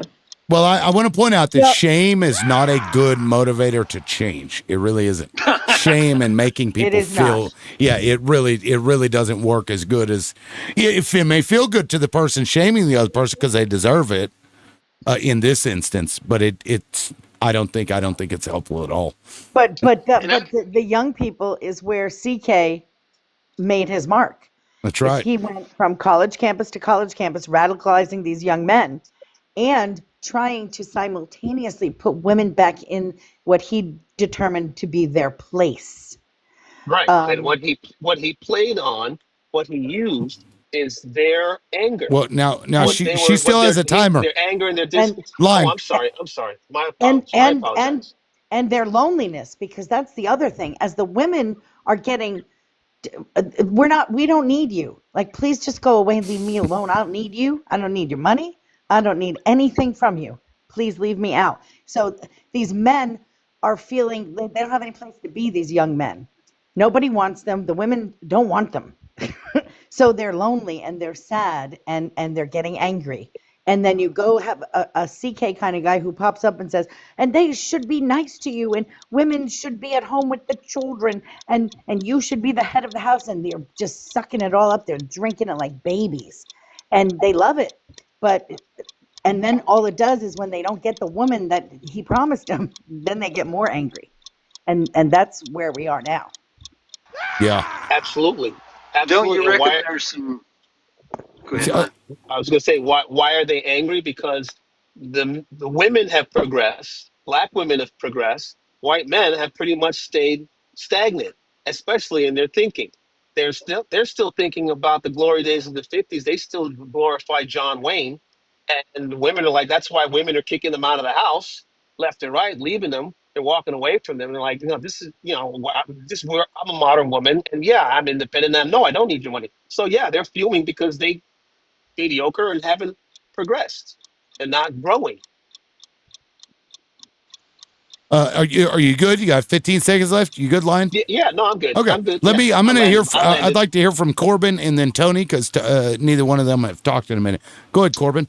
Yeah, I'm just, I just feel like a lot of times we dismiss these concerns, like, the loneliness, the isolation of society, the lack of opportunity, the lack of engagement in being productive, right? I think that's actually a real thing that people need, not just men. Like, I think that's a human desire, is to feel needed and, connected to a community. And you talk about the 50s line, like there are some aspects of the 50s that were kind of nice, and affordability would be one, right? Racial segregation, there's a lot that weren't, right? But we've gotten to a spot where we're talking about, we're just sort of like saying, hey, there's all these problems that exist economically, socially, infrastructure wise, democratically, and we don't want to, it appears that we don't want to put in the work to fix it. Like you presented earlier, that we should have a more outward positive vision, and it feels like the vision is basically, let's stop this and go back to where we were. And I think for a lot of people that don't sound good. To a lot of people, you're right. To where we were, well, hold at all. Tony, would you like to weigh in on this? Go ahead. I just don't know. I don't understand. Listen, even to Republicans, I've heard them admit this many times. They know he's a liar, right?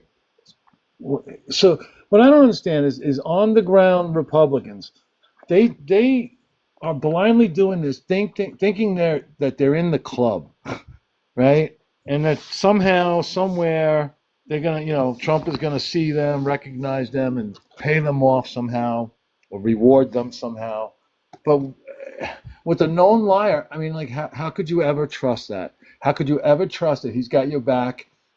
And he's your daddy. I don't know. I just have a hard time with that. Really hard time with that. He is their daddy. Maybe the epidemic of like divorce is why they're so upset that they didn't have a daddy and he's like their daddy. Like, thank you, daddy. May I have another? Sorry, that's fucking. These people are. I don't know.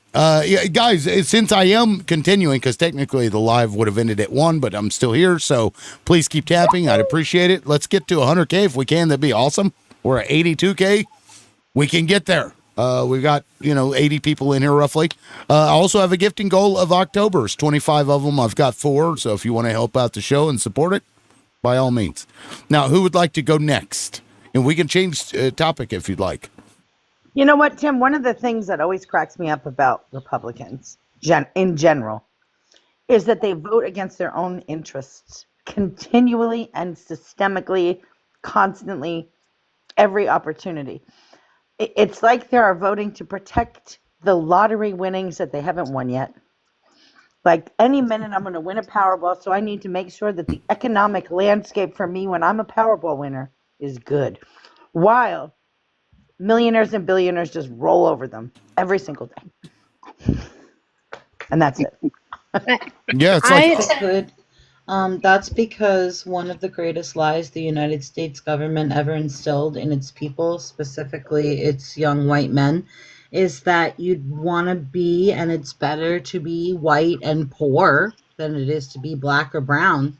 So you better get what you get, and you don't get upset, because it could be worse. You could be them. True. Yep.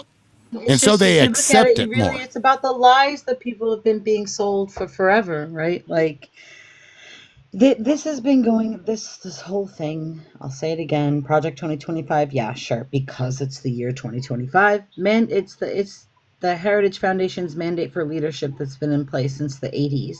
Yep. And so when people talk about this purple revolution, and when people talk about how we need to, like, reclaim the minds of our opposition, it kind of really just gives me like it heebies me jeebies a little bit. I'm not gonna lie, because like these people are Schnazis, right? They are in bed with and compliant with, and it's like you can't even say, no, but they're little babies who didn't know.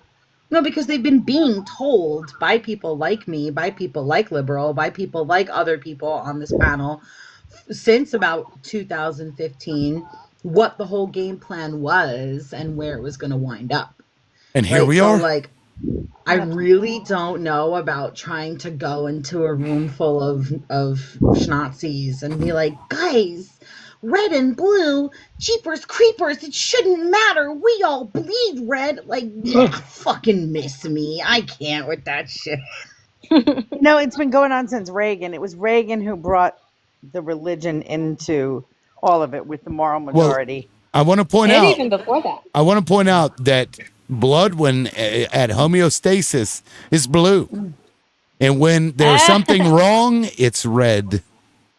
Ooh, I like that, Liberal. Even science says that they're fucking wrong. Right? Well, science. I just came up with that just now. I just came up with that. I That's don't good. know big words like science and voting. Science, Siki. And for the record, when my Hebes get GB'd, I fucking hate that. Just to Pyre's point. I hate that shit. I'm just saying, like, when people, and I know my timer is up, but it's like, I've heard so much about this purple revolution, about this, like, we should all come together and we have to sing Kumbaya around the campfire. And, like, the campfire is my country. What the fuck are you talking about? Yeah, what the campfire, are you we're all talking on, the about? whole When the thing's on fire. campfire is literally my, like, the country that I'm trying to raise my children in. And now you want me to hold hands with the Schnazis and be like, guys, isn't this so warm on our homeless fucking winter night? No, thank you. Yeah, I I'll made a never play video. I made a video with the Purple Revolution guy, and one of the things I said was, you know, fascism is bad, and my grandpa fought fascism, and probably so did all your grandpas or great grandpas. They fought the fascists in Europe. So I think that. So you're damn right. I am Antifa, because I think that fascism is bad. So yay, but you can't. Yeah, but that you can't. You like can't 50% fix of stupid. America voted for that dude, right? You can't. No, they did not. Well, 49% 78 of million. the people who voted. Oh, of the people that voted, yes. Like 77 Yeah, and it was one of the record turnouts. I'm just saying, like, we got to get some of those people back. I mean, that's like, you know. Yeah, but you know what? You have a better chance reaching the 1/3 of the voting population that didn't vote or voted for a third party. You have a much better chance reaching out to those people. Yeah, but Corbin, part of the problem is this also.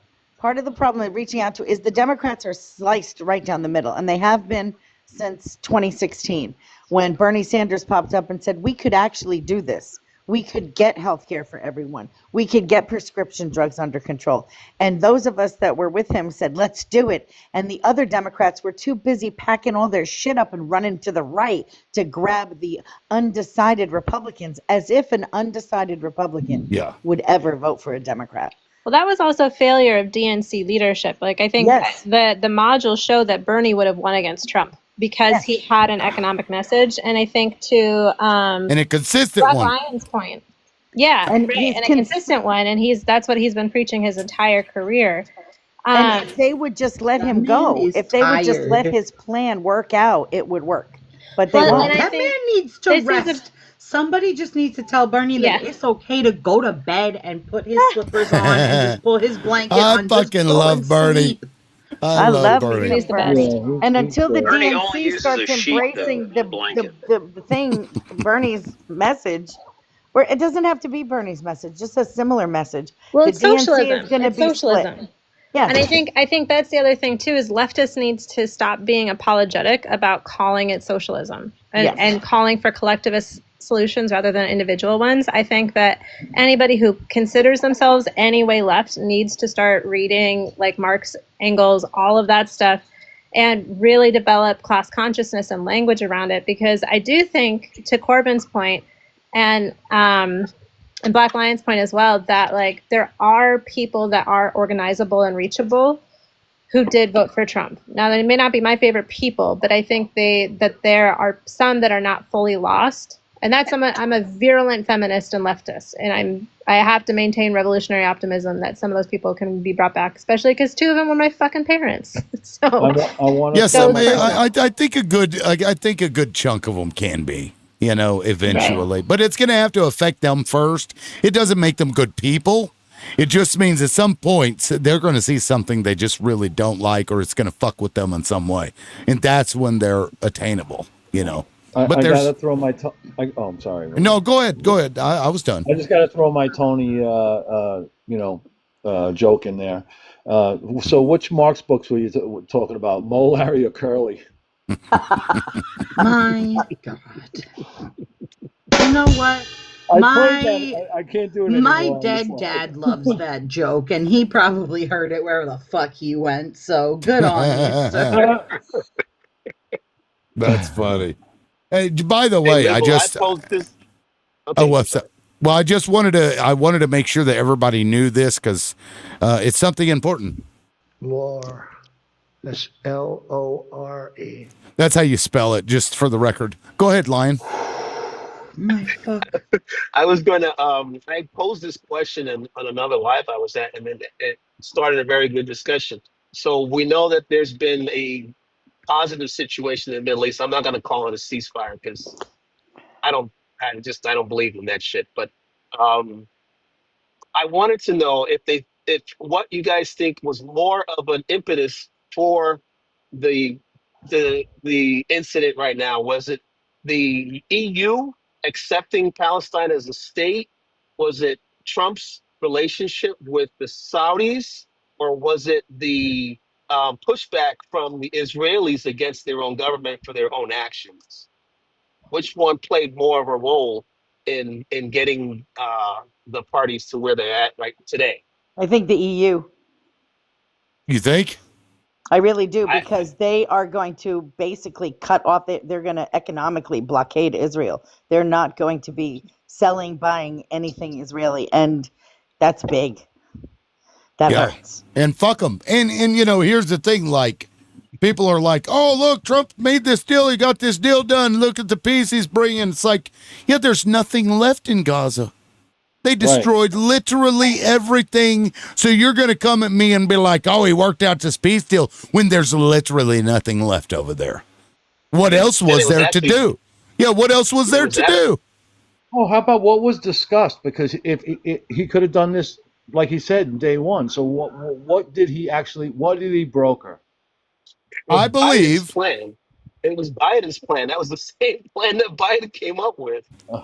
The international body that Israel is going to run, because that's what's going to happen here. Like this international body they're creating, Trump's going to lead it, and Tony Blair's on the fucking board of it, and 2 of them have been sucking Israel's ass forever. So essentially what they're doing, giving themselves plausible deniability to own Gaza without claiming that they own it. They'll run Gaza. Israel will. So it's, they might as well have just taken it over. But that would have been a PR disaster for them. So they went this route. I think it's still going to be a problem because I think the world's wise to everybody now. And I think we're looking at the beginning, the rumble. I don't know if anybody remembers South Africa. When the world turned on South Africa and said apartheid is a problem and we're going to shut you out. And I think that's where we are. And as with South Africa, the United States, we were the last ones to fold because we loved the money. But I think that's what's going to happen. I don't know how it's going to benefit Palestine at all. We would have to have a president of the United States that supports a Palestinian state. So vote for me because that's what I support. Yeah, that's why, like Newsom, Not taking any AIPAC money, right? I will. I'm not taking. I'm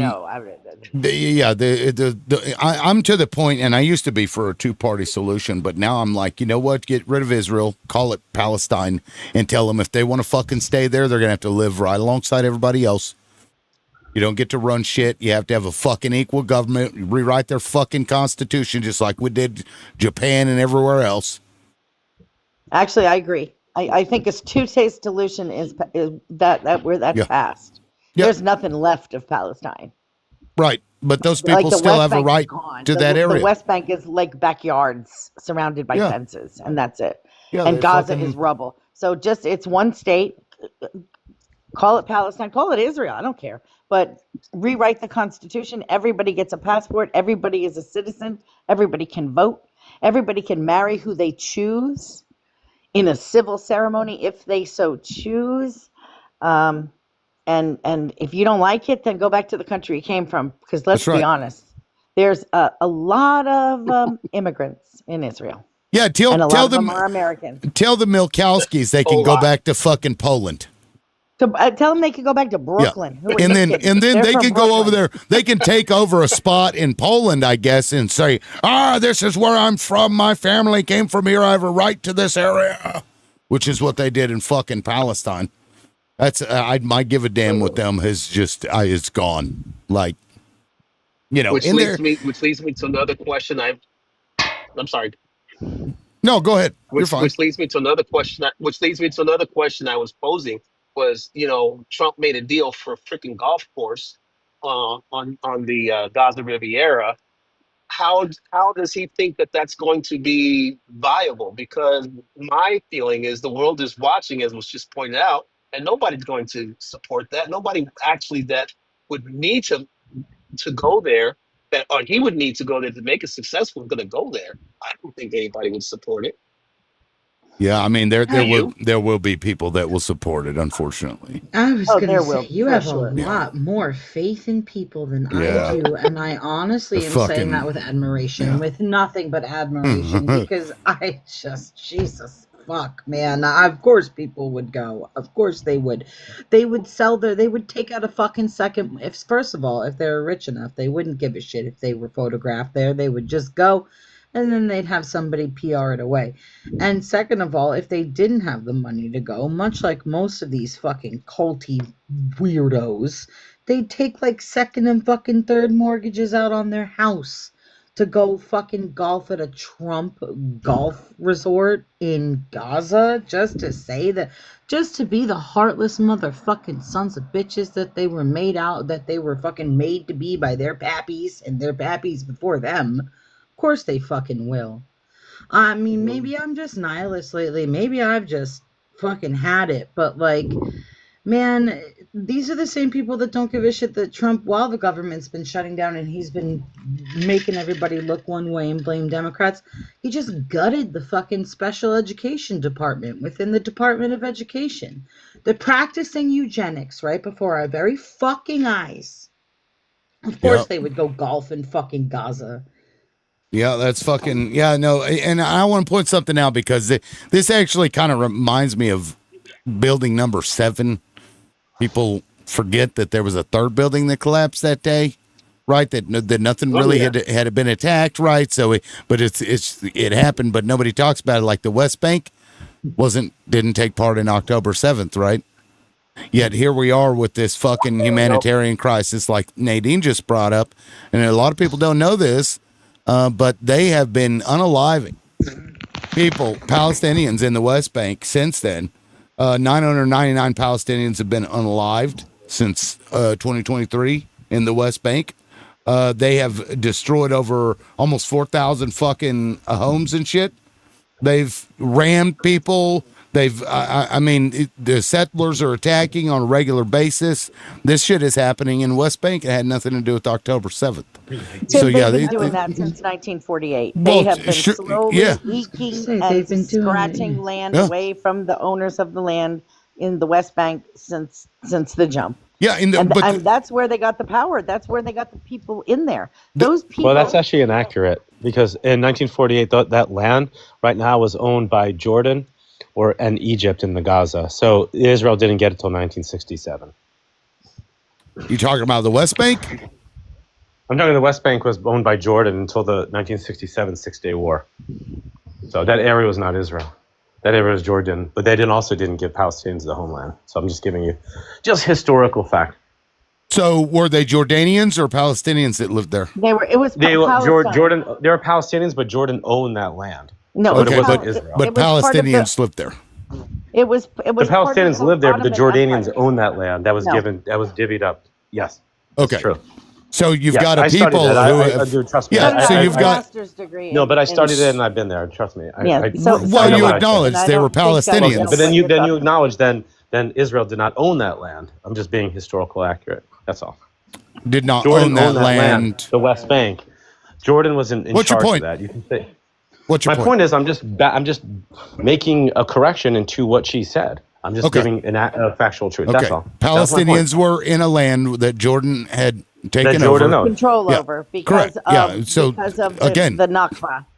Because of the Nakba, when Same difference. when all of the surrounding neighbors invaded when Israel declared themselves to be an independent state, the countries surrounding Palestine invaded said Israel and said, you can't do this. You can't just take this country. That's not what was supposed to happen. And then Israel pushed them back, and some of those countries maintained control of, security of these regions. All of it is Palestine.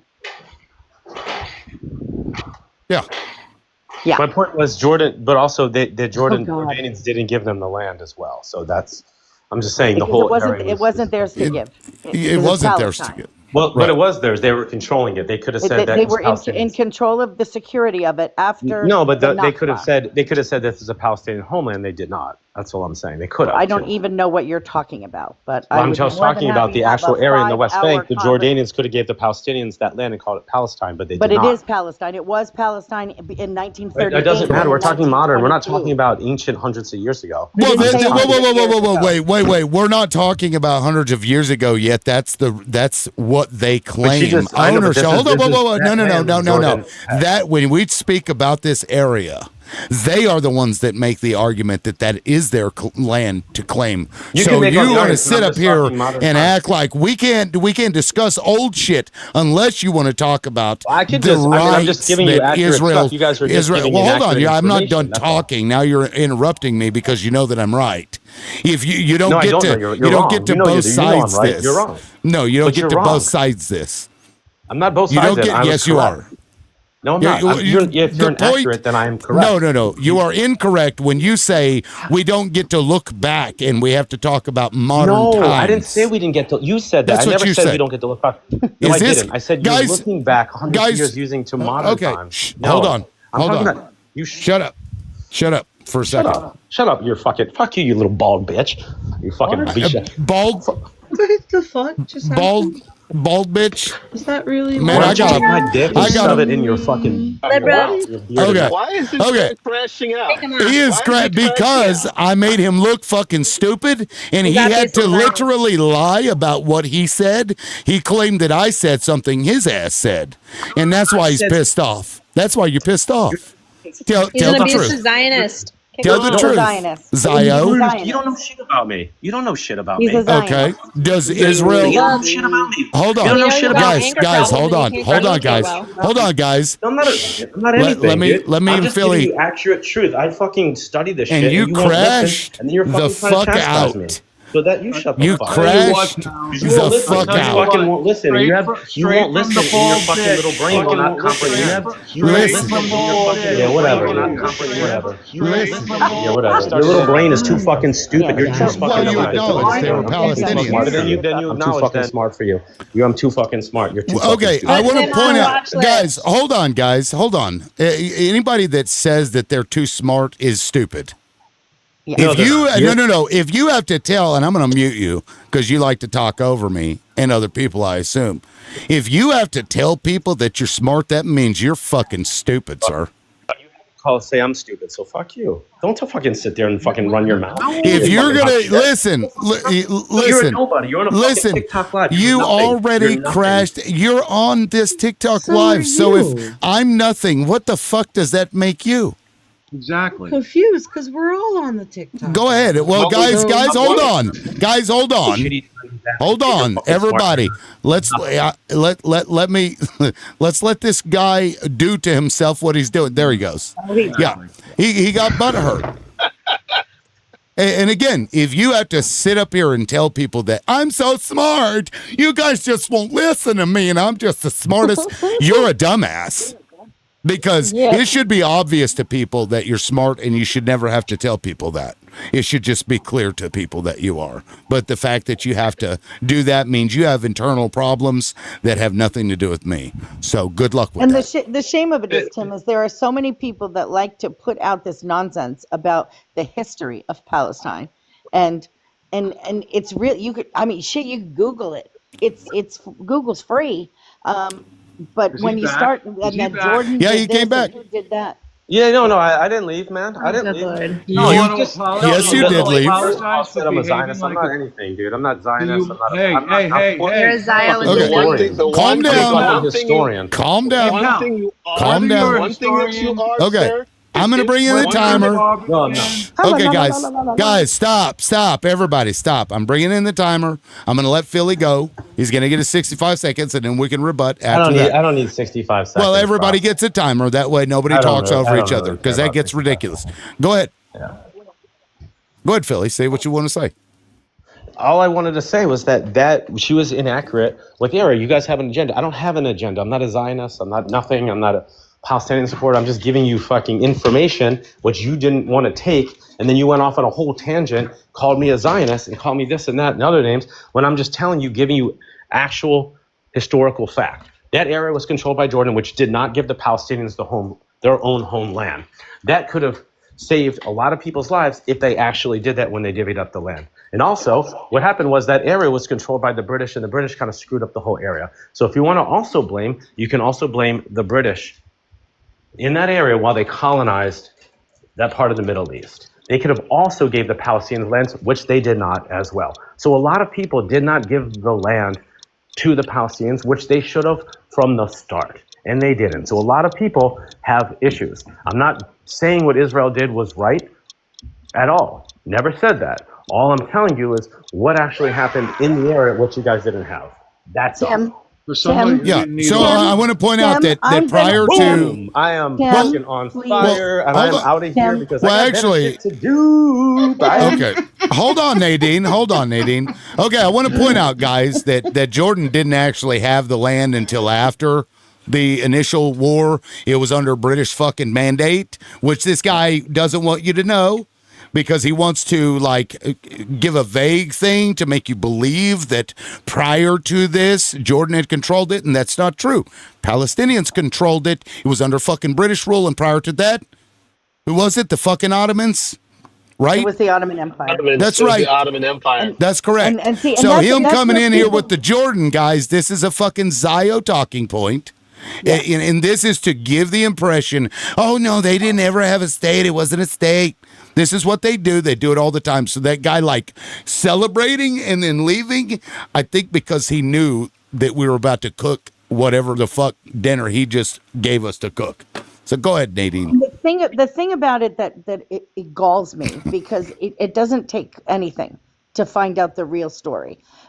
World War I, the Ottoman Empire fell, and the League of Nations, we're going back as far as the League of Nations, gave a mandate to Britain to help the former states of the Ottoman Empire set up their own governments. And Palestine was one of them. And it had structural integrity because it was a state within the Ottoman Empire.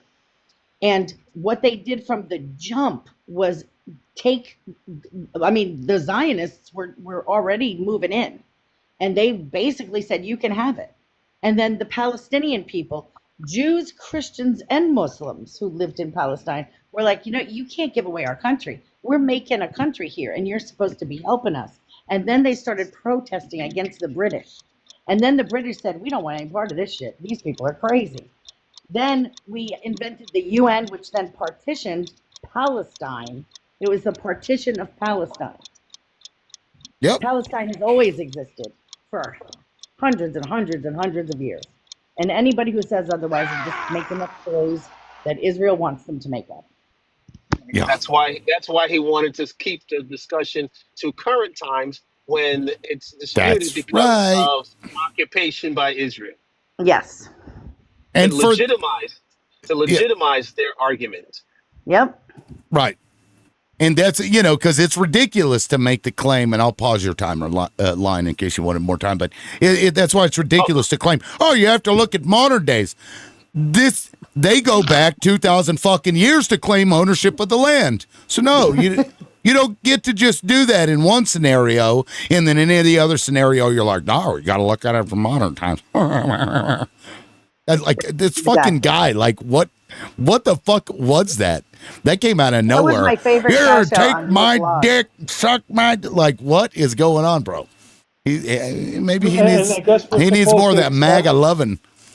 I guess in his crash out, we're supposed to accept it more. Like, I don't understand that. Like, if you say what you have to say and nobody was buying it or they're pushing back, crashing out is going to make you believe it more. Well, it was at And least by the way, somewhat entertaining. That's coming from the OG fucking bald bitch, okay? I know. What even was that? Like, bro, I got a full fucking head of hair. I have to shave this shit off all the time.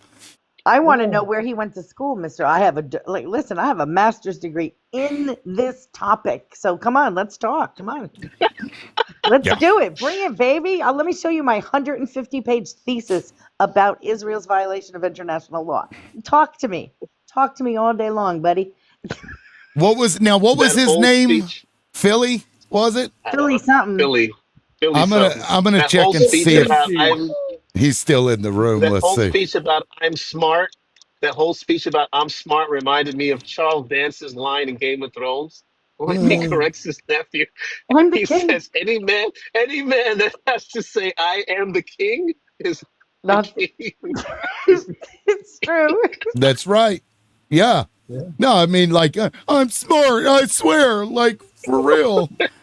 I read it on the back of the Kellogg's box one morning when I was eating breakfast.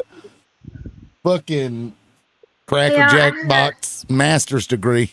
What's up? I gotta sign off here, but I did want to draw attention to. I know you guys have been a fabulous panel. This has been so fun. Yes, I Carrying got the it. torch. But I wanted to draw some attention to somebody in the chat, Maverick, who keeps saying pro Adolf stuff. Oh, God. You can be anti-Zionist and also not platform an actual fascist who killed millions of people and not just Jewish people. Jewish people's lives also matter, and it's absolutely ridiculous that you're putting that in the chat. So that doesn't do any favors for the cause. So knock it off. And that's just what I wanted to say before I jump off, and wish you guys well. All right. Well, thank you, Unplottable. I appreciate it.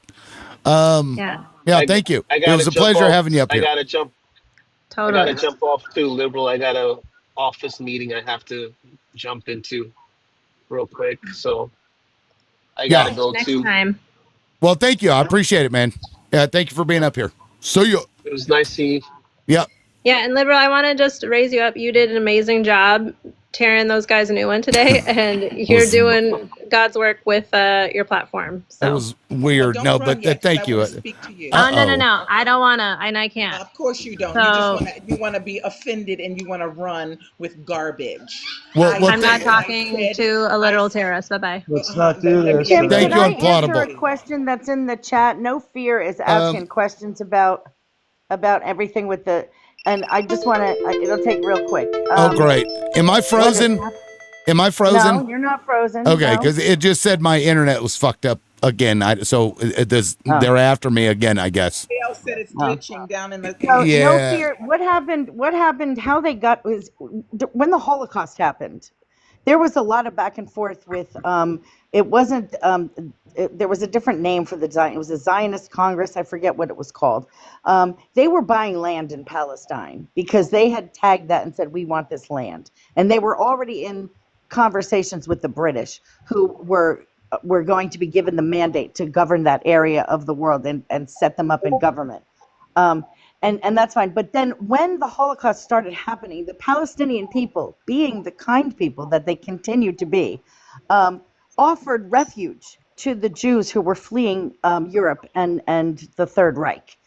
And those people moved into Palestinian homes. And then when the mandate happened and the discussions and the white papers and the papers started going back and forth about dividing Palestine, the Ashkenazi Jews from Europe that were living in Palestinian homes locked those people out of their homes and literally stole their land. Yep.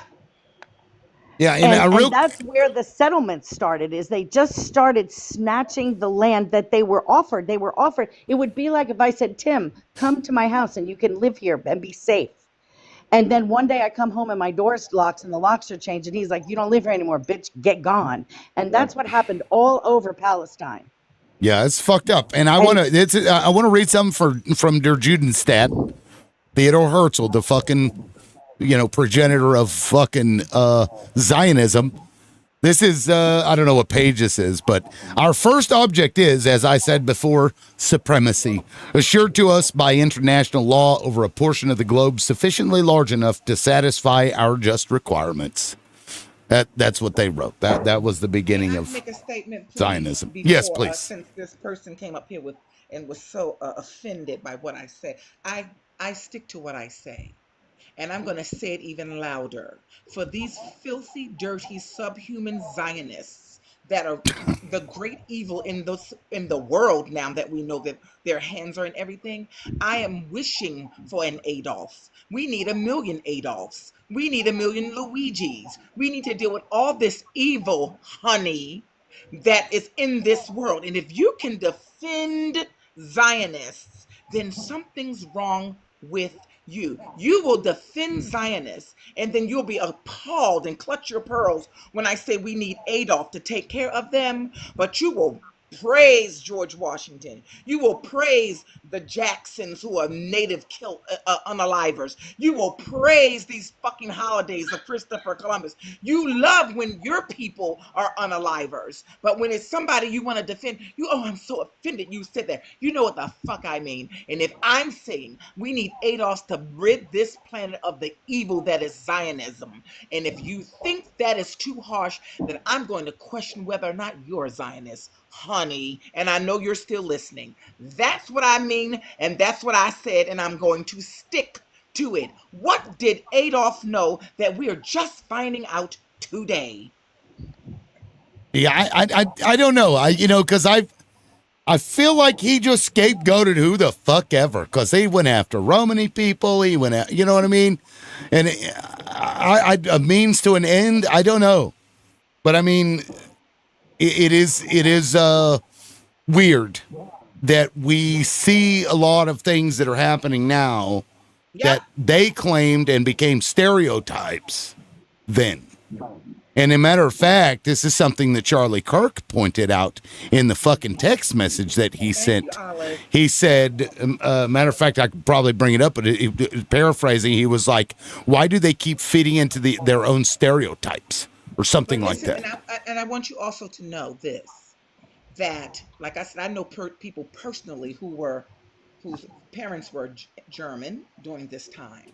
But I want you to know that this Zionism didn't just start. It was in the 1800s when they were thinking about doing this. So these people, you may make us think that they're not quite the same, but I'm going to quote Miriam Margolyes, who is a fabulous British actress who is also Jewish. She said, Adolf has won because he made us just like them.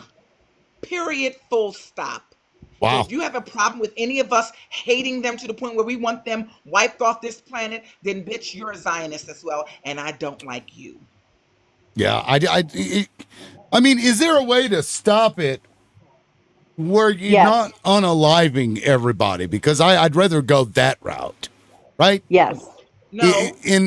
But it's been such a successful campaign over the course of, well, maybe not. I mean, you bring up the 30s, but I feel like there has to be a better way than that. Tell us. I don't know. When you start knocking their asses off and dragging them off and pew-pewing and blowing up their shit, then you will see change. And they have a world organization with a Congress. They meet every 4 years. Right. They literally plan and whatever, what's going to happen everywhere. So they are organized fucking to the T. It's insane. And why should we be delicate and think, oh, can we do something nice while they're plotting to pew you in your fucking neck while you're having a conversation with college students? Hello. Yeah, right? Or perhaps even a president who wanted them to register as a foreign agency. Hello. We are fucked. And until we get violent and have that righteous indignation pointed at the right group of people, like they say, eat the rich, I think it's time for us to start getting our knives and forks ready, because we need to start eating these bitches, because they are eating us, right? They are eating us. That's for sure. I mean, and let's just say most of the rich are either, a step away from the Zios or basically the Zios, like, absolutely. right? Yeah. So. Lock, stock, and barrel. What we need to do is we need a president and a United States government that is willing to go with the rest of the world. And we don't get the news. And see, that's where people are confused, and they're really, they're in their feelings. What's his name over there with the world is turning against the Israelis. It's just the entirety of the world, except for us. Except for us. If we can elect somebody who says, that's it, you're cut off. Israel is getting cut off. They are a pariah state now. And but not from the U.S. The U.S. But not from the U.S. But not from and that's what has to happen. Now, who also went to the UN and decided that Palestinians should have its own sovereignty? Germany. Do you know how guilty Germany is made to feel all these decades later? You can't even have a symbol of because it's against the. Do you know how they're probably thinking to themselves now? We did all this, and here they are in our faces committing the same exact genocide that they won't even acknowledge it's a genocide.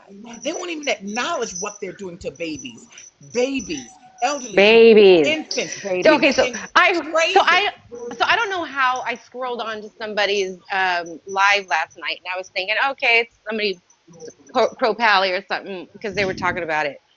Okay, I have just for whatever. I have narcolepsy, so I take medicine. If I don't fall asleep by a certain amount of time, once the medicine kicks in, I get obsessed and I can't stop. So I'm on this live, and I realize it's Zios, and they are talking shit about Pally. So I just start going off like, fuck Zios, fuck this, fuck. They're saying babies.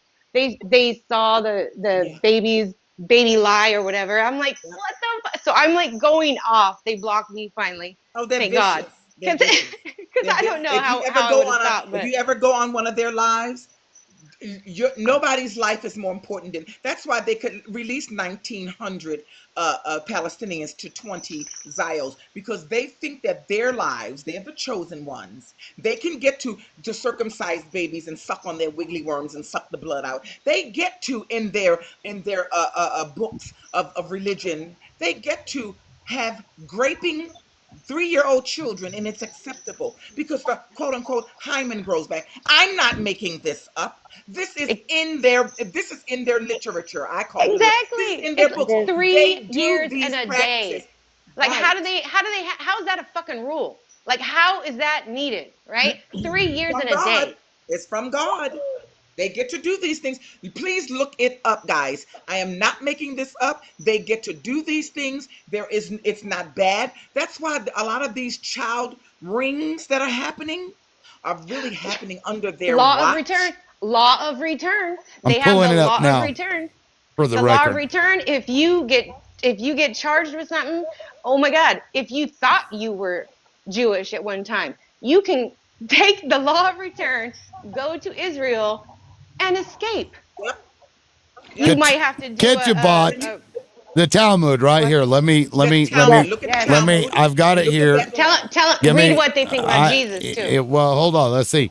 Rava said that this is what the Mishnah is saying. An adult man who engaged in intercourse with a minor girl less than 3 years old has done nothing, as intercourse with a girl less than 3 years old is tantamount to poking a finger into the eye. In the case of an eye, after a tear falls from it, another tear forms to replace it. Similarly, the ruptured hymen of the girl younger than 3 is restored, and a young boy who engaged in intercourse with an adult woman renders her as one whose hymen was ruptured by wood. And with regard to the case of a woman whose hymen was ruptured by wood itself, there's a dispute between Rabbi Meir and the rabbis. that her marriage contract is 200 dinars and the rabbis maintain that is 100 dinars. Like, what the fuck is this? Tell me that sound. That's Yeah, it's really sick. That's sick. But I don't know if you saw the news in Guatemala. In Guatemala, there is they caught a ring of Jews that is being impersonated because the Guatemala government saved 160 kids. Wow. From the ring. 160 kids from it. Zios. Yes, Zios, yeah. And we have to make sure we are very distinct when we talk about Jews and Zios. A lot of these people practice this religion of Judaism. Like, and they're not even. People thought that I was making up lies when I said that when they do circumcisions, it was required that the rabbi sucks the wiggly worm and the blood. Oh, that's not true. They don't do that. It is in there. It's a guide for them, and people still practice that. That's why they have orthodoxy, right? They practice this and believe this shit in orthodoxy. Now, doesn't mean that the Christians aren't crackpots and nuts too, because that book tells them to do dumb, stupid things, right? But this is what I'm saying. Some of these people take this shit so seriously, but when you start seeing one ring after another, and you see children are missing, and then you have a whole island to yourself, but you're working with the government. This shit is all connected. This is evil. This is wicked. Zionism is evil, and I stick to what I'm saying. They need to be wiped off of the face of the earth, because if you think that you are chosen and that your God tells you that you slaughtering babies is okay, then guess what? There's nothing else to be done with you. I would like to just caution everybody, because I've been through it. Don't get on the wrong side of these people. They will make your life a living hell. Already got us, me and Lib, several times. I had 2 accounts completely banned when we were just having conversation in chat form. They came after somebody gave me an unaliving threat. Bitch, I'm 500 years old. Ho! If you bring yourself to this door, you're gonna get ice picked, battery acid thrown on you. Before I go out, I'm gonna try to take you out. But yeah, we know how evil these. Well, hold on. Ashby says you're conflating the Torah with the Talmud. No, they conflate the Talmud with the Torah because it's literally the interpretation of the Torah. These are the conversations, the debates that they had, the fucking interpretation of said Torah. What are you talking about? The two are, one is explaining the other. In history, I think Talmud was created in around the 1800 for a Poland guy. He was really good on books or history or whatever, but it was somebody around the 1800 that made the Talmud based on the Judaism. Yeah, it was to explain what. And let me read another section of this shit. Neither a grapist nor a seducer is liable to pay the fine unless he engages in relations in the ordinary fashion and the relations are observed by witnesses. A warning is not necessary. At what age is a girl fit to be paid a fine? And again, these are the questions that are asked based on the fucking laws in the Torah. This is what this is. From the age of 3 until she reaches the age of Bagrat. If a man engages in relations with a girl less than 3 years old, the relations are not significant. If he engages in relations with her after she reaches the age of Bagrat, he is not fine. For Deuteronomy 22:28, you see the fucking link to the fucking thing that you said that we're conflating? It's literally in the motherfucker right here. A virgin maiden, thus excluding a girl who has reached maturity. Whether or not a girl's father is alive, a fine must be paid. I mean, this goes through here. Wait a minute, just abusing women. Can you go back up when you were reading about when it says that they have to have witnesses? That's nothing but an orgy. That's an orgy. Yeah. They're orgying a little girl because there has to be witnesses to see this man do these things to this. Why do you fucking need witnesses to see what you do to a 3-year-old girl? See, and then they'll say, oh, well, really, that means that's an orgy. They won't call it, but they're doing what God's telling them to do. So you got all these old-ass men, i.e. the diaper-wearing Don and Epstein and all these other ones, with these little girls doing this, but they probably had a rabbi there saying, well, this is God's will. You see how they play this fucking game? Come on. Ashby, hold on, Ashby. I want to make the point here that this is their interpretation of the Torah. So if you want to say, well, go look at what the Torah says, you can read it anyway, but they've interpreted it this way. This is what they've come up over the course of history. So Up and tell us, and do not report. this is because their we're own reading from interpretation. This is their words, not mine. Their I didn't words, fucking not come up with this. I'm not interpreting the Torah. They are. Hello. That's And I literally think what there's this like is. 60, I think there's like over 60 PD3s in Israel right now, having safe refuge. That's right. That Oh, And the absolutely. girl. Why do you think The Wailing Wall is about a god of sex, and then that's why the way they went when they go to the wall and they make this kind of movement, them is like they're making sex through the wall. No, most Zionists aren't even religious. Most Zionists are atheists. That's right. Yeah, it's a political and power and money. Mm-hmm. Yeah. Can I ask a question? Can I ask a question, John? Sure. What's up? The last thing on earth the Jews would have wanted was, and which the rest of the world has helped with this, but the last thing on earth that they would have wanted was for Palestine to be a state. And Donald Trump is behind Palestine becoming a state. No, he's not. Well, I mean, that seems to be the tagline now. What's going on? So why? I think Zionists. Well, hold on. Whoa, Zionists- guys, hold on. Shit, he's not done. I actually believe the only thing standing between that evil and what they're going to do to us, or what they want to do, is Donald Trump. I believe, and I know I'm going to piss everybody off on here. I believe the Democrat Party is totally 100% with them. With Now, with somebody with who? explain to me how they're not. Wait, with who? You said that the Democratic Party is with who?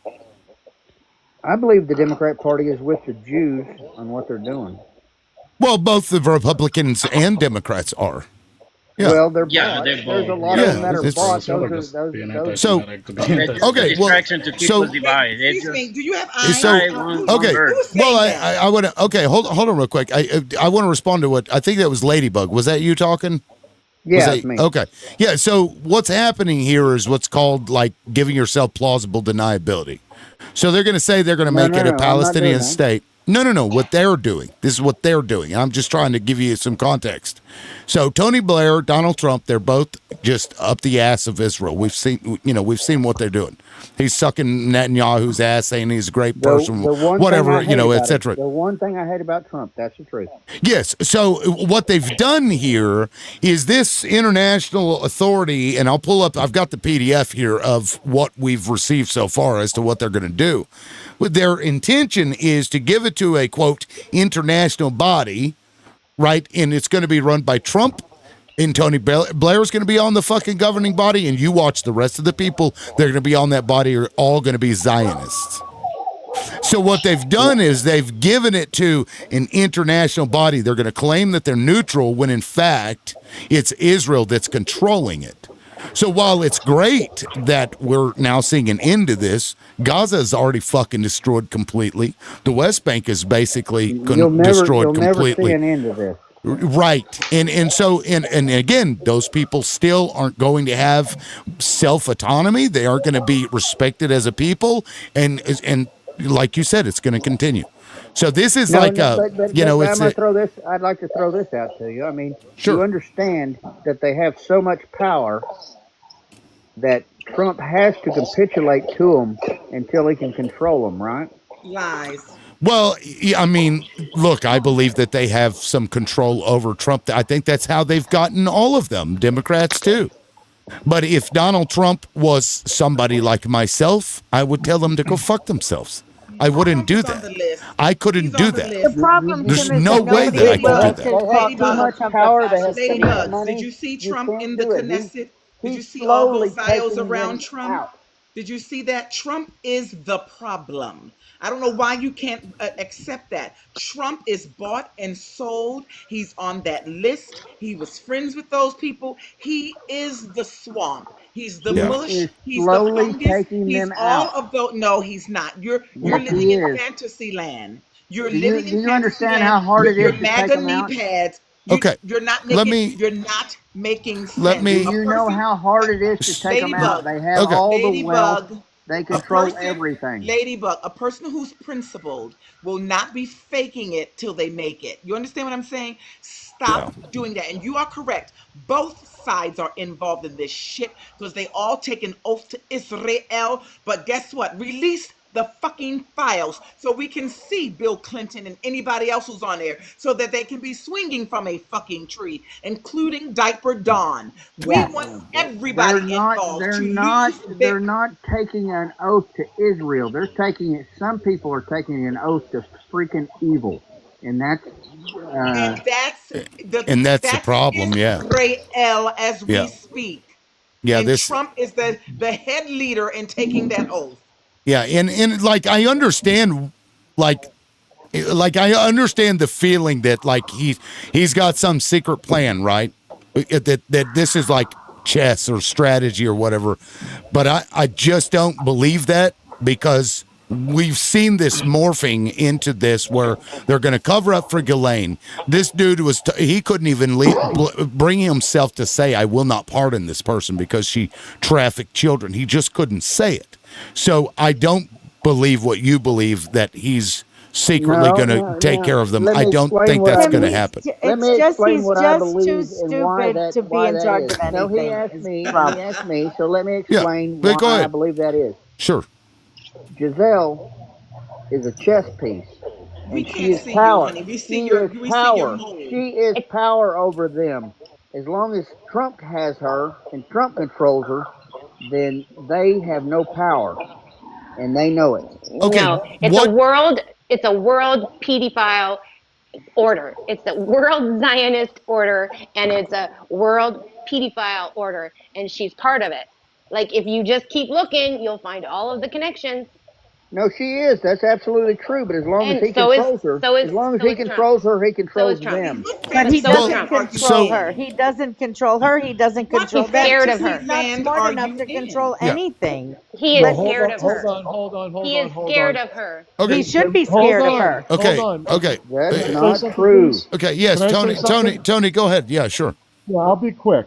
If she's the missing link and what controls everything, then why did she get moved to a minimum security prison? So that she Because can it scares the accidentally hell die out one of the wanna hear day. from Jews him. because they believe that she can tell on all of them. And No, that's I why get she's what you're going to go saying, to a but then minimum why- security prison so she can accidentally commit suicide.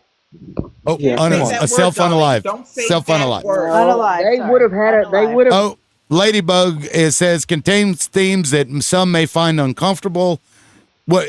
Did I say anything? No. worse Were than Ladybug did is you? anybody Were else? you? I'm You? sorry. Oh, you were smoking. You can't do that, man. Ladybug, Yeah. stop smoking on Yeah. camera. Yeah. So I had to drop you, Ladybug. You cannot when you're on a TikTok live, and I didn't see it, but their algorithm I is saw it. immediate. Everybody in the It's comments saw it. immediate. So yeah, just for future reference, and I will bring you back up, but you can't do that on camera. That's why you'll see my ass go like this because I have to do it off camera, right? And so no dig at you. Maybe you didn't know that, but now you know. So just Tim, I'll tell you what, I was drinking iced tea in a glass, but it was a short glass and it looked like it was like some scotch. And they wouldn't even send out my video because I had a glass in my That's hand. fucking It was funny. Iced tea. It was iced That's tea. insane. Like, Yeah, I've you heard an agent say if you're going to take a drink of something, you're supposed to announce this is water, and then drink it That's to ridiculous. counter the the AI, which is I mean But can I say this? It behooves me that these people like Ladybug will go through these fanciful Alice in Wonderland-esque stories to defend Trump. He's all of a sudden he's 007. He's really using all these people because he's smart. gonna get them in. It's like, man, are you getting this? Are you that stuck on It's- him that you cannot see truth that's before you? I see the truth that we are working on a two-state solution, and that's the last thing that the Israelis want. So Trump's behind that, and I believe that would make him okay. But You know, I mean- he's not. That's why I explained earlier that this international body is actually going to be run by Israel. Yeah. It won't be a two-state solution. They're going to claim that it is. They're going to say it's a neutral international body to rebuild and give the Palestinians, when the reality is that Israel will control it. That's what they've done. And the millionaires and the billionaires will build their Trump could've hotels went and their against- condominiums, Yep. and then the Palestinians will get nothing, and they'll get pushed into a piece of land the size of Scissortail Park. And No, that'll I be- actually, I totally agree with you. But Trump could have stood in front of all this against the whole world. But and he Ladybug, didn't. do you really think that Trump isn't as dumb as everybody knows he is? I mean, come on, man. No, I don't. Come I on, surely man. don't think Trump's dumb. I mean, Oh, I come don't on. even know I how you grew can up make with that Donald argument. Trump on my TV my whole life in New Jersey, and I'm here to tell you what, that man is as dirty as the New York subway, and there is nothing that you could say that is going to convince me otherwise, because I've watched it happen. That man bankrupted a friend of mine that I went to high school with, because go look at all his bankruptcies, Ladybug. Look at every single one of them. Honey, Ladybug is gone. Do you? You No, will I'm, never no, I'm convince here. I'm Ladybug here. of He goes. Does he goes, anybody? Does Donald anybody Trump. think that maybe Clinton was a little more dirty than what you thought he was? You know what? Yes, All he of, is let's just dirty. say all the Obama presidents. was a I know little he more is. Let's just say dirty than what Yes. you thought he was? Let's No. just say all the presidents were. We're 100% Ladybug that Bill Clinton was engaged in things that were absolutely criminal, for sure. And what's your point, When Ladybug? he You was already said that. governor of Arkansas, that kind of shit came out. They were running Yeah, but stuff. Ladybug, They the made a point- the movie point- about it. Ladybug, the point Wait a is minute, that lady. that Wait, man. Ladybug. I'm gonna say this one more time, Ladybug. We want everyone on that list or who is involved with harming children to be swinging from trees. Whether But it's you Clinton, don't want excuse me. Whether Fuck yeah, it's we do. Clinton, Fuck yeah, whether we do. it's Clinton, whether it's Hillary Clinton, whether it's Obama, whether it's including Trump. Can you say that you want, if you find out that Trump is on that list, or if he pardons Ghislaine Maxwell, that you want him swinging from a tree? Can you say that, Ladybug? And I would pull the freaking lever to swing him. Okay. Good. Because here's what you need to understand. He's a criminal. And it's not just because a court found him to be criminal. He's dirty. Who's going to save He's us? always Who's going been to save dirty, us? Ladybug. If The Trump's man not going to is. save us, who's going to save us? Honey, he's Y'all not is saving Gavin you. Newsom He's gonna not save us? saving us from anything. He's making it worse, hon. Wait, Nadine. Ladybug, you must be a billionaire. Are you a multimillionaire or billionaire? I am poorer than anybody on Then, this honey, panel. you are not being saved by these 1%ers. They despise you. He hates you because you are poor. I don't know why you guys believe that this man who Who has tried- nothing in common. Wait a minute, Ladybug. Do He you has think the nothing- one? Do you think the Ladybug, 1%ers sweetie, tried to off him, or do you think that the poor people that was tried to fake. off him? That was fake. Nobody tried to off him. That was fake. He wasn't shot. Well, you're don't wrong say- about you're Okay. wrong gotta say about that. And Sorry. and real quick, I want to As point long out as you think that you'll never ever find the truth. The hanging from a tree stuff, guys, we need to be very careful using language like that because of fucking TikTok. Tree ornaments. Or something, because last time, matter of fact, I think we were talking about this very thing, and then it got the live, taken down, or maybe it was even you that had gotten dropped. But I don't know how y'all have gotten away with the things you said. So far. I'm actually surprised too, Ladybug. Ladybug. So you said you're the poorest, whatever, right? Okay, so a lot of people are suffering. Do you know that the money that we give to Israel, they have health, they have universal health care, they have higher education, they have housing subsidies, they have child care, paid maternity leave, child care plus child credit plus maternity leave. They get aftercare. What is it when you have the baby? Postpartum. Paid parental leave for both parents. Right. And these are monthly payments. You get housing subsidies. They get if you're unemployed, you get daily checks. You get a daily payment. And food stipends. Food stipends. They literally get help for everything. And that's because of us. But we it's don't because get of the government. Hey, Ladybug. We don't get shit, right? Because No, our right. government, listen, our government of the time are voting for Israel. 30% of the time, they're voting against us. So they take stuff from us so they can afford to give Israel more money. That's right. Can I ask what the solution is here? If you don't think Trump is the solution, you don't think that the reason that he got his ear blown off is because His ear is not blown Well, off. I'd like to Now, wait a answer minute, that. I'm not done talking Yeah. yet. Yeah, I'd like to answer if he's this. not if he's not the one that's going to stop him, then who in the hell is going to him? Can I just say one thing? I love that you're The asking. stock market. I They love that they you're have robbed asking. this country blind. They own the banks. They run all the 4 big banks. They do. They run the hedge funds. And Media. they can collapse this economy anytime they want to. That's why you have to deal with them. 100%. Yeah, so how we deal with that is we have to collectively say, Republicans, Democrats, Independents, everybody in between. No, you can't include the Republicans well, hold on. and the Democrats. No, They're I'm just saying bought. everybody. I'm talking about the people. The people, not the politicians.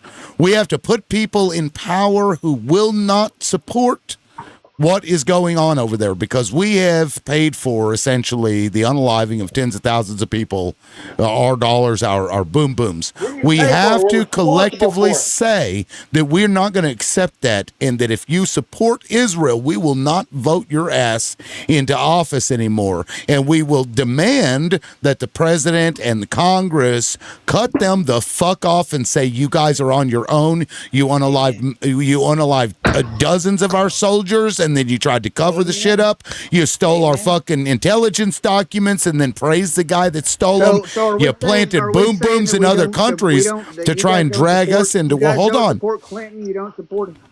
No. Nope, No. I don't. Fucking fuck him. No. Fuck him. But Obama. You don't support- I you loved. don't Wait, support listen. any of I the loved politicians that Obama. are running. I You just don't recently support found Obama. You don't support no. Hillary Clinton. Fuck no. You don't support Nope. Fuck which I no. don't support the Mormon, whatever his name was. So, They okay. take money from any kind of Zion. No. Ladybug, you're going back to the war. Ladybug. Hold on real quick. You're going back to the left versus right stuff, man. We got to get beyond that shit, because these fucking people have us by the short and curlies. You and I. Even if we disagree politically, we're getting fucked here. We're all getting fucked. 525 out of 525 representatives. No, our fucking the billionaire class. No, of them hold don't on, pay DJ, hold Israel on. money. Who the fuck said Jews? Who We're said that? all getting fucked. Well, I'm Hold on. asking you. It just sounds like this is a Who Jew said- hater panel. So I just No, Who it's is- not a Jew. No, Who it's is not. this talking? Hold on, guys. Fuck. I am. Hold I'm on. one of them. Who is talking? Who was saying that? I don't see your box lighting up. Goat boy. Nobody That was me. fucking said Jewish people, man. So Look, far, if you I want to just- take your anti-Semitism somewhere else, if you don't like Jewish people. No. I'm a defender of Israel. I'm a defender of the Jewish people. Well, defending Jewish people, hold on. Defending Jewish people is one thing, but we're not talking about Jewish people. We're talking about Zionists. Zionists, most Zionists are not Jewish. Maybe you didn't get that memo. Do you acknowledge that fact that most Zionists are not Jewish? What's the difference? What do you mean? What is the difference? I'm actually. Huge difference. Well, you said Jews, and we're not talking about Jews. We're talking about somebody with a political ideology that declares Where do Jewish people- a specific where do area Jewish people come of from? supremacy. Where did they Right, come? where do Well, Jewish actually, people they came from Egypt and Iraq. And then they went and they took somebody else's land. They had it for 500-600 years, and then they left for 2,000 years because they were kicked out, and they left and they didn't come back. And then they demanded that they take the land that other people had occupied even prior to them coming from Egypt and Iraq. Called now? The Bible says the Bible. Palestine. We're going to call it Palestine, is what we're going to do. Okay, of course you was. It's called Israel. No, it's called Palestine. Israel. So you're talking about. No, it's called You're Palestine. talking about a people that's been persecuted for thousands of years. Bullshit. Those Have are they not the been? same people. Have they been? Listen, excuse me, that's bullshit. Absolutely. Listen, listen. Hang on. Hold on. Wait. No, I want to point something out. Again, we're not going to go down Goat Boy's path because he wants to paint us as anti-Semites, but we're not talking about Jewish people, Goat Boy. Well, no. We're not Real talking about fast. Jewish people. I just have a point We're to make. talking about Zionists. That's it. That's all. Okay, fair enough. Okay, I understand that. Fair enough. But I would just like to point out, okay, it is very funny and hypocritical to me to sit here and listen to this panel, especially Maverick, okay, who would obviously not Trump supporters, okay, would probably label Trump supporters as fascist or schnazis. Yet she's up here talking about taking violence against the Israel people. Okay, that's how she opened her. That's how she opened her presence on this panel. Okay, I disagreed with that characterization, I think, right? And other people did too. Well, she literally came up and said, "I think there should be more schnazis." Yeah, I mean, that's how she opened up her presence on your panel. She said shitlers, I believe is what she said. Right. Yeah. Okay. Yeah. Is there a difference? What was Schindler? I mean, he was a Schnazi, right? Sure. Can we agree on that? Yes. So it's just very funny and hypocritical to me to come up and listen to somebody like Maverick, who wants to classify Trump supporters as fascist and Schnazis, when she's up here actually promoting Schnazi viewpoints, and she can't see her own hypocrisy. But that to me is hilarious. The point that she was making, which I disagree with, by the way, was to get rid of people who are doing things that are evil. That was the point. Hello. There's a lot of evil people in this world. But also the Jewish agency. Wait, the Jewish agency Do you think freaking the wrote Palestinian the people are Nazis evil? asking for help. As They a group? wrote What the happened on- Nazis what- asking for help. Okay, ma'am. And then they hang on. hired. What- They hired ma'am, the Nazis. I'm talking a liberal. Hold What on. happened on I don't care. October 7th? Hold on 1 second, Tim. Could you go to the timer, man? What happened on October 7th? Sure, I can go to the timer. Nothing happened. October Jewish 7th. people Well, in Israel were attacked unprovoked. Bullshit. here. And Okay, then hold they on. defended Hold on real themselves. quick. So Palestine Go boy, had hold on. everything that they got Hold on. coming Go boy. to them. Go boy. Hold on real quick. Guys, I'm going to bring in the timer. Please don't interrupt. He's going to go first. Go boy's going to get the time first, and then we're going to go around the room. Matter of fact, I'm just going to go. After that? Well, if you'd like, I can. Boy? But I'd like to just go around the panel. We'll do it that way. So, Goat Boy, go ahead, please. Let me reset you. I just Go think, yeah, I'll call it the hypocrisy. And I don't know when society all of a sudden just started hating Jews. Apparently, it's a popular thing right now. I guess I missed that memo. But what I did see was on October 7th, Jewish people were attacked unprovoked, okay, which started this whole conflict. So it's very funny to me how you guys want to take the side of Palestine, and you're worried about thousands of people being unalived. Yet, had Israel not defended themselves, and had we not been their allies for so many years, and so many other countries be their allies, they would probably not be here right now because of the violence against their people. So spare me your free Palestine horse shit. I'll close on that. Well, you do have 20 seconds left or so. Do you want them? Okay. Yeah, Sure. go ahead. So you want to say free Palestine. What exactly does that mean? What area of quote unquote Palestine are you talking about? Are you talking about from the river to the sea? From what does the that mean? river It means to the sea. Yes, and what does that mean? It means killing thousands of people. No, That's what it that just means making a nation that was once Palestine again. Okay, sure. Yeah. You say that. Okay. What it means is Okay. eliminating a race of people. No, You're all that's what fascists and Israel is Nazis. doing right now. And it's Okay. funny that you want to call Go Trump boy, supporters go that. boy, go boy. Your Spot timer, your own fucking hypocrisy. your timer is up. But no, you offering just one option, meaning unalive everybody, to do that is That's that what doesn't Maverick make any wants. sense. She's up here saying that. And- That's what she wants. Okay, so you're And that's talking to what Maverick, and most now I'm of going to let Palestine's Maverick. supporters- Hold on, I'm going Yes, to let Maverick and respond. Most of Palestine Okay. supporters feel that way. Okay, but you said you were lumping us all into that, and that's not fair either. That's okay. Maverick, That's go fair. ahead. That's fair. Go ahead, Maverick.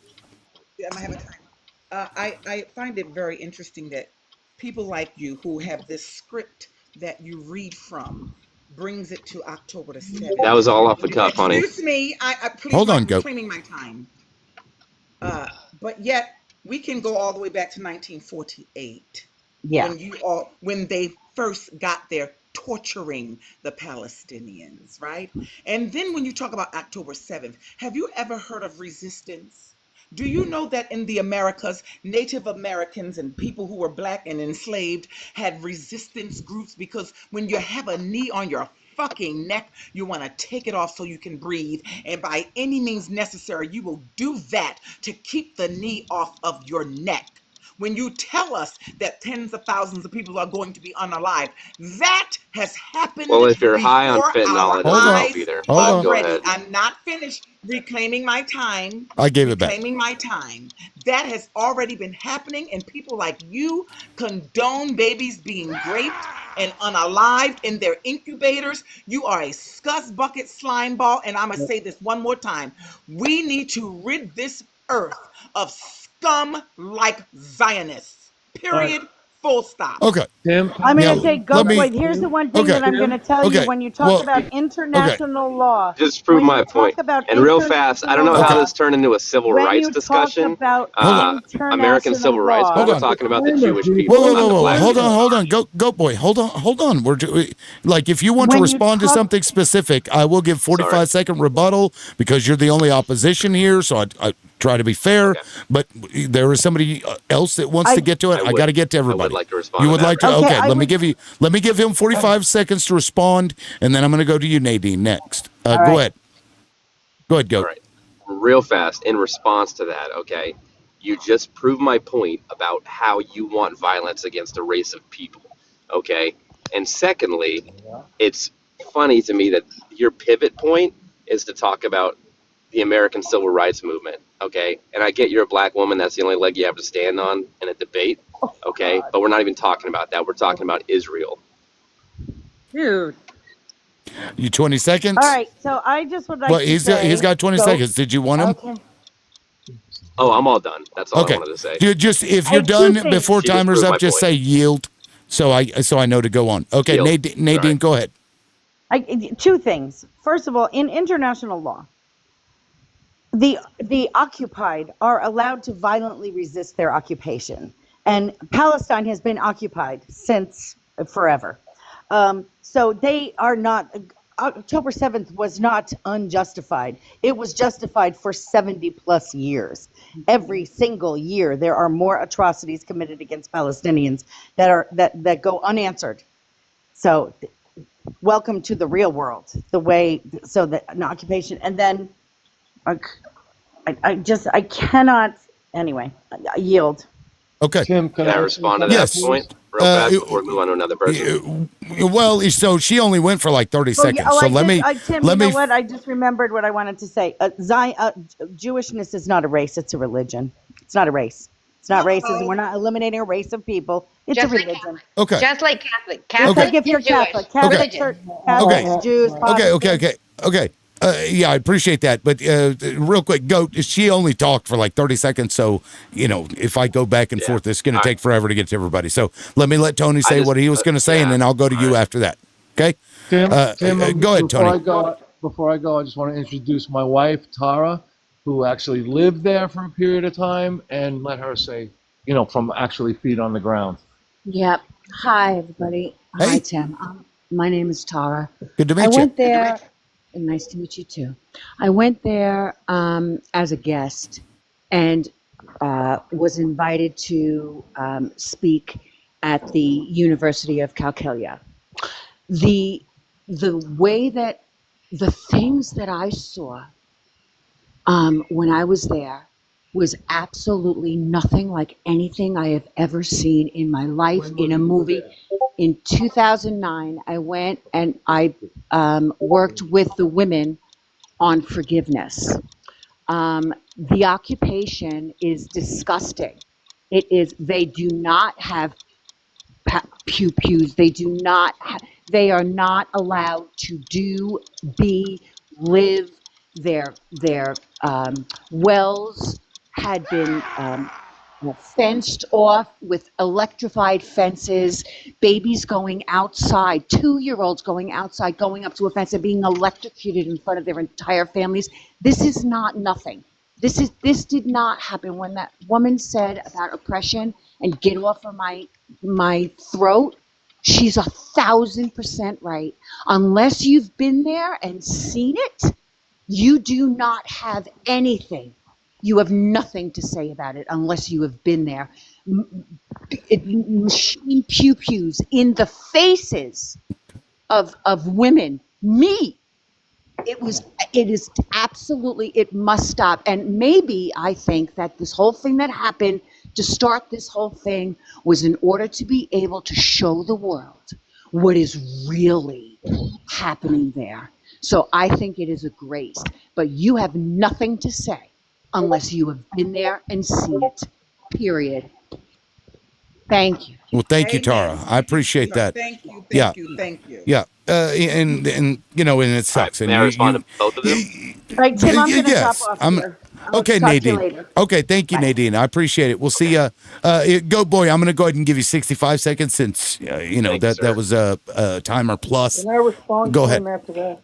Who was that? So real fast, just to Ladybug. Okay, yeah. Well, go ahead. Go. just to respond to Nadine first. I get that sounds horrible. Okay. But I would also direct you to what happened in World War II and the atrocities of the Holocaust. Okay. If we do not stand with Israel and they don't have allies, just like Maverick has pointed out, there's people that want to eliminate them from this earth. Okay. So what does that look like? Okay. And finally, that lady that was up here talking about how October 7th was justified. You want to justify an attack against innocent concert goers in which many women were sexually essayed, raped, and killed. Okay? How do you justify something like that? You're on the wrong side of history with your viewpoints. I'll close on that. Okay. Thank you, Goat. Now, Ladybug, you said you wanted to go. Go ahead. Yeah, there's a big thing that's happened that nobody seems to understand, and I know you guys won't, as Democrats, believe in it. But Hillary Clinton lost in 2016. She wasn't supposed to lose, and once she lost, then Israel went into hyper mode, and Trump had 2 years. We got COVID, and then we got 2020, and we got Biden, and Biden was without. See, he ran off. See, he was without his senses. We had a total, complete, maybe Zionist government, which includes Blinken, Mayorkas, Zion, and there's no way in hell that Hamas could attack on October 7th without the Israelis letting them do it.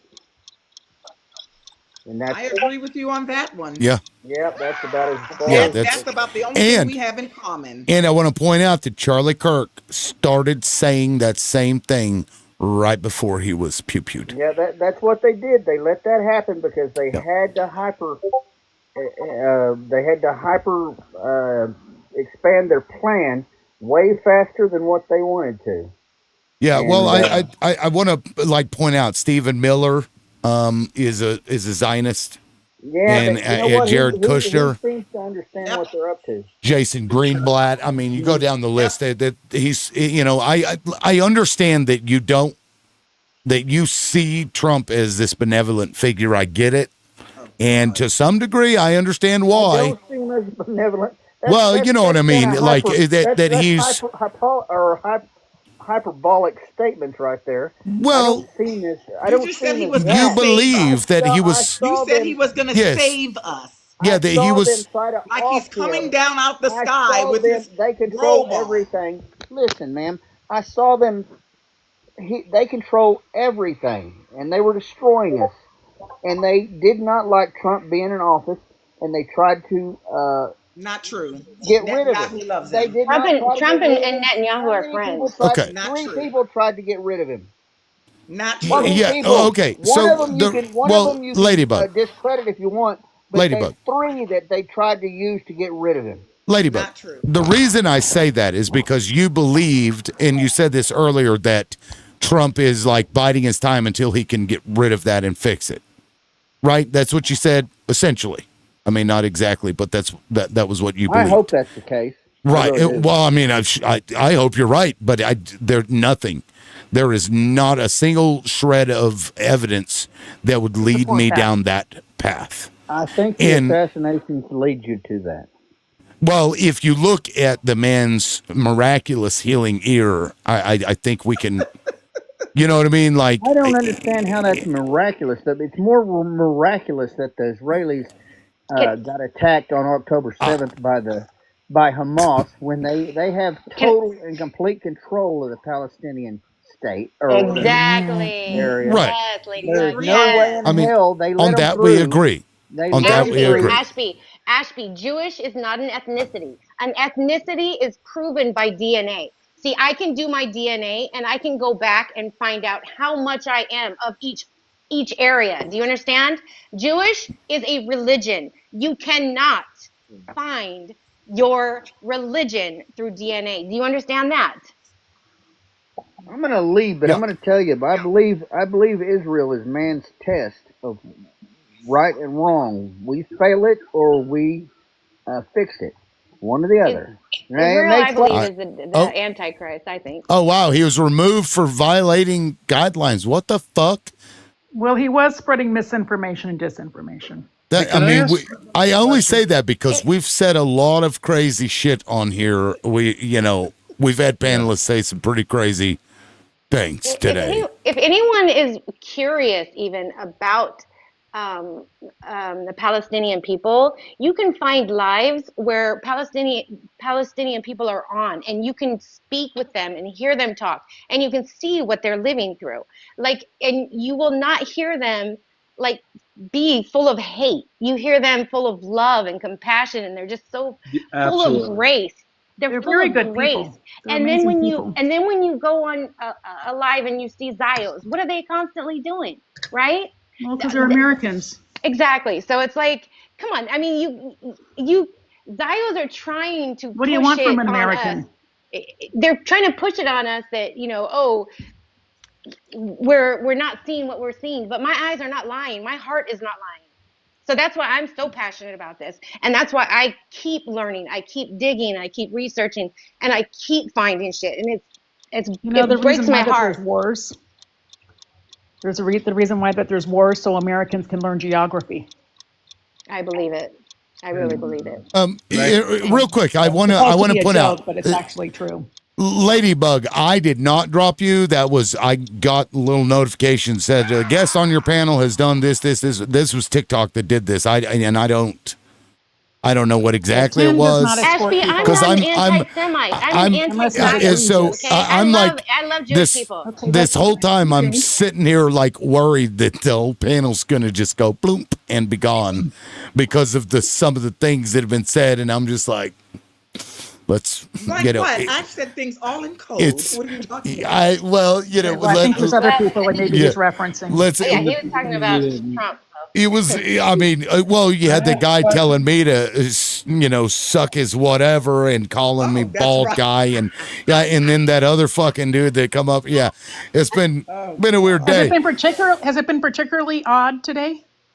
It's been a little odd. Yes. I've seen more odd days, but would it be odder?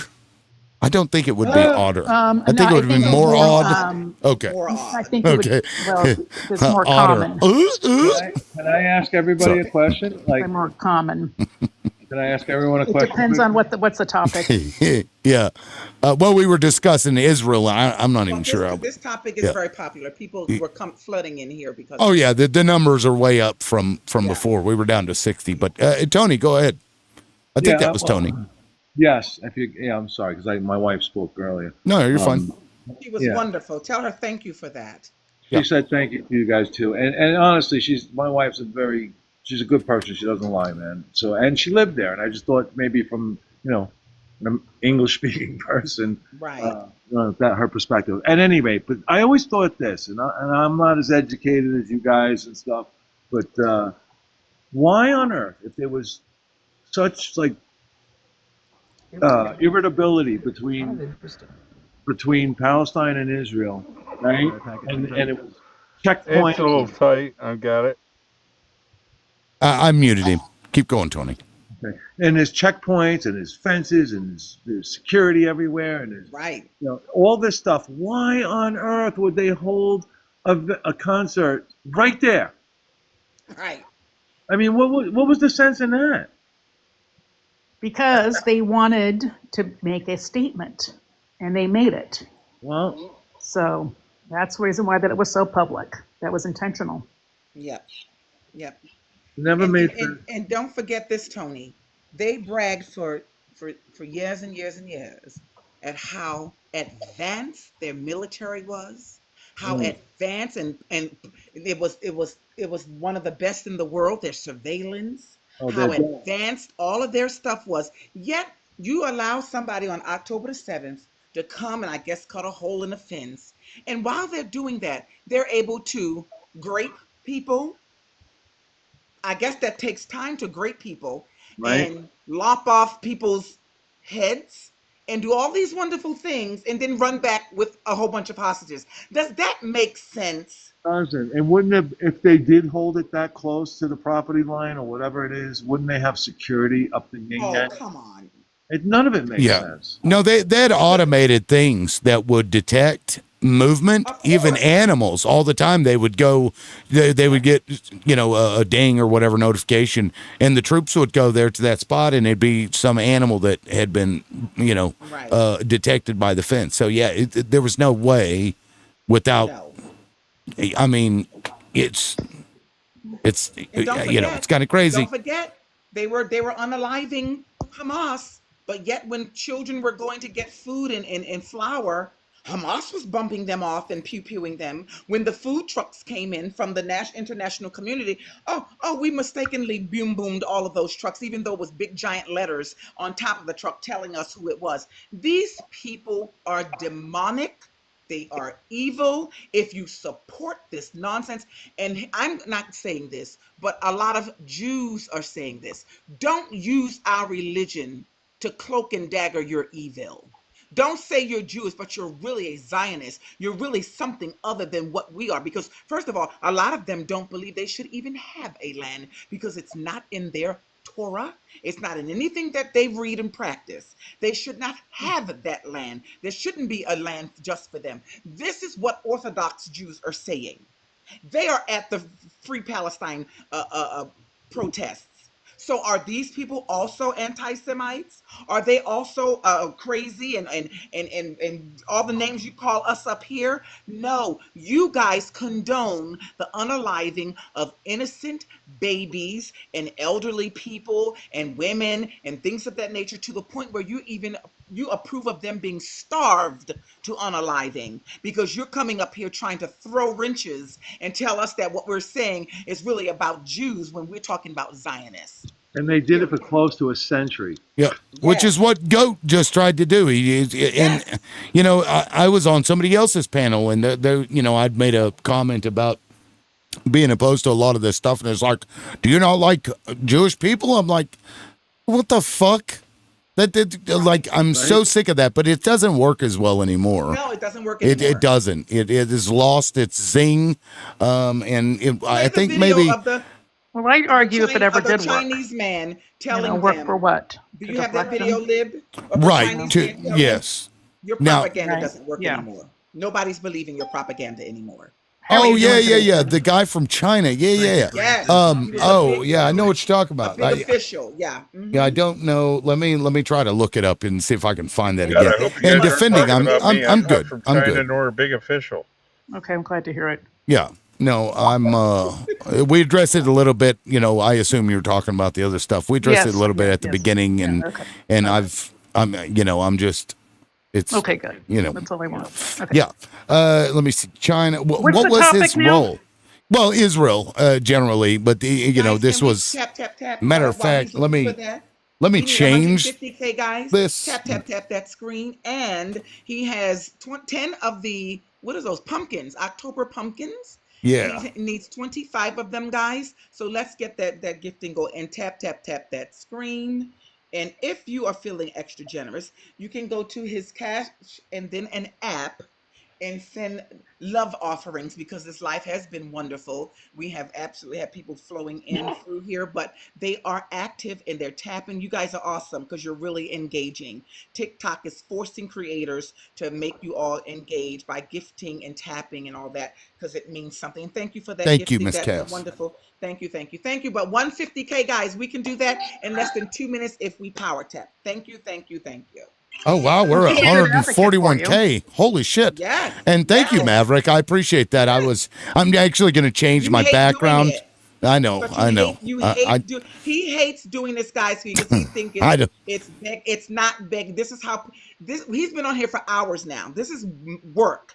And Yeah. it's always appreciated when people send love offerings, they send in gifts and things of that nature, because a lot of these creators are doing this as a way to make money and a way to spread information while we still can. So Whenever I have coins, Liv, you know I would, but Yeah, I'm like zero. I can't even do the heart right now. No, you're fine. You're fine. Damn it. You're fine. the No. app That's changing, totally guys, fine. the app changing, we don't know what's going to happen. We may not even have these spaces where we can actually speak with as much freedom as we can. Up scrolled. Go to it. Up scrolled. Yeah, Up scrolled? Thank you, scrolled. thank you, Yeah. thank you. What is Palestinian that? owned, where actual free speech is. Free speech is actually free speech. Up scrolled. What is it called? It's Oh, is that an app or something? Scrolled. Yeah. Oh, I see. It's like TikTok, but they don't have live yet, but they're working on it. But it's Palestinian owned. Not it doesn't have to do with Palestine. It's just Palestinian owned, and they're completely free speech. Like free Interesting. speech actually lives there. Yeah. Put it in put it in something on one of your other platforms. But Sharia law. Yeah, Isn't that coming? Thank you. That hit your goal. Thank you for the gifting goal, you guys. Oh, are thank you, wonderful. Ben. Wow, thank you so much. 150. Holy shit. Oh, that's Uncle Ben. Yeah, thank you. Let me and also there is another way if it deals with cash and it's an app. $ Live Loudmouth if you want to, support that way. You can also do that. So I don't can't. even know if you can still do subscribers because we don't know how this app is going to change. I don't know how the fuck that even works because I'm still confused about because I know if it was above $9.99 it would like revert down to $9.99, but I don't. Religion, I- Ashby. I think- Religion. Come on. I think people would get grandfathered into the $9.99. I don't know. I wish they hadn't done that because we used to be able to set our own prices, and that's why I had like $2.99 because that was like the lowest I think you could go. Right. And I don't know. They changed a lot of crap. But let's do the boxing gloves, actually. The law changed due to a matter of local stores undercutting bigger stores, more macro. Like, so your local store could get from, say, eggs. Just talk about eggs. What? Right? So they could. Okay, no, wait a no, minute. seriously. What are we talking about? Okay, go ahead. What does this do? No idea. So, Great and Powerful, does this have to do with Israel or the app? Because we were just talking about. It kind of does, but how do It I doesn't put sound this? like it. Everything starts on. No, it doesn't sound like it, but everything in this nation starts on a very local level and then goes out larger, and it is all connected. Every last bit of it, even unto from egg prices to Israel. I'm not joking. Look at it. Follow the money. 100%. Always follow the money. Okay. We're with Well, you. this is your time. This is your time. Other gifting goal Oh was met. shit! Holy fuck! Well, thank you, Ben. Wow. Thank you. Who did that? Well, okay. So, Great and Powerful Turtle. Did you want to say more and make your point? That's your time. Well, I thought you guys were talking.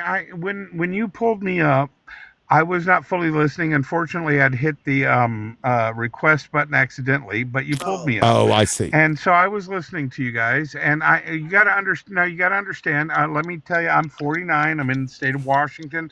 I voted for Kamala Harris. That being said, and I'll give you 15 seconds down.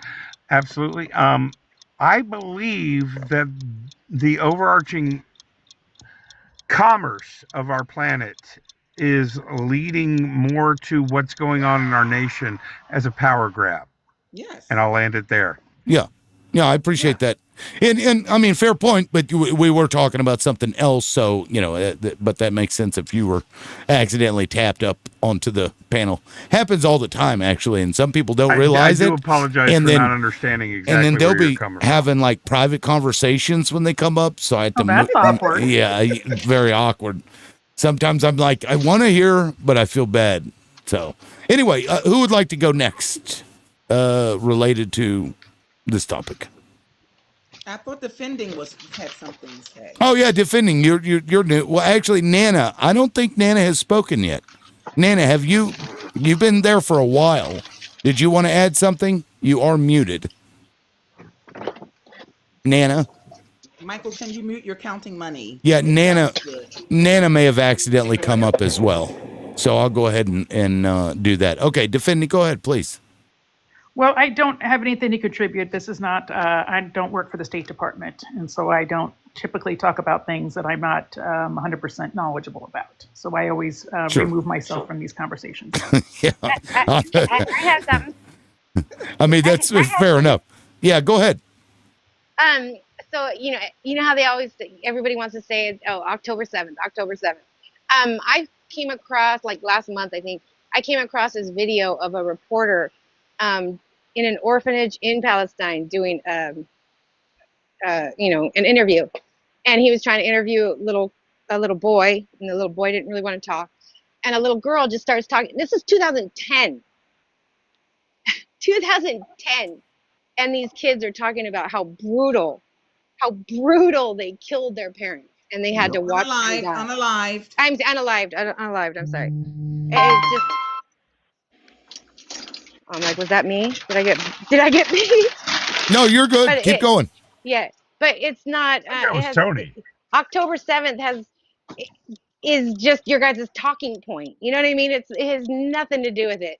These Palestinian people have been suffering forever. Yeah, they've been dealing with October 7th against them basically every week of every year of every month. Yes. Since 1948, let's be honest about that. I mean, come on. So, it is what it is. Yeah. I'm hearing Hua. Is that Great and Powerful or Michael? Michael, you're new. Michael, you have to mute. You're making a lot an agreement. That is absolutely an agreement. I see. Okay. Now, Michael, your teacup, did you want to add something? Teacup, Michael? Going once, going twice. Enjoy the tea. My wife would say that they would have like a lot of children, more than normal, because they wouldn't know how many would make it.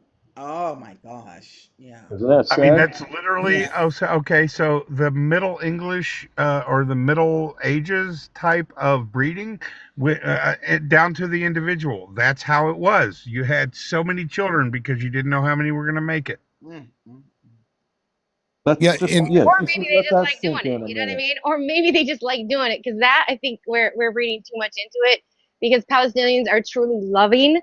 They're like so kind, and I do not see that being, oh, let's just have more kids. You know what I mean? That I just feel like they're just doing it. You know what I mean? That's how I feel. Okay, so I got something that's off topic. Okay. Warren Buffett says the key to a long, successful marriage is get a spouse that has low expectations. I thought that was kind of valid because our expectations. My wife has. Well, hold on. Powerful. She's got a timer. Just hold on. Yeah. Defending, go ahead. I'm put your time back. Thank you. Thank you. I'm so sorry. I'm so sorry.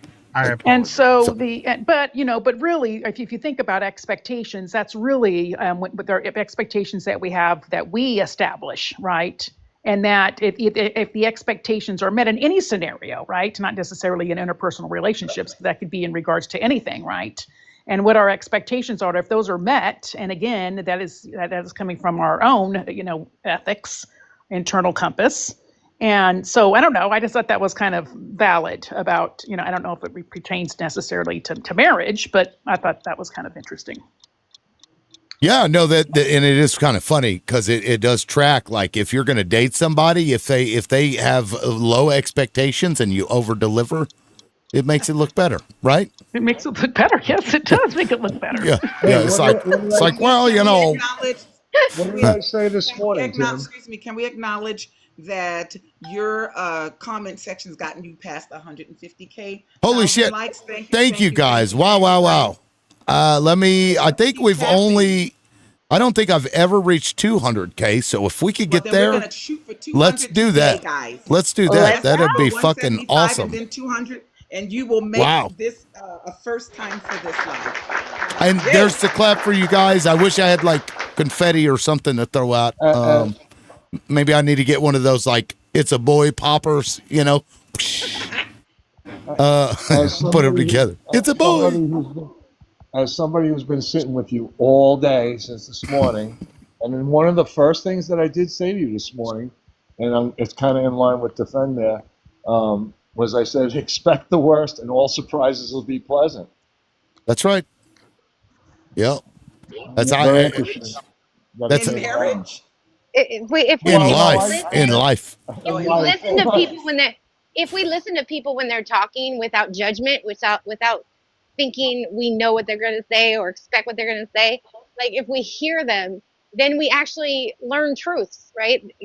Just because we think we know something doesn't mean it's true. It depends on who you're listening to. Well, I mean, no. Yeah. Don't believe. I'm not saying believe everything you hear. I'm saying Don't go the MAGA route.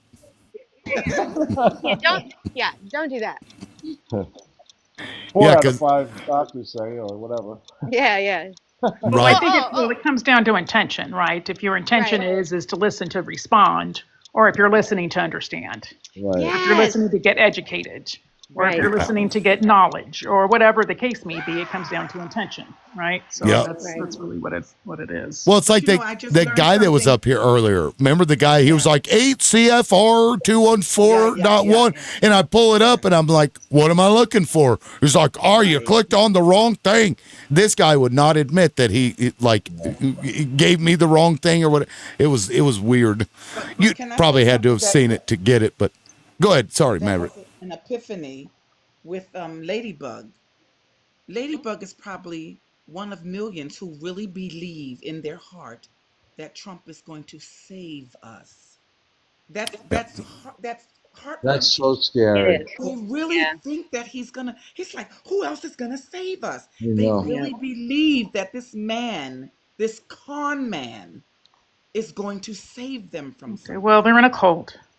Not they to mention They if are. he just stops. And that's the way cult members behave. If he Yes. just disappeared, So, I mean, things would it's almost dangerous, skip right on their but it own. is what it is. Very dangerous, yes. Yeah, he my, was. my father's family and my cousin, I had to, I don't talk to them. My father's family doesn't talk to me, and my cousin, I had to stop talking to him because all of a sudden Charlie Kirk died and people were celebrating. But he didn't know. I'm sorry, unalive. But he didn't know him, but he was a good guy, and I'm like, oh my god, yeah. Right. So it is definitely a cult, and they do not believe a single bad thing about Trump, and it's sad. Well, that's the sheer definition of a cult. Yeah. Now, in his case, in Ladybug's case, I actually appreciated what he was saying more than other people because he actually had nuanced views of things. Right. It's just that he just believes that Trump is playing chess, everybody else is playing checkers. I understand why. Because this is how he got elected in the first place. Yes, because they've gotten so disillusioned with the government that you've got this asshole comes along and he acts like them. Like this, he's not that intelligent. Invalidates their bias. Right. And so now they believe that he is actually outside of politics, and to a degree he was. And so they're holding on to this, and they don't want to let that go because hope is something that if it's gone, what else do you have to put in its place? Right. And so I understand why he was at that place, and it'll be a sad day for him when he realizes that he got duped too.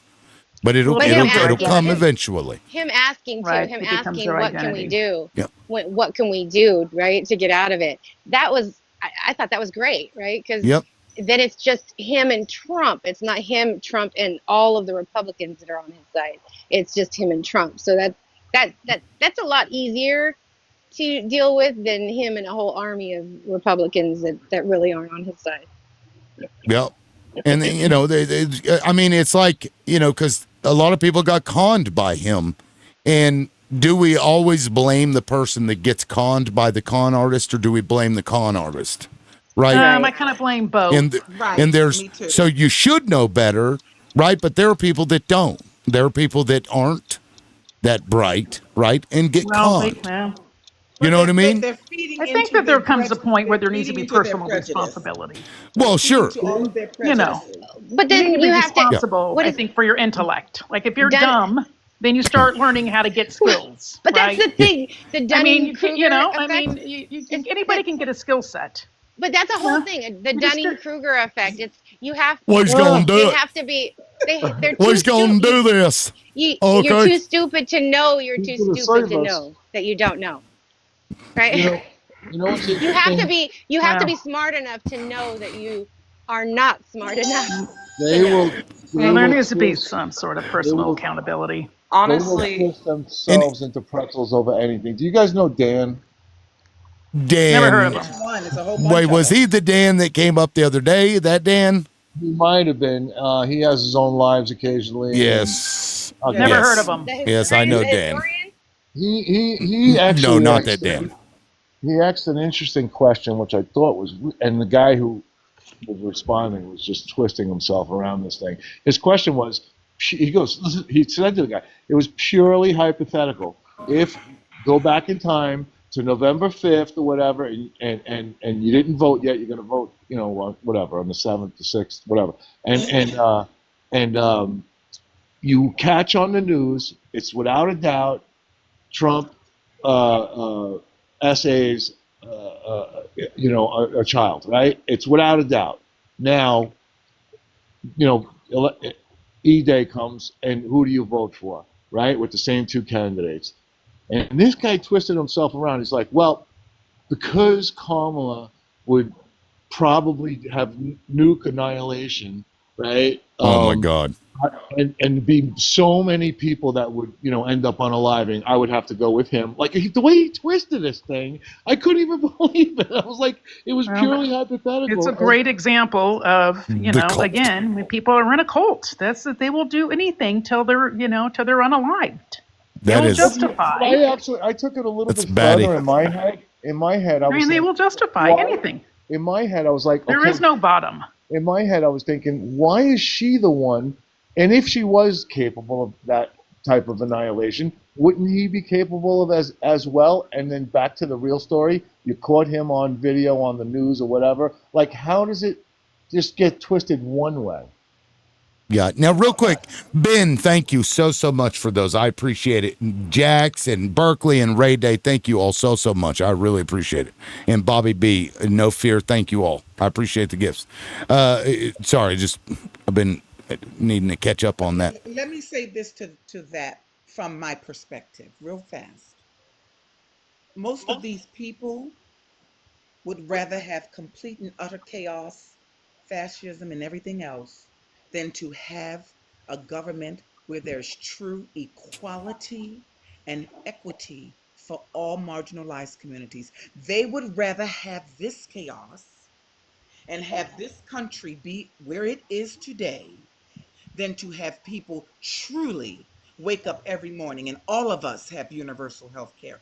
All of us have paid family leave. All of us have decent jobs and are able to own or afford our mortgages or rents.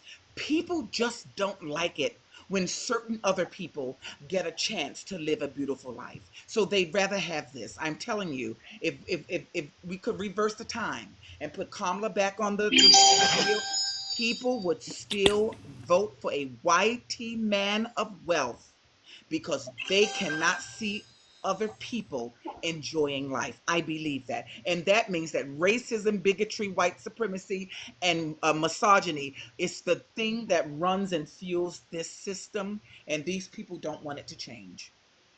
Yeah. No, Well, it's a I hate mean, movement. yeah. It's a hate movement. For sure. Hate is a very powerful emotion. And when it gets validated at the highest level on the land, on the planet, that's pretty powerful for some. Yeah. People, there's a lot of weak people out there that have no sense of self, or there's no moral compass. There's no, critical thinking skills. It's almost like they're zombies sometimes. That's the way I kind of look at MAGA. Like they're just zombies. There's no brain. They'll just do whatever. That's why they're so dangerous. Don't give them enough credit. And I want to point out real quick, that picture I put up earlier, the cross-eyed guy, that's AI. I asked ChatGPT to come up with a satirical version of the average Joe that isn't very smart. And that was the image it came up with. Wow, interesting. Liv, speaking of asking Chat, Tim, I'm glad you're doing well. This guy, I mean, Oh my God. ChatGPT. I'm glad you're doing well, Tim. Yeah, well, thank you, Defending. Have a good afternoon. Yeah, well, thank you. I appreciate I gotta it. get back to work. We'll see you. We'll see you. Be safe. Thank you. Next time, add to your cheapy shirt to do that with a red hat. Yeah. Okay. Let me fix that then. Hold on. I'm gonna go back up. I'm gonna. Lip. Yeah. Lip, What's up? I had ChatGPT yesterday. I had ChatGPT look at all the bills and everything that have been introduced and passed, and even the ones that haven't passed. And I asked it to evaluate if our government works for us or for Israel. I mean, of course, it gave me some snappy shit back, but it ended up giving me a color chart, a visual color chart that said 70% towards Israel and 30% towards us. 70% giving to Israel, 30% taking from us. Now, that was a color chart for all of the stuff that they've done to date. Yes, since 2018 Wow. or 2024 and 2025. Yep. Yeah, It's we've got to insane. get out from underneath this, Then guys. something came. There were some numbers that came out about how much we have donated or contributed to Israel, both financially and with military equipment and things of that. It's over I'll be right back. $17 billion, and it's just getting worse. It's disgusting. This year so far, or No. The 17 billion was over a longer period of time. We get 4 billion, near 4 billion annually. And plus they gave another 22 billion. The House passed it, the Congress passed it in the middle of the night or whatever the hell they did. So we're just medical thing. We're bleeding money to them, and Right. it's going right into their hands. So I I don't always know. say, I don't know about you, Maverick, but I can't afford to bleed anything out. No, we can't. And like I said, we are the hoe. We're on the sidewalk Oh, yes. with our red pumps on, getting Yes. the money, and we're giving it to our pimp, which is Israel, and they are using it to take care of their own people. And Yep. if we don't understand that as a collective, if we don't all come together, those of us in the 99%, and figure this shit out, and like I say, start eating the rich, then Yep. we are going to be in a world full of hurt and hell. It's I think literally slavery. We're tomorrow literally- tomorrow ahead. I think they're doing a global Yeah, the global strike. I thought it was the 18th. No, the global strike. It's from who is it? Spain or Italy? Somebody, one of those countries that they're like showing us out, like striking. France? They're doing. It might be France.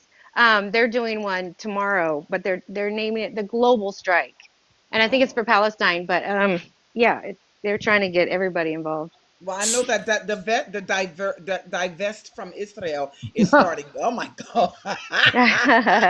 That's better. Oh my God! You know you're gonna trigger them. You're gonna trigger them when you do that. You ain't gonna come into my bathroom. You see, you guys with them Peters ain't going into my bathroom. So I got to do the sound effect to this fucking guy. That's the fucking funniest shit ever.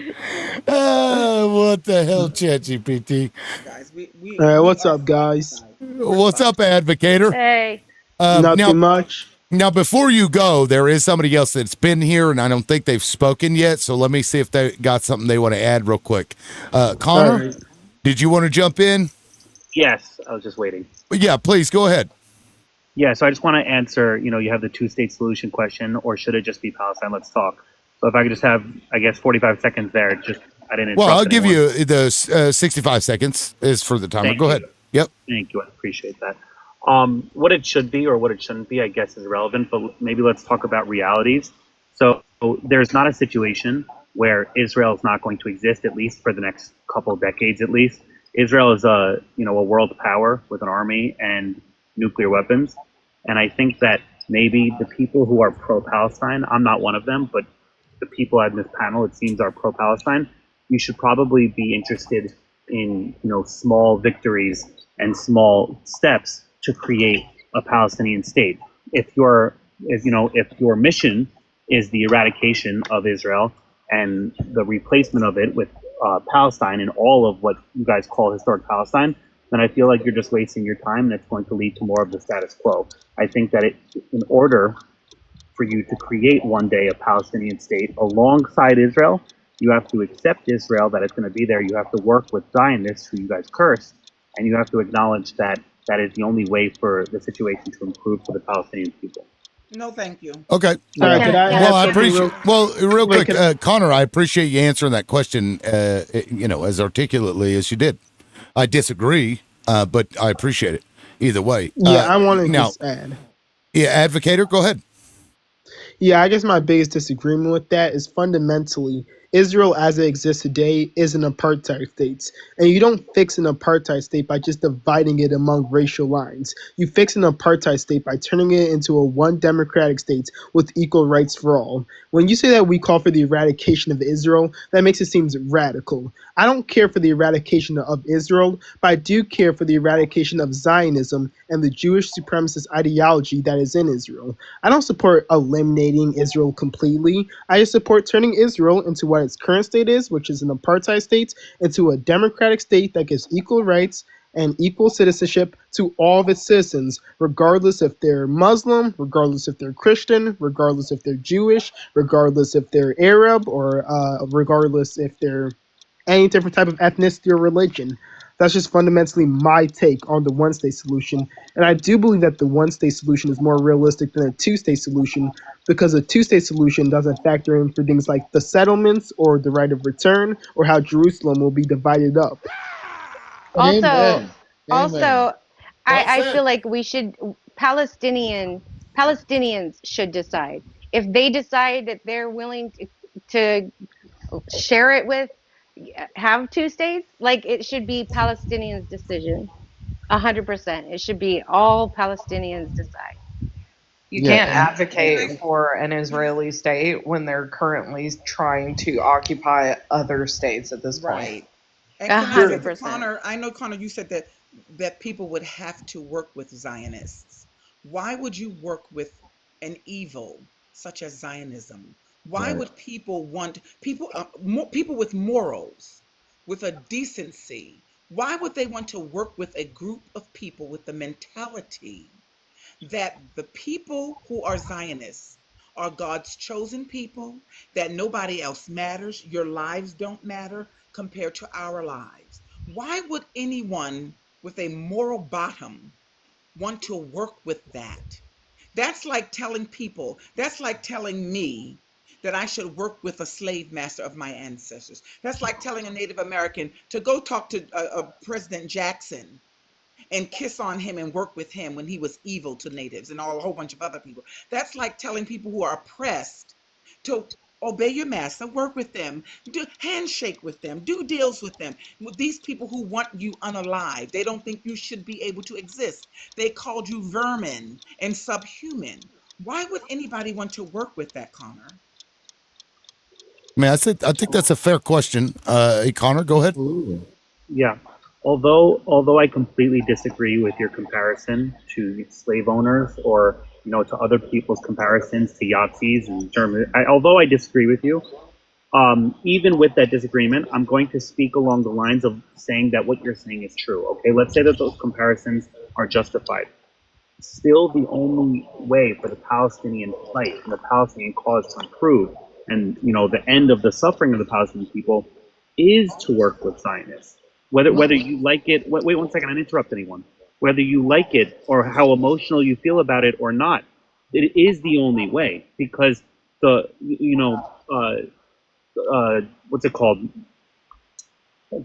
Solutions in the United Nations and solutions among the Arab League and things like that are not going to change the situation on the ground for Palestinians, and it'll only drive the people in Israel further to the right. You still have people in Israel who are willing to work. Now, although I agree that the two-state solution is almost dead, the one-state solution is not going to happen. It's not realistic. Well, because you said so, right? Who unalived and made Israel boss? Yeah. Also, let me just add something real quick. Well, advocator, I appreciate that. Give me just a second, because Two Puffs hasn't actually spoken yet, and it's been here for a minute. Two Puffs, did you want to add into this? Yes, I do. Okay, please go ahead. So, you talked about the United Nations, Indian reservations, Native reservations. Do you think something along those lines would be better for Palestinians? You also have the whole issue, like I said, you cannot expect Israel to want to work with the Palestinians and vice versa when Israel is currently attacking other countries to get more land, right? So there is no working with them when they're still trying to oppress even more people. All right, so you bring up Israel with other lands. That doesn't make any sense because if you want to run through the 6 or 7 fronts, we can run through them. Number one, with Lebanon, October 7th in the afternoon, Hez started attacking Israel that day. Admitted to it, by the way. If you want to talk about Syria, any country in the world, if those positions were abandoned when that government fell, would have taken those positions on the high ground on the Hermon. If you want to talk about Yemen, the Houthis started firing at Israel without Israel firing at the Houthis. If you want to talk about Iran and Israel have been in a proxy war for years. Now, Israel withdrew from their points in Lebanon. Israel withdrew from their points in Gaza and will withdraw further. Israel withdrew from Sinai years ago. Israel withdrew from all these places. They're not looking for more land. We're not talking about the West Bank here. Okay, for the record. Who challenged Iran recently? Was it Iran challenging Israel or vice versa? It was a preemptive. Okay. Iran challenging. Oh, that's okay. Okay. Well, Tony, if you wanted to go, that's fine. The Advocator has been wanting to respond. Is somebody else that hasn't talked yet want to go before I go back to Advocator? Because Advocator did already speak. Does anybody else want to chime in? I'd like to say something. Hi. Okay. First Who's of all, hi. Lumira? Oh, hey, welcome in. Go ahead. Hi. Okay. And then I'll go to Advocator after that. Okay. Go ahead. Okay. So, as an American who has been in Gaza, before and after he claimed that Israel left, they did not leave. Okay, yeah, they left the border. The people in the settlements, they left that were in Gaza, but Israel continuously. And mind you, this is not like, oh, here's a war going on or anything like that.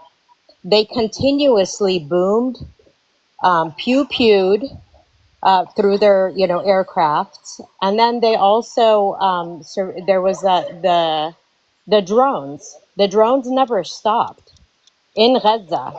So to say that Israel pulled out is a lie, because they were always there. And to validate this what I'm saying is, if you follow people from Gaza, let's say on TikTok and Instagram, any of that kind of stuff, go look at their posts throughout the years.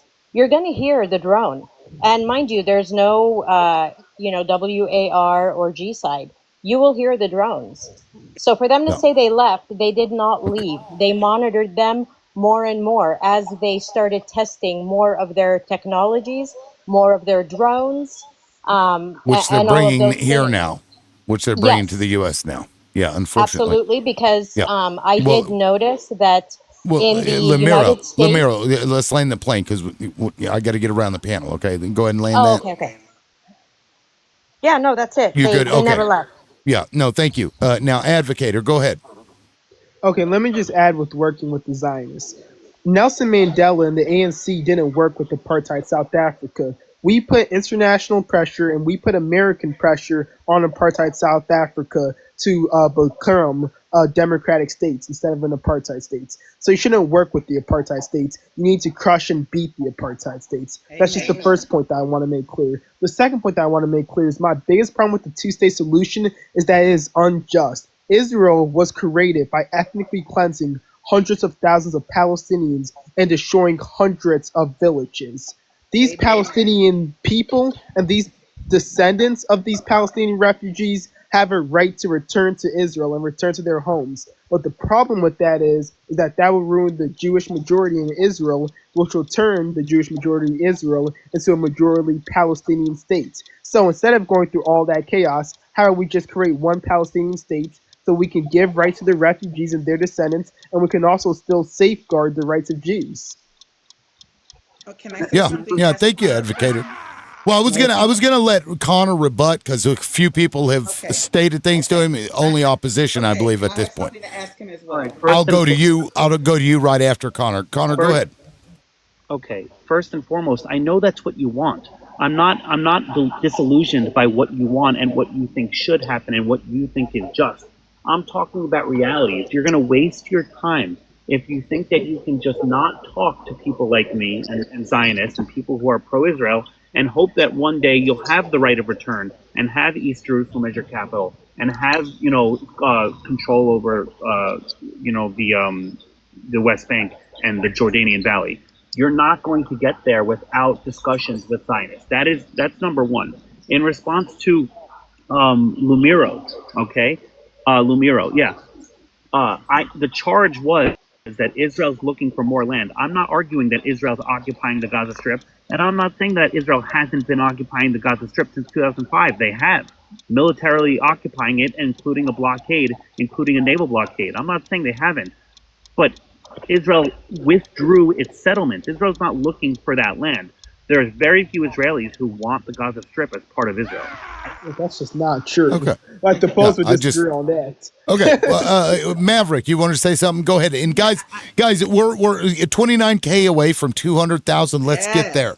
We've got 91 people in there. I think we can do it, and I would love to see that number. Maverick, please go ahead. Yes. So Connor, I know you said you're a Zionist, and everything you say is that all of these people, Yemen, Iran, the Palestinians, Hamas, they always attack Israel first, and you're just responding. So can you tell me, what did the Americans who were on the USS Liberty in 1967, what did they do to the state of Israel to have them attacked and have them unalived, and we're supposed to be allies? What happened recently where Israel sent BOMBs to Iran when they did nothing to Israel? Why? What excuse are you using for those attacks? I can go on and on and on, but those two are just stuck out in my craw because they never did anything to Israel. But and the food workers, the international food workers, why did they attack those people? And they said, "Oops, it was a mistake. Oopsie, scusi." And Qatari base, remember with the Qatari. Yeah. Number one. with number the truth. Well, Connor, go ahead. Number one, in regards to 1967, you could bring up something from 1967. Obviously, that's a sour point within U.S.-Israel relations. But, that is 60 years ago. So, if you want to bring up the USS Liberty from 60 years ago, you can feel free. It has very little relevance today. Number two, in regards to Iran, first of all, Israel and Iran have been in a proxy war for decades. Iran, on its pathway to a nuclear BOMB, who calls for the eradication of the state of Israel. Israel has stated, along with the United States, that they will act if it gets close enough to it, not to mention the fact that both age groups, and all three age groups are proxies of Iran. And if you want to talk about the world's central kitchen workers, obviously Israel has no interest in worse headlines than it already has by saying that Israel's unaliving world kitchen workers. In the fog of war, we've also unalived many of our soldiers accidentally in friendly fire. There's a lot of accidents that happen on the ground in war. Yeah, something more recent, Jonathan Pollard, I'm sure you're aware, they herald as a hero, the guy that stole U.S. intelligence documents. There have been many, many people that have stolen things on behalf of Israel from the U.S. intelligence-wise. So I don't even, I don't. Yeah, allies find each other all the time. So you just talk. That's okay. Allies steal from each other all the time, and then hold those people that steal the documents up as heroes. Come on, man. Also, let me just ask something. No, thank you. The one-state solution is realistic because it's been tried before in South Africa. I keep restating this point of South Africa was an apartheid, and then we turned it into a one democratic state with equal rights for everybody. So you can turn an apartheid state into a democratic state. That is realistic and that is possible. You don't work with oppressors. You have to crush the oppressor ideology. That's number one. Number two, this idea that Israel doesn't want land when Israel's entire history have been one of basically just expansion. The Zionist project went from owning 6% of the land in 1947 to controlling 100% of historic Palestine in 2025. You can talk about the Sinai Peninsula. You can talk about them withdrawing settlements in the Gaza Strip in 2005, but that doesn't change the overall course of settlement expansion, and the Palestinians keep getting more and more screwed over. That's just a fundamental truth. And this idea that Israel's like always getting attacked and it's always their neighbors starting stuff with them is just like denies the entire history of the 6-Day War, where Israel preemptively attacked. It denies the history of the 1948 War of Independence, of where that war came off the back of the Nakba. Advocator, do you know what preemptive means? It means that they thought they were finna attack, but there's no evidence of that. Preemptive. There's no. By the way, there's no evidence of that. Can you guys hold off for 1 second? Liv, you have to reset your goal. I reset it just now. Okay, and guys, we need to get to 200K, guys. We're almost there, so tap. Bam, 23K. Collectively, guys, let's get those numbers to go up. This is a great conversation, so please tap that live. And if you're feeling extra generous, there is a cash and an app, and Lib can tell you what that is. Somebody should put that in the comments if you want to send a love offering there as well. Love offering. But I just want to ask a question of Connor, as far as Israel's concerned with all the victim mentality that you all have. You continuously say that people are attacking you. So Netanyahu, since the 1990s, has gone to government saying that Iran was 2 weeks away from a nuclear bomb. This is from the 1990s. And actually, there's a video of it where people moshed it together. Then he did it, and every other year he's doing that, ginning up this country to go to war with Iran. Oh, 3 more minutes from now, they'll have a nuclear, and then 10 years will pass. So every time you say this, that these people are after, maybe it's a collective a psychotic episode that you all are having of paranoia, where you think that someone's always after you because of the evil that the Zionists are doing. So I'm trying to ask you once again, because you just said in this live that Iran has the capability to do an end weapon, when we know that isn't true. They weren't even trying. So since 1995, from what I can remember, Yahoo Milkowski has been lying and telling the world that Iran is within 2 weeks of having one. Why should we believe anything that comes out of the mouths of Zionists? And for the record, said it about Iraq too. Help draw us into Iraq. But that was, yes, guys, that was directed at Connor. I'm gonna let Connor answer. Go ahead, Connor. Thank you, Maverick. It's the worst kept secret in geopolitics that Iran, its main goal was to develop and create an end weapon. This is not a secret. I don't know where you're getting it when you're saying that they didn't even want one. Israel and the Mossad has conducted operations, covert and clandestine operations, against nuclear physicists for the last decade. Israel, every time Iran took a couple steps forward, Israel would ensure that a couple steps would be taken back, that Iran stayed on the cusp of getting one. That's why for many years, Israel and the United States and foreign intelligence of many countries said that Iran is very close to enriching the kind of uranium it needs to create one. But Mossad operations hindered their efforts in many ways throughout the years. I don't really understand where you're getting it when you say that they didn't even want one, just because they said it was for, renewable energy. I didn't say, well, excuse me, real fast. I didn't say I didn't think I wish and hope that they get one or two or five. You know why I hope that Iran and all these other the small countries get? Because when you have nuclear weapons, people like Israel don't fuck with you.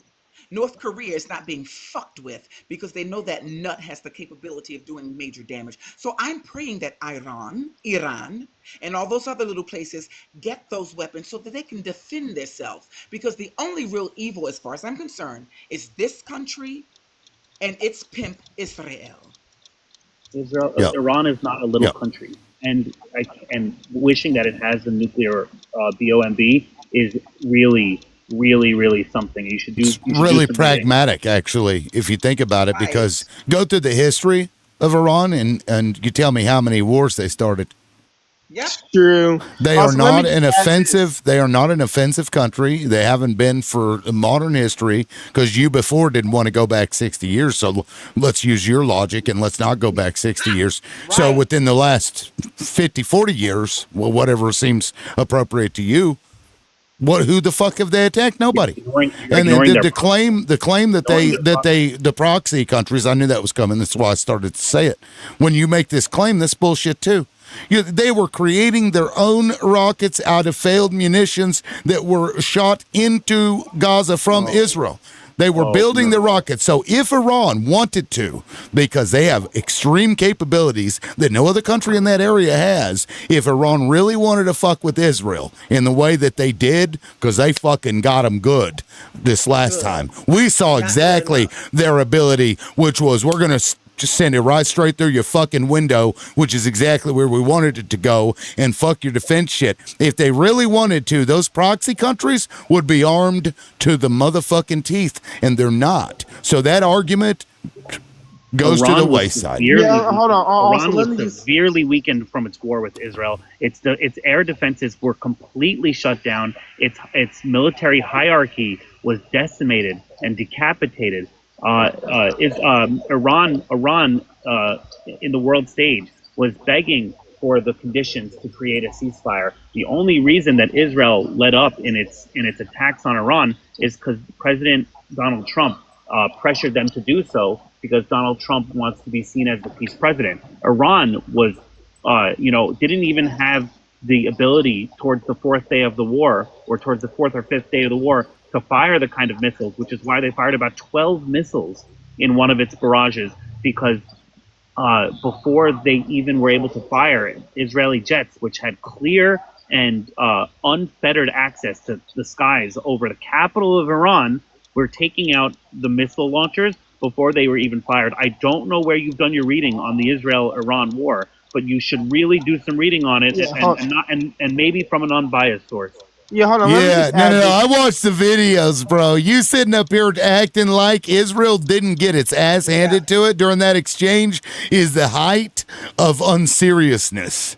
Those videos showcased exactly what Iran is capable of doing. And the only reason that Iran was stopped, essentially, is because the United States decided to put our fucking soldiers at risk on behalf of Israel. The United States needs to cut Israel off from all of its funding, whether it's financial, whether it's munitions. We shouldn't give them another fucking defensive missile at all, because of all of the things that they've done over the course of the fucking history of that region and the devastating impact they've had on every country in that motherfucking place. And the United States, furthermore, has to pay the people around them to leave Israel the fuck alone. We pay them to do this.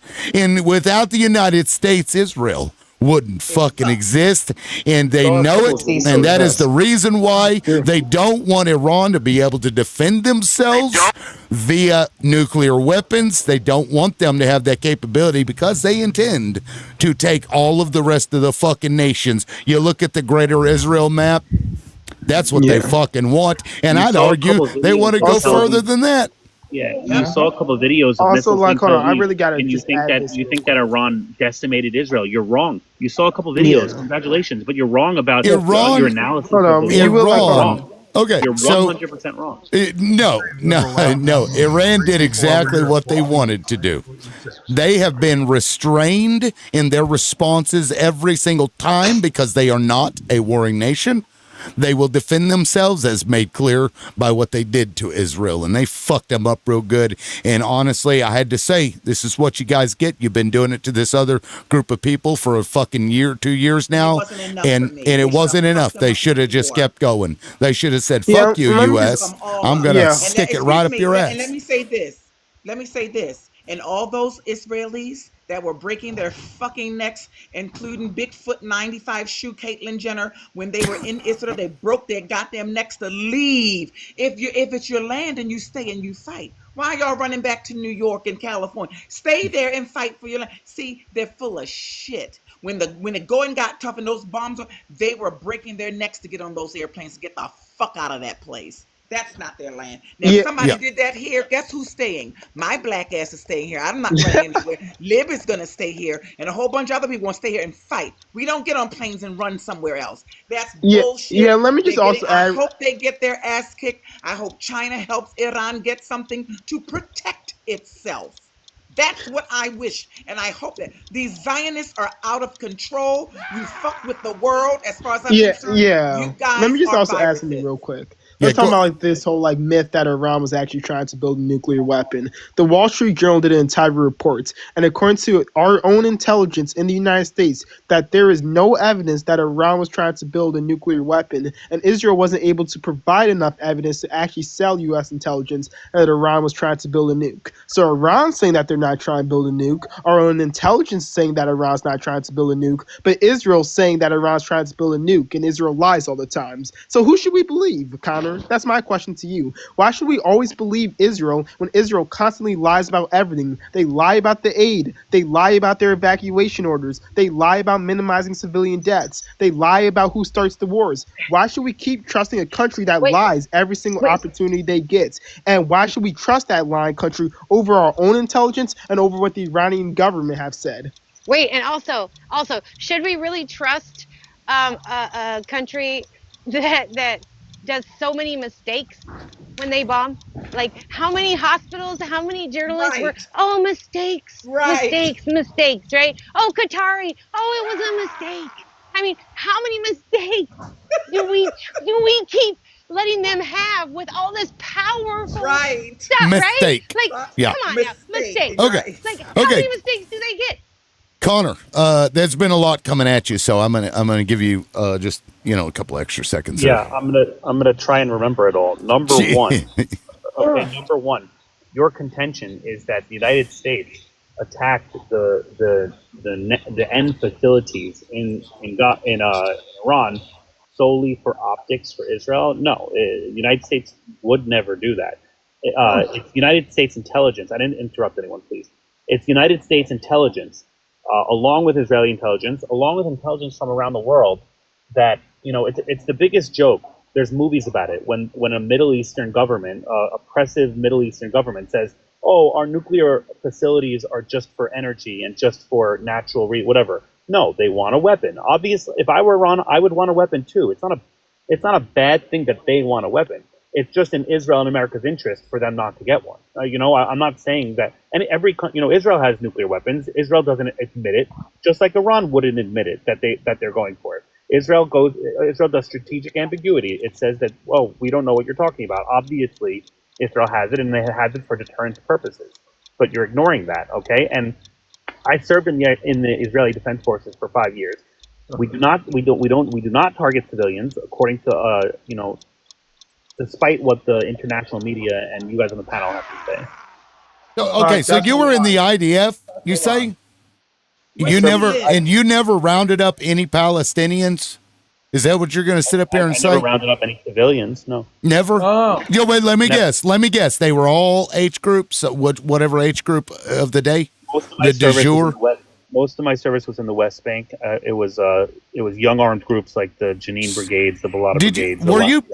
Were you proud? Well, hold on, guys. Were you proud of that you were oppressing a fucking group of people? Did that feel good to you?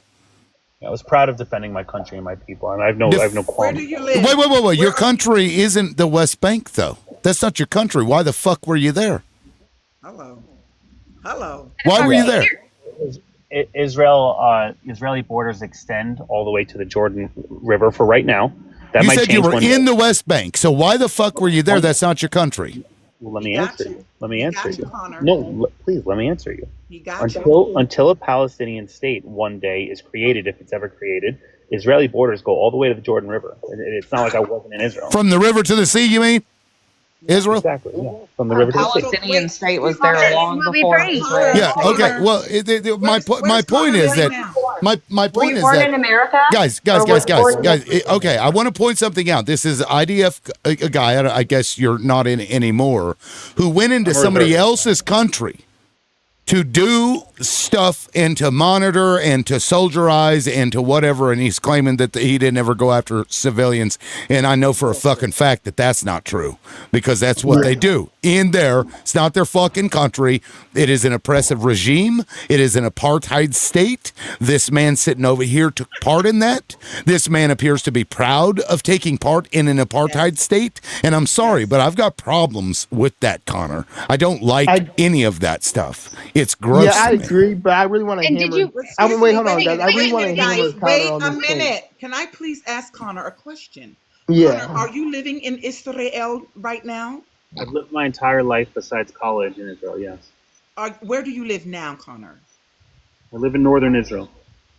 So you're in Israel. Northern Israel. Northern Israel.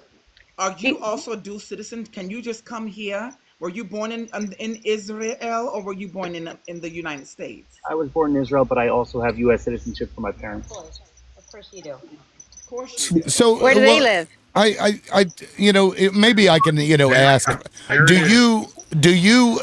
you like believe that, and have you seen other people be shitty to Palestinians? Of course. Yes, of course.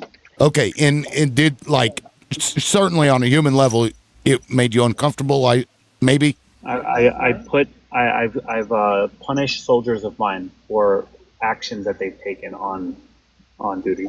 I don't. Okay, so let me ask something real quick about targeting civilians, because I really have. I want to hammer away at that point real quick. I want to bring this report to attention that I read.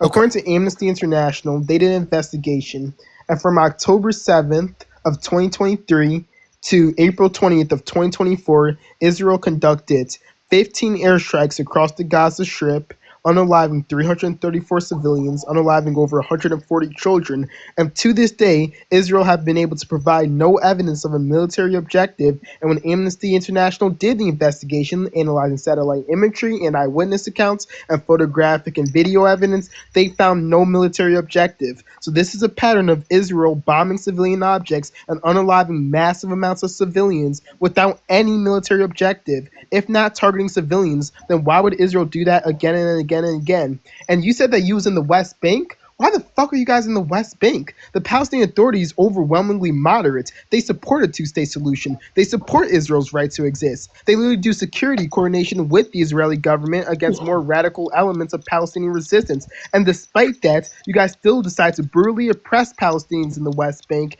and you guys continue to expand settlements, and the IDF soldiers, who are quote-unquote your buddies, continue to unalive Palestinians indiscriminately in the West Bank, including children. If you guys are really interested in peace, Connor, then why do you guys keep brutalizing the West Bank? It is mainly peaceful compared to Gaza. Not saying that the Palestinian Authority is perfect, not saying that the Palestinians in the West Bank are perfect, but they're overwhelmingly peaceful and overwhelmingly willing to work with Israel compared to the Gazans. And despite that, you guys still fuck them over. And just because of that, you guys legitimize Hamas in Gaza.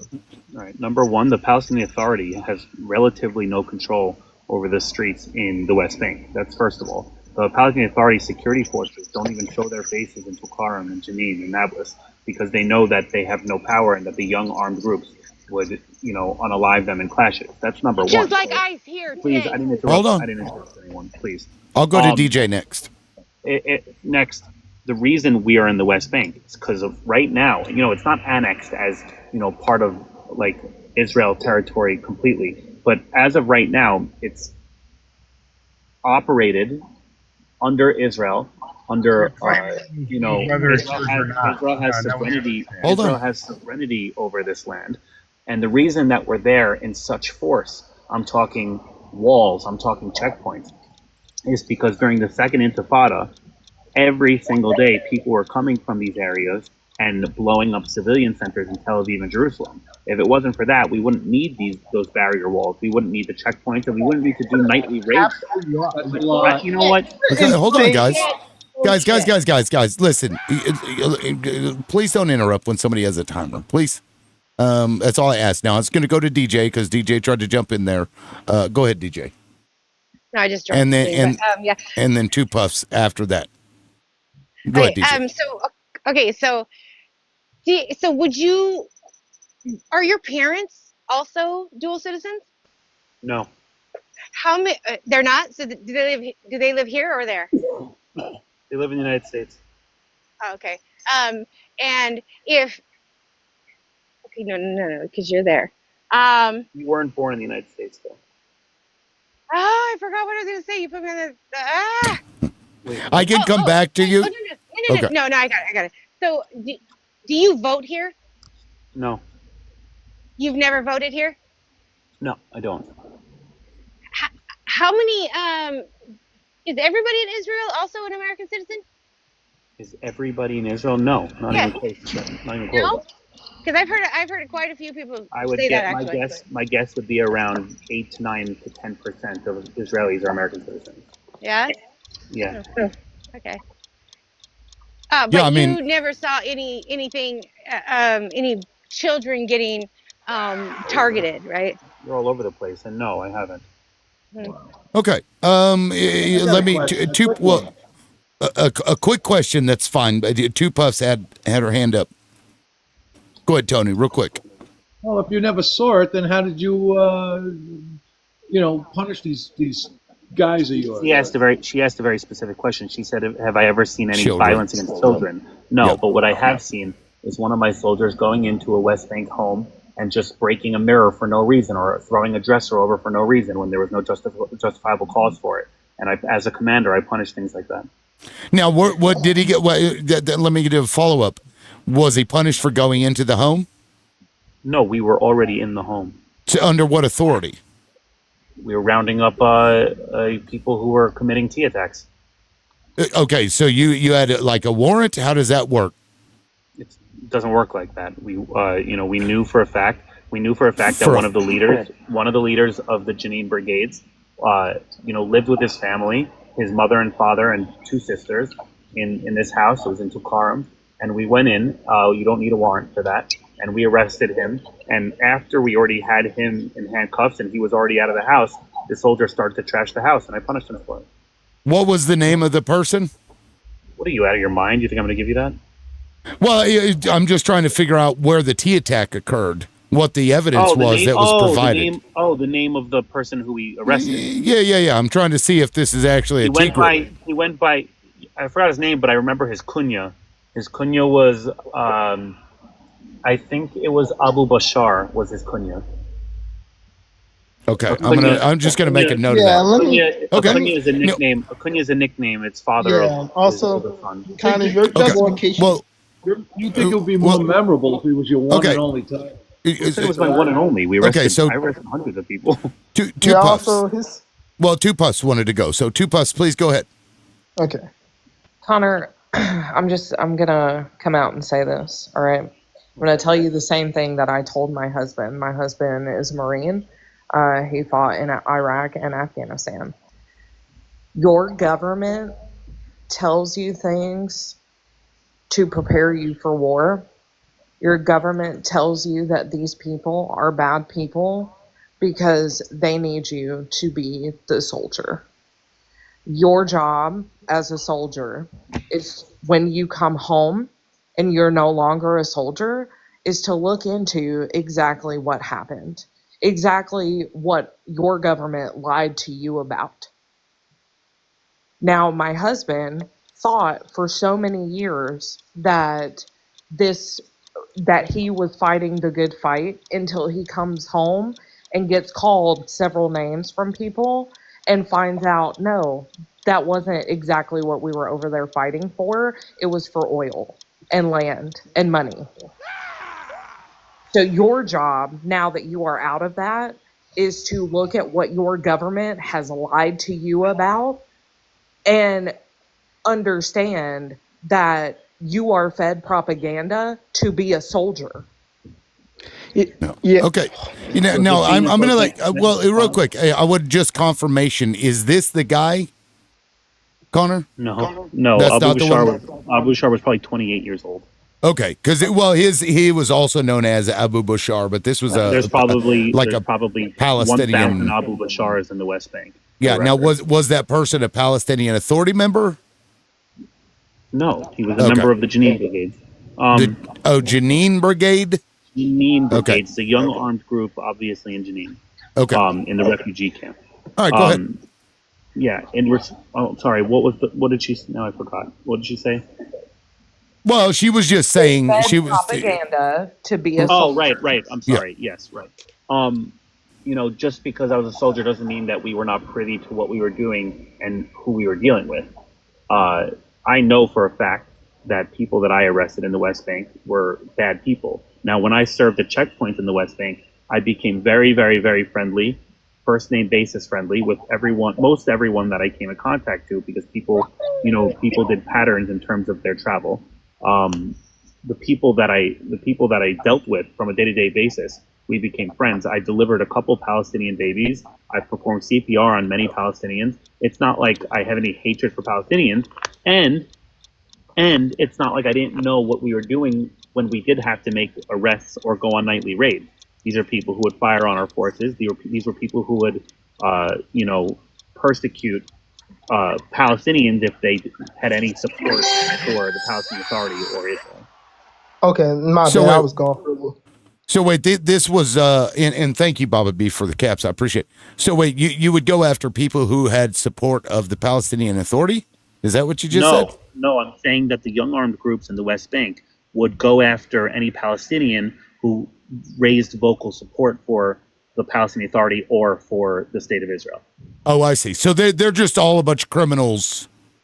And you guys were the benevolent people that entered their country and their land to direct them and to determine who and what was bad without any warrants, entering their homes. You just admitted to night raids. Guys, this goes all into the facts of life in the West Bank, which is that they have no fucking life. Their life is I guess the worst thing about this, their life is holy fucking shit, Advocator! I'm sorry. Do I here? His whole justification. Here we go, Advocator. I'll just make it real fucking easy for you. You do the timer, please. Go ahead. It's your fucking show, bro. Go ahead. Cut the host off too. I'm fucking talking, man. But hey, go for it. Let's hear it. Fucking hell, man. Yeah. Please, God, I don't even know what the fuck I was saying now, but about them going in the West Bank and being the great heroes and delivering babies. All I want to know is, after you delivered the baby, did you put it in handcuffs? Yeah. But Advocator, go ahead if you remember what you were going to say, because I fucking don't know. No, my bad, bro. I'm sorry. You're good. Go ahead. Go ahead. Go ahead. Okay, my bad. But yeah, I'm sorry, because it was just annoying me because Connor was just blatantly lying. His whole justification for Israel's occupation of the West Bank was because of the Second Intifada. This is going to make it seem like Israel's occupation of the West Bank started after the Second Intifada, which just isn't true. Israel's occupation of the West Bank started in 1967. The Second Intifada started in 2001. This is just a blatant lie. During the Oslo Accords, which was again before the Second Intifada, Israel was already expanding checkpoints, settlements, home demolitions, land confiscation. Oh, you're muted. You muted yourself. Yeah, my bad.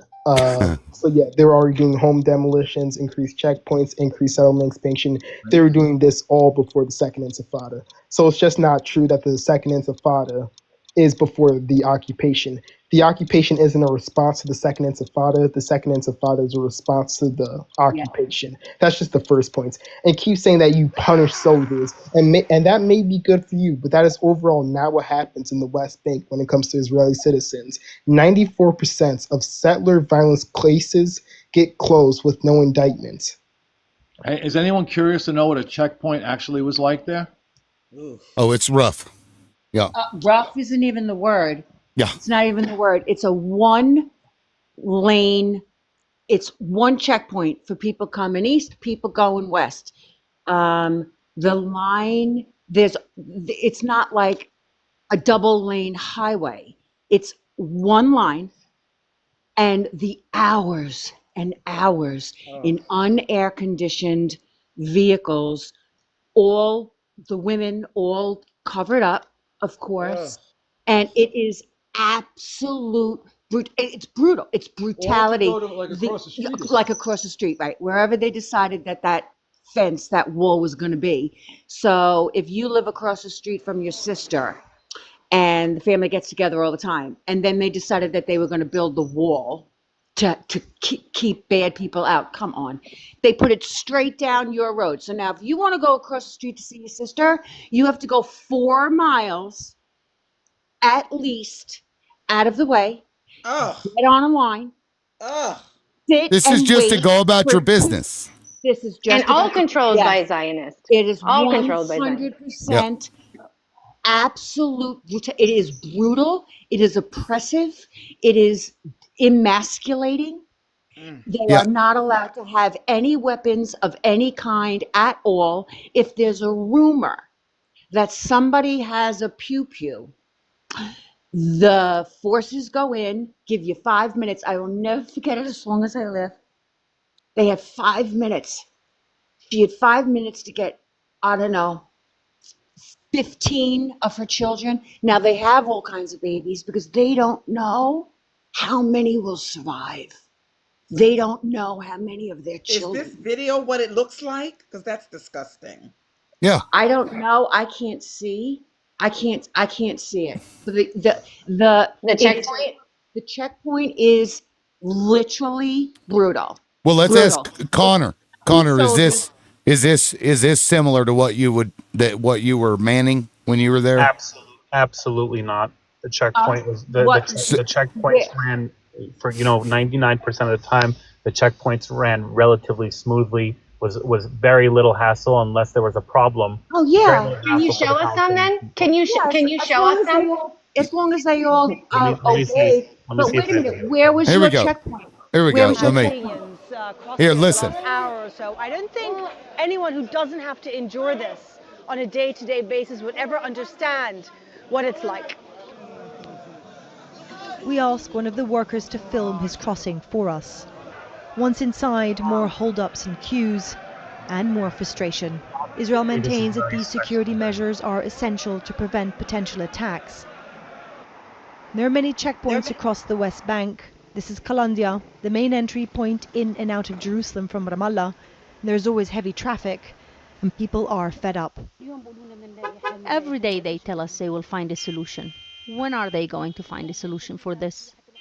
Everyone is frustrated. When they come to the checkpoint, they lose. Yeah. So I can't play all of that for, copyright reasons, but there you go.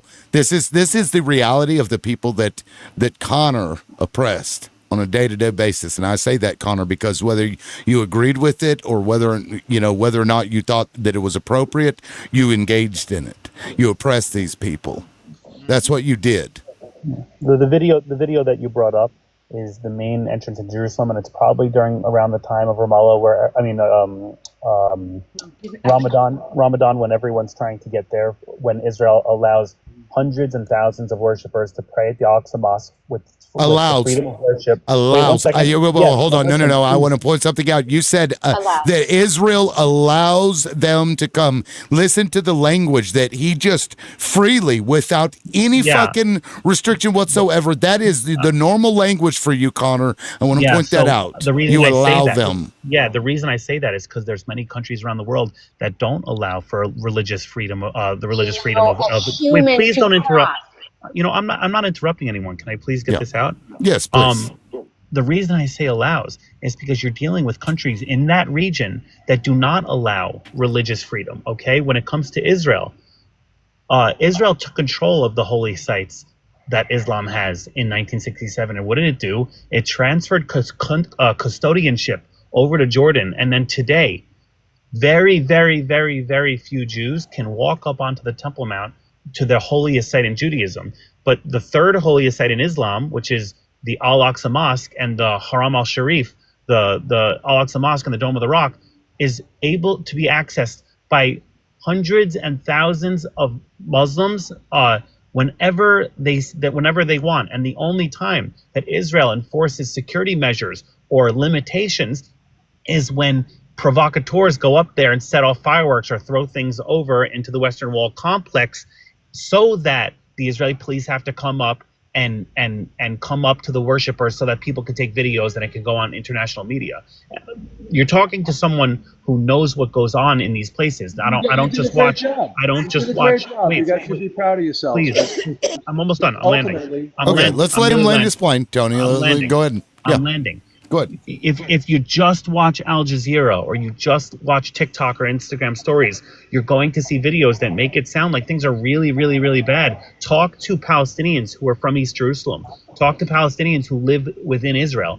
They enjoy rights. They enjoy freedom. They're able to live and work and feed their families, and they're happy. Talk to these people. Don't talk to the people on this app who've never even been in the region.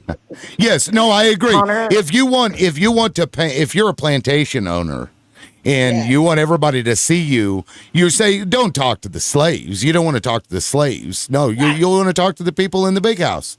You go, please. Connor says, talk to the people in the big house, not the people that are stuck in there eating out of fucking troughs and shit. No, don't do that. The people that we're oppressing. Please don't talk to them. Please, I'm from the IDF. I beg of you, do not talk to people from the place that we oppress. Is that the message, Connor? Talk to the Palestinians. No, I'm saying talk to the Palestinians. I'm not saying don't talk to Palestinians and talk to Israelis. I'm saying talk to real life Palestinians, and not the ones who've been in the United States for the last 70 years. Why not the ones that are in Gaza? Why not them? Connor, can I ask you a question? What's up? And I thank you very much for tolerating us, and you're very brave. I like to say that. Guys, tap. We're almost 4K away from 2,000. 4K. Guys, you guys are wonderful and you're awesome. But Connor, I'm going to ask Maverick, you I appreciate the conversation as well. Continue. I'm sorry. Thank you, Connor. And you're really a good. You might run and be able to run for a politician and overthrow Netanyahu Milkowski. Okay, you're really good. But I want to ask you this. I hear everything you're saying. You guys have to defend yourself and protect yourself from people with the BOMBs and the Palestinians. Why do you treat your Ethiopian Jews like trash? They've never done anything to you but love your religion and be Jewish as well. But you sterilize them so they can't breed. They're living in ghettos. Why do you treat them like trash? Yeah, you can't say that they're lobbing BOMBs at you guys or they're throwing rockets at you. So why are you so hateful, Zionists, that you treat those black Ethiopian Jews like garbage? Yeah, that's also something that's been trumped up, in the news. There is definitely racism within Israel, just like there's racism in every society, and there's definitely a distaste among some people for the Ethiopian Jews, especially in South Tel Aviv near the central bus station. I'm not denying that some of that exists. It has definitely been overplayed by the media. We have full units, respected units in the IDF, full of Ethiopian Jews. We have full, and especially in the last couple years, because there's a very popular Israel activist who started doing videos on their community and within their community. It's definitely gotten a lot better. As the years go on, tolerance improves, and people become more moral, in my opinion, with the rise of social media. In my opinion, there's definitely a problem. I hope it's fixed, but it's not representative of the Israeli people. It's not like the Israeli people hate the Ethiopians. There are some people who don't like black people. That's no secret, but that's all over the world, Connor, this is the exact point that I was trying to make, because the narrative that you continue to push is propaganda. Let me read something. I'm going to read something. This is from the Times of Israel. Equipped with a hidden camera, another Ethiopian Israeli man, Jeremy Artia, formerly a police officer and soldier in the IDF, attempted to gain entry to a number of Tel Aviv nightclubs and bars. He was denied entry on 7 out of 8 occasions, even as others beside him were let in. Quote, "I'm still a second-class citizen. I can't even get into a club. It's really a difficult feeling. I don't want to dream, but it hurts me to see these young kids who have no future no hope. That doesn't sound like just kind of a backdoor problem, right? This is fucking 2025. This article, matter of fact, let's say, was written in 10 years ago. So in 2015, you've got literal segregation of people in Israel. And then on top of that, you've got sections of people who are completely and totally oppressed. Like, so hurry the fuck up and clean that shit up, please. Can you go back in there and do that? Yeah, there's certain context that you're missing. From about 2009 to around 2017, this was a very, very, very big political discussion.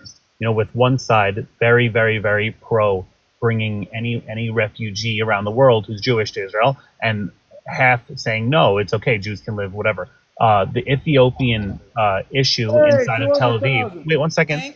Connor, 1 second. Connor, hold that thought. Thank you, guys. Shit. Go 200K. Oh shit! Let me get the 200K. Thank you guys so much. I appreciate that. It's fucking awesome. Yes. Shit. Let's go for 250. Go ahead, Connor. Sorry. Big deal. The Ethiopian issue.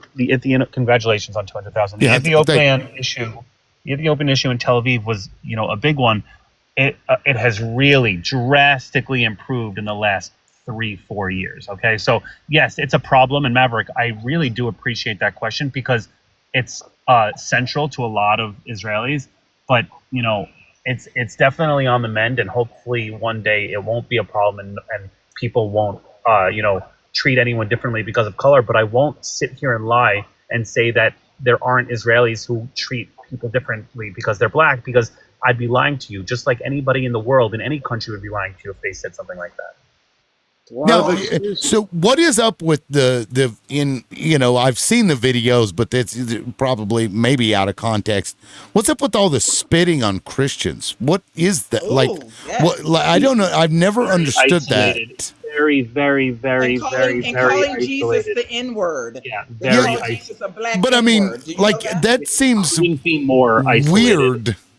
Well, obviously it's disgusting, but it's not some rampant problem. Christians enjoy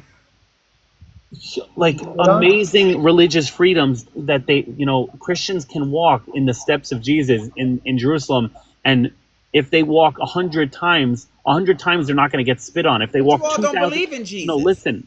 You don't even believe in Jesus. Christians, so whose steps are they walking in? Christians believe in Jesus, and what's important is that they can go to Dormition Abbey, or they can go to the Church of the Holy Sepulchre, or they can go to the Sea of Galilee, or they can go to the Mount of Olives freely and pray, just like Muslims can go to the Al-Aqsa Mosque, and they can go to Rachel's tomb in Bethlehem, and they can go to so much. No, it's not. What Israel's doing is not looking for gratitude. It's allowing people to practice their religion freely, which, if there was a Palestinian state, I'd be very afraid as a Jewish person to practice freely. Very, very afraid in a prospective Palestinian state. Yeah, let me just add something, because and- for some reason you keep getting away with these insane lies. Number one, these aren't just isolated incidents. In 2024, Christian human rights groups have recorded, just in that 1 year alone, that there were 111 Jewish attacks on Christians. So it's not isolated. That is a repeated pattern again and again and again, where you have a Jewish supremacist ideology that is radicalizing an entire nation. That's the first point. And another point that I heard you say was when you said that the Palestinians in Eastern Jerusalem have freedom. No, they don't. They can't even vote in Israeli national elections. They are connected inadequately to healthcare, education, infrastructure. These have all been documented, by the way, by Human Rights Watch and Amnesty International. Jewish Israelis, their residency in Eastern Jerusalem is permanent and non-conditionable. But Palestinian residency in Eastern Jerusalem does have conditions, and it can be revoked. These are the giant differences between the way Palestinians with East Jerusalem IDs live and the way that Jewish with Israeli citizenship live in Eastern Jerusalem. So it's not equal in Eastern Jerusalem. The Palestinians aren't free, but instead Eastern Jerusalem is replicant of an apartheid system. What you're saying is true. Yeah. The Palestinians in East Jerusalem do not have the right to vote. I never claimed they had the right to vote. That's obviously a situation. You made it seem like they were free. They're not free. Obviously, that's a situation that's untenable, and it has to be, remedied in some way. But what I did say is that Yeah, you guys Palestinians have to in East stop being Jerusalem. apartheid. What I did say is that Palestinians in East Jerusalem have the right to religious freedom. They have the right to freedom of speech. They have the right of freedom of assembly. Yes, there has to be a solution that, where something happens, because the status quo is untenable. But they do enjoy more freedoms than some other Muslim countries where they're full citizens. Can I I'm ask sorry. Connor? I'm sorry. That's just an insane. I'm sorry. That's an insane. You want me to give you an example? Well, wait, hold on, Connor. Wait, Can I ask you one So other question, Connor? because it's better than other countries. Is that kind of what I heard, or did I mishear you? It is what you heard. Okay, this is like what they do to poor white people in this country. It's like, hey, at least you're not as bad as that fucking guy over there. N-word. At least you're not an N-word. Yeah, that's. But Connor, may I ask you a question? Do you condone the rape of children, especially 3-year-old children? And do you condone protecting child traffickers and things of that nature? Because Israel, their stance is to allow people who have been charged with corn and all sorts of other things to come to Israel as a refuge for them to have all of their groomers and their rapists and their molesters there. Do you condone that? Number one, I obviously don't condone it. I condemn it, and it's disgusting. Number two, if you're discussing, like that guy in Vegas and other things, you will find corruption, and you will find bad people getting away with bad things in every single country. Israel's no different. Israel's not some shining. Wait, one second, please, Maverick, 1 second. Israel's not some shining beacon where its leaders and people who with money and people with power, don't get away with things when they do bad things. You will find pedophiles who seek asylum. Don't say the word, honey. Sorry, pedophiles. Sorry, pedophiles who will seek refuge in Israel. To quote unquote, if anyone's seen The Godfather, to live their life out as a Jew. Israel send them back? Why don't Israel say, no, you cannot come here? You have to go back. Because of politics. Politics is an ugly, disgusting game. Well, Connor, can you? Well, hold on. Connor, do you know of any other country that accepts people who have done these things and they're like, you can come here? In every country, if someone has money or power, you might not hear about it, but yes, it happens in every single country, and they get away with it. So, Israel's no different. Wait. Convicted of P3DO, you're saying that there are every other country brings people in that have been convicted and says you can take refuge here? What? When did that happen? First of all, you're dealing with a very, very, very specific case, because there are very few countries around the world where someone can claim a heritage that gives them citizenship right away. Israel is one of those. I know, right? Kind of sounds supremacist. No, listen, please. You can disagree with it, but I'm answering the question. I mean, it's supremacist. Wait, okay, you can think it's supremacist. That's fine. Let me answer the question. A way to get out of maybe problems in a different country is by claiming citizenship very quickly in a different country. There are very few countries around the world that will allow that. Israel, if you prove that you're Jewish, it's very easy to become a citizen. You might have disagreements with that, but that is the truth. Okay? Isn't it also, even if you're not Jewish, if you remember that you're Jewish, but you just can't find it, right? No, you can't. I'm not gonna lie, find your Jewish history. No, you can. There's a thing. You cannot. Something. You were wrong about that. No, I've seen it. I work for the government. Trust me, you're wrong. So could it have anything to do with the fact that in the culture, in Israeli culture, in a lot of Jewish religion, that it's acceptable to grape 3-year-old girls? What? No. Excuse me, baby. Excuse me. It's acceptable to circumcise baby boys and suck on their wiggly worms and drink their blood. And you're saying no, but we can prove that is acceptable. It's in the Talmud, and they condone it. They teach you how to do it. That if she's 3 years old and one day her hymen will grow back, it's better to do it that way. Do you think that's why they circumcise a female? Maverick. Excuse me. Do you think that it is acceptable in your culture to grape children because it's in your religious texts? Okay, number one, first and foremost, there is nothing in Jewish texts that says that it's okay to rape children. First of all, there are certain things in the Talmud that say very controversial things about, getting married or wedding or getting engaged or having relations with very young people, just like in the Quran. In any text, no, listen for a second. In any religious text, I'm glad that you think this is funny. In every religious text, okay, you will find very weird things from centuries ago, from thousands of years ago, that don't fly today. You know what In I find no weird? Jewish All the community, excuses in you're no making. Jewish community on this planet is the graping of anyone of any age acceptable. Now Actually- you can bring up one second. I know you're going to bring up the fake poll that happened in Israel that say that you can Then what are you talking about? I know of a Jewish community where apparently it about was Argentina? Are acceptable. you talking about Argentina? No, say Like, Epstein's Island. Was that not a Jewish community? No, just because the guy was Jewish doesn't make it a Jewish community. Are you? Oh, well, kidding me? he was in contact with your foreign prime minister. So listen, host, if a guy named Muhammad creates an island and does bad things there, I'm not going to blame it on Islam. Whoa. Did you just skip over what I just said? This guy was in regular contact with the prime minister, ex-prime minister All of right, Israel. Screw the ex-prime minister of Israel.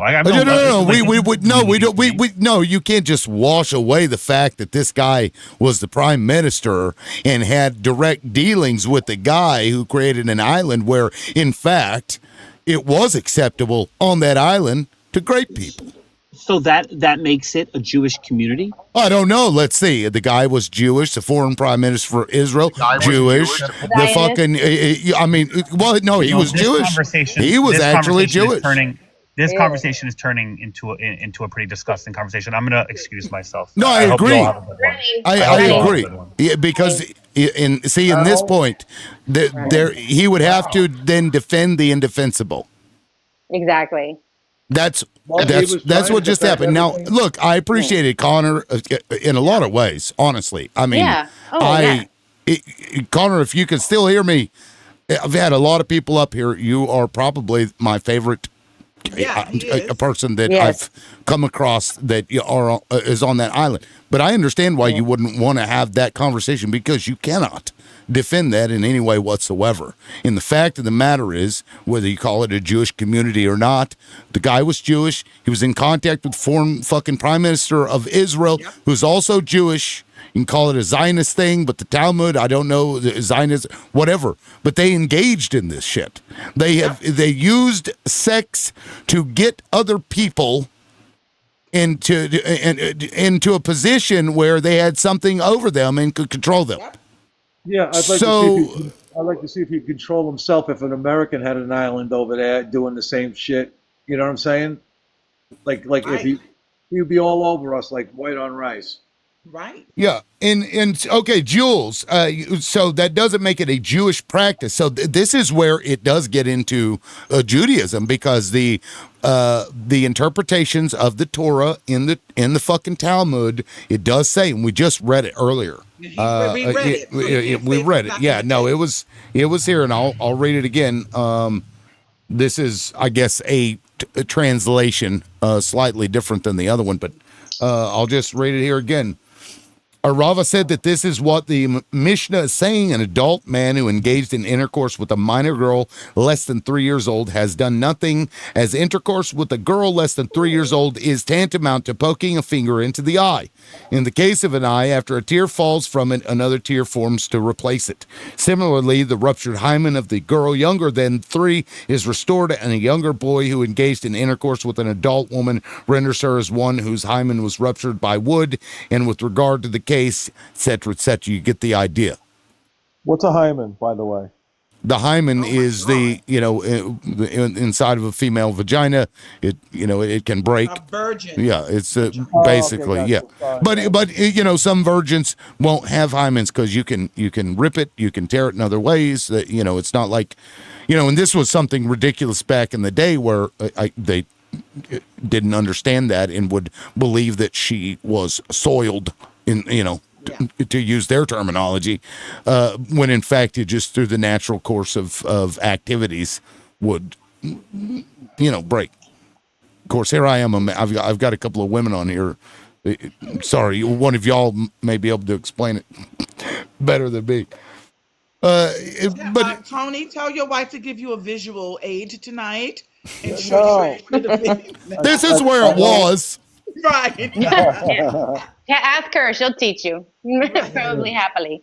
Yeah. So, like sticking the finger in the, and so but then you take that, and I'm not making a connection here, but it's fucking weird. You take that information from like the Talmud, and they're using sex to gain position. It just, what does that say? I don't know. And you can't deny it, no matter how upset people get. And what was his name? We like to thank Connor because he was one of the best. But Connor was awesome. Not deny that if you have several, well, I would call them fugitives from child porn and you're harboring them.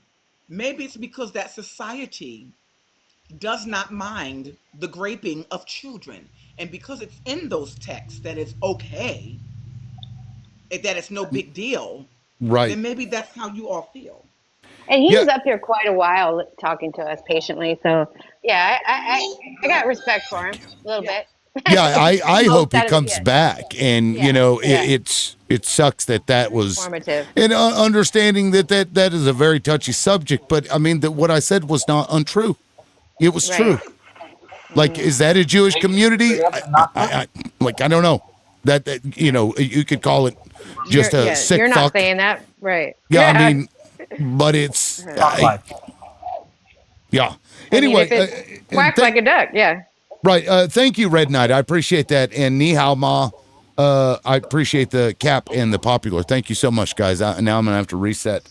I've actually been on for 8.5 hours now, so here in about 30 minutes, I'm gonna. Oh, here's Connor.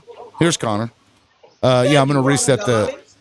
Wait, please, Connor, welcome back. If you have a problem, Maverick, if you have an issue with Israeli society and their acceptance of pedophiles, that's one thing. I can have a conversation about that.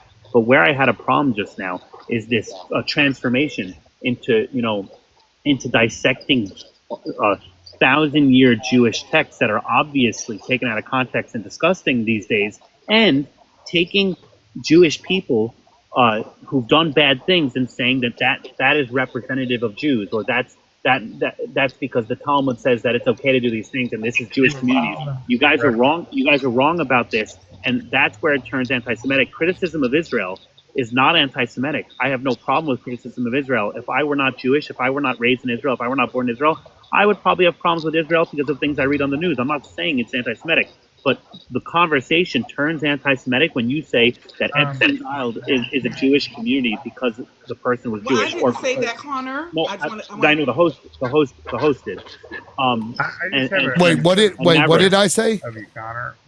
You said that Epstein's Island is a Jewish community, and the things that happened there, you're insinuating is coherent with Jewish values because of what is in the Talmud and the Mishnah. Right? Well, you said there were no Jewish communities, and my contention was, could you call that a Jewish community? Because it was absolutely it was okay. Then that's all you needed to say. But the fact of the matter is that doesn't make it a Jewish community. Right, but I mean, think about it. So you have text, and look, people will bastardize religion to do bad shit. I think we can all acknowledge this, right? Would you agree, Connor?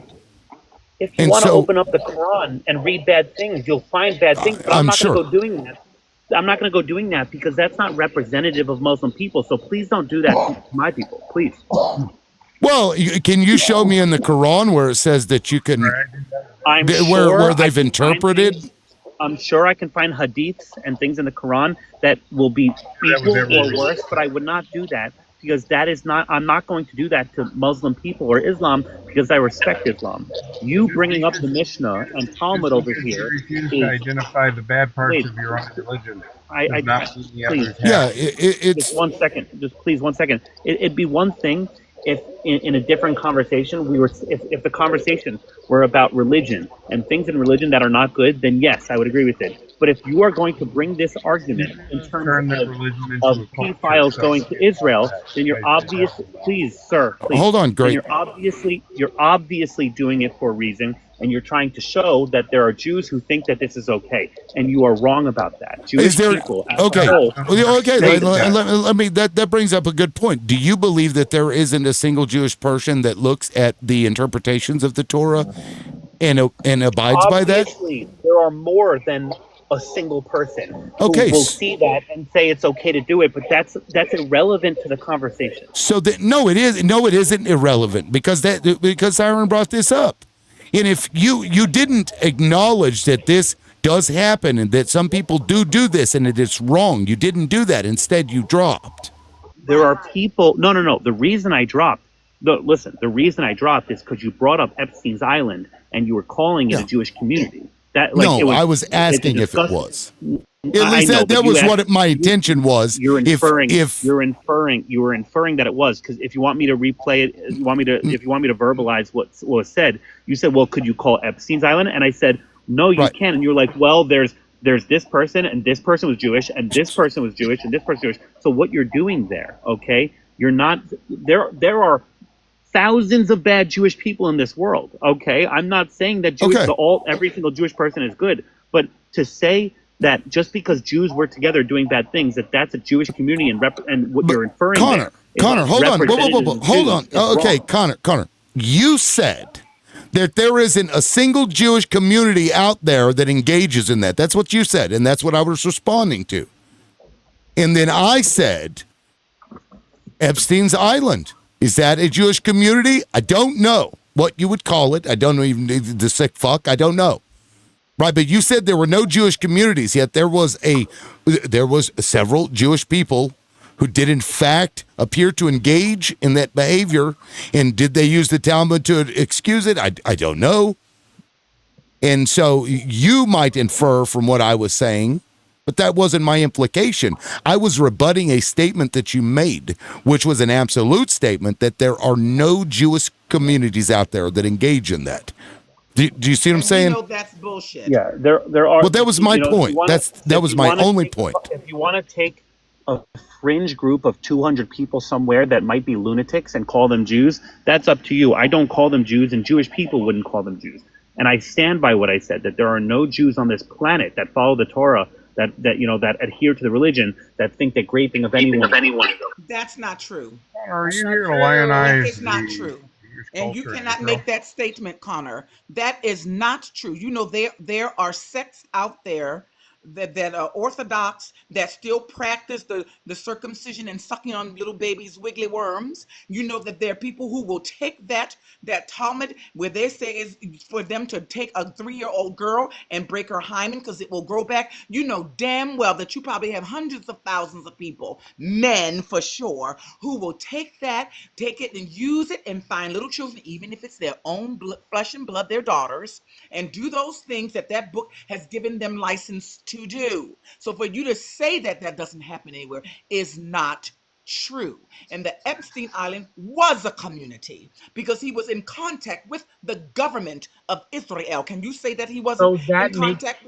No, I'm not saying it's not, but listen to what you're doing, okay? Listen to what you're doing. You're now making connections between the Israeli government and Jewish people as a whole, which is what I thought that pro-Palestinians don't want to do. Because they're saying that the state of Israel is different from Judaism. How come it's me that's saying that the state of Israel is different than Judaism and not you guys? What you're going to be doing here is you're going to alienate pro-Palestinian and anti-Zionist Jews with this conversation.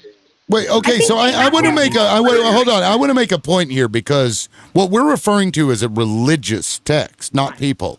This is a religious text that some people that some people are, agree with. What Maverick just said, host, is you can't deny that Epstein in the community on Epstein's Island was in contact with the Israeli prime minister. How did we just go from a conversation on the bad things in Judaism to the Epstein's connection with the Israeli prime minister? What you guys are doing right now, all right, whether you know it or not, is you're making connections between Judaism as a religion and the state of Israel and the government of Israel. No. Do you hear yourself do this? No. Hold on. Let me make this point, because we criticize Christians here all the time. And people who engage in this stuff. This isn't saying that every person that believes this is doing this thing. We criticize religious people all the time because they will use their religion to do terrible fucking things. And there is something written in that religion, or at least in the interpretations thereof, that is problematic. Right, and that's not me being anti-Semitic or hating a group of people. That is me pointing out the flaw in a religion. That's it. First of all, can I say something? That was not an interpretation. Excuse me. That was a book of teaching you how to do things and explaining to you why it wasn't wrong. That's what that's about. But what, Connor, I want to say to you. Oh. We are not doing what you're trying to say we're doing. But what we are saying is Zionists will use Judaism to hide their evil. So Jeffrey Epstein was a Zionist. Do you think so, Connor? Netanyahu Milchowski is a Zionist. They were doing evil things, and they would back it up by saying that it's in the Talmud. Or we get to unalive all these innocent children and babies. I'm not finished. We get to unalive all these innocent babies and children, and you all will say, okay, this is in our book, our religious book, that we must defend ourselves. You're making excuses for evil by hiding behind the Jewish religion. But you're really Zionist. So that's what we're saying. It is a connection. The whole government of Israel, as far as I'm concerned, is evil, subhuman, and demonic. I don't believe they should be existing in the world because of the wicked evil. I'm telling you this because I respect that you listen, and I don't have to mince words or beat around anybody's bush, not Mary's or any mulberry bush. I'm saying to you that wicked evil right before our eyes has been unfolding, and people like you are trying to make sense out of nonsense. We see with our own eyes, and I'm going to end here. I'm finding out that there's a whole lot of peas. How do I say this word? P3Os who are accepted in Israel, and they're living in a secluded, covered, protected environment. Not going to jail. I cannot understand why Israel is doing it, other than they don't think that child graping is a problem as a whole. That's my belief, not the lives, not the hosts, mine. And Catholic priests. Yes. They're crazy, but we don't lump all Catholics, like, right? Well, Catholics are still practicing Catholics. Like, there's not this whole thing about we're anti-Catholic, right? Like, it's no Catholic priests, when they, get them the fuck out, right? Right. That's why the same fucking thing. It has nothing to do with anti-Semitism. Has nothing to do with anti-Jewish. It is everything about anti-Zionist, creepy ass cops. And I just want to point out that Italy does not get hurtful. That's how we come to this conclusion. In America, we don't have a religious-based nation, and you guys do. So when you do the math, that's where you can come to that conclusion. That's a good point, Tony. Yeah, that's a good point. Yeah, and this is a problem that with these ancient religions, if you will, because the shit that they said back then was sometimes kind of nutty. I mean, talking about stoning people that weren't virgins on their wedding night or whatever, paying 50 shekels or whatever to the, you know what I mean? Like the Old Testament. A lot of Christians are like, that's the Old Testament, because there's a lot of crazy shit in there. So when like that's the basis of the religion, it becomes, it can be used in problematic ways, and I don't think it's wrong to point that out. And look, Connor, I can see why there was some crossed wires between you and I, but that was not my intention to speak to Jewish people as an ethnicity. I'm talking about people that use this fucking religion and the things that were interpreted to justify weird fucking shit that they do. Can I say one more thing, Connor, and then I'm going to shut my black mouth. I find it very, very interesting that Milchowski, also known as Netanyahu, came out and did several news conferences after Charlie Kirk had a beautiful necklace put on him. Yet Milkowski never once said one thing about Epstein and that island that ties into him having connections to people in the Israeli government. He didn't condemn it. Wait a minute, Connor. He didn't condemn it. He never said a word about it. He's still running around with Trump, who's also on that list, lauding him as if he's the great peacemaker. Why is he putting his arms around people who are even suspected of being P3DOs? Why is he loving on these type of people? I find that problematic. Maverick, you can find it confused or problematic. It's very simple. Number one, Prime Minister Netanyahu, who very well could be involved in that Epstein bullshit, very well, it's very possible that he can be involved in that. It's very possible that people he's close with can be possible, and he probably knows that Trump is involved. Netanyahu will do anything for Trump's approval. If Trump says, don't say one word about Epstein, he'll do it. In regards to what you said before, and Charlie Kirk was a champion for Israel and a champion for the Jews. He was one of the most pro-Israel and pro-Jewish voices in the conservative movement in America. And Netanyahu, or Milkowski, whatever you want to call this asshole, knows that many people in the United States, especially these days, their first reaction will be like, you know what? Israel or Mossad might have something to do with this. So I'm sure that his team said you might want to get out in front of this and make statements on it, especially given how pro-Israel Charlie Kirk was. Towards the end, he was veering away from it, not even taking money from them. Yeah. He wouldn't go to Israel for them to have a mediation with him. He was starting to be a Candace Owens, and guess what? We still believe that they did something to him. Period. Yeah, no, exactly. So, Maverick, what you're doing there is you're proving my point. Number one, I never heard anything out of Charlie Kirk's mouth that wasn't 100% support for Israel. He was asked only. He play the videos. He has videos. Maverick. He said only 6 months. He was asked only 6 months ago, what is your favorite country besides the United States? Within a half a second, he said Israel, because Israel allows him to practice Christianity freely as a Christian in Israel. Not only that, he called anti-Semitism. He called anti-Semitism the brain rot. You know what else he said to Megyn Kelly? Can I just finish? He said that the people like Netanyahu were Well, calling hold on, Kelly Sarah. and Tucker Carlson anti-Semites. Yeah, That's what they were calling him. Look, I'm gonna play a video after this, but yes, Connor, please finish. So the only things that I heard out of Charlie Kirk's mouth up until the moment he was unfortunately unalived by some lunatic was pro-Israel stuff. And even, let's throw that all away, okay? Israel has absolutely no motive to unalive, especially during the bad press it's getting during a 7-front war over here. The last thing that the Mossad or Israel is looking to do is unalive Charlie Kirk at the University of Utah. It does nothing, absolutely nothing for us. Okay, well let me. I just want to, because I appreciate Connor, and man, I'm glad you came back. I gotta say, I've had a lot of people up here that I would say shill for Israel, but in your case, I think you're being genuine, and I really, really, really appreciate you. Even though I think you're probably the best person I've seen ever come up on my panel regarding this issue. Yeah. So tell Big Fat Milkowski that you need to be the representative. Man, shit.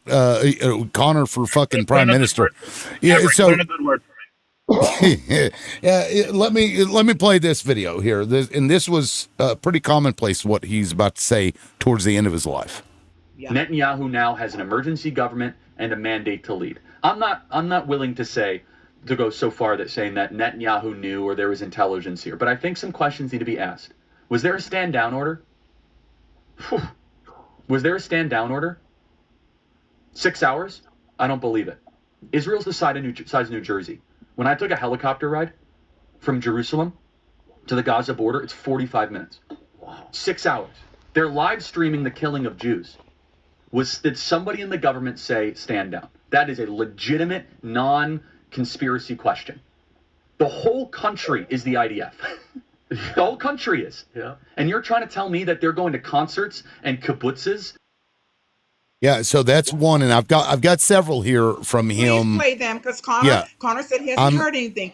Can you get the Megyn Kelly one when they were being accused of being anti-Semitic? Israelis, Netanyahu, Yeah. excuse me, Netanyahu Yeah, and I've a whole bunch got- of other were leaning on Kirk and what's that other bitch named the skeleton? Megyn Kelly yeah. and the other boy, Tucker Carlson. They were getting threats from a pressure because they were not fully supporting Israel, and they were asking questions, Connor. And I want him to play those for you so you can see out of Charlie's own mouth how he was starting to step back.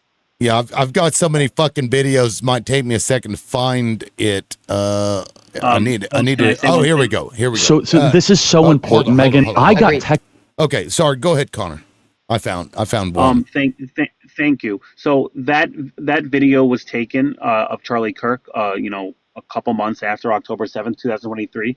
In many of his discussions in the last year, which is post that video, he said when college students would come and say that very point, I guess he looked into it, because he would say, so you believe that the Israeli government, the Israeli people were okay with the unaliving of Jews just to try and justify a war? No, you're crazy and this and that. So that's number one. Number two, his question there is not anti-Israel and it's not anti-whatever. Every single Israeli in their right mind has asked the same question, which is why this war needed to end, so that we can start our October 7th probe on what exactly happened and what didn't happen and who was in charge and who wasn't in charge. There was nothing wrong with his question there. I agree with his question, and Israelis agree with this question. That's not an anti-Israel take from Charlie Kirk. Okay, well, here's one much more recent. So this is so important, Megan. I got text about you, Megan, saying, why is Megan like doing the bidding of Hamas? I was like, what are you talking about? Megan's the best. Like, what? Like, she's amazing. And I said, why are you texting me about Megan? And I at that point, and so this is what they don't understand. You and I, Megan, and Tucker is in the same category, and they've tried to go after Tucker. Yeah. Is that the more you attack our moral character, the more we're going to double down in a direction, because 100%. Screw you, I don't do it that way, okay? Right. Like tell me I'm wrong. Cool. Tell me if I've got my facts wrong. By the way, on the Epstein thing, Naftali Bennett says he wasn't an Epstein agent. We have to be pursuers of truth. They've denied it. Fine. Let's keep digging. But the thing that I think is being lost is, like, on some part of the population, you can scold them into silence, right? Mm-hmm. But if I have any deviation of a purity test, any deviation whatsoever, such as hosting a focus group, right, Megan, with a bunch of our students that went viral, having Dave Smith or Tucker at my event, it is all of a sudden, oh, Charlie is he's no longer with us and all that. I said, wait a second, what do you mean? What does with us mean exactly, right? Mm-hmm. I'm an American, okay? But Megan, I think you would agree with this. Personality types like you, myself, and Tucker, the more that you guys privately and publicly call our character into question, which is not isolated, right? Megan, it would be one thing if it was one text or two texts. It is dozens of texts. Yes. Then we start to say, hold the boat here. And to be fair, some of my really good Jewish friends are like, that's not all of us, it's all, but these are leaders too, though, right? These are stakeholders, right?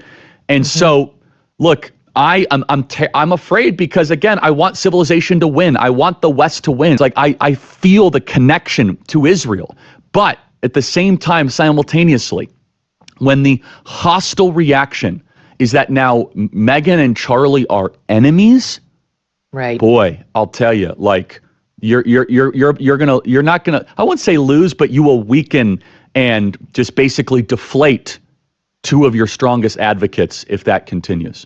Right. And to me, I laugh because it's like, I've been bullied by the best of them. The best. And it didn't work. And it's not going to work with them. The more you try to tell me I can't criticize Israel, the more likely I am to do it, to focus on exactly what you're doing, right? Like what are you doing that you're so defensive? You don't own me. And then I want to play this clip. You and I are both supporters of Israel. And that's the wrong one. There's one of them in front of I think it was the focus group that he was talking about before, where they were talking about the Mossad connection with Epstein. Yes. And then I want to point one more thing out that's very interesting. This is Harrison Smith that posted this, and others have corroborated this. Before you point that out, can I respond to that specific video before you point that out? I mean, sure. This was just a tweet. I mean, it's real short. Okay. Yeah, Harrison Smith said, "I'm not going to name names, but this is August 13th, a month prior to his unaliving. But I was told by someone that Charlie thinks Israel will unalive him if he turns against them." And I want to go to a response here. Tommy Borum says they would. If Charlie turned heel on Israel, they would have someone pew-pew him at an open-air event, and they'd have some idiot groiper with a genetically anomalous issue there to be the patsy. This was August 13th. So go ahead, Connor. Number one, again, nothing in his statement in that video with Megyn Kelly said anything about moving his stance on being pro-Israel. He has a problem with people attacking his Megyn Kelly or Tucker Carlson's character if they question Israel at all. Charlie Kirk has never not questioned Israel. Charlie Kirk was an America First guy. There was nothing in there that he even said as that him and Megyn Kelly and Tucker Carlson are some of Israel's biggest supporters. That, like, if anything, he's saying that you guys better calm down or you're going to lose that support. Okay, he's admitting there that he's one of Israel's biggest supporters on the right. Nothing, absolutely nothing anti-Israel in that statement. He's dismayed and upset that he's getting flack for being involved. I know what this interview is about, for getting involved with Tucker Carlson, who some pro-Israel people got mad at for hosting some interviews that people thought were anti-Israel. Okay, Charlie Kirk out of his and own the leaders mouth, and the Charlie Kirk leaders. out of his own mouth. I know, and he's not talking about political leaders. He's talking about leaders in the Israel advocacy movement. For the record, he didn't say government leaders. He didn't say. He didn't. You don't know that. You don't know that. He didn't say that. If you watch the interview in whole, then you'll see that that's. I watched the interview in whole. That is what he's talking about. But hold on one second. Yeah, I watched it too, and no, that's not right. Okay, we interpreted it. That's fine. In regards to Harrison and the other guy, I don't believe a single thing on the internet or a single thing that anyone else says. What I believe from Charlie Kirk is anything out of his own mouth. And if you look up, go to YouTube, say Charlie Kirk Israel. Every single thing that he said about Israel was better than any pro-Israel Jewish person could say. He was amazing. That was on early Israel. He was on. a champion. That was not earlier. early on. It was a Not week a month before prior. It was a week before he was on live. Do you want me to send you some videos from a week before he was on live? Okay, so I want to point something out that Connor believes that interview that we just saw with Megyn Kelly and Charlie Kirk was 100% absolute support for Israel. Connor, if you want us to believe that's not what I said, sir. You absolute support for Israel. You said he doubled down on it when in fact what he said was the more you push back on me. Yeah, what are you talking about? I said there was no the leaders of Israel. He didn't say that. He did not say. Yes, it's who he was talking about. Yes, please pull it back up. Yes, he said the leaders, and he was talking about the people in Israel. Pull it back up. Pull it back up, please. Sure. Somebody in the comments. So here's what I'm going to do. With Candace Owens. Here's what I'm going to do. Speaking about. Well, I've got also the one with Ben Shapiro right before he was unalived. You remember that one, Connor? Do you have a rebuttal to that? Did they send you a memo as to what to say when you go on TikTok panels? Okay, so that I'm not interested in that. Well, no. Look, now you're being disrespectful. No, because now you're being disingenuous. I just played you a clip, and you just told me that I didn't watch what I just watched. So now it's hard for me to believe that you're in good faith here. Let's analyze what he said. Pull it back up, please. No, what I'm going to do is I'm going to pull the transcript. I'm going to go grab a transcript real quick. That sounds and great. We'll do it that way. That sounds great. Yep. And in the interim, while you're doing that, I would say he's talking about people who is criticizing him for for takes that people are thinking are anti-Israel. And he's saying, and even leaders he didn't say leaders in Israel. Okay, you know what? You and I can discuss. Okay. You and I Okay. can Wait. Okay. I want to make sure, because you keep saying anti-Israel. We said that he started pulling away and questioning them more. Nobody said he was fully anti-Israel. Nobody said that. You realize that, right? Okay. Would you? I know would you agree that he was not as vocally supportive leading into his unaliving than he was, say, 5 years ago? If I hadn't seen videos of him a week before or 3 days before on his tour on college campuses defending Israel to his last breath, then I would say that you're right. But no, there are videos. I know what you're talking about, are about some things where he lost a Jewish sponsor, and there's talk about that. I know what you're speaking about. The text messages. I watched. Yes, yeah. But there's video of him 2-3 days before, and I'm not exaggerating, 2-3 days before, where his defense of Israel and his defense of Israel in its war with Gaza, with the Palestinians, and its defense of, he was never in support of American funding of Israel stuff. So I'm not saying that. But he hated Milkowski. He hated Netanyahu, and he vocalized. He probably did. Many of us hate. There we go. Netanyahu. But what I'm saying is that a couple days before he was unalived, he was just as staunch in his Israel advocacy as he was a year before he was unalived. And you can look up the videos from this. Here we go. Okay. So real quick, while I wait for that transcription to come through, let me play this.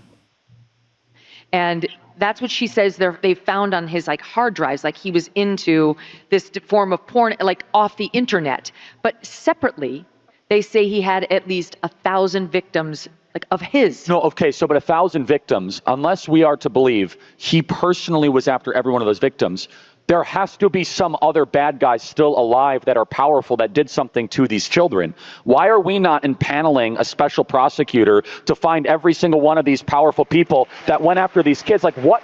Why are we putting up with this? Yeah, I don't know. And I think you'll find out. Am I understanding this correctly? Because I don't even remember. Connor, have you seen this? No, I haven't. Yeah, can't answer that. I don't even know Pam Bondi said that. I can't even remember all this because it's all over. I got a thing on my desk. I got truckloads of stuff. Yeah, no, we all have busy lives, and President Trump has a busy life, and I don't think he realizes how much she's humiliated the administration. This is a self-inflicted wound. She caused it. Again, I have nothing against Pam Bondi, but if you want to look for the villain in this story, we have found her. She. Okay, that's not the right one. Hold on, because the other one's 2 minutes, and I had done some editing. I have 3 videos. That has nothing to do with this. No. I have 3 videos that one of them 6 seconds, the other one is 2 minutes, and that was the one that was a minute. So either way, go ahead, you can respond. But in this video is where he connects to Mossad. I think the DOJ should immediately move to unseal all the Epstein documents in the Southern District of New York. Yeah. Okay. I think I was looking for something else when I edited that. But in that, he did connect them to Mossad. Of course, he did that in the other video as well. And so Mossad is an Israeli government arm, right? So if Mossad was dealing with Epstein, which Charlie Kirk believed that they were, because this is what other people have said right after he was busted the first time, then that would mean the Israeli government was in on it and that Charlie believed that. And Connor, you cannot get away from the fact that he was pulling himself back from his full-on support to the point that people higher ups, including Netanyahu, were leaning on him. They wanted him to come to Israel. He declined the offer. He did not take monies from them, I guess at the last turning point, whatever that was. Candace Owens is talking about it and has the receipts. Megyn Kelly's talking to her. They have the receipts. Tucker Carlson is now starting to question things. So he's already on that list. And they said that they were on the list, he and Candace. So you cannot say that Charlie Kirk, to the end of his life, was full staunch in the corner of Israel like he used to be, because he was not. He was questioning things, and they thought that was dangerous enough to lean on him, to call him an anti-Semite. Besides for the fact that Israel would not on a live its biggest Christian champion, just because he's questioning a couple things and because he decided that he was going to reject Netanyahu's offer to come to Israel. Besides for the fact that would be a ridiculous, foolish move from the Israeli government that they would never, or the Mossad, that they would do. Besides for all that, okay, you guys are just you guys are speculating. They Whether it's food from workers one trying second. to bring aid. 1 second, They please. unalive innocent people in front of our eyes and say, "Oopsie, oopsie daisy." Yeah, go, well, go ahead, Connor. You can finish your statement. Go ahead. You're letting you're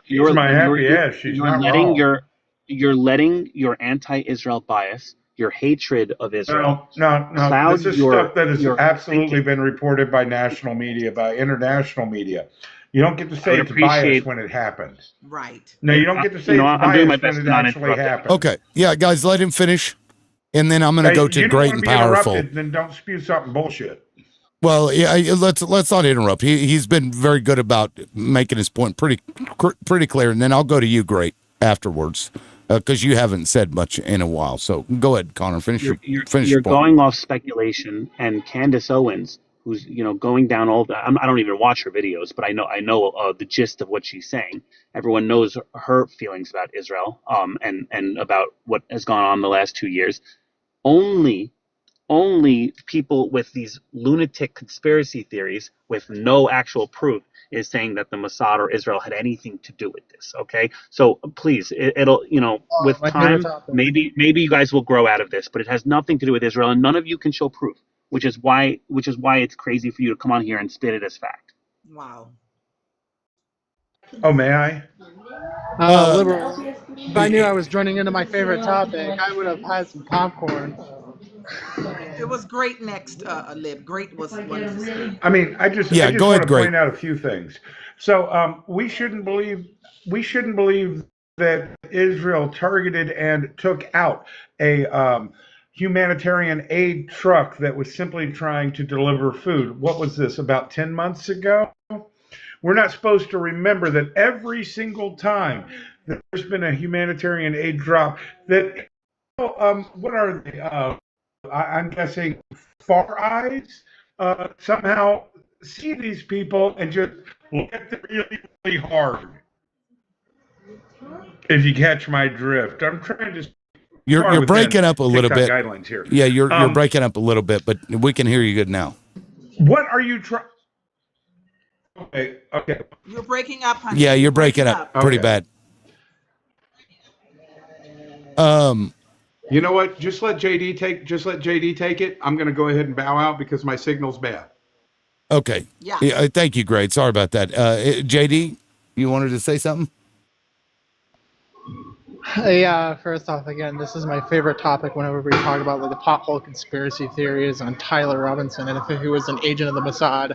That's can't hear you, honey. It's a lot of noise. There's absolutely, yeah, I understand there's a lot of noise. Just let me talk and then you can talk. That's fine. I love you though. I think it's your background noise. Can you hear me enough to respond to me?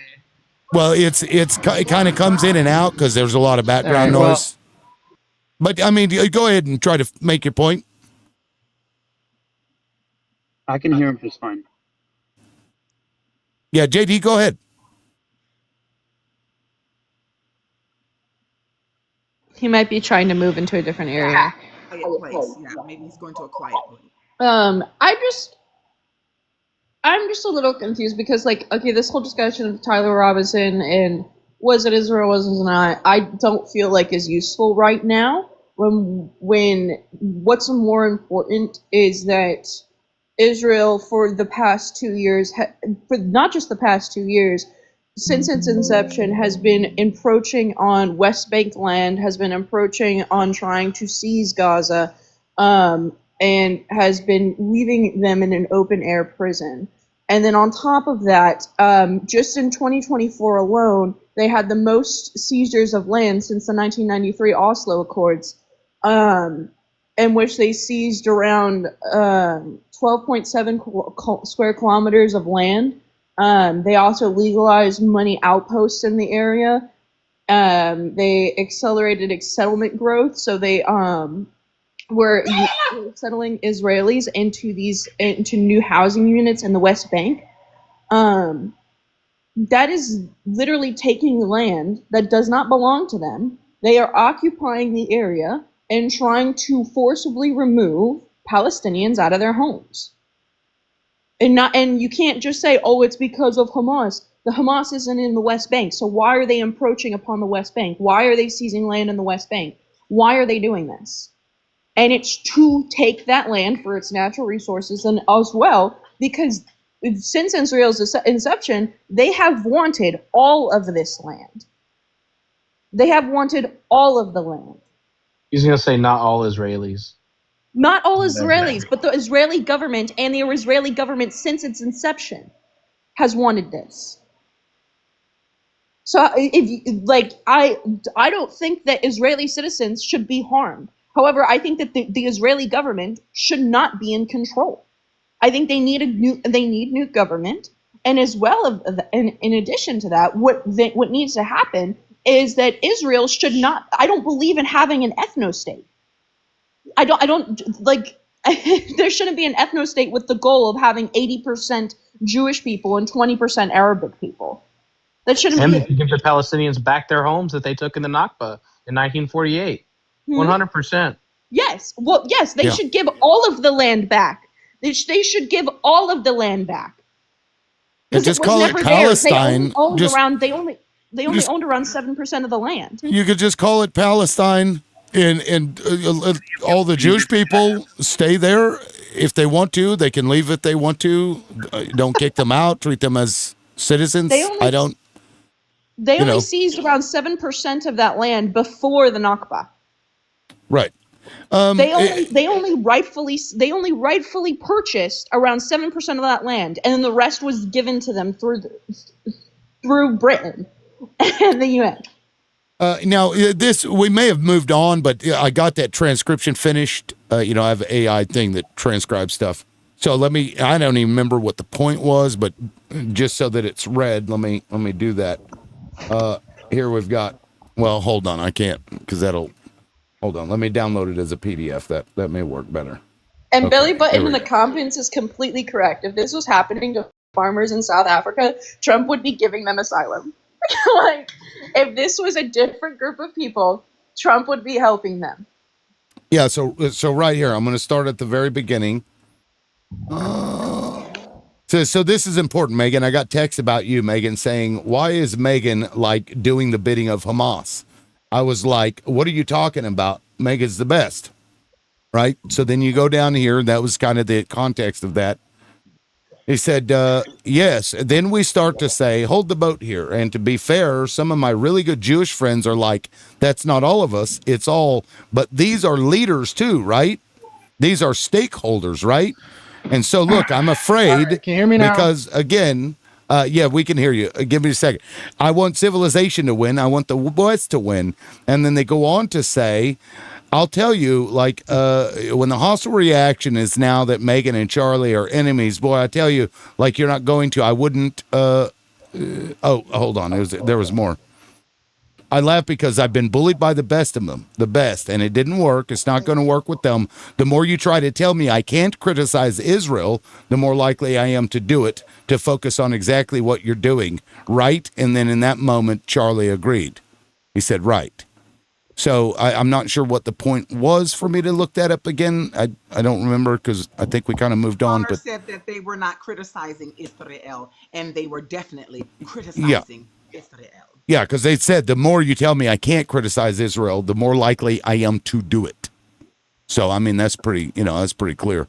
And again, this was right before, maybe a month before. I'm not sure the exact timing of that interview. Anyway, JD, welcome in. Sorry, man. Go ahead. Yeah, now that my signal is boosted and Biden bars are not affecting me, I wanted to say, first off, if I knew we were going to be talking about Tyler Robinson and the Mossad, I would have brought some fucking popcorn because this is one of my favorite topics. There's no credible evidence that Tyler was ever a part of the Mossad or had any official affiliations with Israel. If anything, there was more to prove in Utah's part that he was just a fucking groiper by the engravings on his goddamn bullets. The idea that we could sit here and say Netanyahu, not even an hour, I think it was 30 minutes into the unalignment of CK, tweeting out my apologies, my condolences is somehow part of a grand conspiracy is just so fucking baffling to me. And then the final thing I want to say is, whenever we think of like how grand scale this would be if it were true, this would have to involve people such as Kanye West. And I know that you've had this conversation with me before, so you already know where I'm going with this. We'd have to include Kanye West. We'd have to include Candace Owens. We'd have to include Nick Fuentes. But guess what? They're still walking around the streets alive and well. Okay. Yeah, but those people aren't as influential as Charlie Kirk was. Kanye West is not as influential. That's also bullshit. You know for a fact that Nick Fuentes has the same exact fan base, if not more of a fan base than CK ever had. Hold on. Kanye West is not as influential. And you can say Kanye West is a complete nut job. He's a nut job. Everybody believes it. Listen, Candace Owens, when she was talking about black people, they loved her. Whether he was a nut job doesn't matter. Excuse me. When she started talking about, they made her a nutcase and a crackpot. So Charlie Kirk had way more influence on these young people than all of them combined. Get over yourself. Guess what? Whether or not he was a nut job doesn't matter in the grand scheme of things. He's getting in fucking hundreds of thousands of people to watch his content. If anything, he is the most popular grifter on the fucking right now. Okay. And he's crazy. Amazing point by JD. I think it's an amazing point by JD. I think that if you look at Kanye West, if you look at the comments on X and on Instagram to everything that Kanye said, you have millions of people agreeing with him. Israel didn't do anything about that. You have Candace Owens. You have you have all these other people. You have members of Congress. And if Israel decides to take its action on its champion, just because he might be questioning a little bit, I think that JD, it's an amazing point that I didn't even think of. There are all these people who are just as influential, who are much, much, much worse for Israel. Why are they only doing that? It's an amazing. No. Let me. I want to point something out. You don't have to get them all. This isn't Pokemon. You get one big one, the biggest name out there, the most influential with the youth, and that sends a fucking clear ass message to everybody else. You ain't got to get them all. That's a true story. Hey, Lib, how you doing? Doing fine. How are you? Good. Thanks for I don't having know me where up. you're gonna go with that point. What do you mean? Nick Fuentes still believes that the Jewish people were responsible for fucking 9/11. What do you mean? Okay. What does that have to do with what we're talking about? Whether or not, let's again, giving you credit that this is true, okay? Whether or not this was their intended goal, it still hasn't even fucking worked in the long term. Okay. Explain. I don't really know what that has to do with anything. None of us really. do. I just don't think there's enough evidence to I don't think there's enough evidence to this discussion to say that if he was or if he wasn't. I feel like it's distracting from more important conversations that we should be having with people like Connor, because he's able to weasel out of this discussion very easily. However, whenever I brought up the incursion upon the West Bank, he wasn't able to contest with it at all. Well, we already had that. We already had that discussion, KJ. Maybe before you showed up, we went on with him for over an hour, I think, about the West Bank.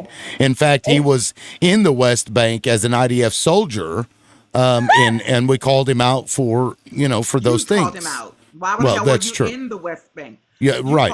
That was my first question. I'm like, why the fuck are you in somebody else's country telling them what to do? I still want to know how what gave them, what evidence did they have to go in that person's house in the first place? Right. He never said. Yeah, he never said. He said he knew 100% that person don't had forget, done guys, wrong. and we love you, Connor. Come back. He Connor's admonished his soldier for cracking a mirror. And Not he a gave baby's head, but a mirror. And he gave a very wide-ranged name, right? Like he said, there could be thousands. Abu Ashar, I think, is what he said. The name was. I looked it up, and there was like 1,000 people with that name. So, there's no way to track that. I mean, I also said earlier that I wanted to know, like, he mentioned that in Israel they're not perfect, like, and I mentioned in the comments, like, we don't have a perfect justice system. Israel doesn't have a perfect justice system. But I will say this: I've heard, if someone can confirm or deny this, I only heard this by word of mouth. But China, if there's ever a corporate scandal or whatever, they're extremely strict about, like, if someone's price gouging or whatever, like, they crack the whip so hard on people in China on things like that. And it's like, okay, well, just because the U.S. and Israel doesn't have a good justice system, doesn't make that okay. It's not okay that no one is like, they should have a better justice system. We're the United States, right? We have the Constitution. We should have a hell of a lot better justice system, but we don't. Yeah. So let's fucking make it better. Yeah, I agree. And JD, I want to point out, I don't know if Israel, Netanyahu, or anybody had anything to do with this.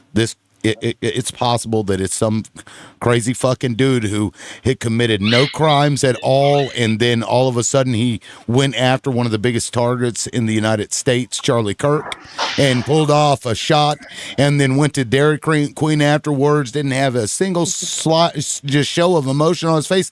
That's all possible. That this dude just fucking ran across the roof, jumped down like a fucking Mission Impossible. It's all entirely fucking possible that this dude had a fucking rifle down his fucking thing and disassembled it, or maybe he didn't, or maybe he did. Sure, this is all possible. I'm just saying, there's a lot of weird things. We've had this exact conversation too many times now, Little Mouth, to where it becomes like fucking annoying to have with you. But the idea that he couldn't have done this, that's the crazy part. Whenever we suggest that there is an intended goal here, and the intended target is the conservatives, and the intended goal is to dissuade them from criticizing Israel any further. And then that doesn't even work, because you still see Nick Fuentes going in front of hundreds of thousands of fucking people talking about how much he believes that the Jews are lesser than the Christians. That doesn't, it just doesn't make sense to me. I'm sorry. What doesn't make sense to you? What are you saying doesn't make sense to you? Nick Fuentes has never been a friend of Israel like Charlie was. Charlie was a friend, he was a devoted person to Israel. Then he started to back off. That's more dangerous than someone who outright hates you. May we do commercial, please? Thank you, darling. Guys, we need to get to 250K likes. You guys are absolutely awesome. unaliving these numbers. We're at 210K likes. Guys, we also have a gifting goal. Now, I can't see, guys. What's the new gifting goal? Oh, we have finger 31 hearts. of 50 finger hearts. Give me some finger hearts. They look finger hearts. Yes. And guys, so that 250K likes is what the next goal is. Let's tap that screen so we can get more MAGA in here, or more pro-Israel in here. Also, guys, the host also has something that's called a cash and an app. And he should put in the comments what that is. If you're feeling like sending a love offering, that would be lovely. This is hard work. He's been on here about, 6 hours now? 7 hours? So this is a full-time job, guys. So thank you. And there's the cash plus the app in the chat, guys. If you feel like sending a love offering, these coins and these taps and that's what the churches say. They call it love offerings, so they don't have to pay taxes on it. So send them love offerings in the plane. So guys, thank you. But tap that screen. And who was talking? I think we asked JD a question. Why is he continuing to talk about Nick Fuentes, who always hated Jewish people, who's always hated Israel, who's always hated. Charlie Kirk was in the right, left, and center pocket of Israel. Then he started to backtrack. That's more dangerous than I don't even know how particularly true that is. I'm not finished. Honey, you feel like you're in a waterfall. So the question is, when you keep trying to divert us to think that Nick Fuentes and crazy nut bucket Kanye Jigaboo West, that they have no comparison to a Charlie Kirk. And that Candace Owens with her little Tootsie Roll ponytail, that bitch was on the enemies list of black. So they could also make her crazy, which they're trying to do right now.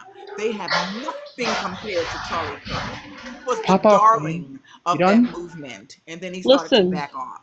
You throw Marjorie Taylor Greene in there, who I'm starting to agree with, and I think the world has gone mad, okay? Because they're turning on him. Did you see that? Welcome to the Twilight Zone. Right? Anyway, JD, tied to my fucking wrist. Go ahead, JD. Yeah. So again, I don't even know if it's particularly true that he was in their pocket. We have the quote unquote allegations that he was getting paid like 100 to 150 million to talk good about them, but we haven't had any secondhand confirmation that that was ever a case. If anything, we have more confirmation that he was endorsing Christian nationalist ideology when he endorsed the Seven Mountains Mandate. He Has worked Tyler in been? Israel, JD. You know that. He's gone on those on trips to Israel. He talked about how there's video of him kissing the wall and doing his little bobbing. He was so in their pocket that he took people from Turning Point USA. These are young people in groups to Israel to get them all involved in that. They were giving him money, funding him, and all sorts of things. Towards the end, according to Candace and some other people, they did an intervention in the Hamptons. He refused to take money and he refused to go to Israel this last time. They were starting to see how I only need a minute to make my point concise? Excuse me. I'm just saying, you're taking 4 minutes to mute your mic, bitch. You're jumping from rabbit hole to rabbit hole to rabbit hole. Don't do that, You're bitch. like Bugs Bunny. Mute your mic. It'll take her longer if you interrupt her. It'll take her longer if you interrupt her. Here, I'll bring in the timer. I stay quiet. I'll bring in the I'm timer. saying, their golden boy was slipping through their hands. This boy had legions of people online following him. All he had to do is question Israel and have those legions start to question. That would be way more dangerous than Nick Fuentes, because now they can make him out to be a clown, like Candace, now Kelly, now Tucker Carlson. They're making them out to be clowns, right? Charlie was much more lethal, much more. That's true. JD? So again, we keep going back to this first point where we're trying to discern that the people that I talk about when I say, like, hey, you should probably also pay attention to these people if you're Israel. You're saying that they're nut jobs and they don't get as much attention. I'm telling you, that's just not reality. That's not how reality works here, okay? Reality dictates that right now, Nick Fuentes is one of the most popular people, even by Gen Z standards. You have fucking Nick Fuentes, Hassan, and then Destiny. Mm-hmm. As somebody who is 21 and who commonly hangs out with people, I lived in Texas and I interact against my will with a lot of conservatives around my age. And the people that were most influential with him began with Charlie Kirk. However, it led to Nick Fuentes, and Nick Fuentes was a big influence. If anything, the bigger influence on them has been routinely Ben Shapiro over Charlie Kirk. Ben Shapiro was the largest influence that I would talk about. Like, I would be in 6th grade and I would hear Ben Shapiro playing in my classrooms from kids watching him. I hate his voice. Yeah, from young boys watching him. I've heard Nick Fuentes when I was in high school, people listening to Nick Fuentes. And if anything, a lot of people didn't know who Charlie Kirk was until after, and they put on the fly high Charlie Kirks on their story. But the people that they were watching a lot of the time was Nick Fuentes. The people who they were liking on Twitter was Kanye West because they thought it was funny.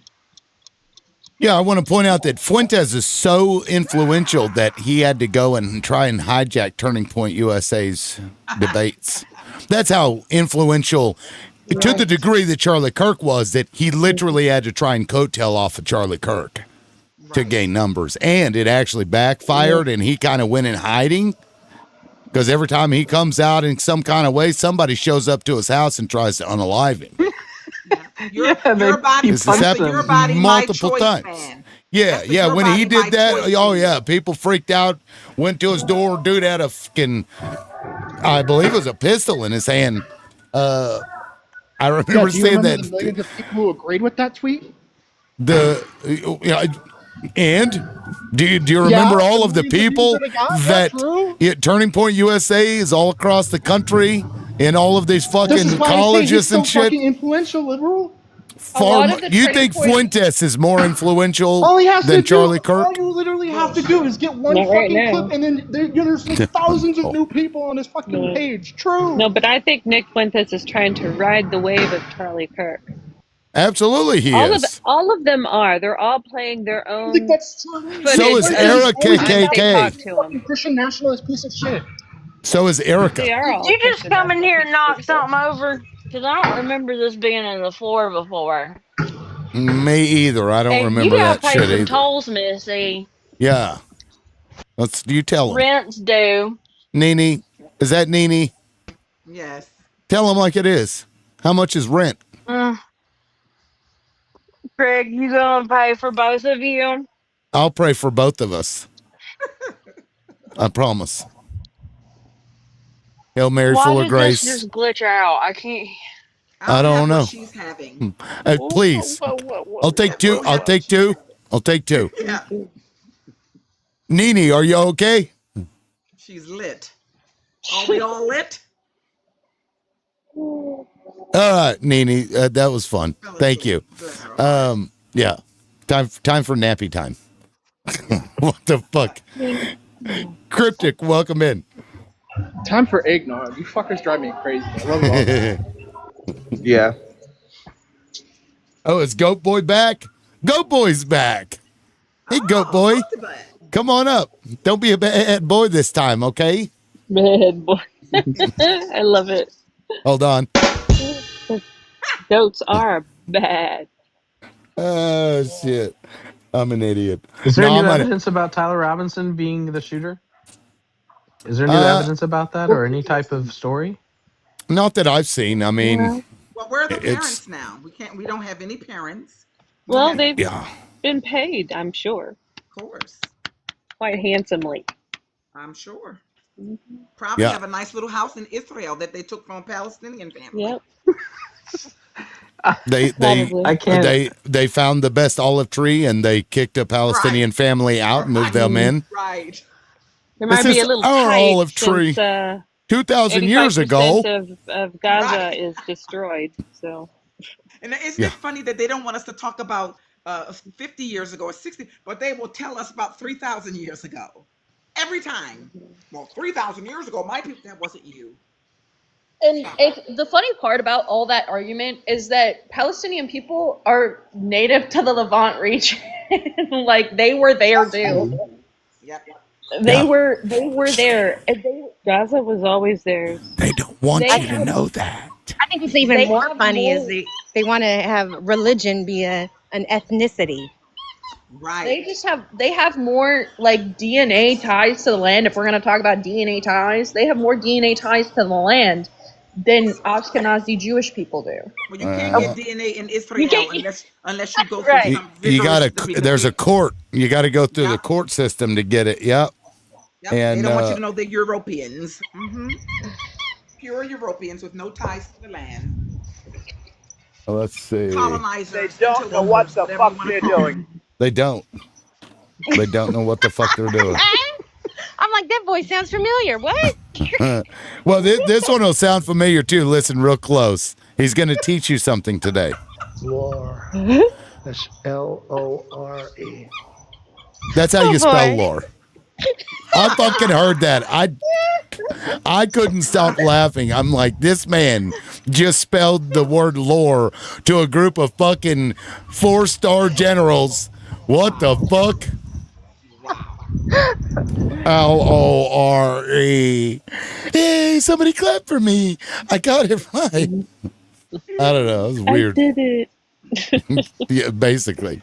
Yeah, guys, I'm And going to has have he to. been- how much of an embarrassment was Trump this week? I haven't actually heard much from him. I've been kind of doing, decompressing. I mean, to be honest, I got to give him a hand just because the Palestinians have some peace right now. Not because he's special or anything, but just because he got that done, at least in part, I guess. But whatever. Yeah, well, every time. No, just a little bit. Just a little bit. So every time Trump speaks, this is my exact thought right after. What you just said is one of the most insanely idiotic things I have ever heard. Everyone in this room is now dumber for having listened to it. I award you no Yes. points, and may God have mercy on your soul. Amen. Yes. That's what I'm like. Holy fuck! What happened? Why do I feel paralyzed on this side of my face now? Right. I'm losing brain cells. Like, guys, I've really got to get off here. I've been on 9.5 hours. I really appreciate everything. We didn't get to 250, but maybe tomorrow we can do it. I'll be back tomorrow, 9 a.m. Central Time. Guys, please be there or be square. And I hope Thanks, that dog Liberal. is okay. I really do hope that dog is okay. I know, he's driving me crazy. I'm sorry. No, you. you're fine. Thank you all so much. I really appreciate Sure. everything, all of the I watch gifts. you from afar because I have to work, but I can only get on It's at good to night, see you because so- I haven't seen you in Yeah. a while, so it's good to see you. Yeah, but I've been watching. Thank you, Powerpuff. I appreciate it. Y'all have a good night. I'm gonna go All right. probably take a nap. We'll see you guys. Peace.